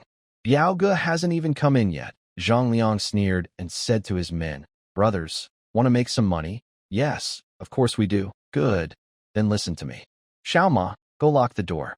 Hao Zi, take the crossbow to the lookout tower. Do you know what to do?" "Don't worry, Brother Liang. Since I've already decided to turn against De Biao with you, I'm ready to kill him," Hao Zi said, waving the crossbow, then turned and went upstairs. Zhang Liang picked up a knife, walked in front of Li Fan, and said, "Kid, I heard you've stockpiled several million worth of supplies, is that right? What are you guys trying to do?" "Trying? Of course, we're here to take the supplies. From now on, this batch belongs to Zhang. You can't do this. This is all my property. You're forcing me to take out loans, and now you want to steal my supplies. That's illegal." Zhang Liang kicked Li Fan in the stomach, causing him to hit the wall. "Law means nothing. In Beicheng, we are the law." "Erden, when will the big truck you ordered arrive?" "Almost there. I just received the message. It will arrive in no more than half an hour." "Good. Brothers, with this batch of supplies, we can change locations in the next few days and sell high for a few hundred million. Then, who would still be loyal to Xie Biao? From now on, we'll enjoy the good life together, sharing both the good and bad times." The following scene shows Zhang Liang brainwashing his followers, dreaming of setting up their own gang, growing stronger, and creating more success. In the surveillance footage, Hao Zi's figure appears again. He hurriedly walks to Zhang Liang and says, "Brother Liang, we failed. We didn't shoot Xie Biao dead. He drove away." "What? He got away?" "Yes, that guy is too clever. No, we must quickly move the supplies. Otherwise, if Xie Biao strikes back, we'll be on the defensive." "Erden, hurry up and urge the convoy. You guys go downstairs and move all the supplies to the first floor. When the trucks arrive, load everything directly." Everyone starts moving quickly. Hao Zi points at Li Fan, who is holding his stomach against the wall, and asks, "Brother Liang, what should we do about him?" Zhang Liang's eyes flash with coldness. He makes a gesture across his neck. Hao Zi smirks coldly, turns around, and raises his crossbow. Just then, Li Fan suddenly dashes into a bedroom like a rabbit and locks the door. Hao Zi tries to break down the door, but can't open it. Zhang Liang hesitates slightly and says to Hao Zi, "Forget it. Don't bother with him. He's just a useless guy. Let's go move the stuff." Over 20 minutes later, the surveillance footage shows Zhang Liang and a dozen others frantically moving supplies out of the fortress until everything is cleared. The video ends here. After watching the video, everyone remains silent, the atmosphere so quiet you could hear a pin drop. All the police and soldiers look angrily at Xie Biao, feeling they've been used by a gang. Zhang Chun, with a suspicious look, eyes the Black Wolf. His first thought is that Black Wolf has betrayed them. Black Wolf looks confused, repeatedly slapping his forehead with his palm. The surveillance footage is very realistic, with logical flow, natural movements, speech, and even micro-expressions, all very authentic. Currently, no technology in the world can create a complete video from nothing. Even advanced 3D virtual imaging systems, like those used in some countries, require people to carry equipment and move in front of cameras. Post-production also needs a lot of effort and resources to combine and produce the final footage. Therefore, everyone believes this video is real without doubt. However, He Lang begins to doubt himself. He wonders if he was mistaken, if Zhang Liang and others really betrayed him, or if he mistook Hao Zi on the watchtower for Li Fan. Lu Rian looks confused. She was kidnapped by Xie Biao and was already very scared. Plus, the lighting was dim, so she couldn't clearly see who was on the watchtower. Everyone's eyes turned to Xie Biao. Lu Changqing walks up to him with an angry look, his gaze cold and frightening. "Is this the Li Fan you said kidnapped your workers? Maybe he already killed them?" "Director Lu, I'm sure it was Li Fan. Look at my ear. He shot me there. You have to believe me. This weak excuse seems powerless in front of the video, only making others more angry. Xie Biao feels things are getting out of control. He refuses to believe Zhang Liang and others betrayed him. He points at Li Fan and shouts, "It's you. You're the one causing trouble, right? This video is fake. It's forged by him." Before Li Fan can respond, Wang Yu steps in front of him with a cold expression. Wang Yu feels happy and sad at the same time. This young man has suffered a lot and is now falsely accused. If there were no surveillance footage, he might have been questioned by the police. Xie Biao, I advise you not to act rashly. We are police officers, not your henchmen. After watching the video, the soldiers on both sides lower their guns slightly and stare coldly at Xie Biao and the others. Li Fan hides behind Wang Yu, barely holding back a laugh. He realizes how painful it is to try not to laugh. Lu Changqing looks at Xie Biao coldly and asks, "Do you know that Zhang Liang is the real mastermind behind all this? If you knew and still called the police to bring us here, that would be a false report and could lead to legal punishment." The detectives hear Lu Changqing's question and frown. Even a fool can see that Lu Changqing is trying to clear Xie Biao's name. Although no one dared to speak up, Wang Yu couldn't hold back and immediately said, "Deputy Lu, this isn't just about reporting a false alarm." He led his men with weapons into someone else's home, threatened people, robbed them, and almost shot the victim. Is that all there is to it? Lu Changqing was somewhat wary of Wang Yu's background and didn't dare to use his official position to suppress the matter. He only looked at Xie Biao with a slight blink. Xie Biao wasn't stupid. He naturally understood Lu Changqing's hint. No matter how angry he was inside, he could only go along with the situation. Otherwise, he would be the one to suffer. But inside, he felt frustrated and afraid of Li Fan. "Deputy Lu, I really didn't know Zhang Liang and the others were so reckless. I was confused at first, just collecting interest. I didn't understand why they brought weapons. Now I realize they were planning to rob and harm people. They probably feared that Li Fan and I would report them, so they decided to kill us. Fortunately, we escaped alive. We're so lucky, it just caused trouble for the police." Little Li, Uncle Li, is also a victim. Seeing Lu Changqing seemingly protecting Xie Biao, Wang Yu grew angrier. She was about to step forward to argue, but Wang Yun pulled her arm. She whispered into Wang Yu's ear, "Silly girl, don't be impulsive. Even if you go up and accuse Xie Biao of provoking trouble and false reporting, it won't change anything. Moreover, the police are limited in resources now. They can't catch all the criminals, let alone handle minor security cases. But he broke into someone's home and tried to kill someone. He didn't enter that door himself, and the person who attacked wasn't him." But before Wang Yu could finish, Wang Yun interrupted her. "Enough, stop. Can't you see? Lu Changqing is the protector you're looking for." Wang Yu was so surprised her jaw almost dropped. "What? How is that possible?" In Chang'an's police circle, everyone knew Lu Changqing was upright, fair, and dedicated. These three labels. People shouldn't judge by appearances. Your team leader probably already knows something. Don't interfere. The rest is up to the Discipline Inspection Commission and Director Meng. Li Fan stood behind Wang Yu, listening to the sisters' conversation. He looked at Lu Changqing and Xie Biao with a cold glint in his eyes, understanding everything inside. Lu Changqing sternly scolded Xie Biao, who then bowed his head and repeatedly apologized. The others just watched coldly. Then Lu Changqing looked at Li Fan and spoke gently. "I'm very sorry, comrade. We didn't do our job well." Li Fan frowned and shook his head. "It's okay. These are small matters. The important thing is whether my supplies can be recovered. Don't worry about that.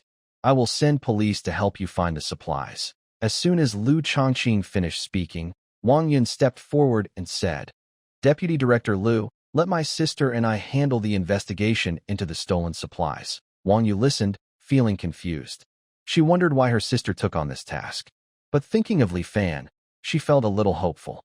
Lu Changqing nodded and replied, "All right, this case is yours. Be sure to recover that batch of supplies." "Yes, we will complete the task." Lu Changqing ignored Xie Biao and the others, waving to the remaining soldiers and police. "Pack up and head to the bell tower. We just received news that there was unrest there over the confiscation of supplies and support is needed." He then led the remaining officers away in a vehicle. The room was left with Li Fan, Wang Yu, her sister, and the four people opposite them. Wang Yu still stood in front of Li Fan, her face cold and sarcastic. Sieta Biao, are you staying here to wait for the New Year's dinner? Sieta Biao no longer had the courage or means to fight Li Fan. Playing dirty, he suffered heavy losses. Playing fair, he was not only tricked but also exposed his own secrets. Since Li Fan borrowed money from him, he had felt that Li Fan was no longer the honest man he could easily manipulate, but a more sinister snake. Li Fan was lurking quietly nearby, ready to bite at any moment. Li Fan met Sieta Biao's gaze directly. This time, Li Fan saw fear in Sieta Biao's eyes, while Sieta Biao saw teasing in Li Fan's. Sieta Biao looked away, feeling angry inside, and said to the three behind him, "Let's go." Fear, anger, and unease filled Sieta Biao's mind. He decided to stay hidden for now. Without a sure chance to win, he wouldn't attack Li Fan. After Sieta Biao and the others left, Wang Yu turned to look at Li Fan, speaking with a tone that carried some blame. "Such a big thing happened. Why didn't you call me right away?" Li Fan felt a bit embarrassed. According to his plan, this part of the story didn't include these two sisters. Their appearance was completely unexpected. Moreover, Wang Yun, this woman, had incredible observation and analysis skills, almost like a clever fox. She wouldn't rely on these two sisters to carry out any plans. For example, now in the lobby, Wang Yu was questioning him, while Wang Yun was inside the room, observing everywhere and sniffing occasionally, like a seasoned police dog. At that moment, Li Fan's phone rang. When he saw the caller ID, his eyes flickered slightly. He decided to let the sisters join the second scene. In front of both of them, he answered the call. "Hello, Mr. Li. How much longer do you need?" The city government representative and the finance department staff are already at the community entrance. "Ah, I was just handling some things. I'll come right now." "But Director who? I might keep some supplies for myself." "How much do you want to keep?" "Not much, just enough for me to use for about 7 or 8 days." "Okay, we'll wait for you." After hanging up, Li Fan said to the sisters, Yeah, I need to go to my supermarket. The community director and the finance people want to take some supplies from my store." Wang Yu heard this and looked at Wang Yun, saying, "Sis, let's go together. We're also here to find out about Zhang Liang and where the supplies are going." Wang Yun then looked away from her observations, smiled at Wang Yu, and said, "Sure, I have some questions for your little brother on the way." Wang Yu blushed slightly but quickly hid her embarrassment. She said to Li Fan, "Let's go. We'll take you there." The three of them left the fortress and drove to Li Shui Villa. In the car, Wang Yu was driving, Wang Yun was in the front passenger seat, and Li Fan sat alone in the back. "Li Fan, did you know Zhang Liang before?" Li Fan slightly frowned.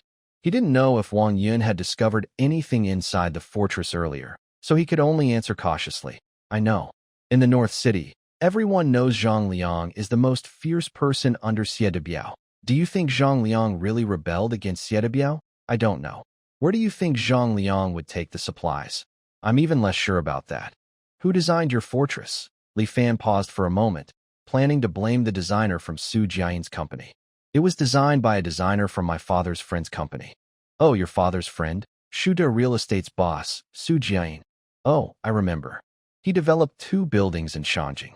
But how could his designer create such a strange building for you?" "Sis, we're trying to find out where the supplies are going.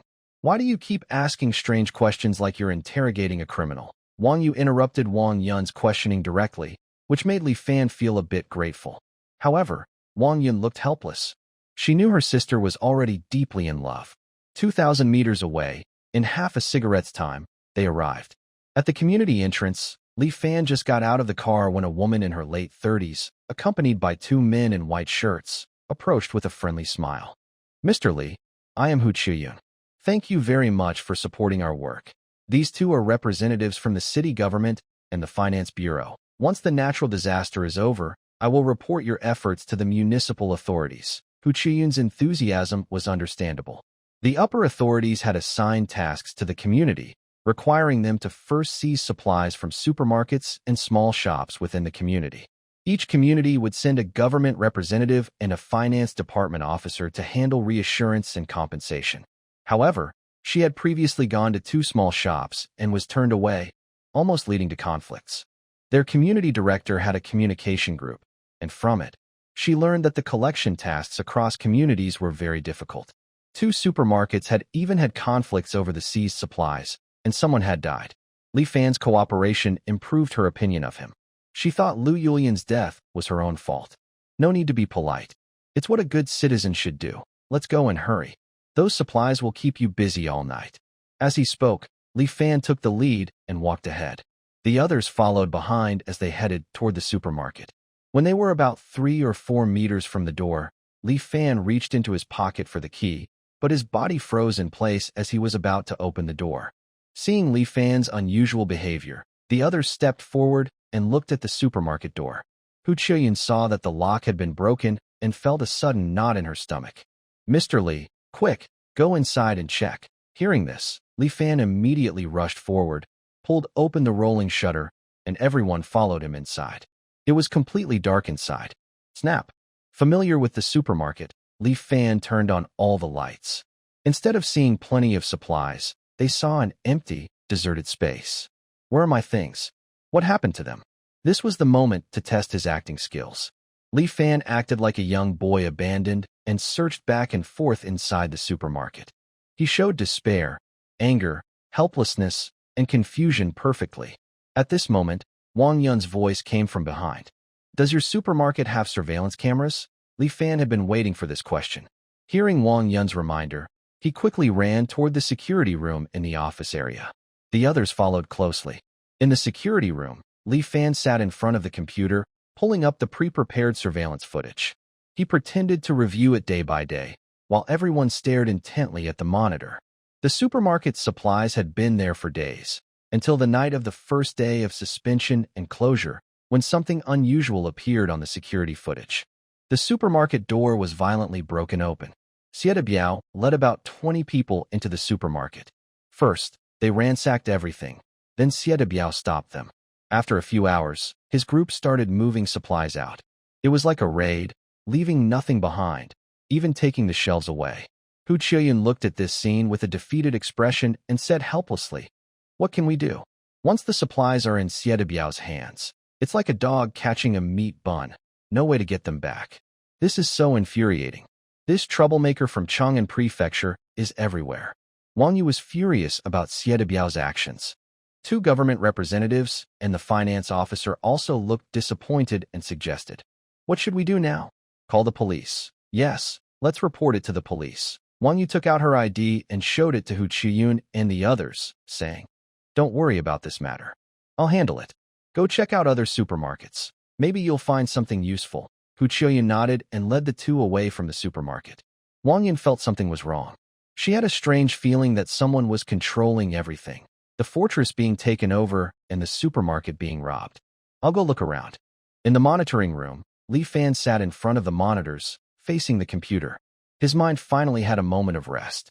Acting was tiring, but now that he had cleverly made 2 supplies disappear, others would see him as just an ordinary person with no value. Staying low is the best way. Just as Li Fan was relaxing and lost in thought, a pair of graceful arms suddenly wrapped around him from behind, pulling him into a soft, fragrant embrace. Feeling 2 soft, firm objects pressing against his head, his relaxed mind instantly shut down. Li Fan has always been someone with intelligence, but lacking emotional intelligence. Otherwise, he wouldn't still be after 21 years and 8 years of the apocalypse. Suddenly being wrapped in soft arms was the first time Li Fan experienced such a situation. His whole body tensed up, blood rushing through him. The elegant, light fragrance of the scent hit his nose directly, making his mind go blank. Wang Yu's thoughts were simple. She saw Li Fan sitting motionless in front of the monitor and felt a bit worried. She was afraid that both supplies had been stolen and that Li Fan couldn't handle the continuous setbacks. She wanted to comfort him, but before she could speak, her body reacted first. It wasn't until she felt Li Fan's heavy breathing and warm exhalation from her chest that she realized how impulsive her action was. Her body stiffened. Her cheeks instantly turned red. She didn't know whether to continue holding him or let go. The room was so quiet that you could hear a pin drop, even their heartbeat. They both maintained this strange posture, not daring to move. "I just want to check." "Oh my God, I think I came at the wrong time." Wang Yun suddenly burst in, startling Wang Yu like a frightened rabbit. She quickly released Li Fan and stepped back beside Wang Yun. Pretending to be calm, he said, "Don't misunderstand. I saw he was quite upset and wanted to comfort him. It was just a simple hug, nothing more. Don't think anything else." Wang Yun didn't believe her sister's words. Seeing her ears turn red, she smiled but didn't pursue the topic further. She asked, "I just checked the scene. From when Sieta Biao and his team started moving goods until they finished, it took 5 hours. So, their vehicles probably left around 5:30 a.m.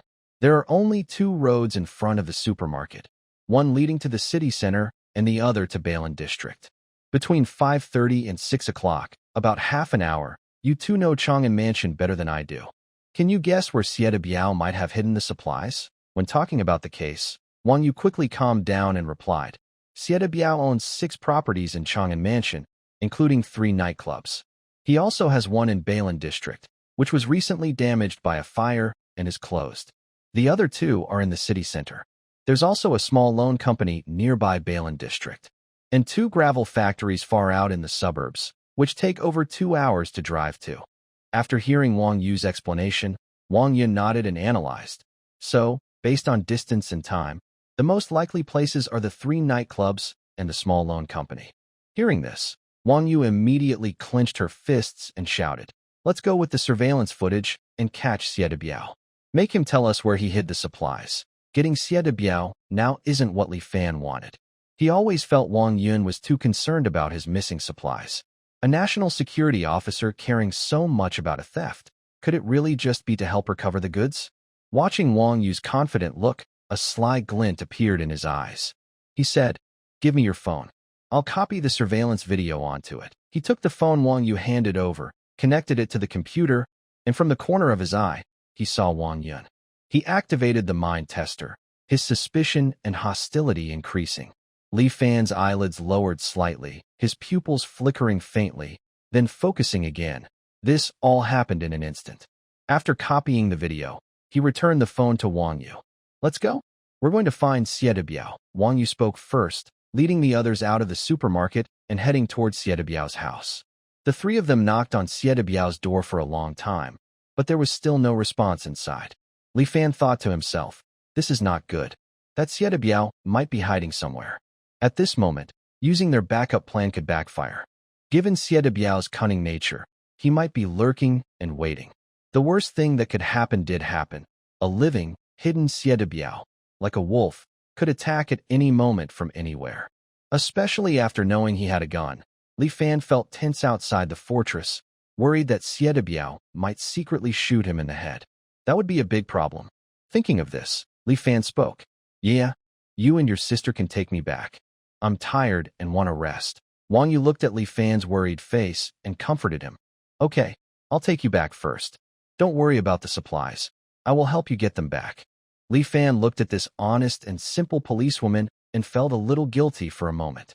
Meanwhile, Wang Yun, standing nearby, frowned slightly and watched Li Fan's every move carefully, intentionally or not. When Wang Yu and her sister took Li Fan back to the fortress, Wang Yu reminded him again to contact her immediately if he faced any difficulties. After closing the fortress gate, Li Fan let out a long breath. His tense mind finally relaxed completely. From now on, he just needed to stay safe and enjoy life. He decided he wouldn't leave the fortress again without full protection. He went to the 3rd basement level, turned on the computer, and his fingers moved fluidly into the data port. Soon, a new surveillance screen appeared. On the highway to Bailin District, Wang Yu was driving, looking quite happy, with a faint smile on her face. "Yeah, do you really like Li Fan? Sis, why do you ask that?" Wang Yun looked at her shy sister and knew that her sister was falling for someone for the first time, especially a guy she found a bit unsettling. She didn't know how to advise her at that moment. "Have you ever doubted him?" "Doubted him about what?" Wang Yun thought for a moment and said, "Let's make a guess. If those 2 videos hadn't appeared today, what would Li Fan's situation be? Of course, he would be falsely accused and face trouble. Don't you think it's strange how these 2 videos appeared at such a perfect time?" Wang Yu gradually slowed down the car and pulled over to the side of the road. She looked seriously at Wang Yun and said, "Big sister, I know you're smart, but at least you should be able to tell right from wrong. Sieta Biao has been in Chang'an for over 7 or 8 years. None of his people are clean. Many have been harmed by him, and countless families have been broken because of him. Li Fan is just an ordinary college student. Yes, there are some doubts about him. But do you think a homeless orphan with no family and no cleverness could survive under Sieta Biao's watchful eye? Shouldn't it be shameful for us, wearing police uniforms, to see a top student live so cautiously? Wang Yun looked into Wang Yu's eyes and said seriously, "Calm down first. Let's focus on the facts. Haven't you doubted the truth of these 2 videos?" Wang Yu calmed her emotions and replied, "I have doubted it, but these 2 videos seem very real." "Do you really think he made them himself?" Wang Yun was silent after hearing this. It was something she had been unable to understand, but she still said, "Suppose these videos are fake. Then Zhang Liang and the other 16 people, as well as the 3 who just received the secret report from Zhang Chun, should all have been killed by Li Fan. And the biggest beneficiary of this would be him, because he could hide all the supplies and disappear from everyone's sight. Then rest easy." Wang Yu still firmly believed Li Fan was innocent and argued, "How could these 2 videos be fake? Don't tell me he's just a college student. Even your national security team probably can't create such realistic surveillance videos out of thin air." Wang Yun raised a hand to stop Wang Yu from speaking further. "Wait. High technology. Fake videos. Hackers." The keywords collided in her mind, and her eyes lit up instantly. She looked at Wang Yu and said, "Yeah, we must find Sieta Biao immediately. I have something very important to confirm with him." Wang Yu didn't understand why her sister suddenly cared so much about Sieta Biao. She just followed the instructions and continued driving. Wang Yun picked up her phone and dialed Chen Zemin's number, speaking directly.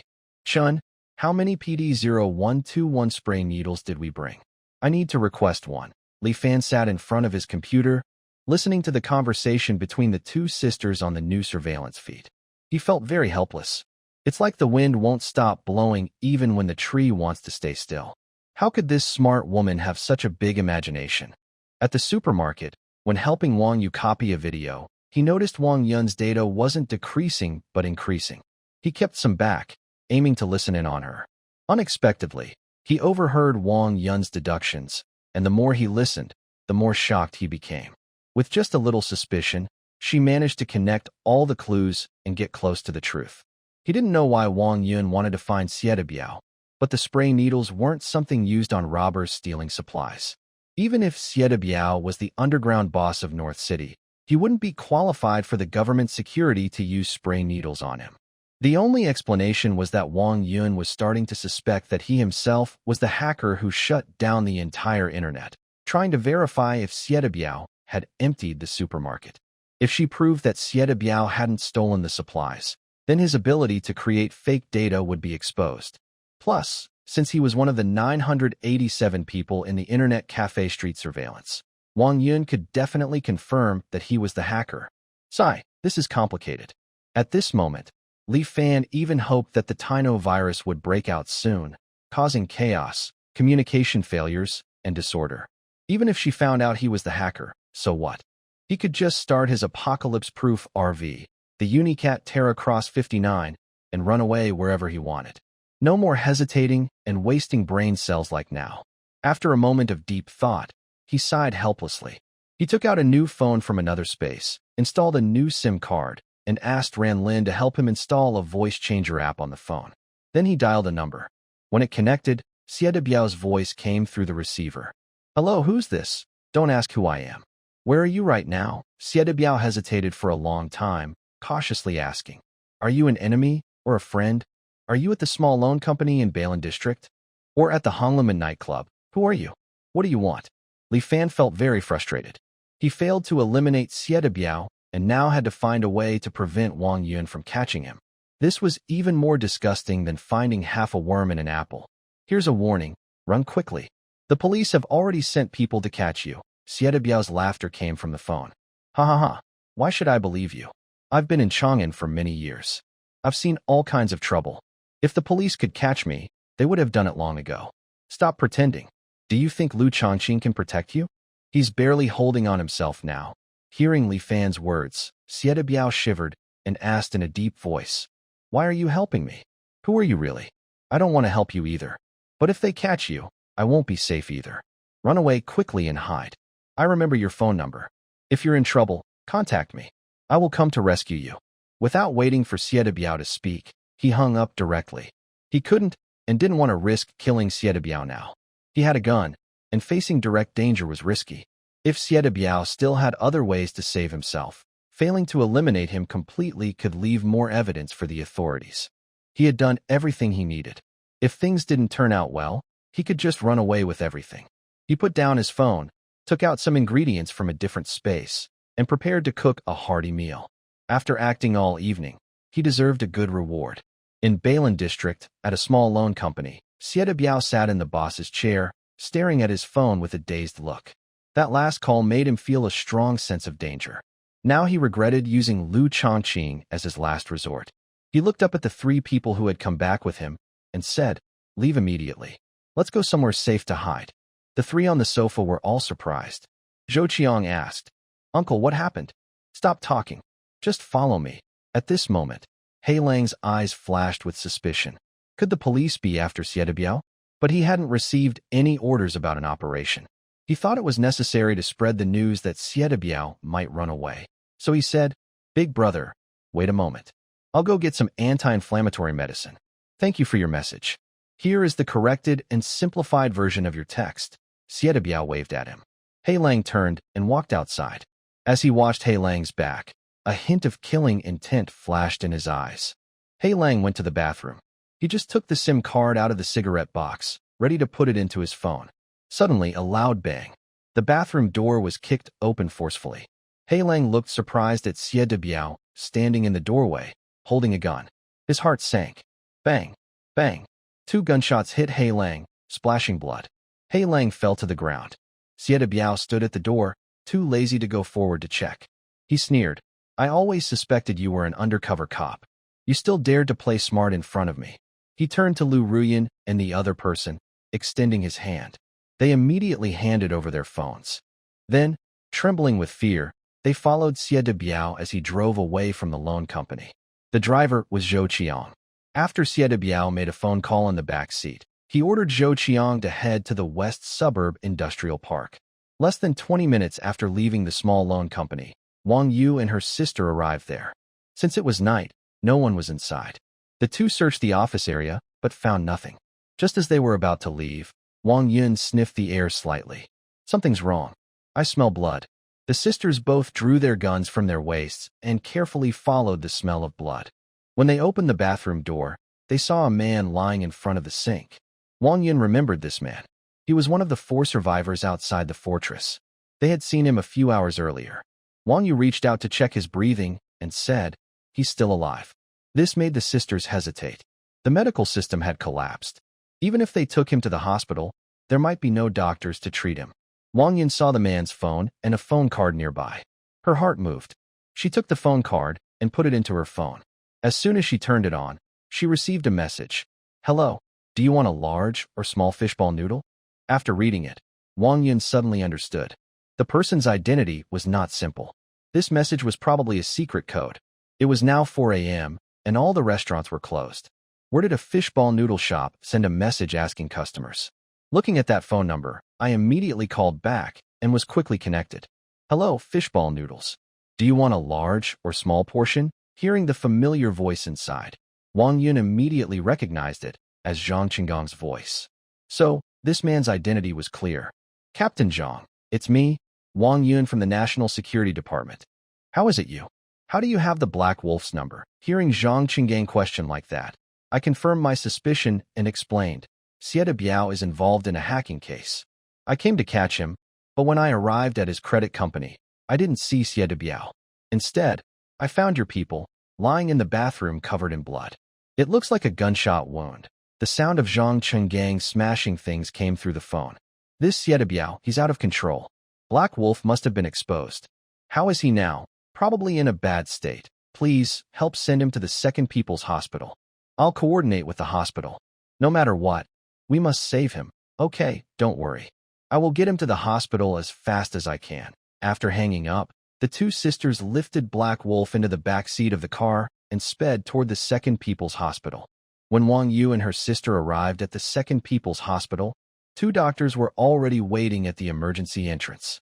They helped lift Black Wolf onto a stretcher and were about to push him into the operating room when he regained some consciousness, clutching Wang Yu tightly and murmuring softly, words unclear.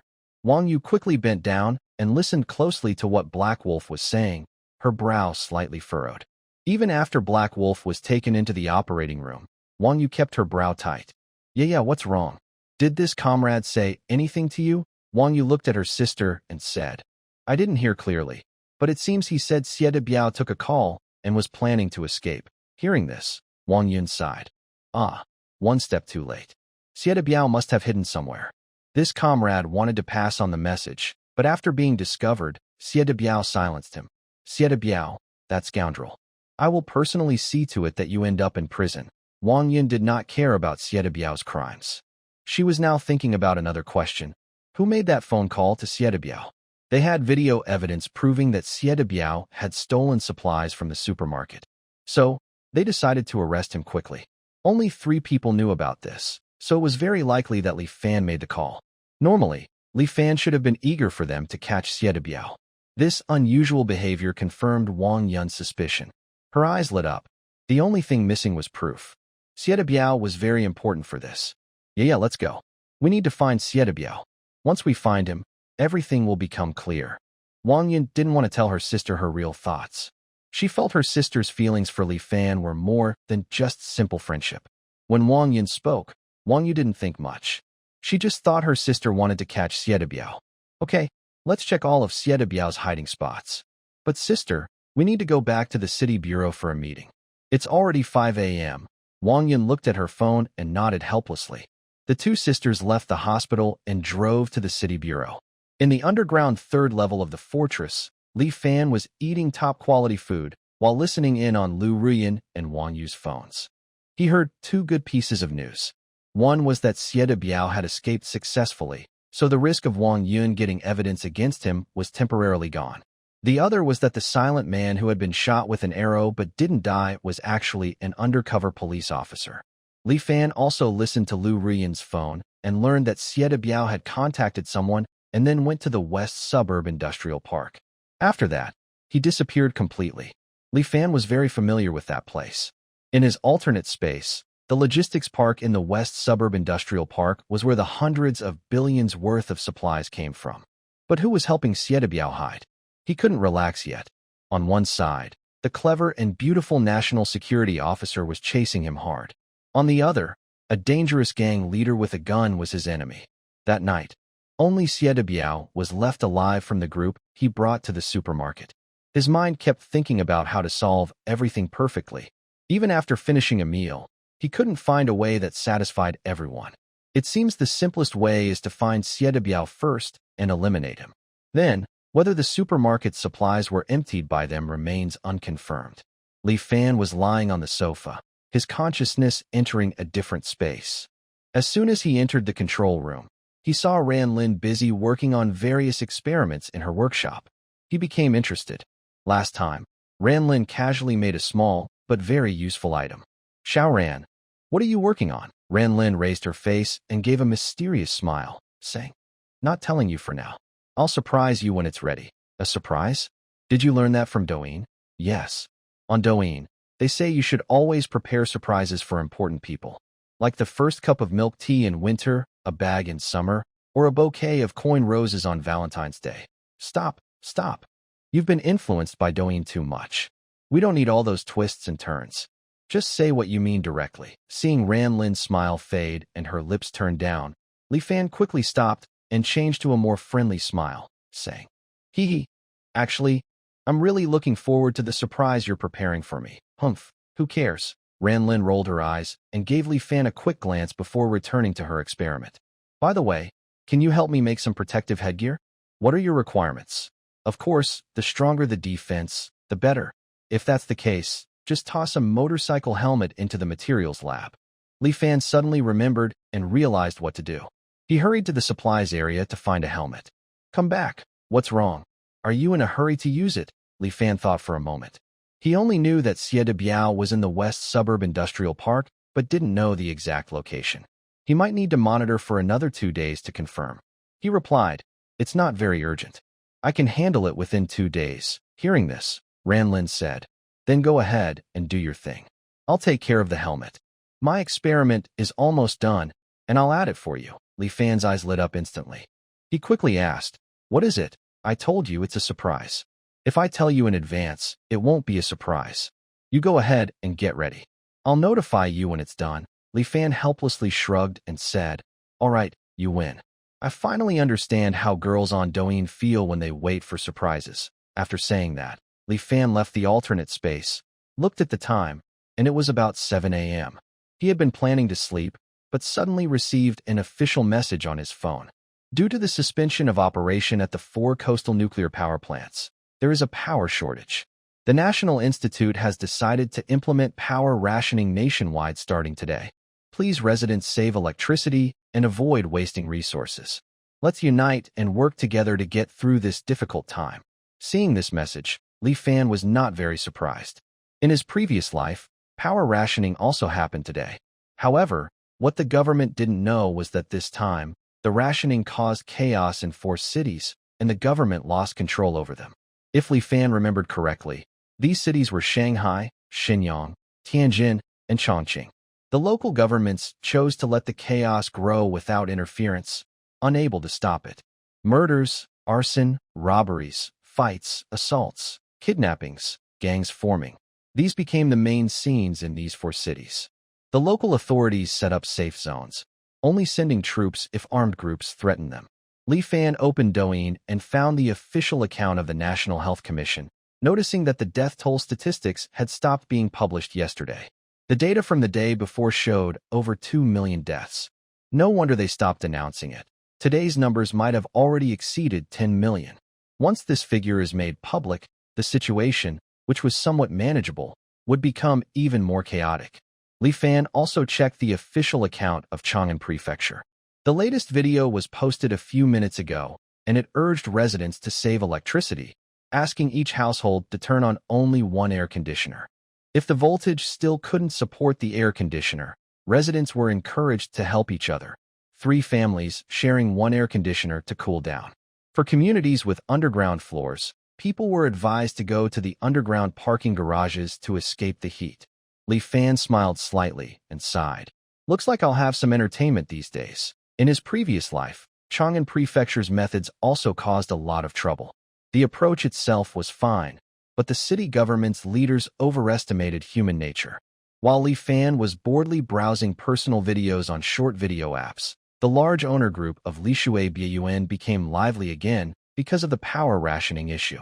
It started when the new community director, Hu Chiyun, said in the group, everyone should have received a message. Due to power rationing, air conditioners can't be used normally.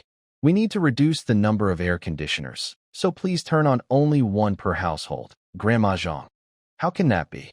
Our family of 5, all crowded in 1 room. How can we rest? Zhang Li. I currently have 3 air conditioners on, and there's no problem. I think it's just alarmist talk. My family also has 4 air conditioners on, no problem. Our household's devices. Do they also listen to your community? Just kidding. I not only have all of them on, but they are set to 16 degrees Celsius. Everyone in the group dismissed the community director's notice, even posting photos of all air conditioners turned on. Li Fan looked at the scene in the owner group with disdain. It was 7 a.m. now, and in a few hours, it would be the hottest part of the day. Based on the time, today's noon temperature would reach over 60 degrees. At that time, the power supply would be completely overwhelmed. Intermittent power outages would occur, and even when power was restored, it wouldn't be enough to run so many air conditioners. Li Fan put down his phone, went to the 4th basement level, started 3 generators, and switched the power system to the fortress's independent power supply. Back on the 3rd basement level, he placed some ice cubes near the ventilation openings, then curled up on a large sofa to sleep. At Lishui Bun, people were falling asleep with the help of air conditioning. Most had adapted to sleeping during the day and going out at night. Until 11 a.m., suddenly, all of Chang'an Mansion lost power, and the air conditioners stopped working. The indoor temperature quickly rose. Grandma Zhang, whose full name was Zhang Guilin, was 58 years old. She was known in the community as a troublemaker, sharp-tongued, and good at stirring up trouble. She had 5 family members: her husband, son, and daughter-in-law, and a 5-year-old grandson. Her grandson was also the most notorious troublemaker in the community. After the family was awakened by the heat, they realized the power was out. "Grandma, it's so hot." "Mom, the power's out." Grandma Zhang picked up her phone and opened the residents' group chat, only to find that the entire neighborhood was without power. She quickly thought and said, "Quick, we live on the 2nd floor. Let's rush to the underground 3rd-floor garage to get a spot. Son, bring the cooling mats and the kitchen knife." Hearing this, her son and daughter-in-law hurriedly moved, and the family rushed to the underground 3rd floor. Since they lived on the 2nd floor, only a few people were there when they arrived.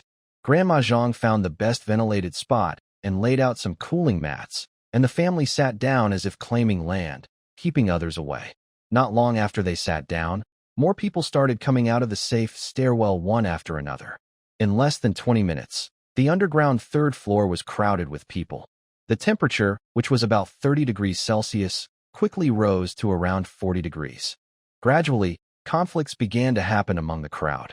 Although no one was physically hurt yet, pushing and shoving occurred frequently. Li Fan still didn't know about the incident at Li Shui Garden. He was now sleeping on the sofa on the underground 3rd floor, covered with a blanket. Suddenly, his phone rang loudly, waking him up. He picked up the phone and saw the caller ID, his brow furrowing slightly. It was Yuan Ruoxue, a woman he preferred not to mention. Since learning that his rebirth was real, Li Fan couldn't trust Yuan Ruoxue or Li Yuhang's words completely. But it was impossible not to have some doubts in his heart. Did Yuan Ruoxue, as the main person in charge of that mission, really know nothing about it? Once doubt appeared, it had already formed. He threw the phone aside and let it ring. Then he got up and went to the surveillance computer, opening the footage from Lu Ruyan's and Wang Yu's phones. He replayed the recorded audio from the surveillance, but it didn't reveal anything useful, so he left the monitoring on. After the phone rang 4 or 5 times, it stopped. Li Fan picked it up and opened WeChat, seeing the lively scene in the residents' group chat. "At Director Hu, when will you come? Did your community receive any notice? At everyone. Who brought water? Sell me a bottle. I'll pay 50 yuan. Is there a doctor in the neighborhood? My dad has heat stroke. Please help. Can someone help me carry my mother down from the 9th floor? She's paralyzed. I'll pay 500 yuan. Hey, upstairs, don't go now. The indoor temperature is at least 50 degrees Celsius, and I think your mom is already used to it. Your mom is the one who's used to it. Your whole family is. Wow. I was just trying to help, and you dare to curse at me? Where are you? Let's settle this." Li Fan held his phone, curled up on the sofa, covered with a thin blanket, watching the lively group chat and laughing to himself. Suddenly, Li Fan had a clever idea to make the situation more interesting. He picked up his phone and sent a message to the group. "At everyone, the power is out. Why don't you all get into your cars and turn on the air conditioning? Are you worried about wasting gas?" This message instantly woke up the car owners. They quickly found their cars, started the engines, and turned on the air conditioning.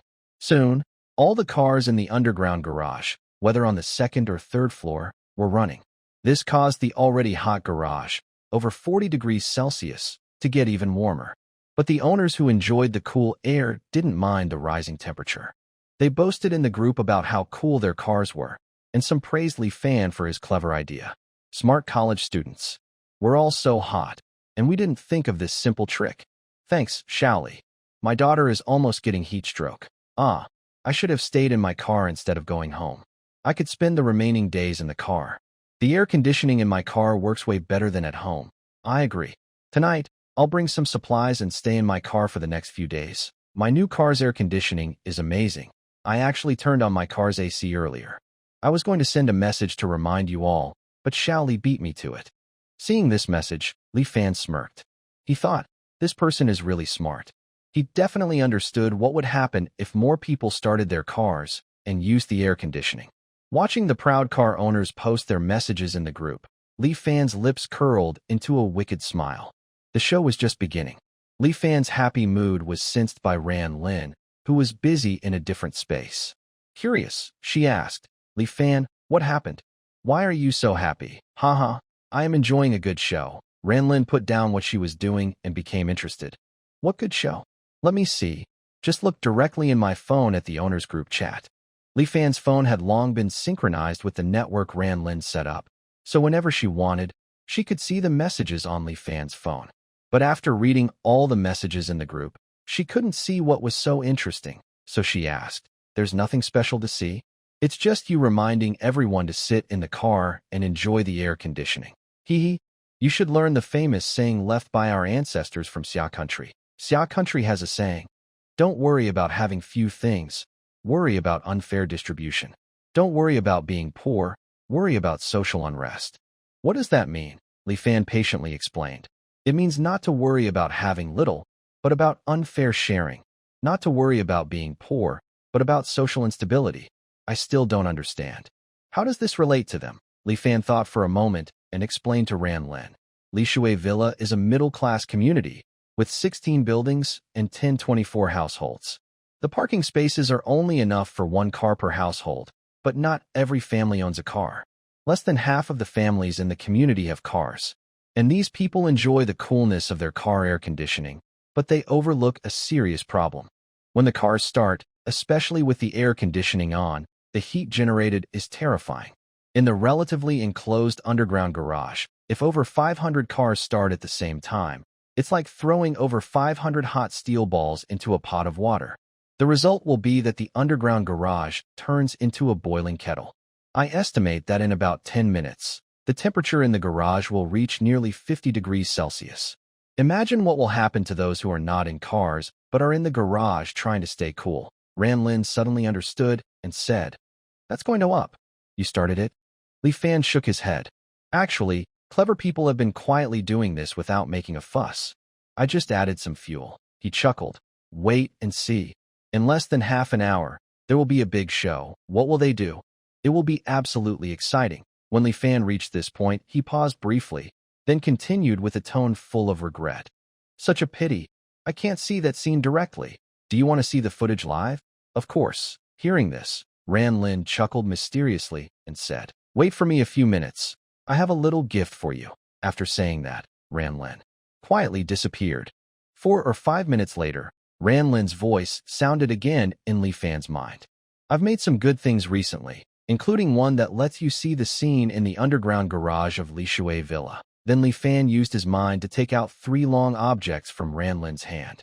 They were 3 small metal dragonflies with folded wings, but very light, not at all like metal. They shimmered with a silver-gray glow, about the size of a cigarette. Apart from the metallic feel, every detail looked just like real dragonflies, so lifelike. The dragonflies' eyes looked like crystal with a fuzzy surface, and their 2 pairs of wings were clear and bright. Li Fan tugged on them with his finger, and they were very flexible. "What are these? What are they used for?" Ran Lin's tone was proud and cheerful as she boasted. "These are tiny gadgets I made based on your world's drone ideas, using limited materials from your space. They have an 18.7 million pixel high-definition camera and can also display biological magnetic fields. So, they can shoot from up to 800 meters away while still maintaining the highest resolution without distortion, and they can collect data and imitate or replicate. Their maximum flying range is 10,000 meters, with a top speed of 160 meters per second, and they can operate for 120 hours. They use biological magnetic chain rays to send commands and transmit data, something your Earth doesn't have." After hearing Ran Lin's explanation, Li Fan was very excited. With these gadgets, he could sit at home and control everything within a 10,000-meter radius. "Is this the surprise you prepared for me?" Ran Lin's tone was a bit playful, and she proudly replied, "This is just a small part of the surprise. Don't you want to see the live footage? I took it out in advance for you to use. Remember to return it after you're done." Upon hearing this, Li Fan's curiosity was fully sparked. He really wanted to know what Ran Lin was working on. If a small accessory was so impressive, then what does the complete thing look like?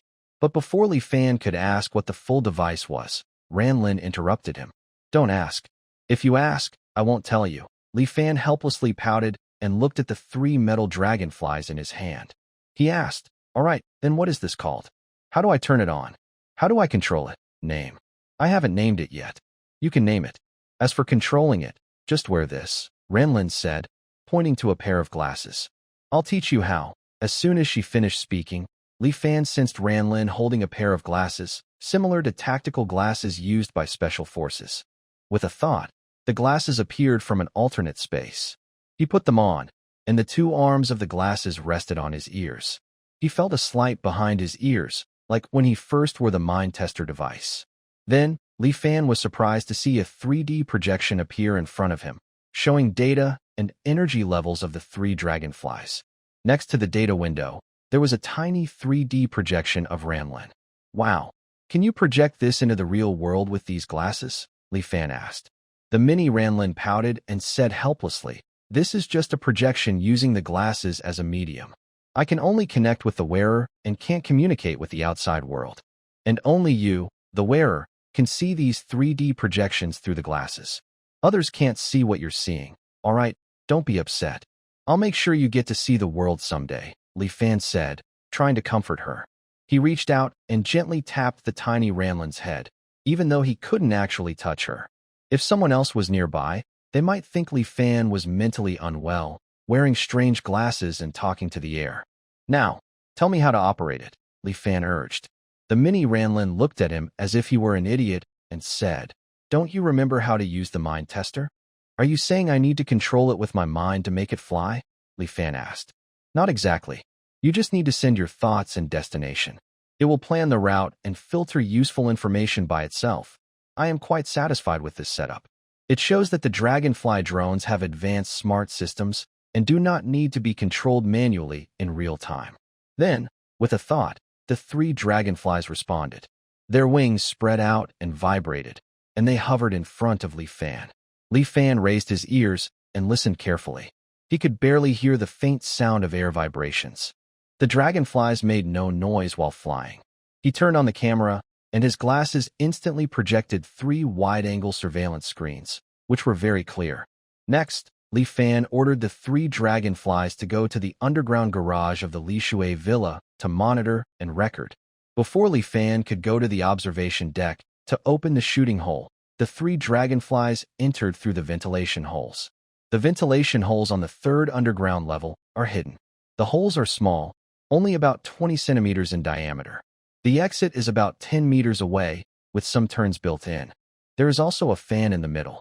Seeing the dragonflies fly into the ventilation holes on their own, Li Fan quickly looked at the projection screen.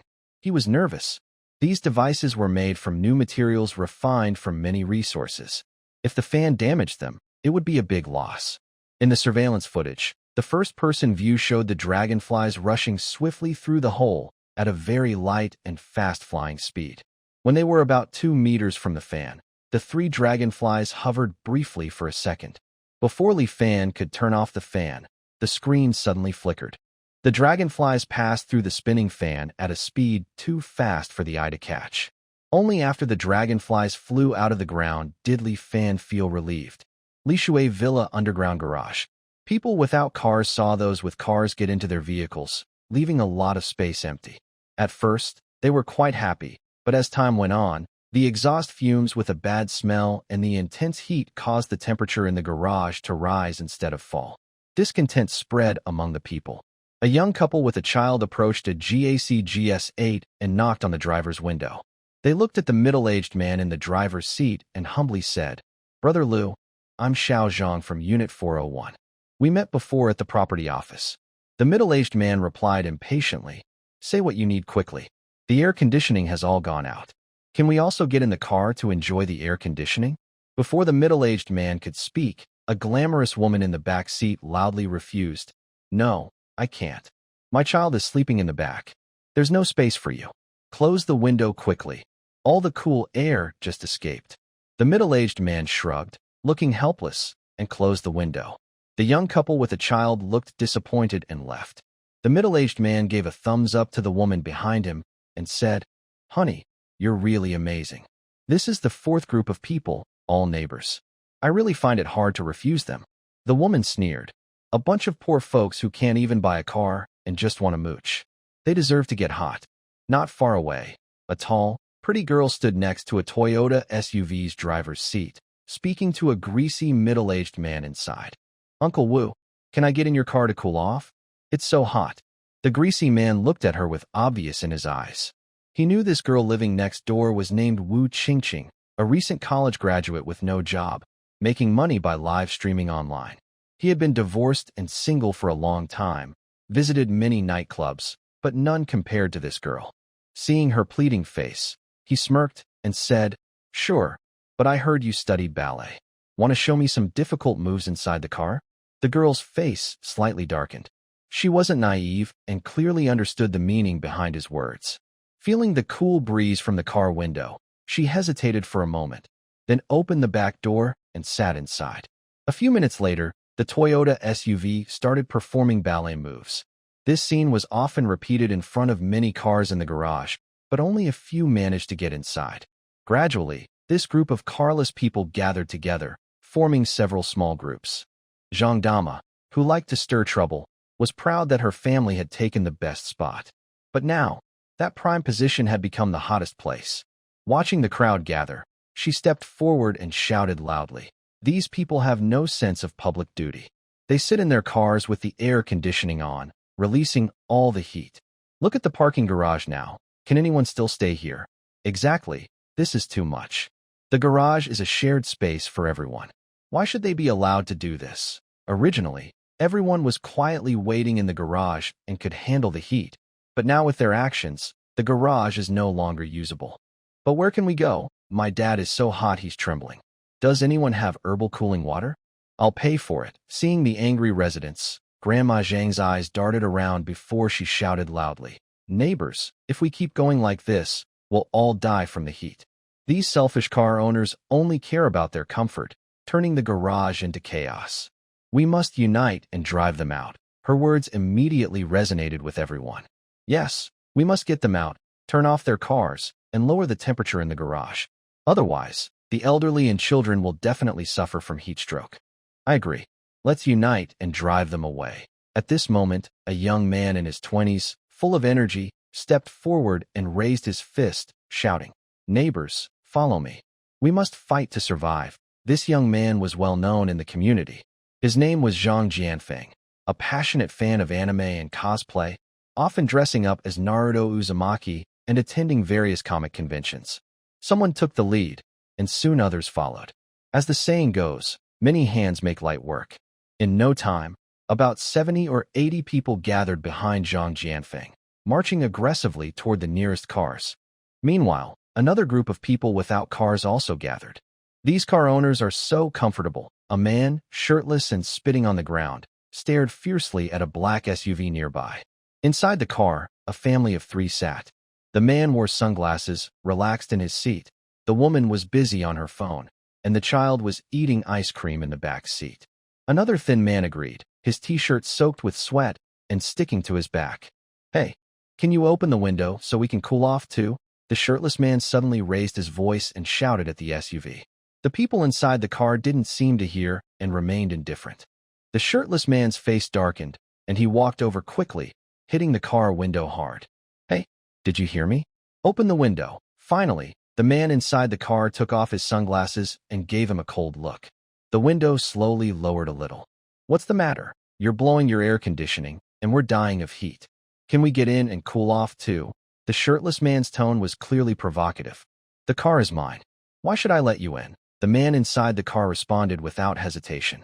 "Having a car doesn't make you special, does it?" The shirtless man suddenly punched the car window, making a loud, bang sound as the glass shattered. The child inside the car was frightened and started crying. The woman quickly held the child, her face pale. The man inside the car looked angry. He pushed the door open, got out, and grabbed the shirtless man by the collar. "Are you looking for trouble? Come on, fight me." The shirtless man didn't back down. He threw a punch at the other man's face. This punch seemed to ignite the underground parking lot, making the atmosphere tense. Other people without cars saw what was happening and got bolder, starting to attack nearby vehicles. Some car owners, pushed to the limit, drove their cars into the crowd. This made the situation worse, and chaos spread further. "Break their cars. Let's see how arrogant they are," someone shouted, and several car windshields were smashed. "Stop fighting. Stop fighting." A woman got out of a Land Rover and screamed, trying to stop the chaos, but her voice was soon drowned out by shouts and curses. Amid the chaos, some people took the opportunity to steal, reaching toward frightened women.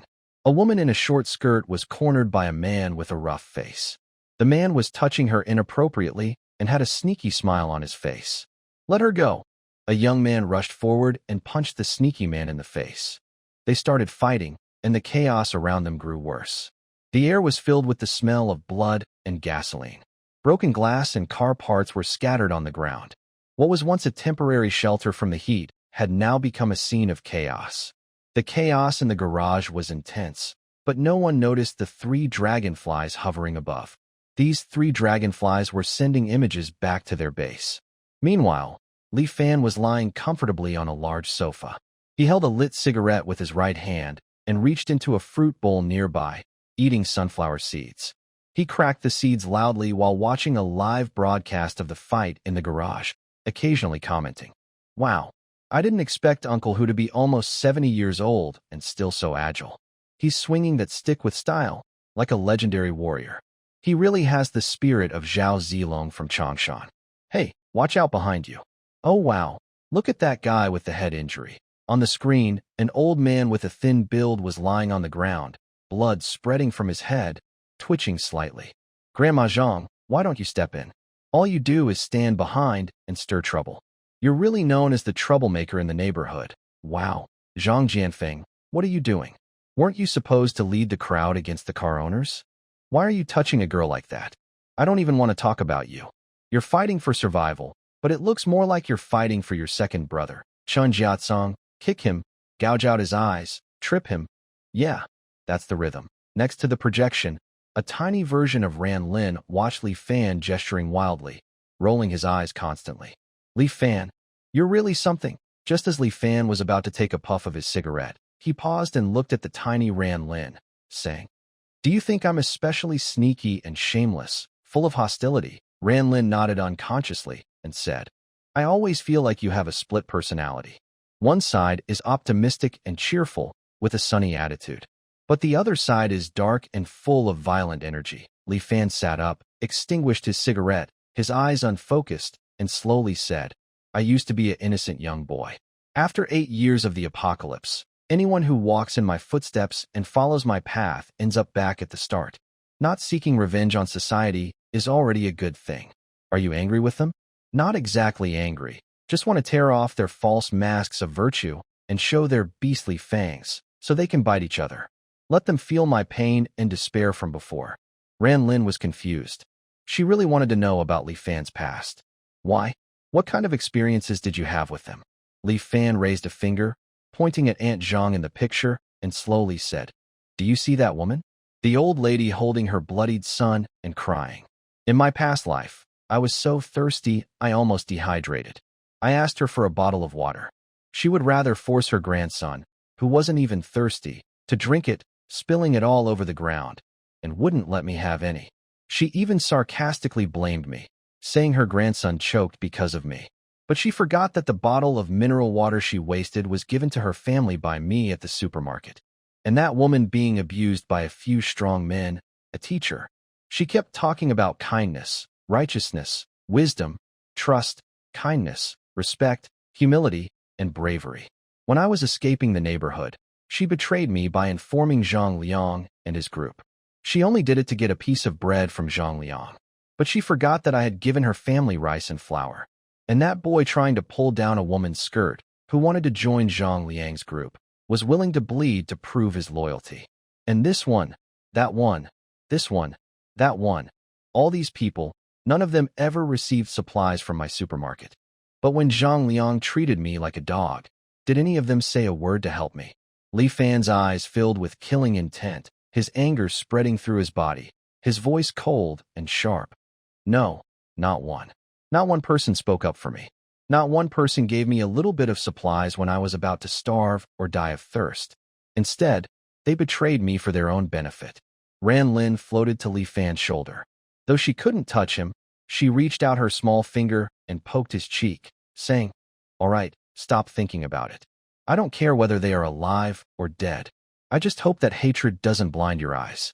A person filled with hatred cannot find happiness. You are the host I have waited for many years to find." Restoring my memory data depends on you. Don't let some insignificant pests ruin your mind. I have a feeling that we may face many problems in the future, and they will be quite difficult. So stay smart and wise. Li Fan slowly exhaled a deep breath. After a few deep breaths, his anger faded. He smiled at the mini version of Ran Lin and said, "Don't worry. I won't repeat the mistakes of my past life. Besides, I now have your help. I believe we will soon gather enough Nuka to activate Gate." Hearing Li Fan's words, Ran Lin also smiled happily. Her eyes curved beautifully. When both of them turned their attention back to the surveillance projection, the situation in the garage had turned into a lively chaos among the troublemakers. The underground garage, which had 4,000 or 5,000 people, was now divided into more than 10 groups. It was no longer just the faction of car owners versus non-car owners, but people from the same building fighting together. After several clashes, with some injuries on both sides, the fighting gradually slowed down. By then, the garage was a mess. No car was undamaged. On the ground, there were car parts, broken glass, bodies, and injured people everywhere. In a short time, the various groups scattered, each wary of the others. Each building started to discuss what to do next and sent representatives. A middle-aged man from Building 2 stepped forward and said, "Stop fighting. Let's first rescue our loved ones." The representative from Building 5 agreed. The cause of all this doesn't matter anymore. Saving people is the most important now. The others remained silent. Gradually, some people stepped out of the crowd, searching for their loved ones on the ground. Just as calm returned to the garage, loud crying and wailing began again. "Dad, wake up! Wake up! Mom, are you okay? Those monsters. Grandson, my dear grandson, it. You kids, don't let them get away." Several building representatives all looked grim. They are also victims. Some had their cars destroyed, others had loved ones hurt, insulted, or killed during the chaos. Currently, there is no way to handle the aftermath.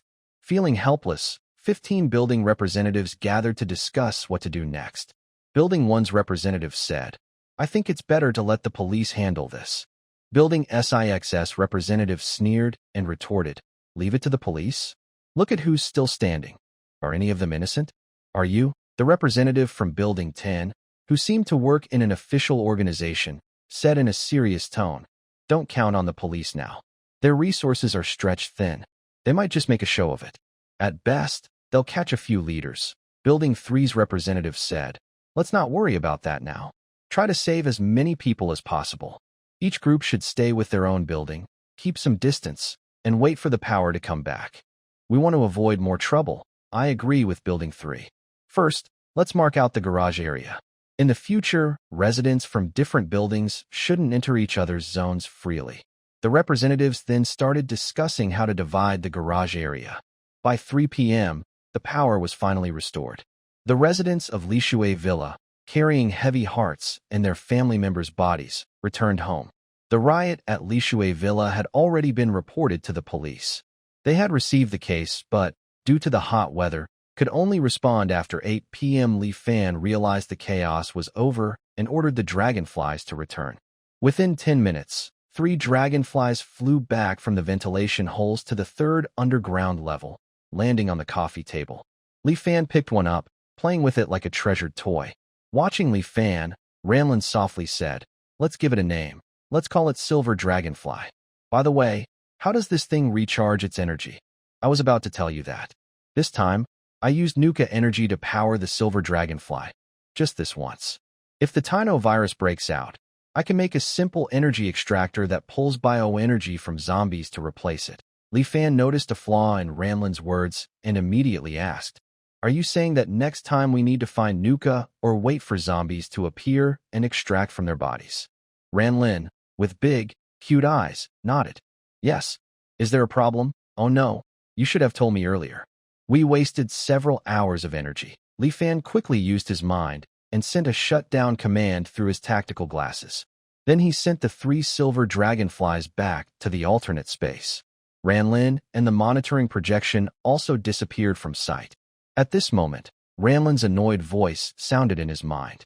"Why didn't you say something before shutting down the silver dragonflies? You're so annoying," Li Fan replied with a heartache. "Energy is too precious." There's still over a month before the zombie outbreak. We need to save it. Huang Shuren is still around. Send the glasses in. I want to start assembling. Hearing this, Li Fan was about to enter the alternate space to check, but Ramlin's warning sounded again. Don't come in. If the surprise is spoiled early, what's the point? If you dare come in, I won't make anything for you anymore. Li Fan pretended to be angry and said, I'm your host. How dare you disobey my orders and not let me into the alternate space? You are my host. That's true. But my duty is just to guide you for survival in the end times. Making things isn't part of my responsibilities. Li Fan appeared helpless and frustrated, but inside he was happy. Ranlin helping him make some tools wasn't because of the mission assigned by Kalinia, but because of her own free will. This was very important. Li Fan also wondered if the Tino virus was related to Ranlin and the others.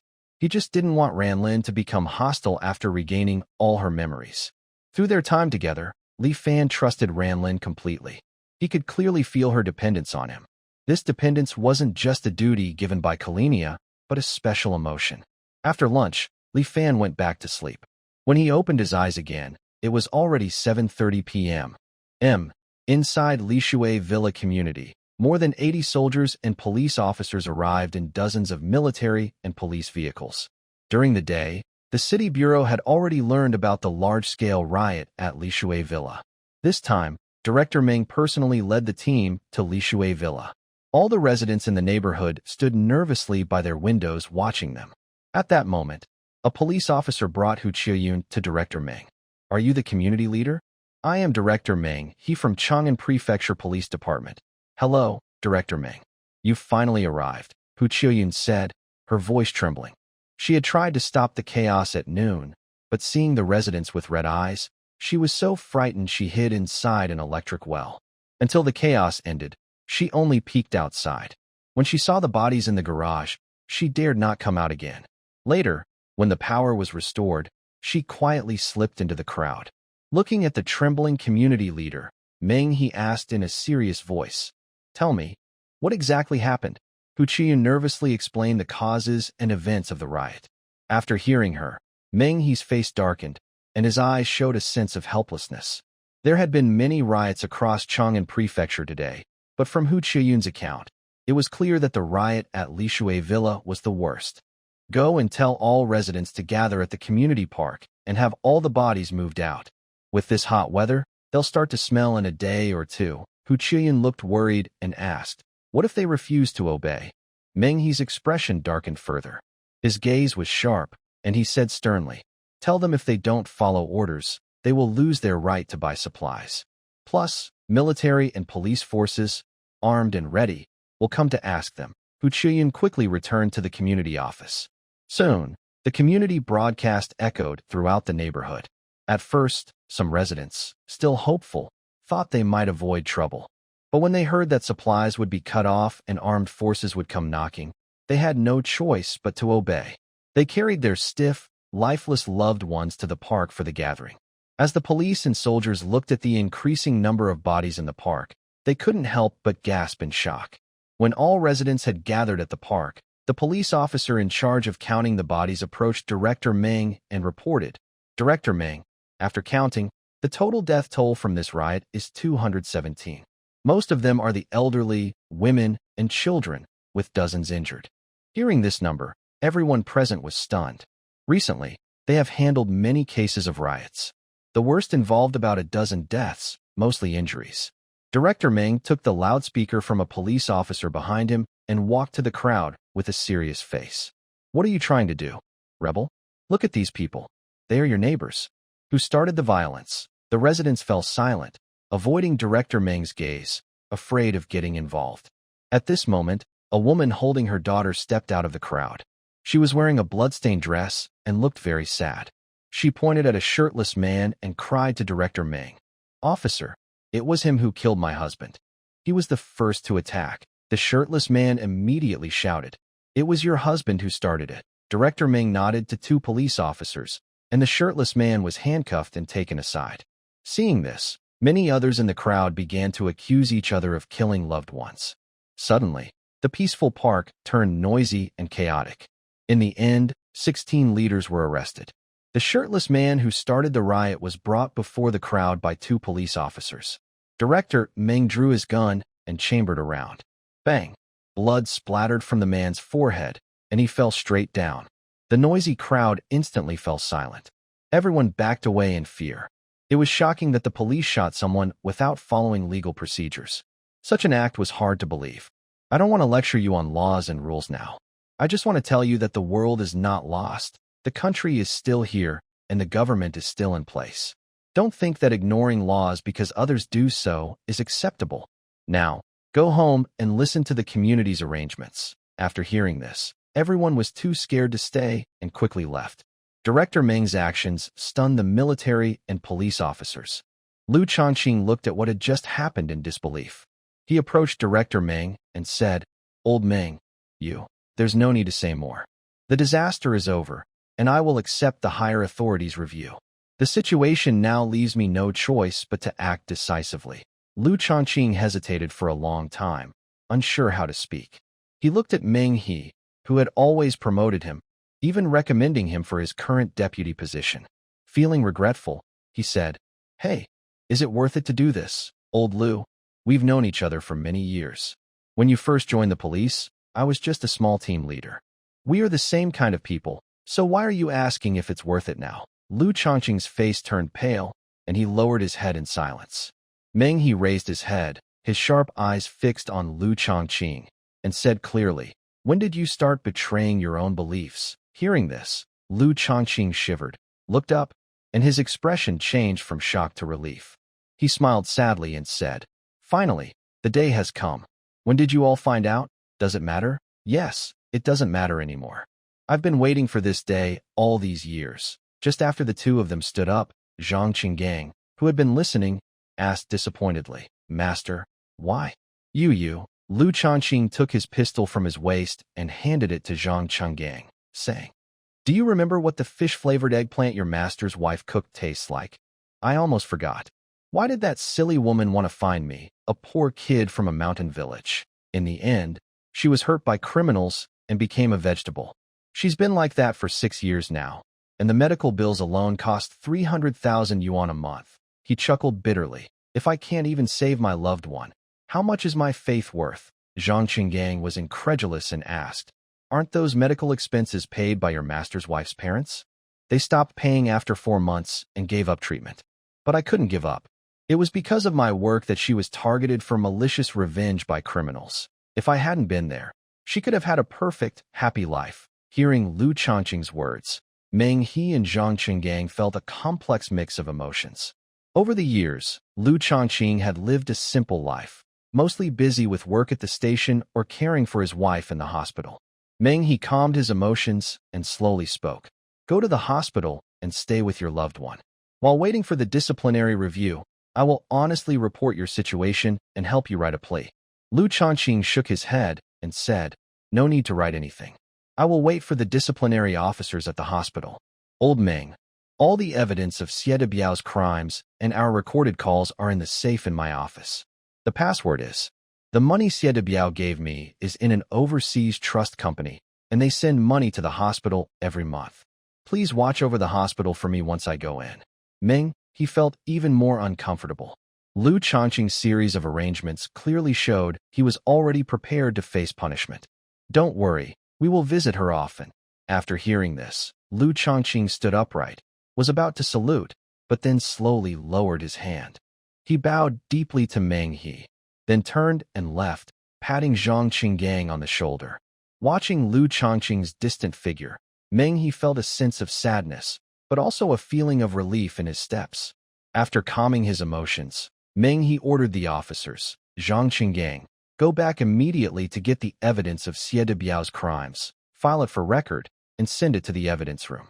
The others, contact the funeral home to come and take the body. This scene was witnessed by the nearby sisters Wang Yu and Wang Yun.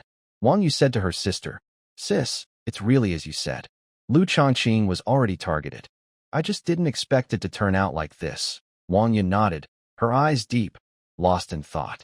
Then she approached Zhang Qinggang and said, "Captain Zhang, we will go back to the city bureau with you. Xie Biao is involved in a hacking case, and I want to review that evidence. According to their ranks, Zhang Qinggang is higher than Wang Yun, but in terms of authority, Zhang Qinggang still needs to cooperate with Wang Yun. Hearing her request, Zhang Qinggang could only agree. The three drove back to Deputy Director Liu Changqing's office, took out a folder and a USB drive. Opening the folder, it contained Xie Biao's overseas bank cards and transfer records, along with evidence of Liu Changqing using his position for personal gain. They opened the computer, plugged in the USB, which held thousands of call records, dating back as far as 6 years. Wang Yun put on her headphones and directly opened the last 10 call records, listening to each one from start to finish. Until she heard the last 2, her eyes lit up, and she showed a triumphant smile. Then she said to Zhang Qinggang, "Team Zhang, I need to copy these last 2 call records." "Sure, just have Director Chen sign in the evidence room." Wang Yu stood nearby, not knowing what information her sister had obtained. From her expression, it was clear she had found some clues about the hacker case. "Big sister, how could De Biao be involved with the hacker case?" But Wang Yun didn't answer directly. Instead, she teased with a smile. "Your little brother doesn't have supplies right now. Aren't you going to check on him?" Wang Yu rubbed her forehead and suddenly realized, "Oh, I almost forgot. Let's go bring him some supplies." After saying that, Wang Yu quickly left the office. Wang Yun turned to Zhang Qinggang and asked, "Team Zhang, how is the undercover comrade doing?" Zhang Qinggang sighed. "He was rescued, but because of heavy blood loss, he's still in a coma. If he wakes up, please let me know. I need to ask him some questions." "Got it." After speaking, Wang Yun hurriedly left the office, chasing after Wang Yu. The incident at Lishui Villa was quickly wrapped up. Over 5,000 people involved in a big fight, 217 dead, 17 arrested, and 1 executed on the spot. This news spread instantly among the property owners' group chat. Li Fan held his phone, gathering fragmented information from the group messages, and roughly understood how the police handled it. It seemed that the Chang'an government still maintained control over Chang'an Prefecture. Small fights resulting in 2 or 3 deaths, the police would turn a blind eye. But when a large-scale death and riot occurred, they would use strict measures. But none of this concerned Li Fan. He just wanted to eat, sleep, and wait for news on De Biao's exact location from Lu Ruyan. At that moment, the surveillance alarm sounded. On the screen, Wang Yu and her sister were outside the door, carrying things. Li Fan felt a wave of annoyance. Why did these 2 women come again? If it was just Wang Yu, Li Fan wouldn't mind so much. But the person around Wang Yun really gave Li Fan a headache. Maybe because Wang Yu saw that Li Fan was not opening the door for a long time, she called him. Feeling helpless, Li Fan had no choice but to go back to the first floor, open the door, and invite the 2 policewomen into the fortress. After the sisters entered the fortress and sat in the living room on the first floor, Wang Yu placed the supplies on the coffee table. There were fruits, vegetables, rice, flour, and oil. The amount was small, but enough for 4 or 5 days for one person. "I know you have no supplies right now. I brought some for you. When you finish eating, remember to call me. I'll bring more later." Seeing the supplies on the table, Li Fan felt a little touched. But when he saw Wang Yun, who always had a smile on her face, his guard couldn't relax at all. Because Li Fan activated the mind test device and found that Wang Yun's hostility level had reached 80%. That's very high, showing she was increasingly suspicious of him. Wang Yun sensed Li Fan's gaze, smiled slightly, and teased. "These supplies were bought specially for you by my sister using special connections. You should know that the city is short of supplies now. These are from my sister's share." Wang Yu's cheeks turned red instantly, but she was quite surprised inside. Isn't her sister always advising her to be cautious with Li Fan? Why is she now trying to matchmake? Before she could figure out why her sister was so unpredictable, Li Fan politely said, "Thank you so much, Yaya. How much do I owe you? I'll transfer the money." Wang Yu kept waving her hands, her eyes flickering shyly at Li Fan. "No need, it's not much." Li Fan looked at the values of the 2 sisters and confirmed that Wang Yu was not hostile to him. Instead, her affection and romantic feelings were increasing. But Wang Yun was a big trouble. Thinking to send them away quickly to avoid saying too much, she asked, "Yeah, did Xie Biao get caught? Can I get my supplies back?" Hearing this, Wang Yu looked embarrassed and apologized. "We didn't catch Xie Biao. He escaped." "Escaped?" "Yes, but don't worry. I will catch him for sure. Then I'll wait for your good news." During their conversation, Wang Yun kept looking at Li Fan with a half-smile that seemed to hide something. She then turned to Wang Yu and said, you go wait in the car first. I need to talk to Li Fan about something. Wang Yu looked at her sister in surprise and asked with doubt, Sis, what are you going to do? Don't worry. I just want to discuss the hacking case with him. But Li Fan isn't involved with the hacking case, right? I'm not going to hurt him. I just want to check his whereabouts on the day of the hacking. Remember, you're a police officer. You know what to do. Wang Yu frowned, knowing her sister was very determined once she set her mind on something. However, she still believed Li Fan was just a clever college student. She didn't think Li Fan was connected to the hacking case. If her sister didn't find out the truth, it could cause Li Fan a lot of trouble later.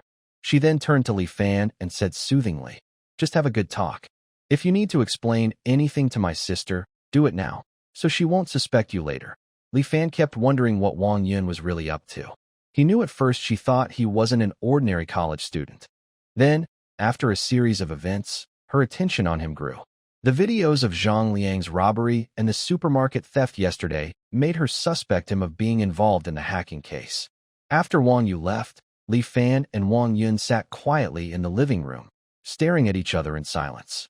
Finally, Wang Yun broke the silence first. Did you call the Biao to help him escape? Show me the proof. Aren't you going to explain? I'm asking for proof from you. Li Fan was tired of Wang Yun's persistent suspicion and constant questioning. He was even considering whether he should take action to get rid of her. But then he thought about having to also deal with Wang Yu if he did that, which made him hesitate. Moreover, Wang Yun was part of the National Security Department, not just an ordinary police officer. Killing her would be very complicated at this moment. However, Li Fan no longer had the patience to play along with her. Seeing his change in attitude, Wang Yun's eyes flickered with a hint of hostility. She felt a chill and instinctively moved her hands from her chest to her hips. His mind became more certain of his guess. We went to catch Sieta Biao, but we didn't ask the police for a warrant, so only the three of us knew about the operation. However, Sieta Biao received a tip-off call before we arrived. Besides you, could there be anyone else? Oh, is that your proof? Wang Yun's eyes suddenly sharpened, and she spoke in a serious tone. Our security department doesn't need to rely on evidence. As long as our reasoning makes sense, we can invite you for a chat. Hearing this, Li Fan was already ready to take drastic action, but when he saw Wang Yun's hand move, he felt a jolt. He almost forgot that this woman probably carried a gun everywhere. If he acted now, without her having a gun, he believed he could handle her. But seeing her alert stance, clearly armed, made him nervous. Haha, you're not an ordinary person. You didn't react at all when you heard security department. Is your department so free? Even theft cases can attract the security department's attention? And about my missing supplies, you suspect I tipped off the thief? Your department isn't very capable, huh? Wang Yun lowered her eyelids, her gaze flickering. She chose not to fully expose Li Fan as a hacker because she had no concrete proof at the moment. Although the security department had special privileges, suspicion alone wasn't enough to arrest someone, especially in this special time. It seemed Sieta Biao was still a key figure. As long as they caught him and used lie detection to confirm he hadn't stolen supplies, they could prove the video was fake. Thinking of this, Wang Yun's face returned to a gentle smile. All right, I will find Sieta Biao quickly and help you recover the supplies. Li Fan remained calm, his tone cold, and made a polite gesture. Feel free. I need to rest now. Don't let the door hit you on the way out. Wang Yun stood up and said softly, I'll come back to see you. Li Fan sat on the sofa, not bothering to get up to see her off. Watching her back, he couldn't help but sigh inwardly. If this woman were a teammate, she would save a lot of trouble. But as an enemy, she was the most troublesome person to deal with. If Wang Yun had insisted on taking Li Fan to meet the National Security Department earlier, even risking some danger, she would have had to eliminate him and run away beforehand. Unexpectedly, Wang Yun eventually gave up on capturing Li Fan, which surprised Li Fan a little. Thinking carefully, he realized she needed Shen Debiao's honest testimony and witnesses. The people involved in stealing supplies from the supermarket are now only Shen Debiao. It seems he must find Shen Debiao quickly and deal with him. At the very least, he can't let Wang Yun find Shen Debiao first. Li Fan returned to the third underground floor and opened Wang Yu's phone surveillance to see what the two sisters planned to do next. At 2 a.m., the street was still busy with people. A Volvo XC40 sped along the road toward Balen District. Big sister, how did your talk with Li Fan go? Wang Yun remained silent after getting in the car, her face serious. She didn't answer her sister's question but rolled down the window, letting the warm night breeze into the car. Yeah, do you think the disaster will really end after the hot summer is over? Big sister, did you hear something from Beijing? Wang Yun nodded and replied. Beijing is already working on building a safe zone. Hearing this, Wang Yun's face changed. As the political center of summer country, safety is the top priority. But Beijing is starting to build a safe zone. This is very big news. What kind of disaster would make the capital build a safe zone? Big sister, who told you this? Grandpa called me yesterday. Now, all the major families in Beijing are competing for political influence over the safe zone. What does Grandpa's call mean? Wang Yun gave a lonely smile and said, It's probably just to get me to return to the Qin family, to serve as a link between the two families and help them cooperate politically. Big sister, maybe you shouldn't go back anymore. Just stay in Chang'an Prefecture. I'll support you. Hearing this, Wang Yun's serious expression disappeared, replaced by a smile, and she said, You'll support me? With your monthly salary of just a few thousand yuan, that's not enough for yourself. If it weren't for second mother secretly sending you money, you wouldn't even be able to buy a house or a car in Chang'an Prefecture. This statement hit Wang Yu's weakness directly, and she angrily replied, I just saw that you're not happy, so I wanted to comfort you. Truly unkind. Yeah, there are many ways to fight against family fate, but you chose the most straightforward one. I envy you, but I can't do it. My family has always put me on a pedestal and labeled me. Every decision I make needs careful weighing of pros and cons. At this moment, Wang Yun's phone rang. Looking at the caller ID, Wang Yun frowned, showing resistance in her eyes, and answered the call. A commanding voice came from the phone. When will you come back? Wang Yun's tone was emotionless, and she replied calmly, Once the task is done, I will return. Are you avoiding me? Don't forget, you're my Chun family's daughter-in-law, and my wife Qin Yunxian. Why are you out there showing yourself all the time? Wang Yun's face was calm, but her eyes flashed with anger. She said in a steady voice, I told you before marriage, I am not an object, nor am I a decoration sent to your family. I have my own work in life. Did you forget?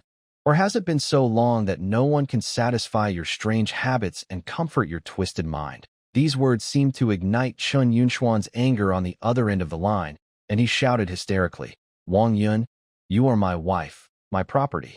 This fate is something you can't escape in this lifetime. Don't make me use some methods to bring you back. Hearing this, Wang Yun sneered coldly and retorted, In the circle of the city's elite, known as a modest gentleman, gentle and refined, this is your true nature? If I leak that video of your violent and perverted behavior in bed, can you still be so gentle and refined? What? You actually recorded a video? Hee hee. I have some little quirks too. It seemed that Chen Yunxian smashed his phone in anger, and the call ended there. Wang Yun put down her phone, closed the car window, leaned back on the seat, and slowly closed her eyes. The car was filled with a dead silence. Wang Yu only knew that her incredibly clever sister was not as happy in the Chen family as she appeared to be. I didn't expect that just now. During that phone call, the amount of information was overwhelming, leaving her unsure how to comfort her sister. Yeah, do you remember the question I asked Li Fan that day? What? Wang Yu glanced at Wang Yun, who was still closing her eyes and leaning on the passenger seat, not understanding what Wang Yun meant by asking that. I asked him, what kind of person can override the laws? He answered, absolute force. I think he's right. Maybe I should try another way to resist the family's fate. After saying this, Wang Yun opened her eyes, showing determination and a hint of madness. Inside the fortress, Li Fan, monitoring Wang Yu's phone, didn't hear any clues about the investigation into Xiedebiao, but unexpectedly caught a key piece of information. That is, the capital city has already started building a safe zone. It's just unclear whether the city has noticed the Taino virus melting the glaciers. But these things don't concern me much right now. The most urgent task is to find Xiedebiao. Li Fan is no longer willing to wait passively for news from Lu Riyun's phone monitoring. He then communicated mentally with Ran Lin. Ran, when will the surprise be ready? Almost there. Did you find Xiedebiao's location? No. I plan to go to the industrial park myself. I'll have it ready for you before 8 tonight. After confirming the equipment, Li Fan opened the surveillance records of Lu Riyun but found no new information. He then turned off the surveillance and opened the map of the Shijiao Industrial Park. The entire park is divided into 5 areas: light industry zone, heavy industry zone, logistics park, chemical zone, and special metal factory. Li Fan has been to the logistics park, but the others are still unfamiliar. Looking at the dense factories, dormitories, and office buildings on the map, he felt a headache coming on. It seems finding Xiedebiao quickly won't be easy. He can only search one zone at a time. Early morning, the sun rose, and the hot air quickly spread across the land. There are 3 days left until the end of the intense heat, but the temperature remains high. Humans are highly adaptable creatures. After the initial panic, people seem to have started to get used to the risky life under the scorching heat. Upon hearing the news of neighbors and friends passing away, I no longer feel any extra emotions. Everyone is thinking about how to quickly get supplies for life, and respect for the law has also become less important. In the underground basement of a factory in the western suburb industrial park, Xiedebiao sits with Zhou Qiang, Lu Riyun, and Lao Xiao around a worn-out long table, eating simple food. Suddenly, Xiedebiao's phone rings inside his bag. He opens it, revealing 4 phones, 3 of which are turned off. Xiedebiao's face darkens. He takes out his own phone, answers it, and a middle-aged man's voice comes through. "Old Xie, I found out from a friend that Lu Changqing has been suspended. Once the disaster ends, the Discipline Inspection Commission will investigate him. Just as I thought. Old Xie, what are you doing? You've taken such a big fall. He was betrayed by a young kid. Did you find out the phone number? The number is an anonymous group buy card, with no registration info. Thanks, old G. When my brothers from the battlefield come, there will be a big reward. Don't mention it. We've known each other for so many years. Of course, I'll help you." Xiedebiao hangs up, his eyes narrowing. His rising and falling chest shows he's not calm. Lao Xiao is someone Xiedebiao brought into his team when he first settled in Chang'an. He's one of his most senior allies. Over the years, Lao Xiao has made quite a bit of money with Xiedebiao, but he hasn't been deeply involved in his darker dealings. To stay connected with the outside world, Xiedebiao brought him along after going undercover. "Brother Biao, how's the situation? Lu Changqing is finished. Now, we can only rely on ourselves. Lao Xiao, go to the battlefield and bring Huzi and the others here. Also, find out if the police are after me." Lao Xiao stands up and leaves the basement, which quickly returns to silence. 6 days after the work stoppage, the outside temperature remains high. The ground temperature hits 68 degrees Celsius, making the whole city feel like a dead town. And death happens every moment. Near 5 p.m., Li Fan is woken up from his sleep by Manlin. "Your surprise is ready." Li Fan, still sleepy, instantly wakes up and eagerly asks, "What is it? Take it out so I can see." Then, Li Fan's mind sensed the object in Ran Lin's hand in the other space. He thought, and a set of pure black combat uniform and a tactical helmet appeared on the table. He reached out and picked up the black clothing. It felt soft and lightweight, not as thick as it looked. Ran Lin's voice sounded in his mind. "This suit is designed based on your world's Special Forces combat uniforms, made from a new material called nanoactive fiber, refined from the materials in your warehouse. Besides fire resistance, bulletproofing, temperature regulation, and assistance, it also fits better. Every fold is shaped according to ergonomic curves. The collar extends to the jaw, allowing a nano-level connection with the tactical helmet and goggles, forming complete protection." Li Fan looked at the combat uniform, liking it more and more. Curious, he asked, "What level is this suit?" "According to the classification standard of Colonia, it's AD level, enough for you to move freely outside." Li Fan put down the uniform and picked up the tactical helmet and goggles. This helmet has a style typical of special forces from the Eagle Nation, and it is also black. The night vision device on the helmet is replaced by goggles. At the back of the helmet, there are 3 metal tubes. Looking closely, those tubes contain the 3 silver dragonflies. On each side of the helmet, there are holes for attaching glasses, suitable for connecting the goggles. This helmet is made of boron carbide ceramic, with a surface etched with molecular-level electromagnetic resistant patterns. When the wearer turns their head, The embedded neural network adjusts the visual system 0.3 seconds in advance. Its protective ability goes without saying. More importantly, I added neural connection technology.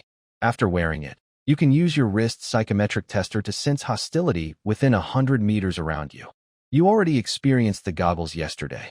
I just slightly changed its appearance. Li Fan's heart was hot. He immediately put on the combat uniform and tactical helmet. The upper body fit very snugly. After doing several movements, he felt no restriction. Instead, it was surprisingly light. With this outfit, unless facing heavy armored troops, most conventional weapons wouldn't really do much to him. This gave Li Fan more confidence. He no longer had to worry about being ambushed when searching for Xietabiao in the industrial park. Are you planning to go to the industrial park tonight to find Xietabiao? Li Fan kept testing various functions of the full combat suit, mentally replying to Ranlin. The sooner I deal with him, the sooner I can rest easy. I'm not too worried about conflicts with the authorities right now, but it's better to avoid them if possible. The main thing is, the National Security Department is still in Chang'an Prefecture, and I don't want to come into the sight of the capital city just yet. Once I have absolute self-protection ability, I will go to the capital. Ranlin looked a bit confused. If he didn't want the capital to notice him, why was it necessary to go there? What's the purpose of going to the capital? In your past life, your information came from the capital, so I suspect there might be Nuka or other information about you there. All right? I will do my best to help you upgrade your gear. But I have bad news. The materials you've collected are almost all used up. Hearing this, Li Fan was so shocked he couldn't speak properly. You mean, once those materials are gone, you'll make this suit? Not entirely. Come and see for yourself. Li Fan immediately entered the alternate space and went to the storage area. Looking around, the cables in the warehouse had all disappeared, and out of over 100 luxury cars, only a dozen off-road capable RVs and SUVs remained. This scene made Li Fan feel heartbroken. He turned to Ranlin and joked, "You really don't know the value of supplies until you run out. So much material only produced this one combat suit." Ranlin shrugged and said, "It's not all used up. After disassembling, the rare materials that can be used are gone. Basic materials like iron, copper, aluminum, graphite, and plastic are all piled up in the materials lab. Now, you need to find some rare metals, so the weapons and high-tech labs can use them in the future." Li Fan agreed strongly. Although the remaining labs haven't been opened yet, planning ahead is definitely wise. Based on recent experiences, the consumption in Kalinia is terrifying. He then said to Ranlin, "Tell me what you need. Give me a list, and I'll try to gather it." Ranlin waved his hand, and a 3D projection of a list appeared in front of Li Fan. Beryllium, lithium, rubidium, cesium, platinum, iridium, osmium, gallium, germanium, indium, thallium, scandium, yttrium, lanthanum, cerium, titanium, zirconium, tantalum, vanadium, niobium, polonium, radium, actinium, uranium, plutonium. The list of rare metals is so long and dense that it makes one's head spin. When Li Fan saw the last two, radium and uranium, he felt his scalp tingle. Are these things something a university student can get?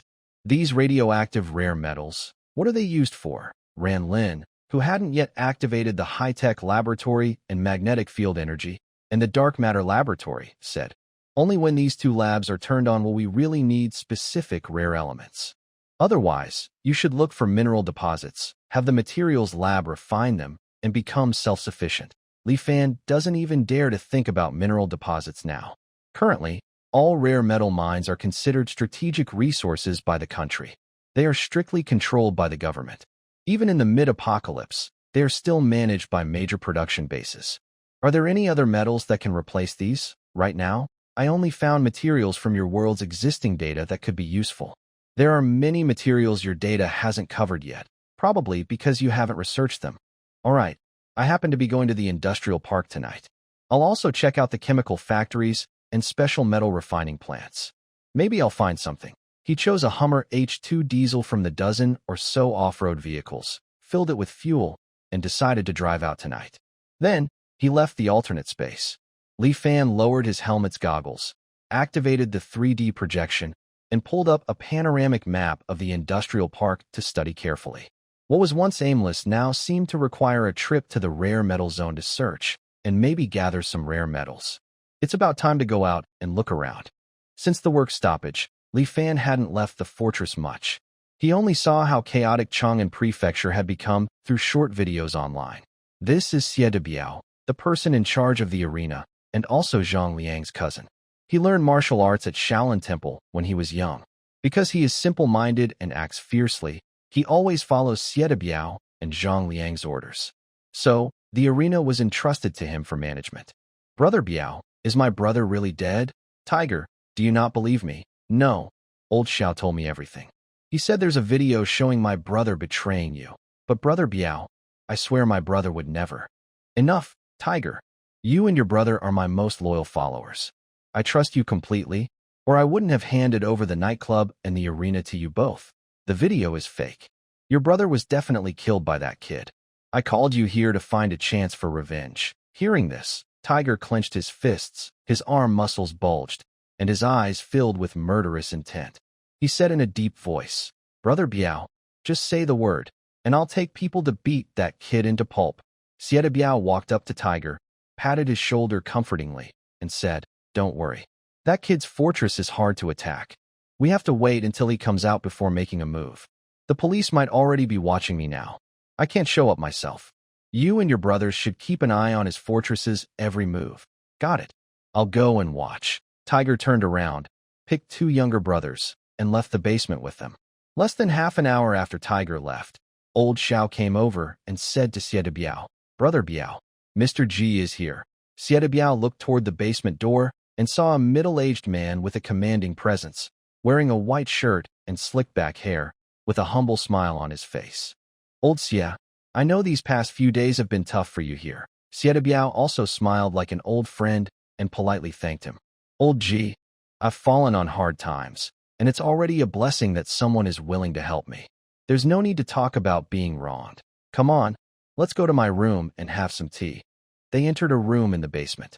Outside, two brothers stood guard. The room was simply furnished, with a bed, a sofa, and a coffee table. It was a fully enclosed space with an air circulation system through a wall-mounted air conditioner. Old Xie, I found out what you asked me to check. That night, no trucks went to North City. Xie Biao paused while pouring tea, a sharp glint flashing in his eyes. He asked, Are you sure no trucks went? The middle-aged man with the surname G nodded confidently and replied, I'm sure. Don't forget what I do. I have contact info for all the trucks with more than 2 axles in Chang'an Prefecture. Unless those dozens of trucks you mentioned aren't from Chang'an Prefecture. Xie Biao picked up his teacup, took a sip, and squinted slightly. If no trucks from Chang'an Prefecture went to North City, then vehicles from outside the city are even less likely. So, Li Fan's video must be fake. Thinking back to Lu Yulian's recorded call, Xie Biao's anger flared. If he had doubted the video before, now he was sure. Li Fan had been playing him all along, just to ruin him. Could it be that the incident from 3 years ago was exposed, and Li Fan wanted revenge? But back then, the truck driver he hired was seriously ill with cancer. It was handled very cleanly, with the police closing the case as a simple traffic accident. How did Li Fan find out? But none of that mattered now. It was a deadlock, and only time would tell who would win in the end. Old G, how's the second thing I asked you to find out? That's a bit complicated. The 2 women you're after aren't easy to track. One is known, Wang Yu, deputy captain of the Criminal Police Brigade. The other is secret. I couldn't find her. But I heard from a friend at the Ministry of Finance that you emptied a supermarket at Li Shui Villa. There's video footage of the whole thing. Hearing this, Xie Biao's face darkened. He suddenly slammed his teacup onto the ground. You little punk, are you really putting on a pig? One scheme after another. Do you think I'm a fool? The man with the surname G held his teacup, suspiciously watching Xie Biao, and smiled faintly.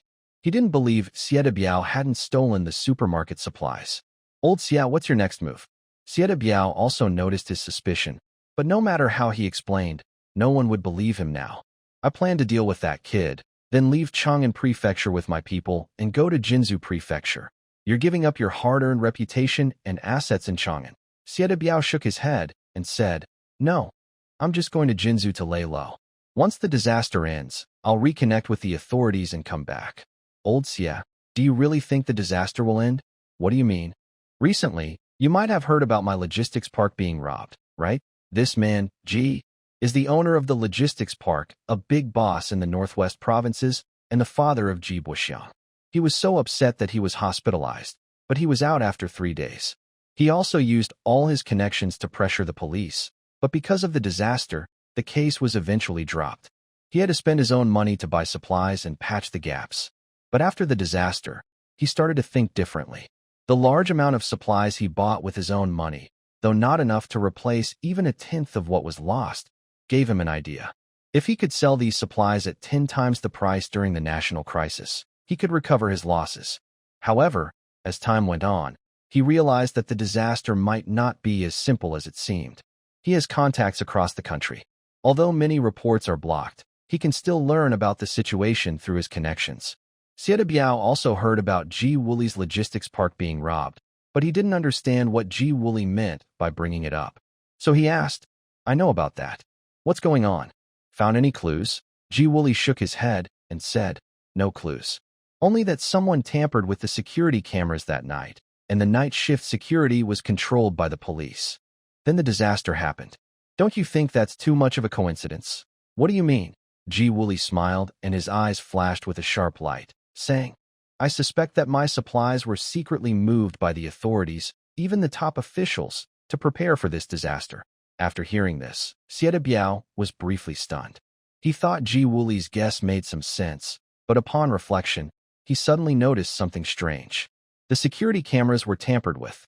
Xie Biao now feels a bit sensitive about the word video surveillance. So, when he carefully recalls Ji Wuli's words, an extremely absurd idea suddenly pops into his mind. Old Ji, are you saying that the security cameras at your logistics park have been tampered with? Ji Wuli doesn't understand why Xie Biao is so focused on the video surveillance.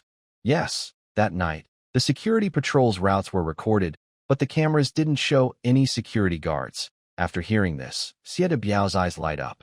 He quickly asks, did the police find any clues at all? They gave me what seems like a suspicious security footage, saying there's a middle-aged man who is a big suspect.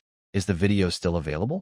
Send it to me. Ji Wuli picks up his phone and sends the video to Xie Biao while saying, Old Xie, what I want to tell you is that natural disasters won't end so easily. Do you know how many cities across the country are already completely out of control? Do you know the coastal cities have already sunk? This disaster might actually be an opportunity. Just think about it. If Chang'an province falls completely into chaos, then maybe we can carve out our own territory and establish our own power. Xie Biao opens the video, which is downloading, and is suddenly shocked by Ji Wuli's words, staring at him in disbelief. He thinks Ji Wuli might have gone crazy. As someone who is a black market boss, he wouldn't even dare to think about carving out his own territory. As a proper businessman, how could he have such an idea? But Ji Wuli isn't stupid. What exactly is supporting him to have this kind of thought? How can you have such bold ideas? Ji Wuli observes Xie Biao's reaction, puts down his teacup, and slowly says, I'm in logistics. I know what's happening in every city across the country.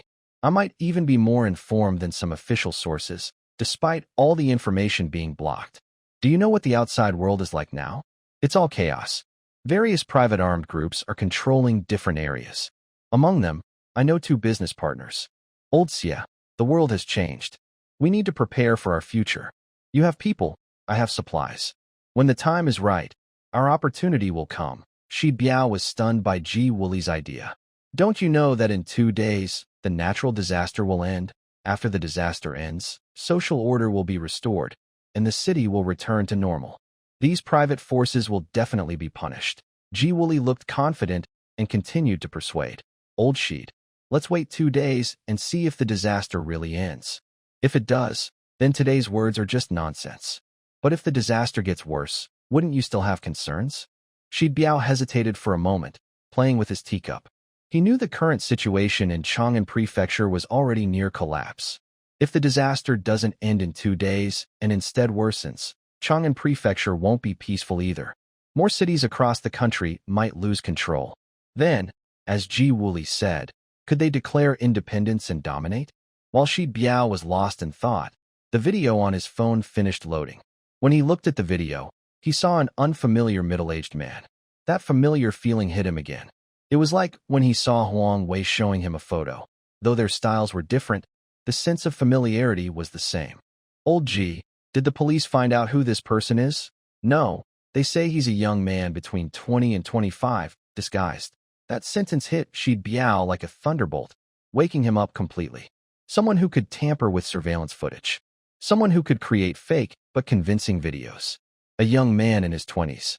Someone who could hide supplies completely. Shi Biao thought he might have finally found the truth. Just then, his phone rang. It was Huzi's number, and he answered immediately. Hey, Biaoji, that kid has escaped the fortress. He's driving a brand new Hummer H2, no license plate. He drove somewhere. Send me a video of his car, so I can see. Biao Gu, it seems he headed towards the western suburb industrial park. My two brothers and I are following in our cars. Wait a moment, I'll record a video for you now. After saying that, he hung up. 1 minute later, Sieta Biao received a video on his phone. In the video, a shiny silver Hummer H2, brand new, is driving on the road to the western suburb, making a loud roar like a tiger. This sound caught Ji Wooley's attention sitting across from him. Curious, he moved closer to Sieta Biao and looked at the video on his phone. But just one look made Ji Wooley suddenly stand up. He pointed at the Hummer H2 in the video and said, "Isn't that the 2024 commemorative edition Hummer H2 I lost in my warehouse?" Hearing this, Sieta Biao handed the phone to Ji Wooley and said, "Are you sure this Hummer H2 is the one you lost? Look carefully." Ji Wooley was very excited. He snatched the phone from Sieta Biao and pointed at the Hummer in the video. "I definitely won't mistake it. These two cars are the latest models, the 2024 commemorative edition, limited to 200 worldwide. 5 are in the summer country, and this is the only one in the northwest. It was a wedding gift from the gas king of Gansu province for his son. It was supposed to be delivered next month in mid-month." Ji Wooley's words made Sieta Biao realize everything clearly. If he was just guessing before, now he was sure. Li Fan was the one who set fire to the Red Romance. The videos of Zhang Liang's rebellion and the theft of supermarket supplies were all staged by Li Fan himself. So, Li Fan not only had the supplies he bought, but also the supermarket supplies, and even the 13 billion worth of goods from the Northwest 5 provinces. Just thinking about it made Sieta Biao feel chills. But where did Li Fan hide all these supplies? Another important question was, why did Li Fan take such big risks, stealing, buying, and hoarding so many supplies? Sieta Biao sat on the sofa, poured himself a cup of tea, trying to calm his shock. His eyes narrowed, and his mind raced quickly. The more he thought about it, the more frightened he became. It seemed that everything, including natural disasters, was within Li Fan's control.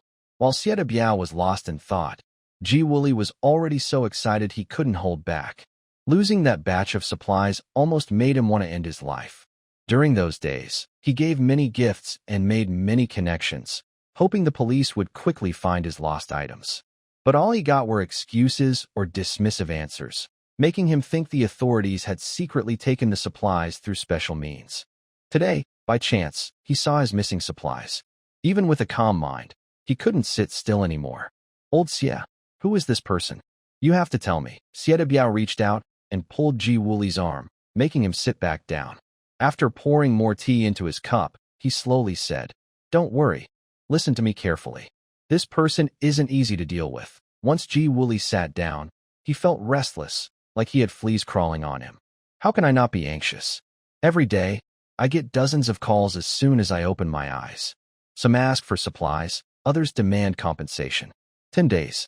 10 days. Do you know how I've been living during this time? Every time I hear my phone ring, my blood pressure rises and my heart races. If it weren't for natural disasters, I think I'd be begging on the streets now. Who is this person? I'd love to eat him, skin him alive." Sieta Biao still looked grim, waiting for Ji Wooley to vent his anger. Inside, he was also boiling like molten lava. "Old Ji, calm down first. I'll tell you slowly." Seeing Sieta Biao's serious expression, Ji Wooley frowned slightly. He picked up his tea and drank it in one gulp, taking deep breaths to calm his restless emotions. "Just tell me, with that serious look, is this person someone high up?" Sieta Biao shook his head. "Is he from Jigang in Nancheng?" He still shook his head, put down his tea, and said, "Don't guess anymore. He's just an ordinary college student, an orphan. His foster parents are also dead, An orphan? Ji Wooly was suspicious. An orphan making Xie Biao so cautious?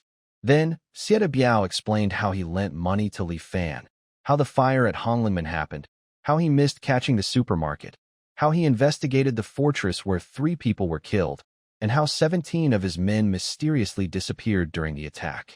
Afterward, 2 pots were placed on his head, and he told this series of events to Ji Wooly. Do you still think he's just an orphan? Listening, Ji Wooly fell into deep thought. He was not a reckless man. After many years in business, he managed to hold over 40% of the logistics share across 5 provinces in the Northwest. He had seen and experienced a lot of people and events. Are you saying that this young man not only knows that a disaster is coming, but also has stored a huge amount of supplies?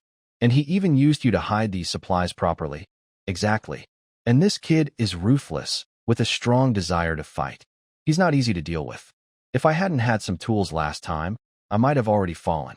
This kid is a bit strange. Although Ji Wooly had already started to take Li Fan seriously, he was not yet overly cautious.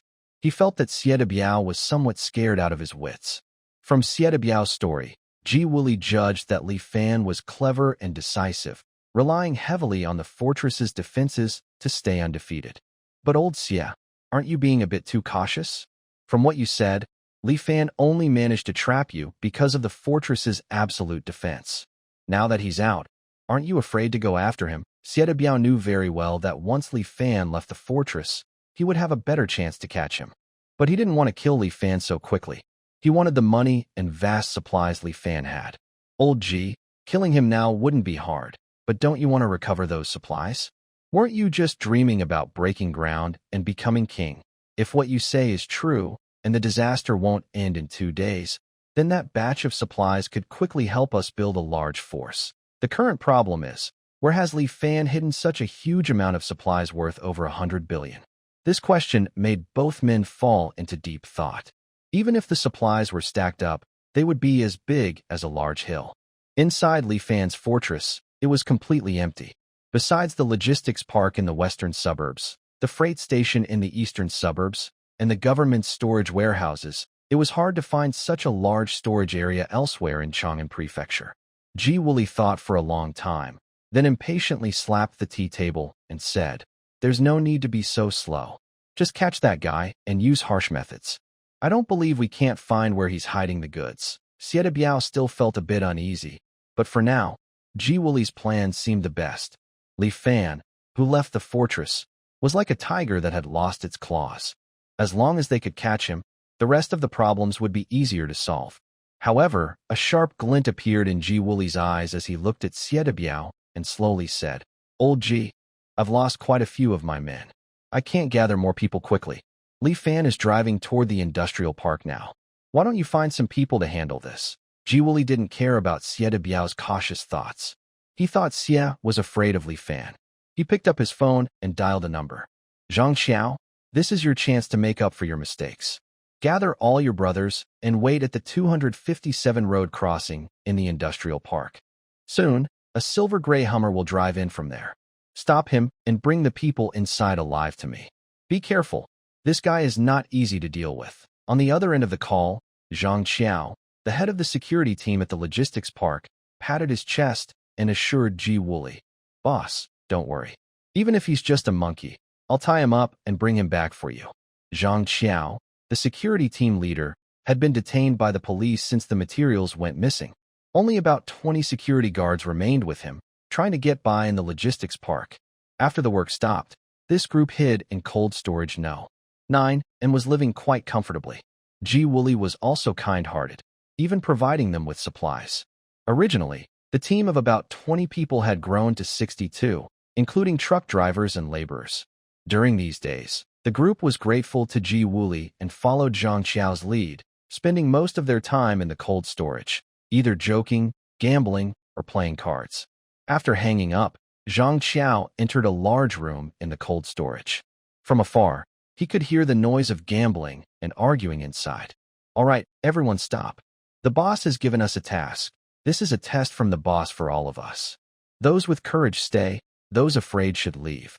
If anyone dares to hold us back or cause trouble while working, they will be asked to leave the logistics park. The boss does not keep idle people. Hearing this, a strong, honest-looking laborer stepped forward. He was the leader of the workers, about 35 or 36 years old, with solid muscles and a simple face. He asked in a deep voice, "Brother Zhang, what does the boss want us to do?" "The boss wants us to catch a little troublemaker.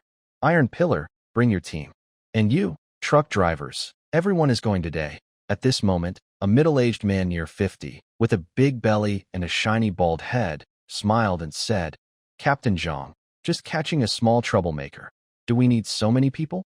"Old Liang, the boss ordered this. It's a test to out those who just eat and do nothing. Do you understand?" "Yes, yes.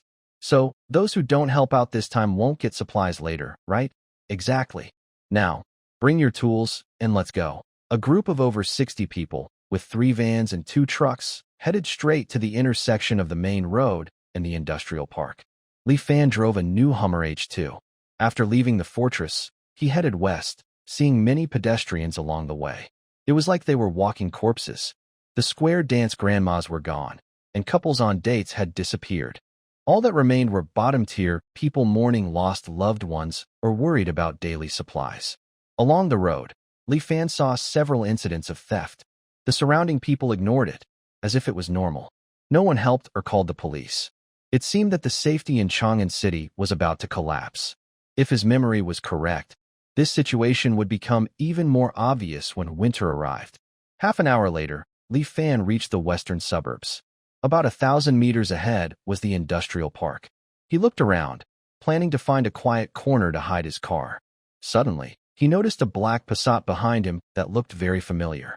After driving a few hundred meters, Li Fan suddenly made a sharp turn and headed back. The driver of the Passat seemed surprised by this move and slowed down instinctively.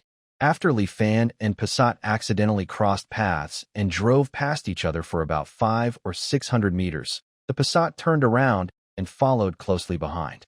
Looking in the rearview mirror, Li Fan saw the approaching Passat and felt confused. Who would be so persistent at this moment? Was it the security agency or Xiedebiao? He slightly opened the window, and a silver dragonfly flew out like a ghost, heading straight for the Passat. A few seconds later, Li Fan received a 3D projection from the silver dragonfly. "What's wrong?" Seeing Li Fan activate the projection, Ran Lin eagerly appeared beside it. "We're being followed. This car has been behind me since near Li Shui Villa. At first, I didn't pay much attention, but when I was looking for a place to park, I noticed it was still behind me. Whose person is it?" Li Fan squinted and carefully examined the 3 people on the Passat screen. They looked very ordinary, except they were quite muscular and had fierce eyes. It was hard to tell who they were. "I don't know. These people look unfamiliar." Minnie Ran Lin playfully snapped her fingers and said, "Watch this. I'll use the police system data to find out." Her eyes glowed with a blue light, and within 20 seconds, the information of the 3 people appeared in front of Li Fan. Chen Eru, male, 31 years old, from Jinzhou. He was sent to Shaolin Temple by his parents after elementary school to learn martial arts. At 21, he was sentenced to 3 years in prison for intentional injury. After release, he worked in Chang'an and is a cousin of Zhang Liang. Ma Daji, 29 years old, from Chinsong. Lu Xiaodong, 26 years old, from Luoqing. Seeing Chen Eru's information, Li Fan was shocked. It wasn't because he was Zhang Liang's cousin, but because of the name Chen Eru. In his previous life, an extraordinary person from Chang'an had appeared, an 8th-level dual attribute ability user with powers over strength and metallic body. He was eventually recruited by the capital city, officially trained by the government. During the fall of Jinsi City, Chen Eru led a small team and fought fiercely against a beast horde, single-handedly killing a 7th-level mutated tiger. He became famous for this and was one of the 8 great elites of the capital city's official forces. Until Li Fan's rebirth, Chen Eru remained a prominent figure in the apocalypse. In Chang'an, he served time in prison, studied martial arts at Shaolin Temple, and was about the right age. It's definitely him. I didn't expect to meet such a powerful person so early in this life, and it seems like he's someone who holds a grudge against me. Thinking of this, Li Fan showed a sinister smile. I must eliminate him. I have to kill him. This person is quite dangerous. If he grows stronger, it would be terrible. Not to mention his powerful dual-element abilities and his high status in Shangjing. which makes Li Fan feel the urge to kill. Watching the Passat following closely behind, Li Fan drove into an old car recycling yard on the outskirts of the western suburbs. After stopping the car, he sat on the roof, waiting for the Passat to arrive. The recycling yard is very large, with abandoned cars stacked around the walls, leaving a big open space in the middle. Before entering, Li Fan used his goggles to check the situation inside. There were no signs of any living magnetic fields. This is a perfect place to hide and erase traces. The Passat stopped at the gate of the recycling yard and didn't rush inside. The three people in the car also stayed put. "Brother Hu, what should we do?" The kid went in. "Should we go in too?" Ma Daji, who was driving, looked at Chin Eru in the passenger seat and asked. In the back seat, Lu Xiaodong was a bit impatient, feeling like they were overreacting. He said, "Brother Hu, why are we hesitating? Just go in and confront him directly. Even if he has 3 heads and 6 arms, he can't be your match." Chin Eru was hot-tempered, easily angered, and simple-minded. When he heard that his cousin might be killed by an orphan, he immediately wanted to take revenge himself. Seeing Li Fan sitting on the roof of the car inside the recycling yard, smoking with one hand and waving mockingly at them with the other, looking arrogant and provoking, anger surged in him. He pushed open the car door and stormed into the recycling yard, furious. Ma Daji quickly shouted, "Brother Hu, Biao Gu said not to act rashly. If something happens, I'll take responsibility. If you're scared, you can leave first." Ma Daji turned back and scolded Lu Xiaodong angrily. "You idiot, all you do is stir trouble. Don't you know that Brother Liang and Brother Li both fell into this kid's hands?" Li Xiaodong was not convinced. He patted Ma Daji's shoulder and said, "Don't get so excited. He hasn't met Brother Hu. 10 good brothers plus 10 Li brothers aren't a match for Brother Hu. Taking down a young kid like that is easy. Just watch Brother Hu's performance and be done with it." Neither of them got out of the car. They rolled down the windows and looked at the situation in the recycling station. Li Fan saw that only Chin Eru entered alone and frowned. This was a bit tricky. He originally wanted to find a hidden spot to deal with all 3 men, but now only Chin Eru was there. If he took care of Chin Eru, he would definitely scare away the other 2 in the car. Also, he felt Chin Eru might not be easy to handle.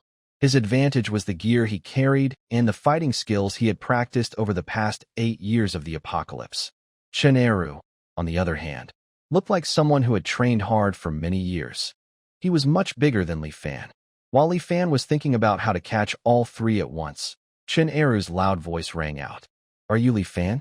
Where did you take my cousin Zhang Liang?" Hearing this, Li Fan threw away his cigarette and smiled. Zhang Liang. If he was quick on his feet, he would have already drunk the soup of the underworld. Chin Eru's cheeks puffed up, and his eyes, like a hunting tiger's, fixed on Li Fan. "Good. You're quite bold.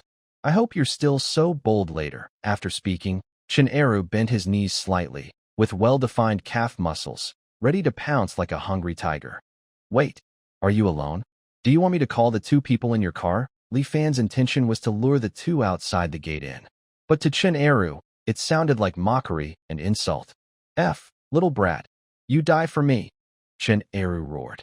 Before his words finished, he leapt onto the hood of the car, claws like hooks reaching for Li Fan's throat. His speed was incredible. It was no longer human speed. Li Fan's hair stood on end instantly. He had no time to think. He leaned back, kicked off with both feet, and kicked Chin Eru's chest. Chin Eru's fingers brushed Li Fan's neck, scraping against his combat suit, making a grating sound. Li Fan pushed off Chin Eru's chest and rolled backward toward the rear of the car. Li Fan's right hand suddenly moved from behind his back, and a crossbow appeared in his hand. He shot 3 arrows at Chin Eru.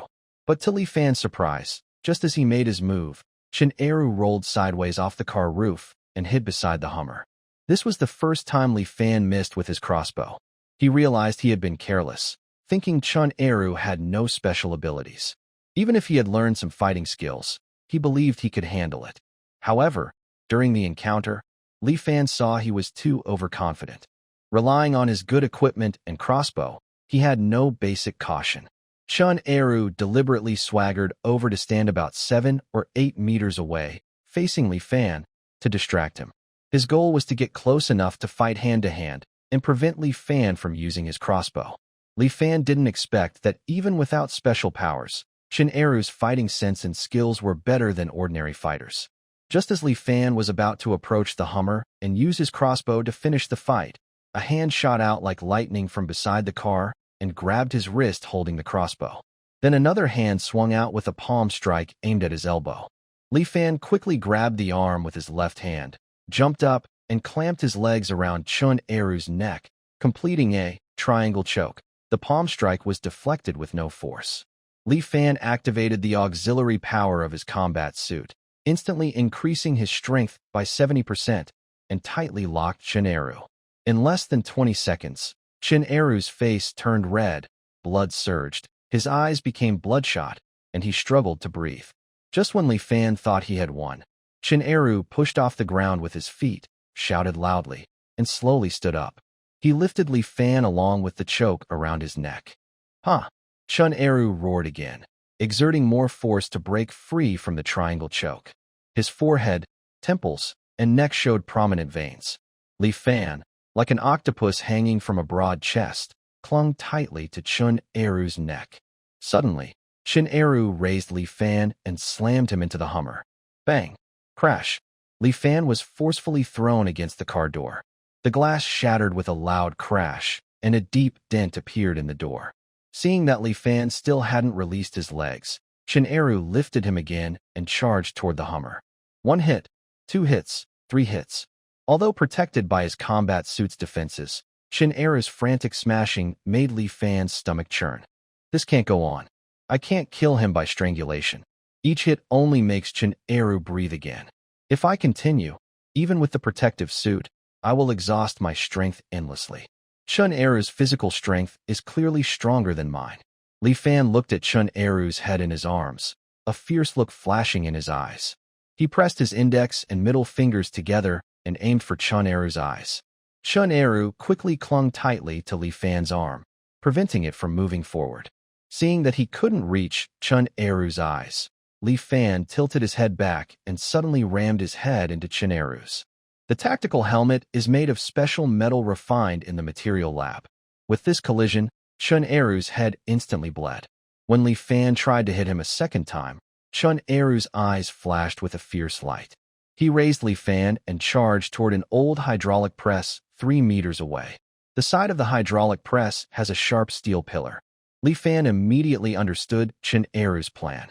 He loosened his legs, gave up the triangle choke, supported himself with one hand, and kicked him in the groin. Chen Eru immediately stopped, crossed his arms, and blocked the kick aimed at his groin. Li Fan then rolled to the side, standing next to the Hummer. The two faced each other again, about 3 or 4 meters apart. Li Fan glanced at the corner of his eye and saw that the crossbow had fallen under the driver's seat during the fight. One side of the Hummer was completely deformed and collapsed. Unlike ordinary cars, the Hummer's body is made of aluminum alloy. While not bulletproof, it is much harder than regular off-road vehicles.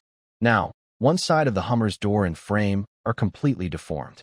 This shows how terrifying Chen Eru's strength is. Seeing this, Li Fan's assessment of Chen Eru's fighting ability rose another level. No wonder he's one of the 8 mighty warriors in the Apocalypse's capital.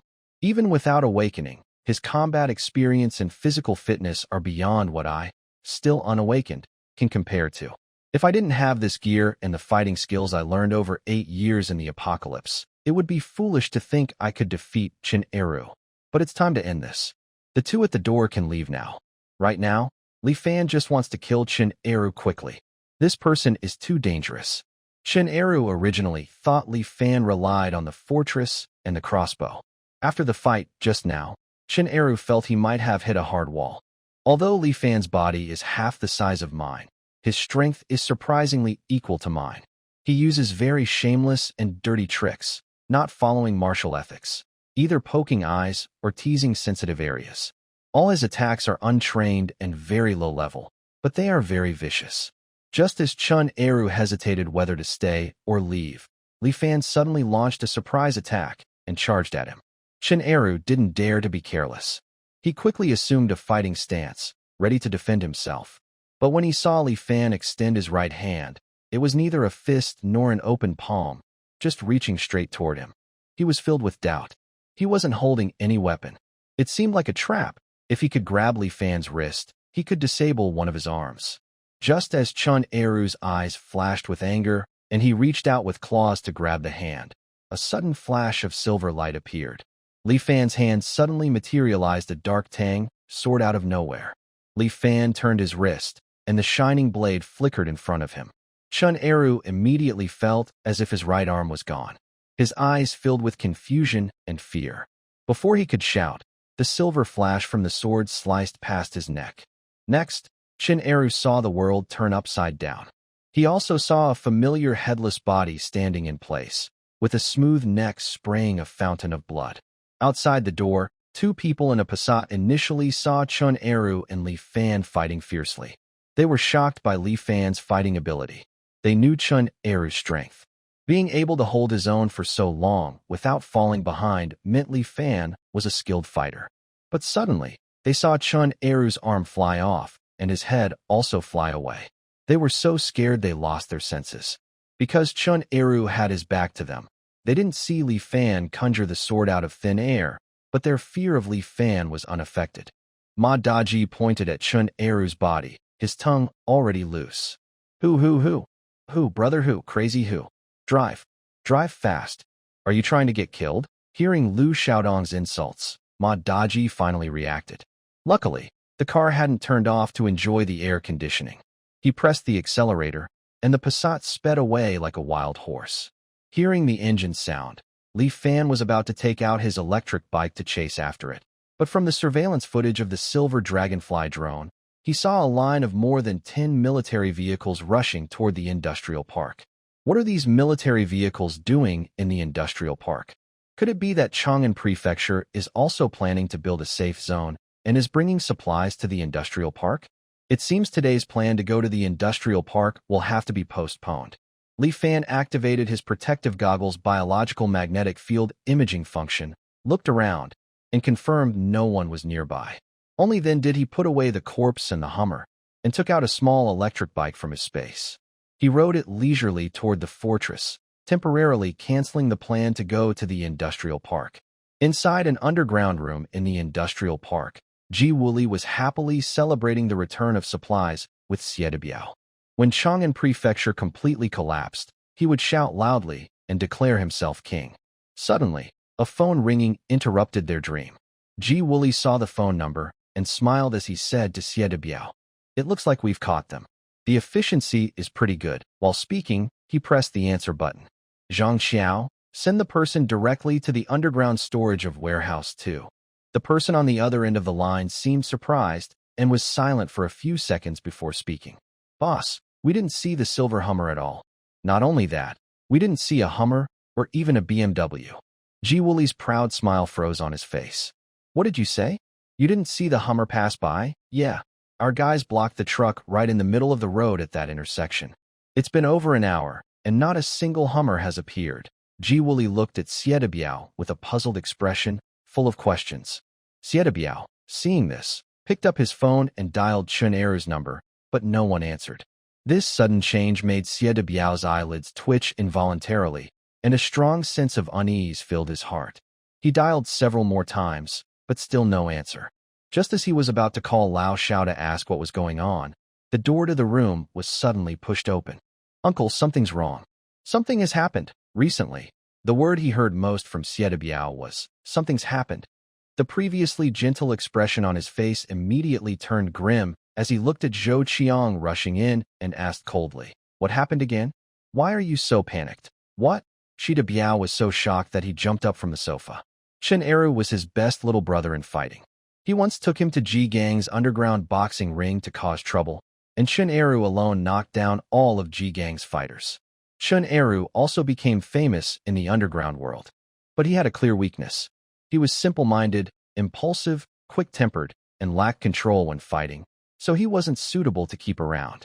That's why Xie Biao arranged for him to manage a gravel factory outside the city. Now, hearing that Li Fan had killed Chun Eru, he was naturally shocked. But he quickly became very angry. "Didn't I tell him not to act rashly? How did he end up fighting Li Fan?" Ji Wuli listened to this and silently hung up the phone. He had heard that Xie Biao had a reckless enforcer named Chun Eru, who was said to be unbeatable in Chang'an. Someone like that was killed by a college student. This made Ji Wooly wary of Li Fan, whom he had never met. Zhou Qiang felt uncomfortable under Shida Biao's angry gaze and hurriedly said, "I don't know the details. It was the two brothers who escaped and told us. Should I let them come in and tell you personally?" Shida Biao, with a grim face, sat back on the sofa, trying to suppress his emotions. He coldly said, "Let them come in. I want to know how Li Fan managed to kill Chen Eru." Soon, Ma Daji and the others, still shaken, were pushed into the room. Seeing how nervous they looked, Shida Biao frowned and asked in a deep voice, "Tell me everything clearly." "Brother Biao, it was Eru Ji's idea to avenge Liang Ge. We couldn't stop him." The two of them took turns explaining the whole process.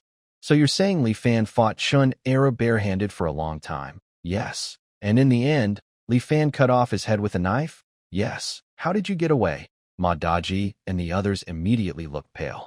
"Brother Biao, Li Fan is too fierce. Eru Ge wasn't his match. We had no choice but to run back and report." "Did Li Fan chase after you?" No. The Hummer was destroyed. We had no transportation, so he couldn't catch us. Thank you for sharing your text. Here is the corrected and simplified version. Xie Biao was relieved to see that Li Fan did not chase after the two people. He slightly narrowed his eyes and waved his hand at them. After Ma Daji and the others left, the room fell into a strange silence. Xie Biao and Ji Wooly did not speak. After a long time, Xie Biao let out a creepy laugh. He slowly raised his head, his eyes full of madness, and sneered. "Things are getting more interesting." Ji Wooly saw the crazy look in Xie Biao's eyes and felt a bit nervous. "Old Xie, are you okay?" "I'm fine. I'm very well." "Old Ji, if the disaster doesn't end in a few days and Chang'an City falls into chaos, do you think we can handle it?" Ji Wooly confidently replied.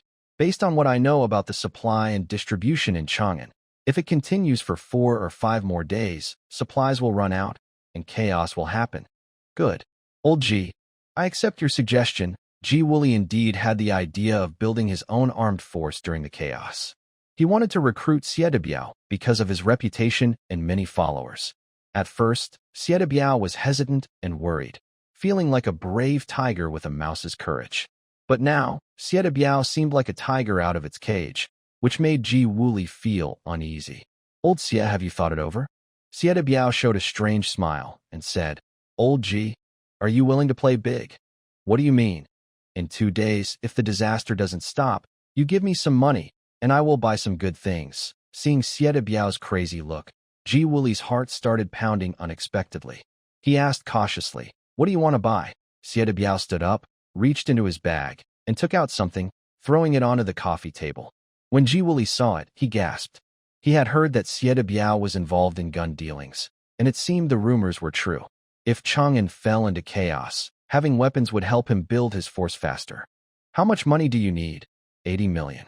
To build a real armed group. Originally, Xie Biao planned to stay hidden. If the disaster ended, he would escape to Jinzhou, wait for the situation in Chang'an to settle, find a new protector, and then return. But after fighting Li Fan and suffering repeated losses, Xie Biao gained the courage for a desperate fight. At that time, with hundreds of people and hundreds of guns, "I don't believe we can't handle that kid, Li Fan. A tiger doesn't show its power. Thinking I'm a sick cat?" Ji Wooly was also shocked by Xie Biao's crazy ideas, but he had another concern in his mind. He originally just wanted to use the people and reputation Xie Biao had, not to be controlled by him. Looking at Xie Biao, he smiled and said, "Old Xie, your idea is good, but I want half of the weapons you buy, and I also want to be introduced to the channels you use to buy guns. I have a group of brothers who need to follow me and eat." Hearing this, Xie Biao happily laughed, picked up the teapot, poured tea for both of them, and raised his cup to signal Ji Wooly. "Old Ji, you helped me when I was in trouble, so I won't treat you badly. Half of the weapons is fine. When the time comes, in Chang'an Prefecture, we'll split everything equally." Ji Wooly raised his cup, clinked it with Xie Biao's, and smiled. Happy cooperation. Happy cooperation, but both of their eyes held a hint of caution. Li Fan returned to the 3rd underground level of the fortress and entered a different space. He looked at the heavily deformed exterior of the Hummer and fell into thought. Ran Lin stood nearby, watching his worried expression, and asked, "What's wrong? Something serious happened tonight." "I found a big problem." "What problem?" "First, all future transportation tools need to be thoroughly reinforced. After the virus outbreak, during the big migration, we will face even more brutal battles than today. If we don't have a durable vehicle, I might have to go back to walking on foot." Li Fan turned and approached the end-of-the-world fortress RV, the Unicat Terra Cross 59. On the front part of the vehicle, there was a small embedded dust-proof box about the size of a palm. He opened it and found a password input device. Li Fan entered the password, and the side door of the fortress RV automatically opened. Standing at about 1.8 meters tall, Li Fan could barely reach the middle of the door. A foldable staircase extended out from the door with 6 steps. Stepping onto the stairs and entering the fortress RV, I see a small living room about 7 or 8 square meters. On the left side of the vehicle is a large viewing window, 2 meters by 1.5 meters. I press a red button by the window, and the titanium alloy shield outside slowly lifts up. There are 2 rows of facing sofas near the window, with adjustable backs. Between the sofas is a liftable dining table. When lowered, it connects the 2 sofas, turning into a bed. On the right side of the vehicle are cabinets, a sink, a refrigerator, a microwave, and a sterilizer. The stove is an integrated electric induction cooker, and next to the sink is an oven. The design fits perfectly, not crowded, and very practical. In the middle of the vehicle is a 1-meter-wide corridor. Further back, between the living room and the main bedroom, are 2 small rooms. On the left is the bathroom with a sink and a washing machine underneath. On the right is a separate shower room, about 2 square meters, enough for 2 people to enjoy a bath together. Passing through the bathroom and washroom, you reach the main bedroom door. When opened, a large bed, 2.2 meters by 2 meters, takes up about 80% of the space. On the left is a built-in wardrobe. Behind the bed is the rear of the vehicle, which also has a viewing window protected by a titanium alloy shield. Li Fan knows this isn't the full space of the vehicle. The end-of-the-world fortress RV, Unicat Terra Cross 59, has a height of 2.2 meters, excluding the chassis. Behind the cockpit, he opens a panel, revealing an operation console. Li Fan skillfully operates it a few times. An extension of about 80 centimeters automatically unfolds from the roof, forming a fully enclosed sleeping area. A vertical ladder extends from behind the cockpit up to the second-floor bedroom. The top has 4 skylights, all protected by titanium alloy shields. The bed has a latex mattress. Back on the first floor, he opens the panel between the cockpit and the living room. When flattened, it connects the 2 spaces directly. Really luxurious. The only downside is it can't withstand strong impacts. Indeed, I checked the specs of this vehicle. It's one of the most durable RVs, but in the terrible environment of the apocalypse, it still has some weaknesses. Ran Lin followed Li Fan around the fortress RV, showing little surprise. Hearing Li Fan's comments, she agreed wholeheartedly. "Little Ran, do you have a way to upgrade this fortress?" Ran Lin spread his hands and said, "I can upgrade the smart system of this car, but the hardware can't be helped unless you open a high-tech lab and put the car inside. That would turn it into a real armed mobile fortress." Li Fan pouted, sitting on the sofa of the fortress RV. He lit a cigarette and looked around, seeing the material laboratory through the viewing window. Suddenly, his eyes lit up. "Ran Lin, is the material lab only able to refine materials and improve their quality?" "Yes, haven't you tried that before?" Li Fan smiled mysteriously, quickly got off the vehicle, and circled around the Doomsday Fortress RV several times. Ran Lin followed closely like a shadow. "What's wrong? Did you think of another crazy idea?" Li Fan turned around, grabbed Ran Lin's shoulders, and his eyes shone with excitement. "If I disassemble all the outer shell, glass, and chassis of this RV into individual elements, then refine them separately in the material lab and reassemble everything, wouldn't that work?" Li Fan's idea wasn't arrogance but confidence, because Ran Lin was helping him. Ran Lin's database contained the assembly diagrams for every part of this vehicle. After disassembly, there was no worry about putting it back together. Plus, in the alternate space, time wasn't an issue. Even if he spent ages assembling inside, outside time wouldn't pass. This idea stunned Ran Lin. Her mind only thought of the quick way, opening a high-tech lab.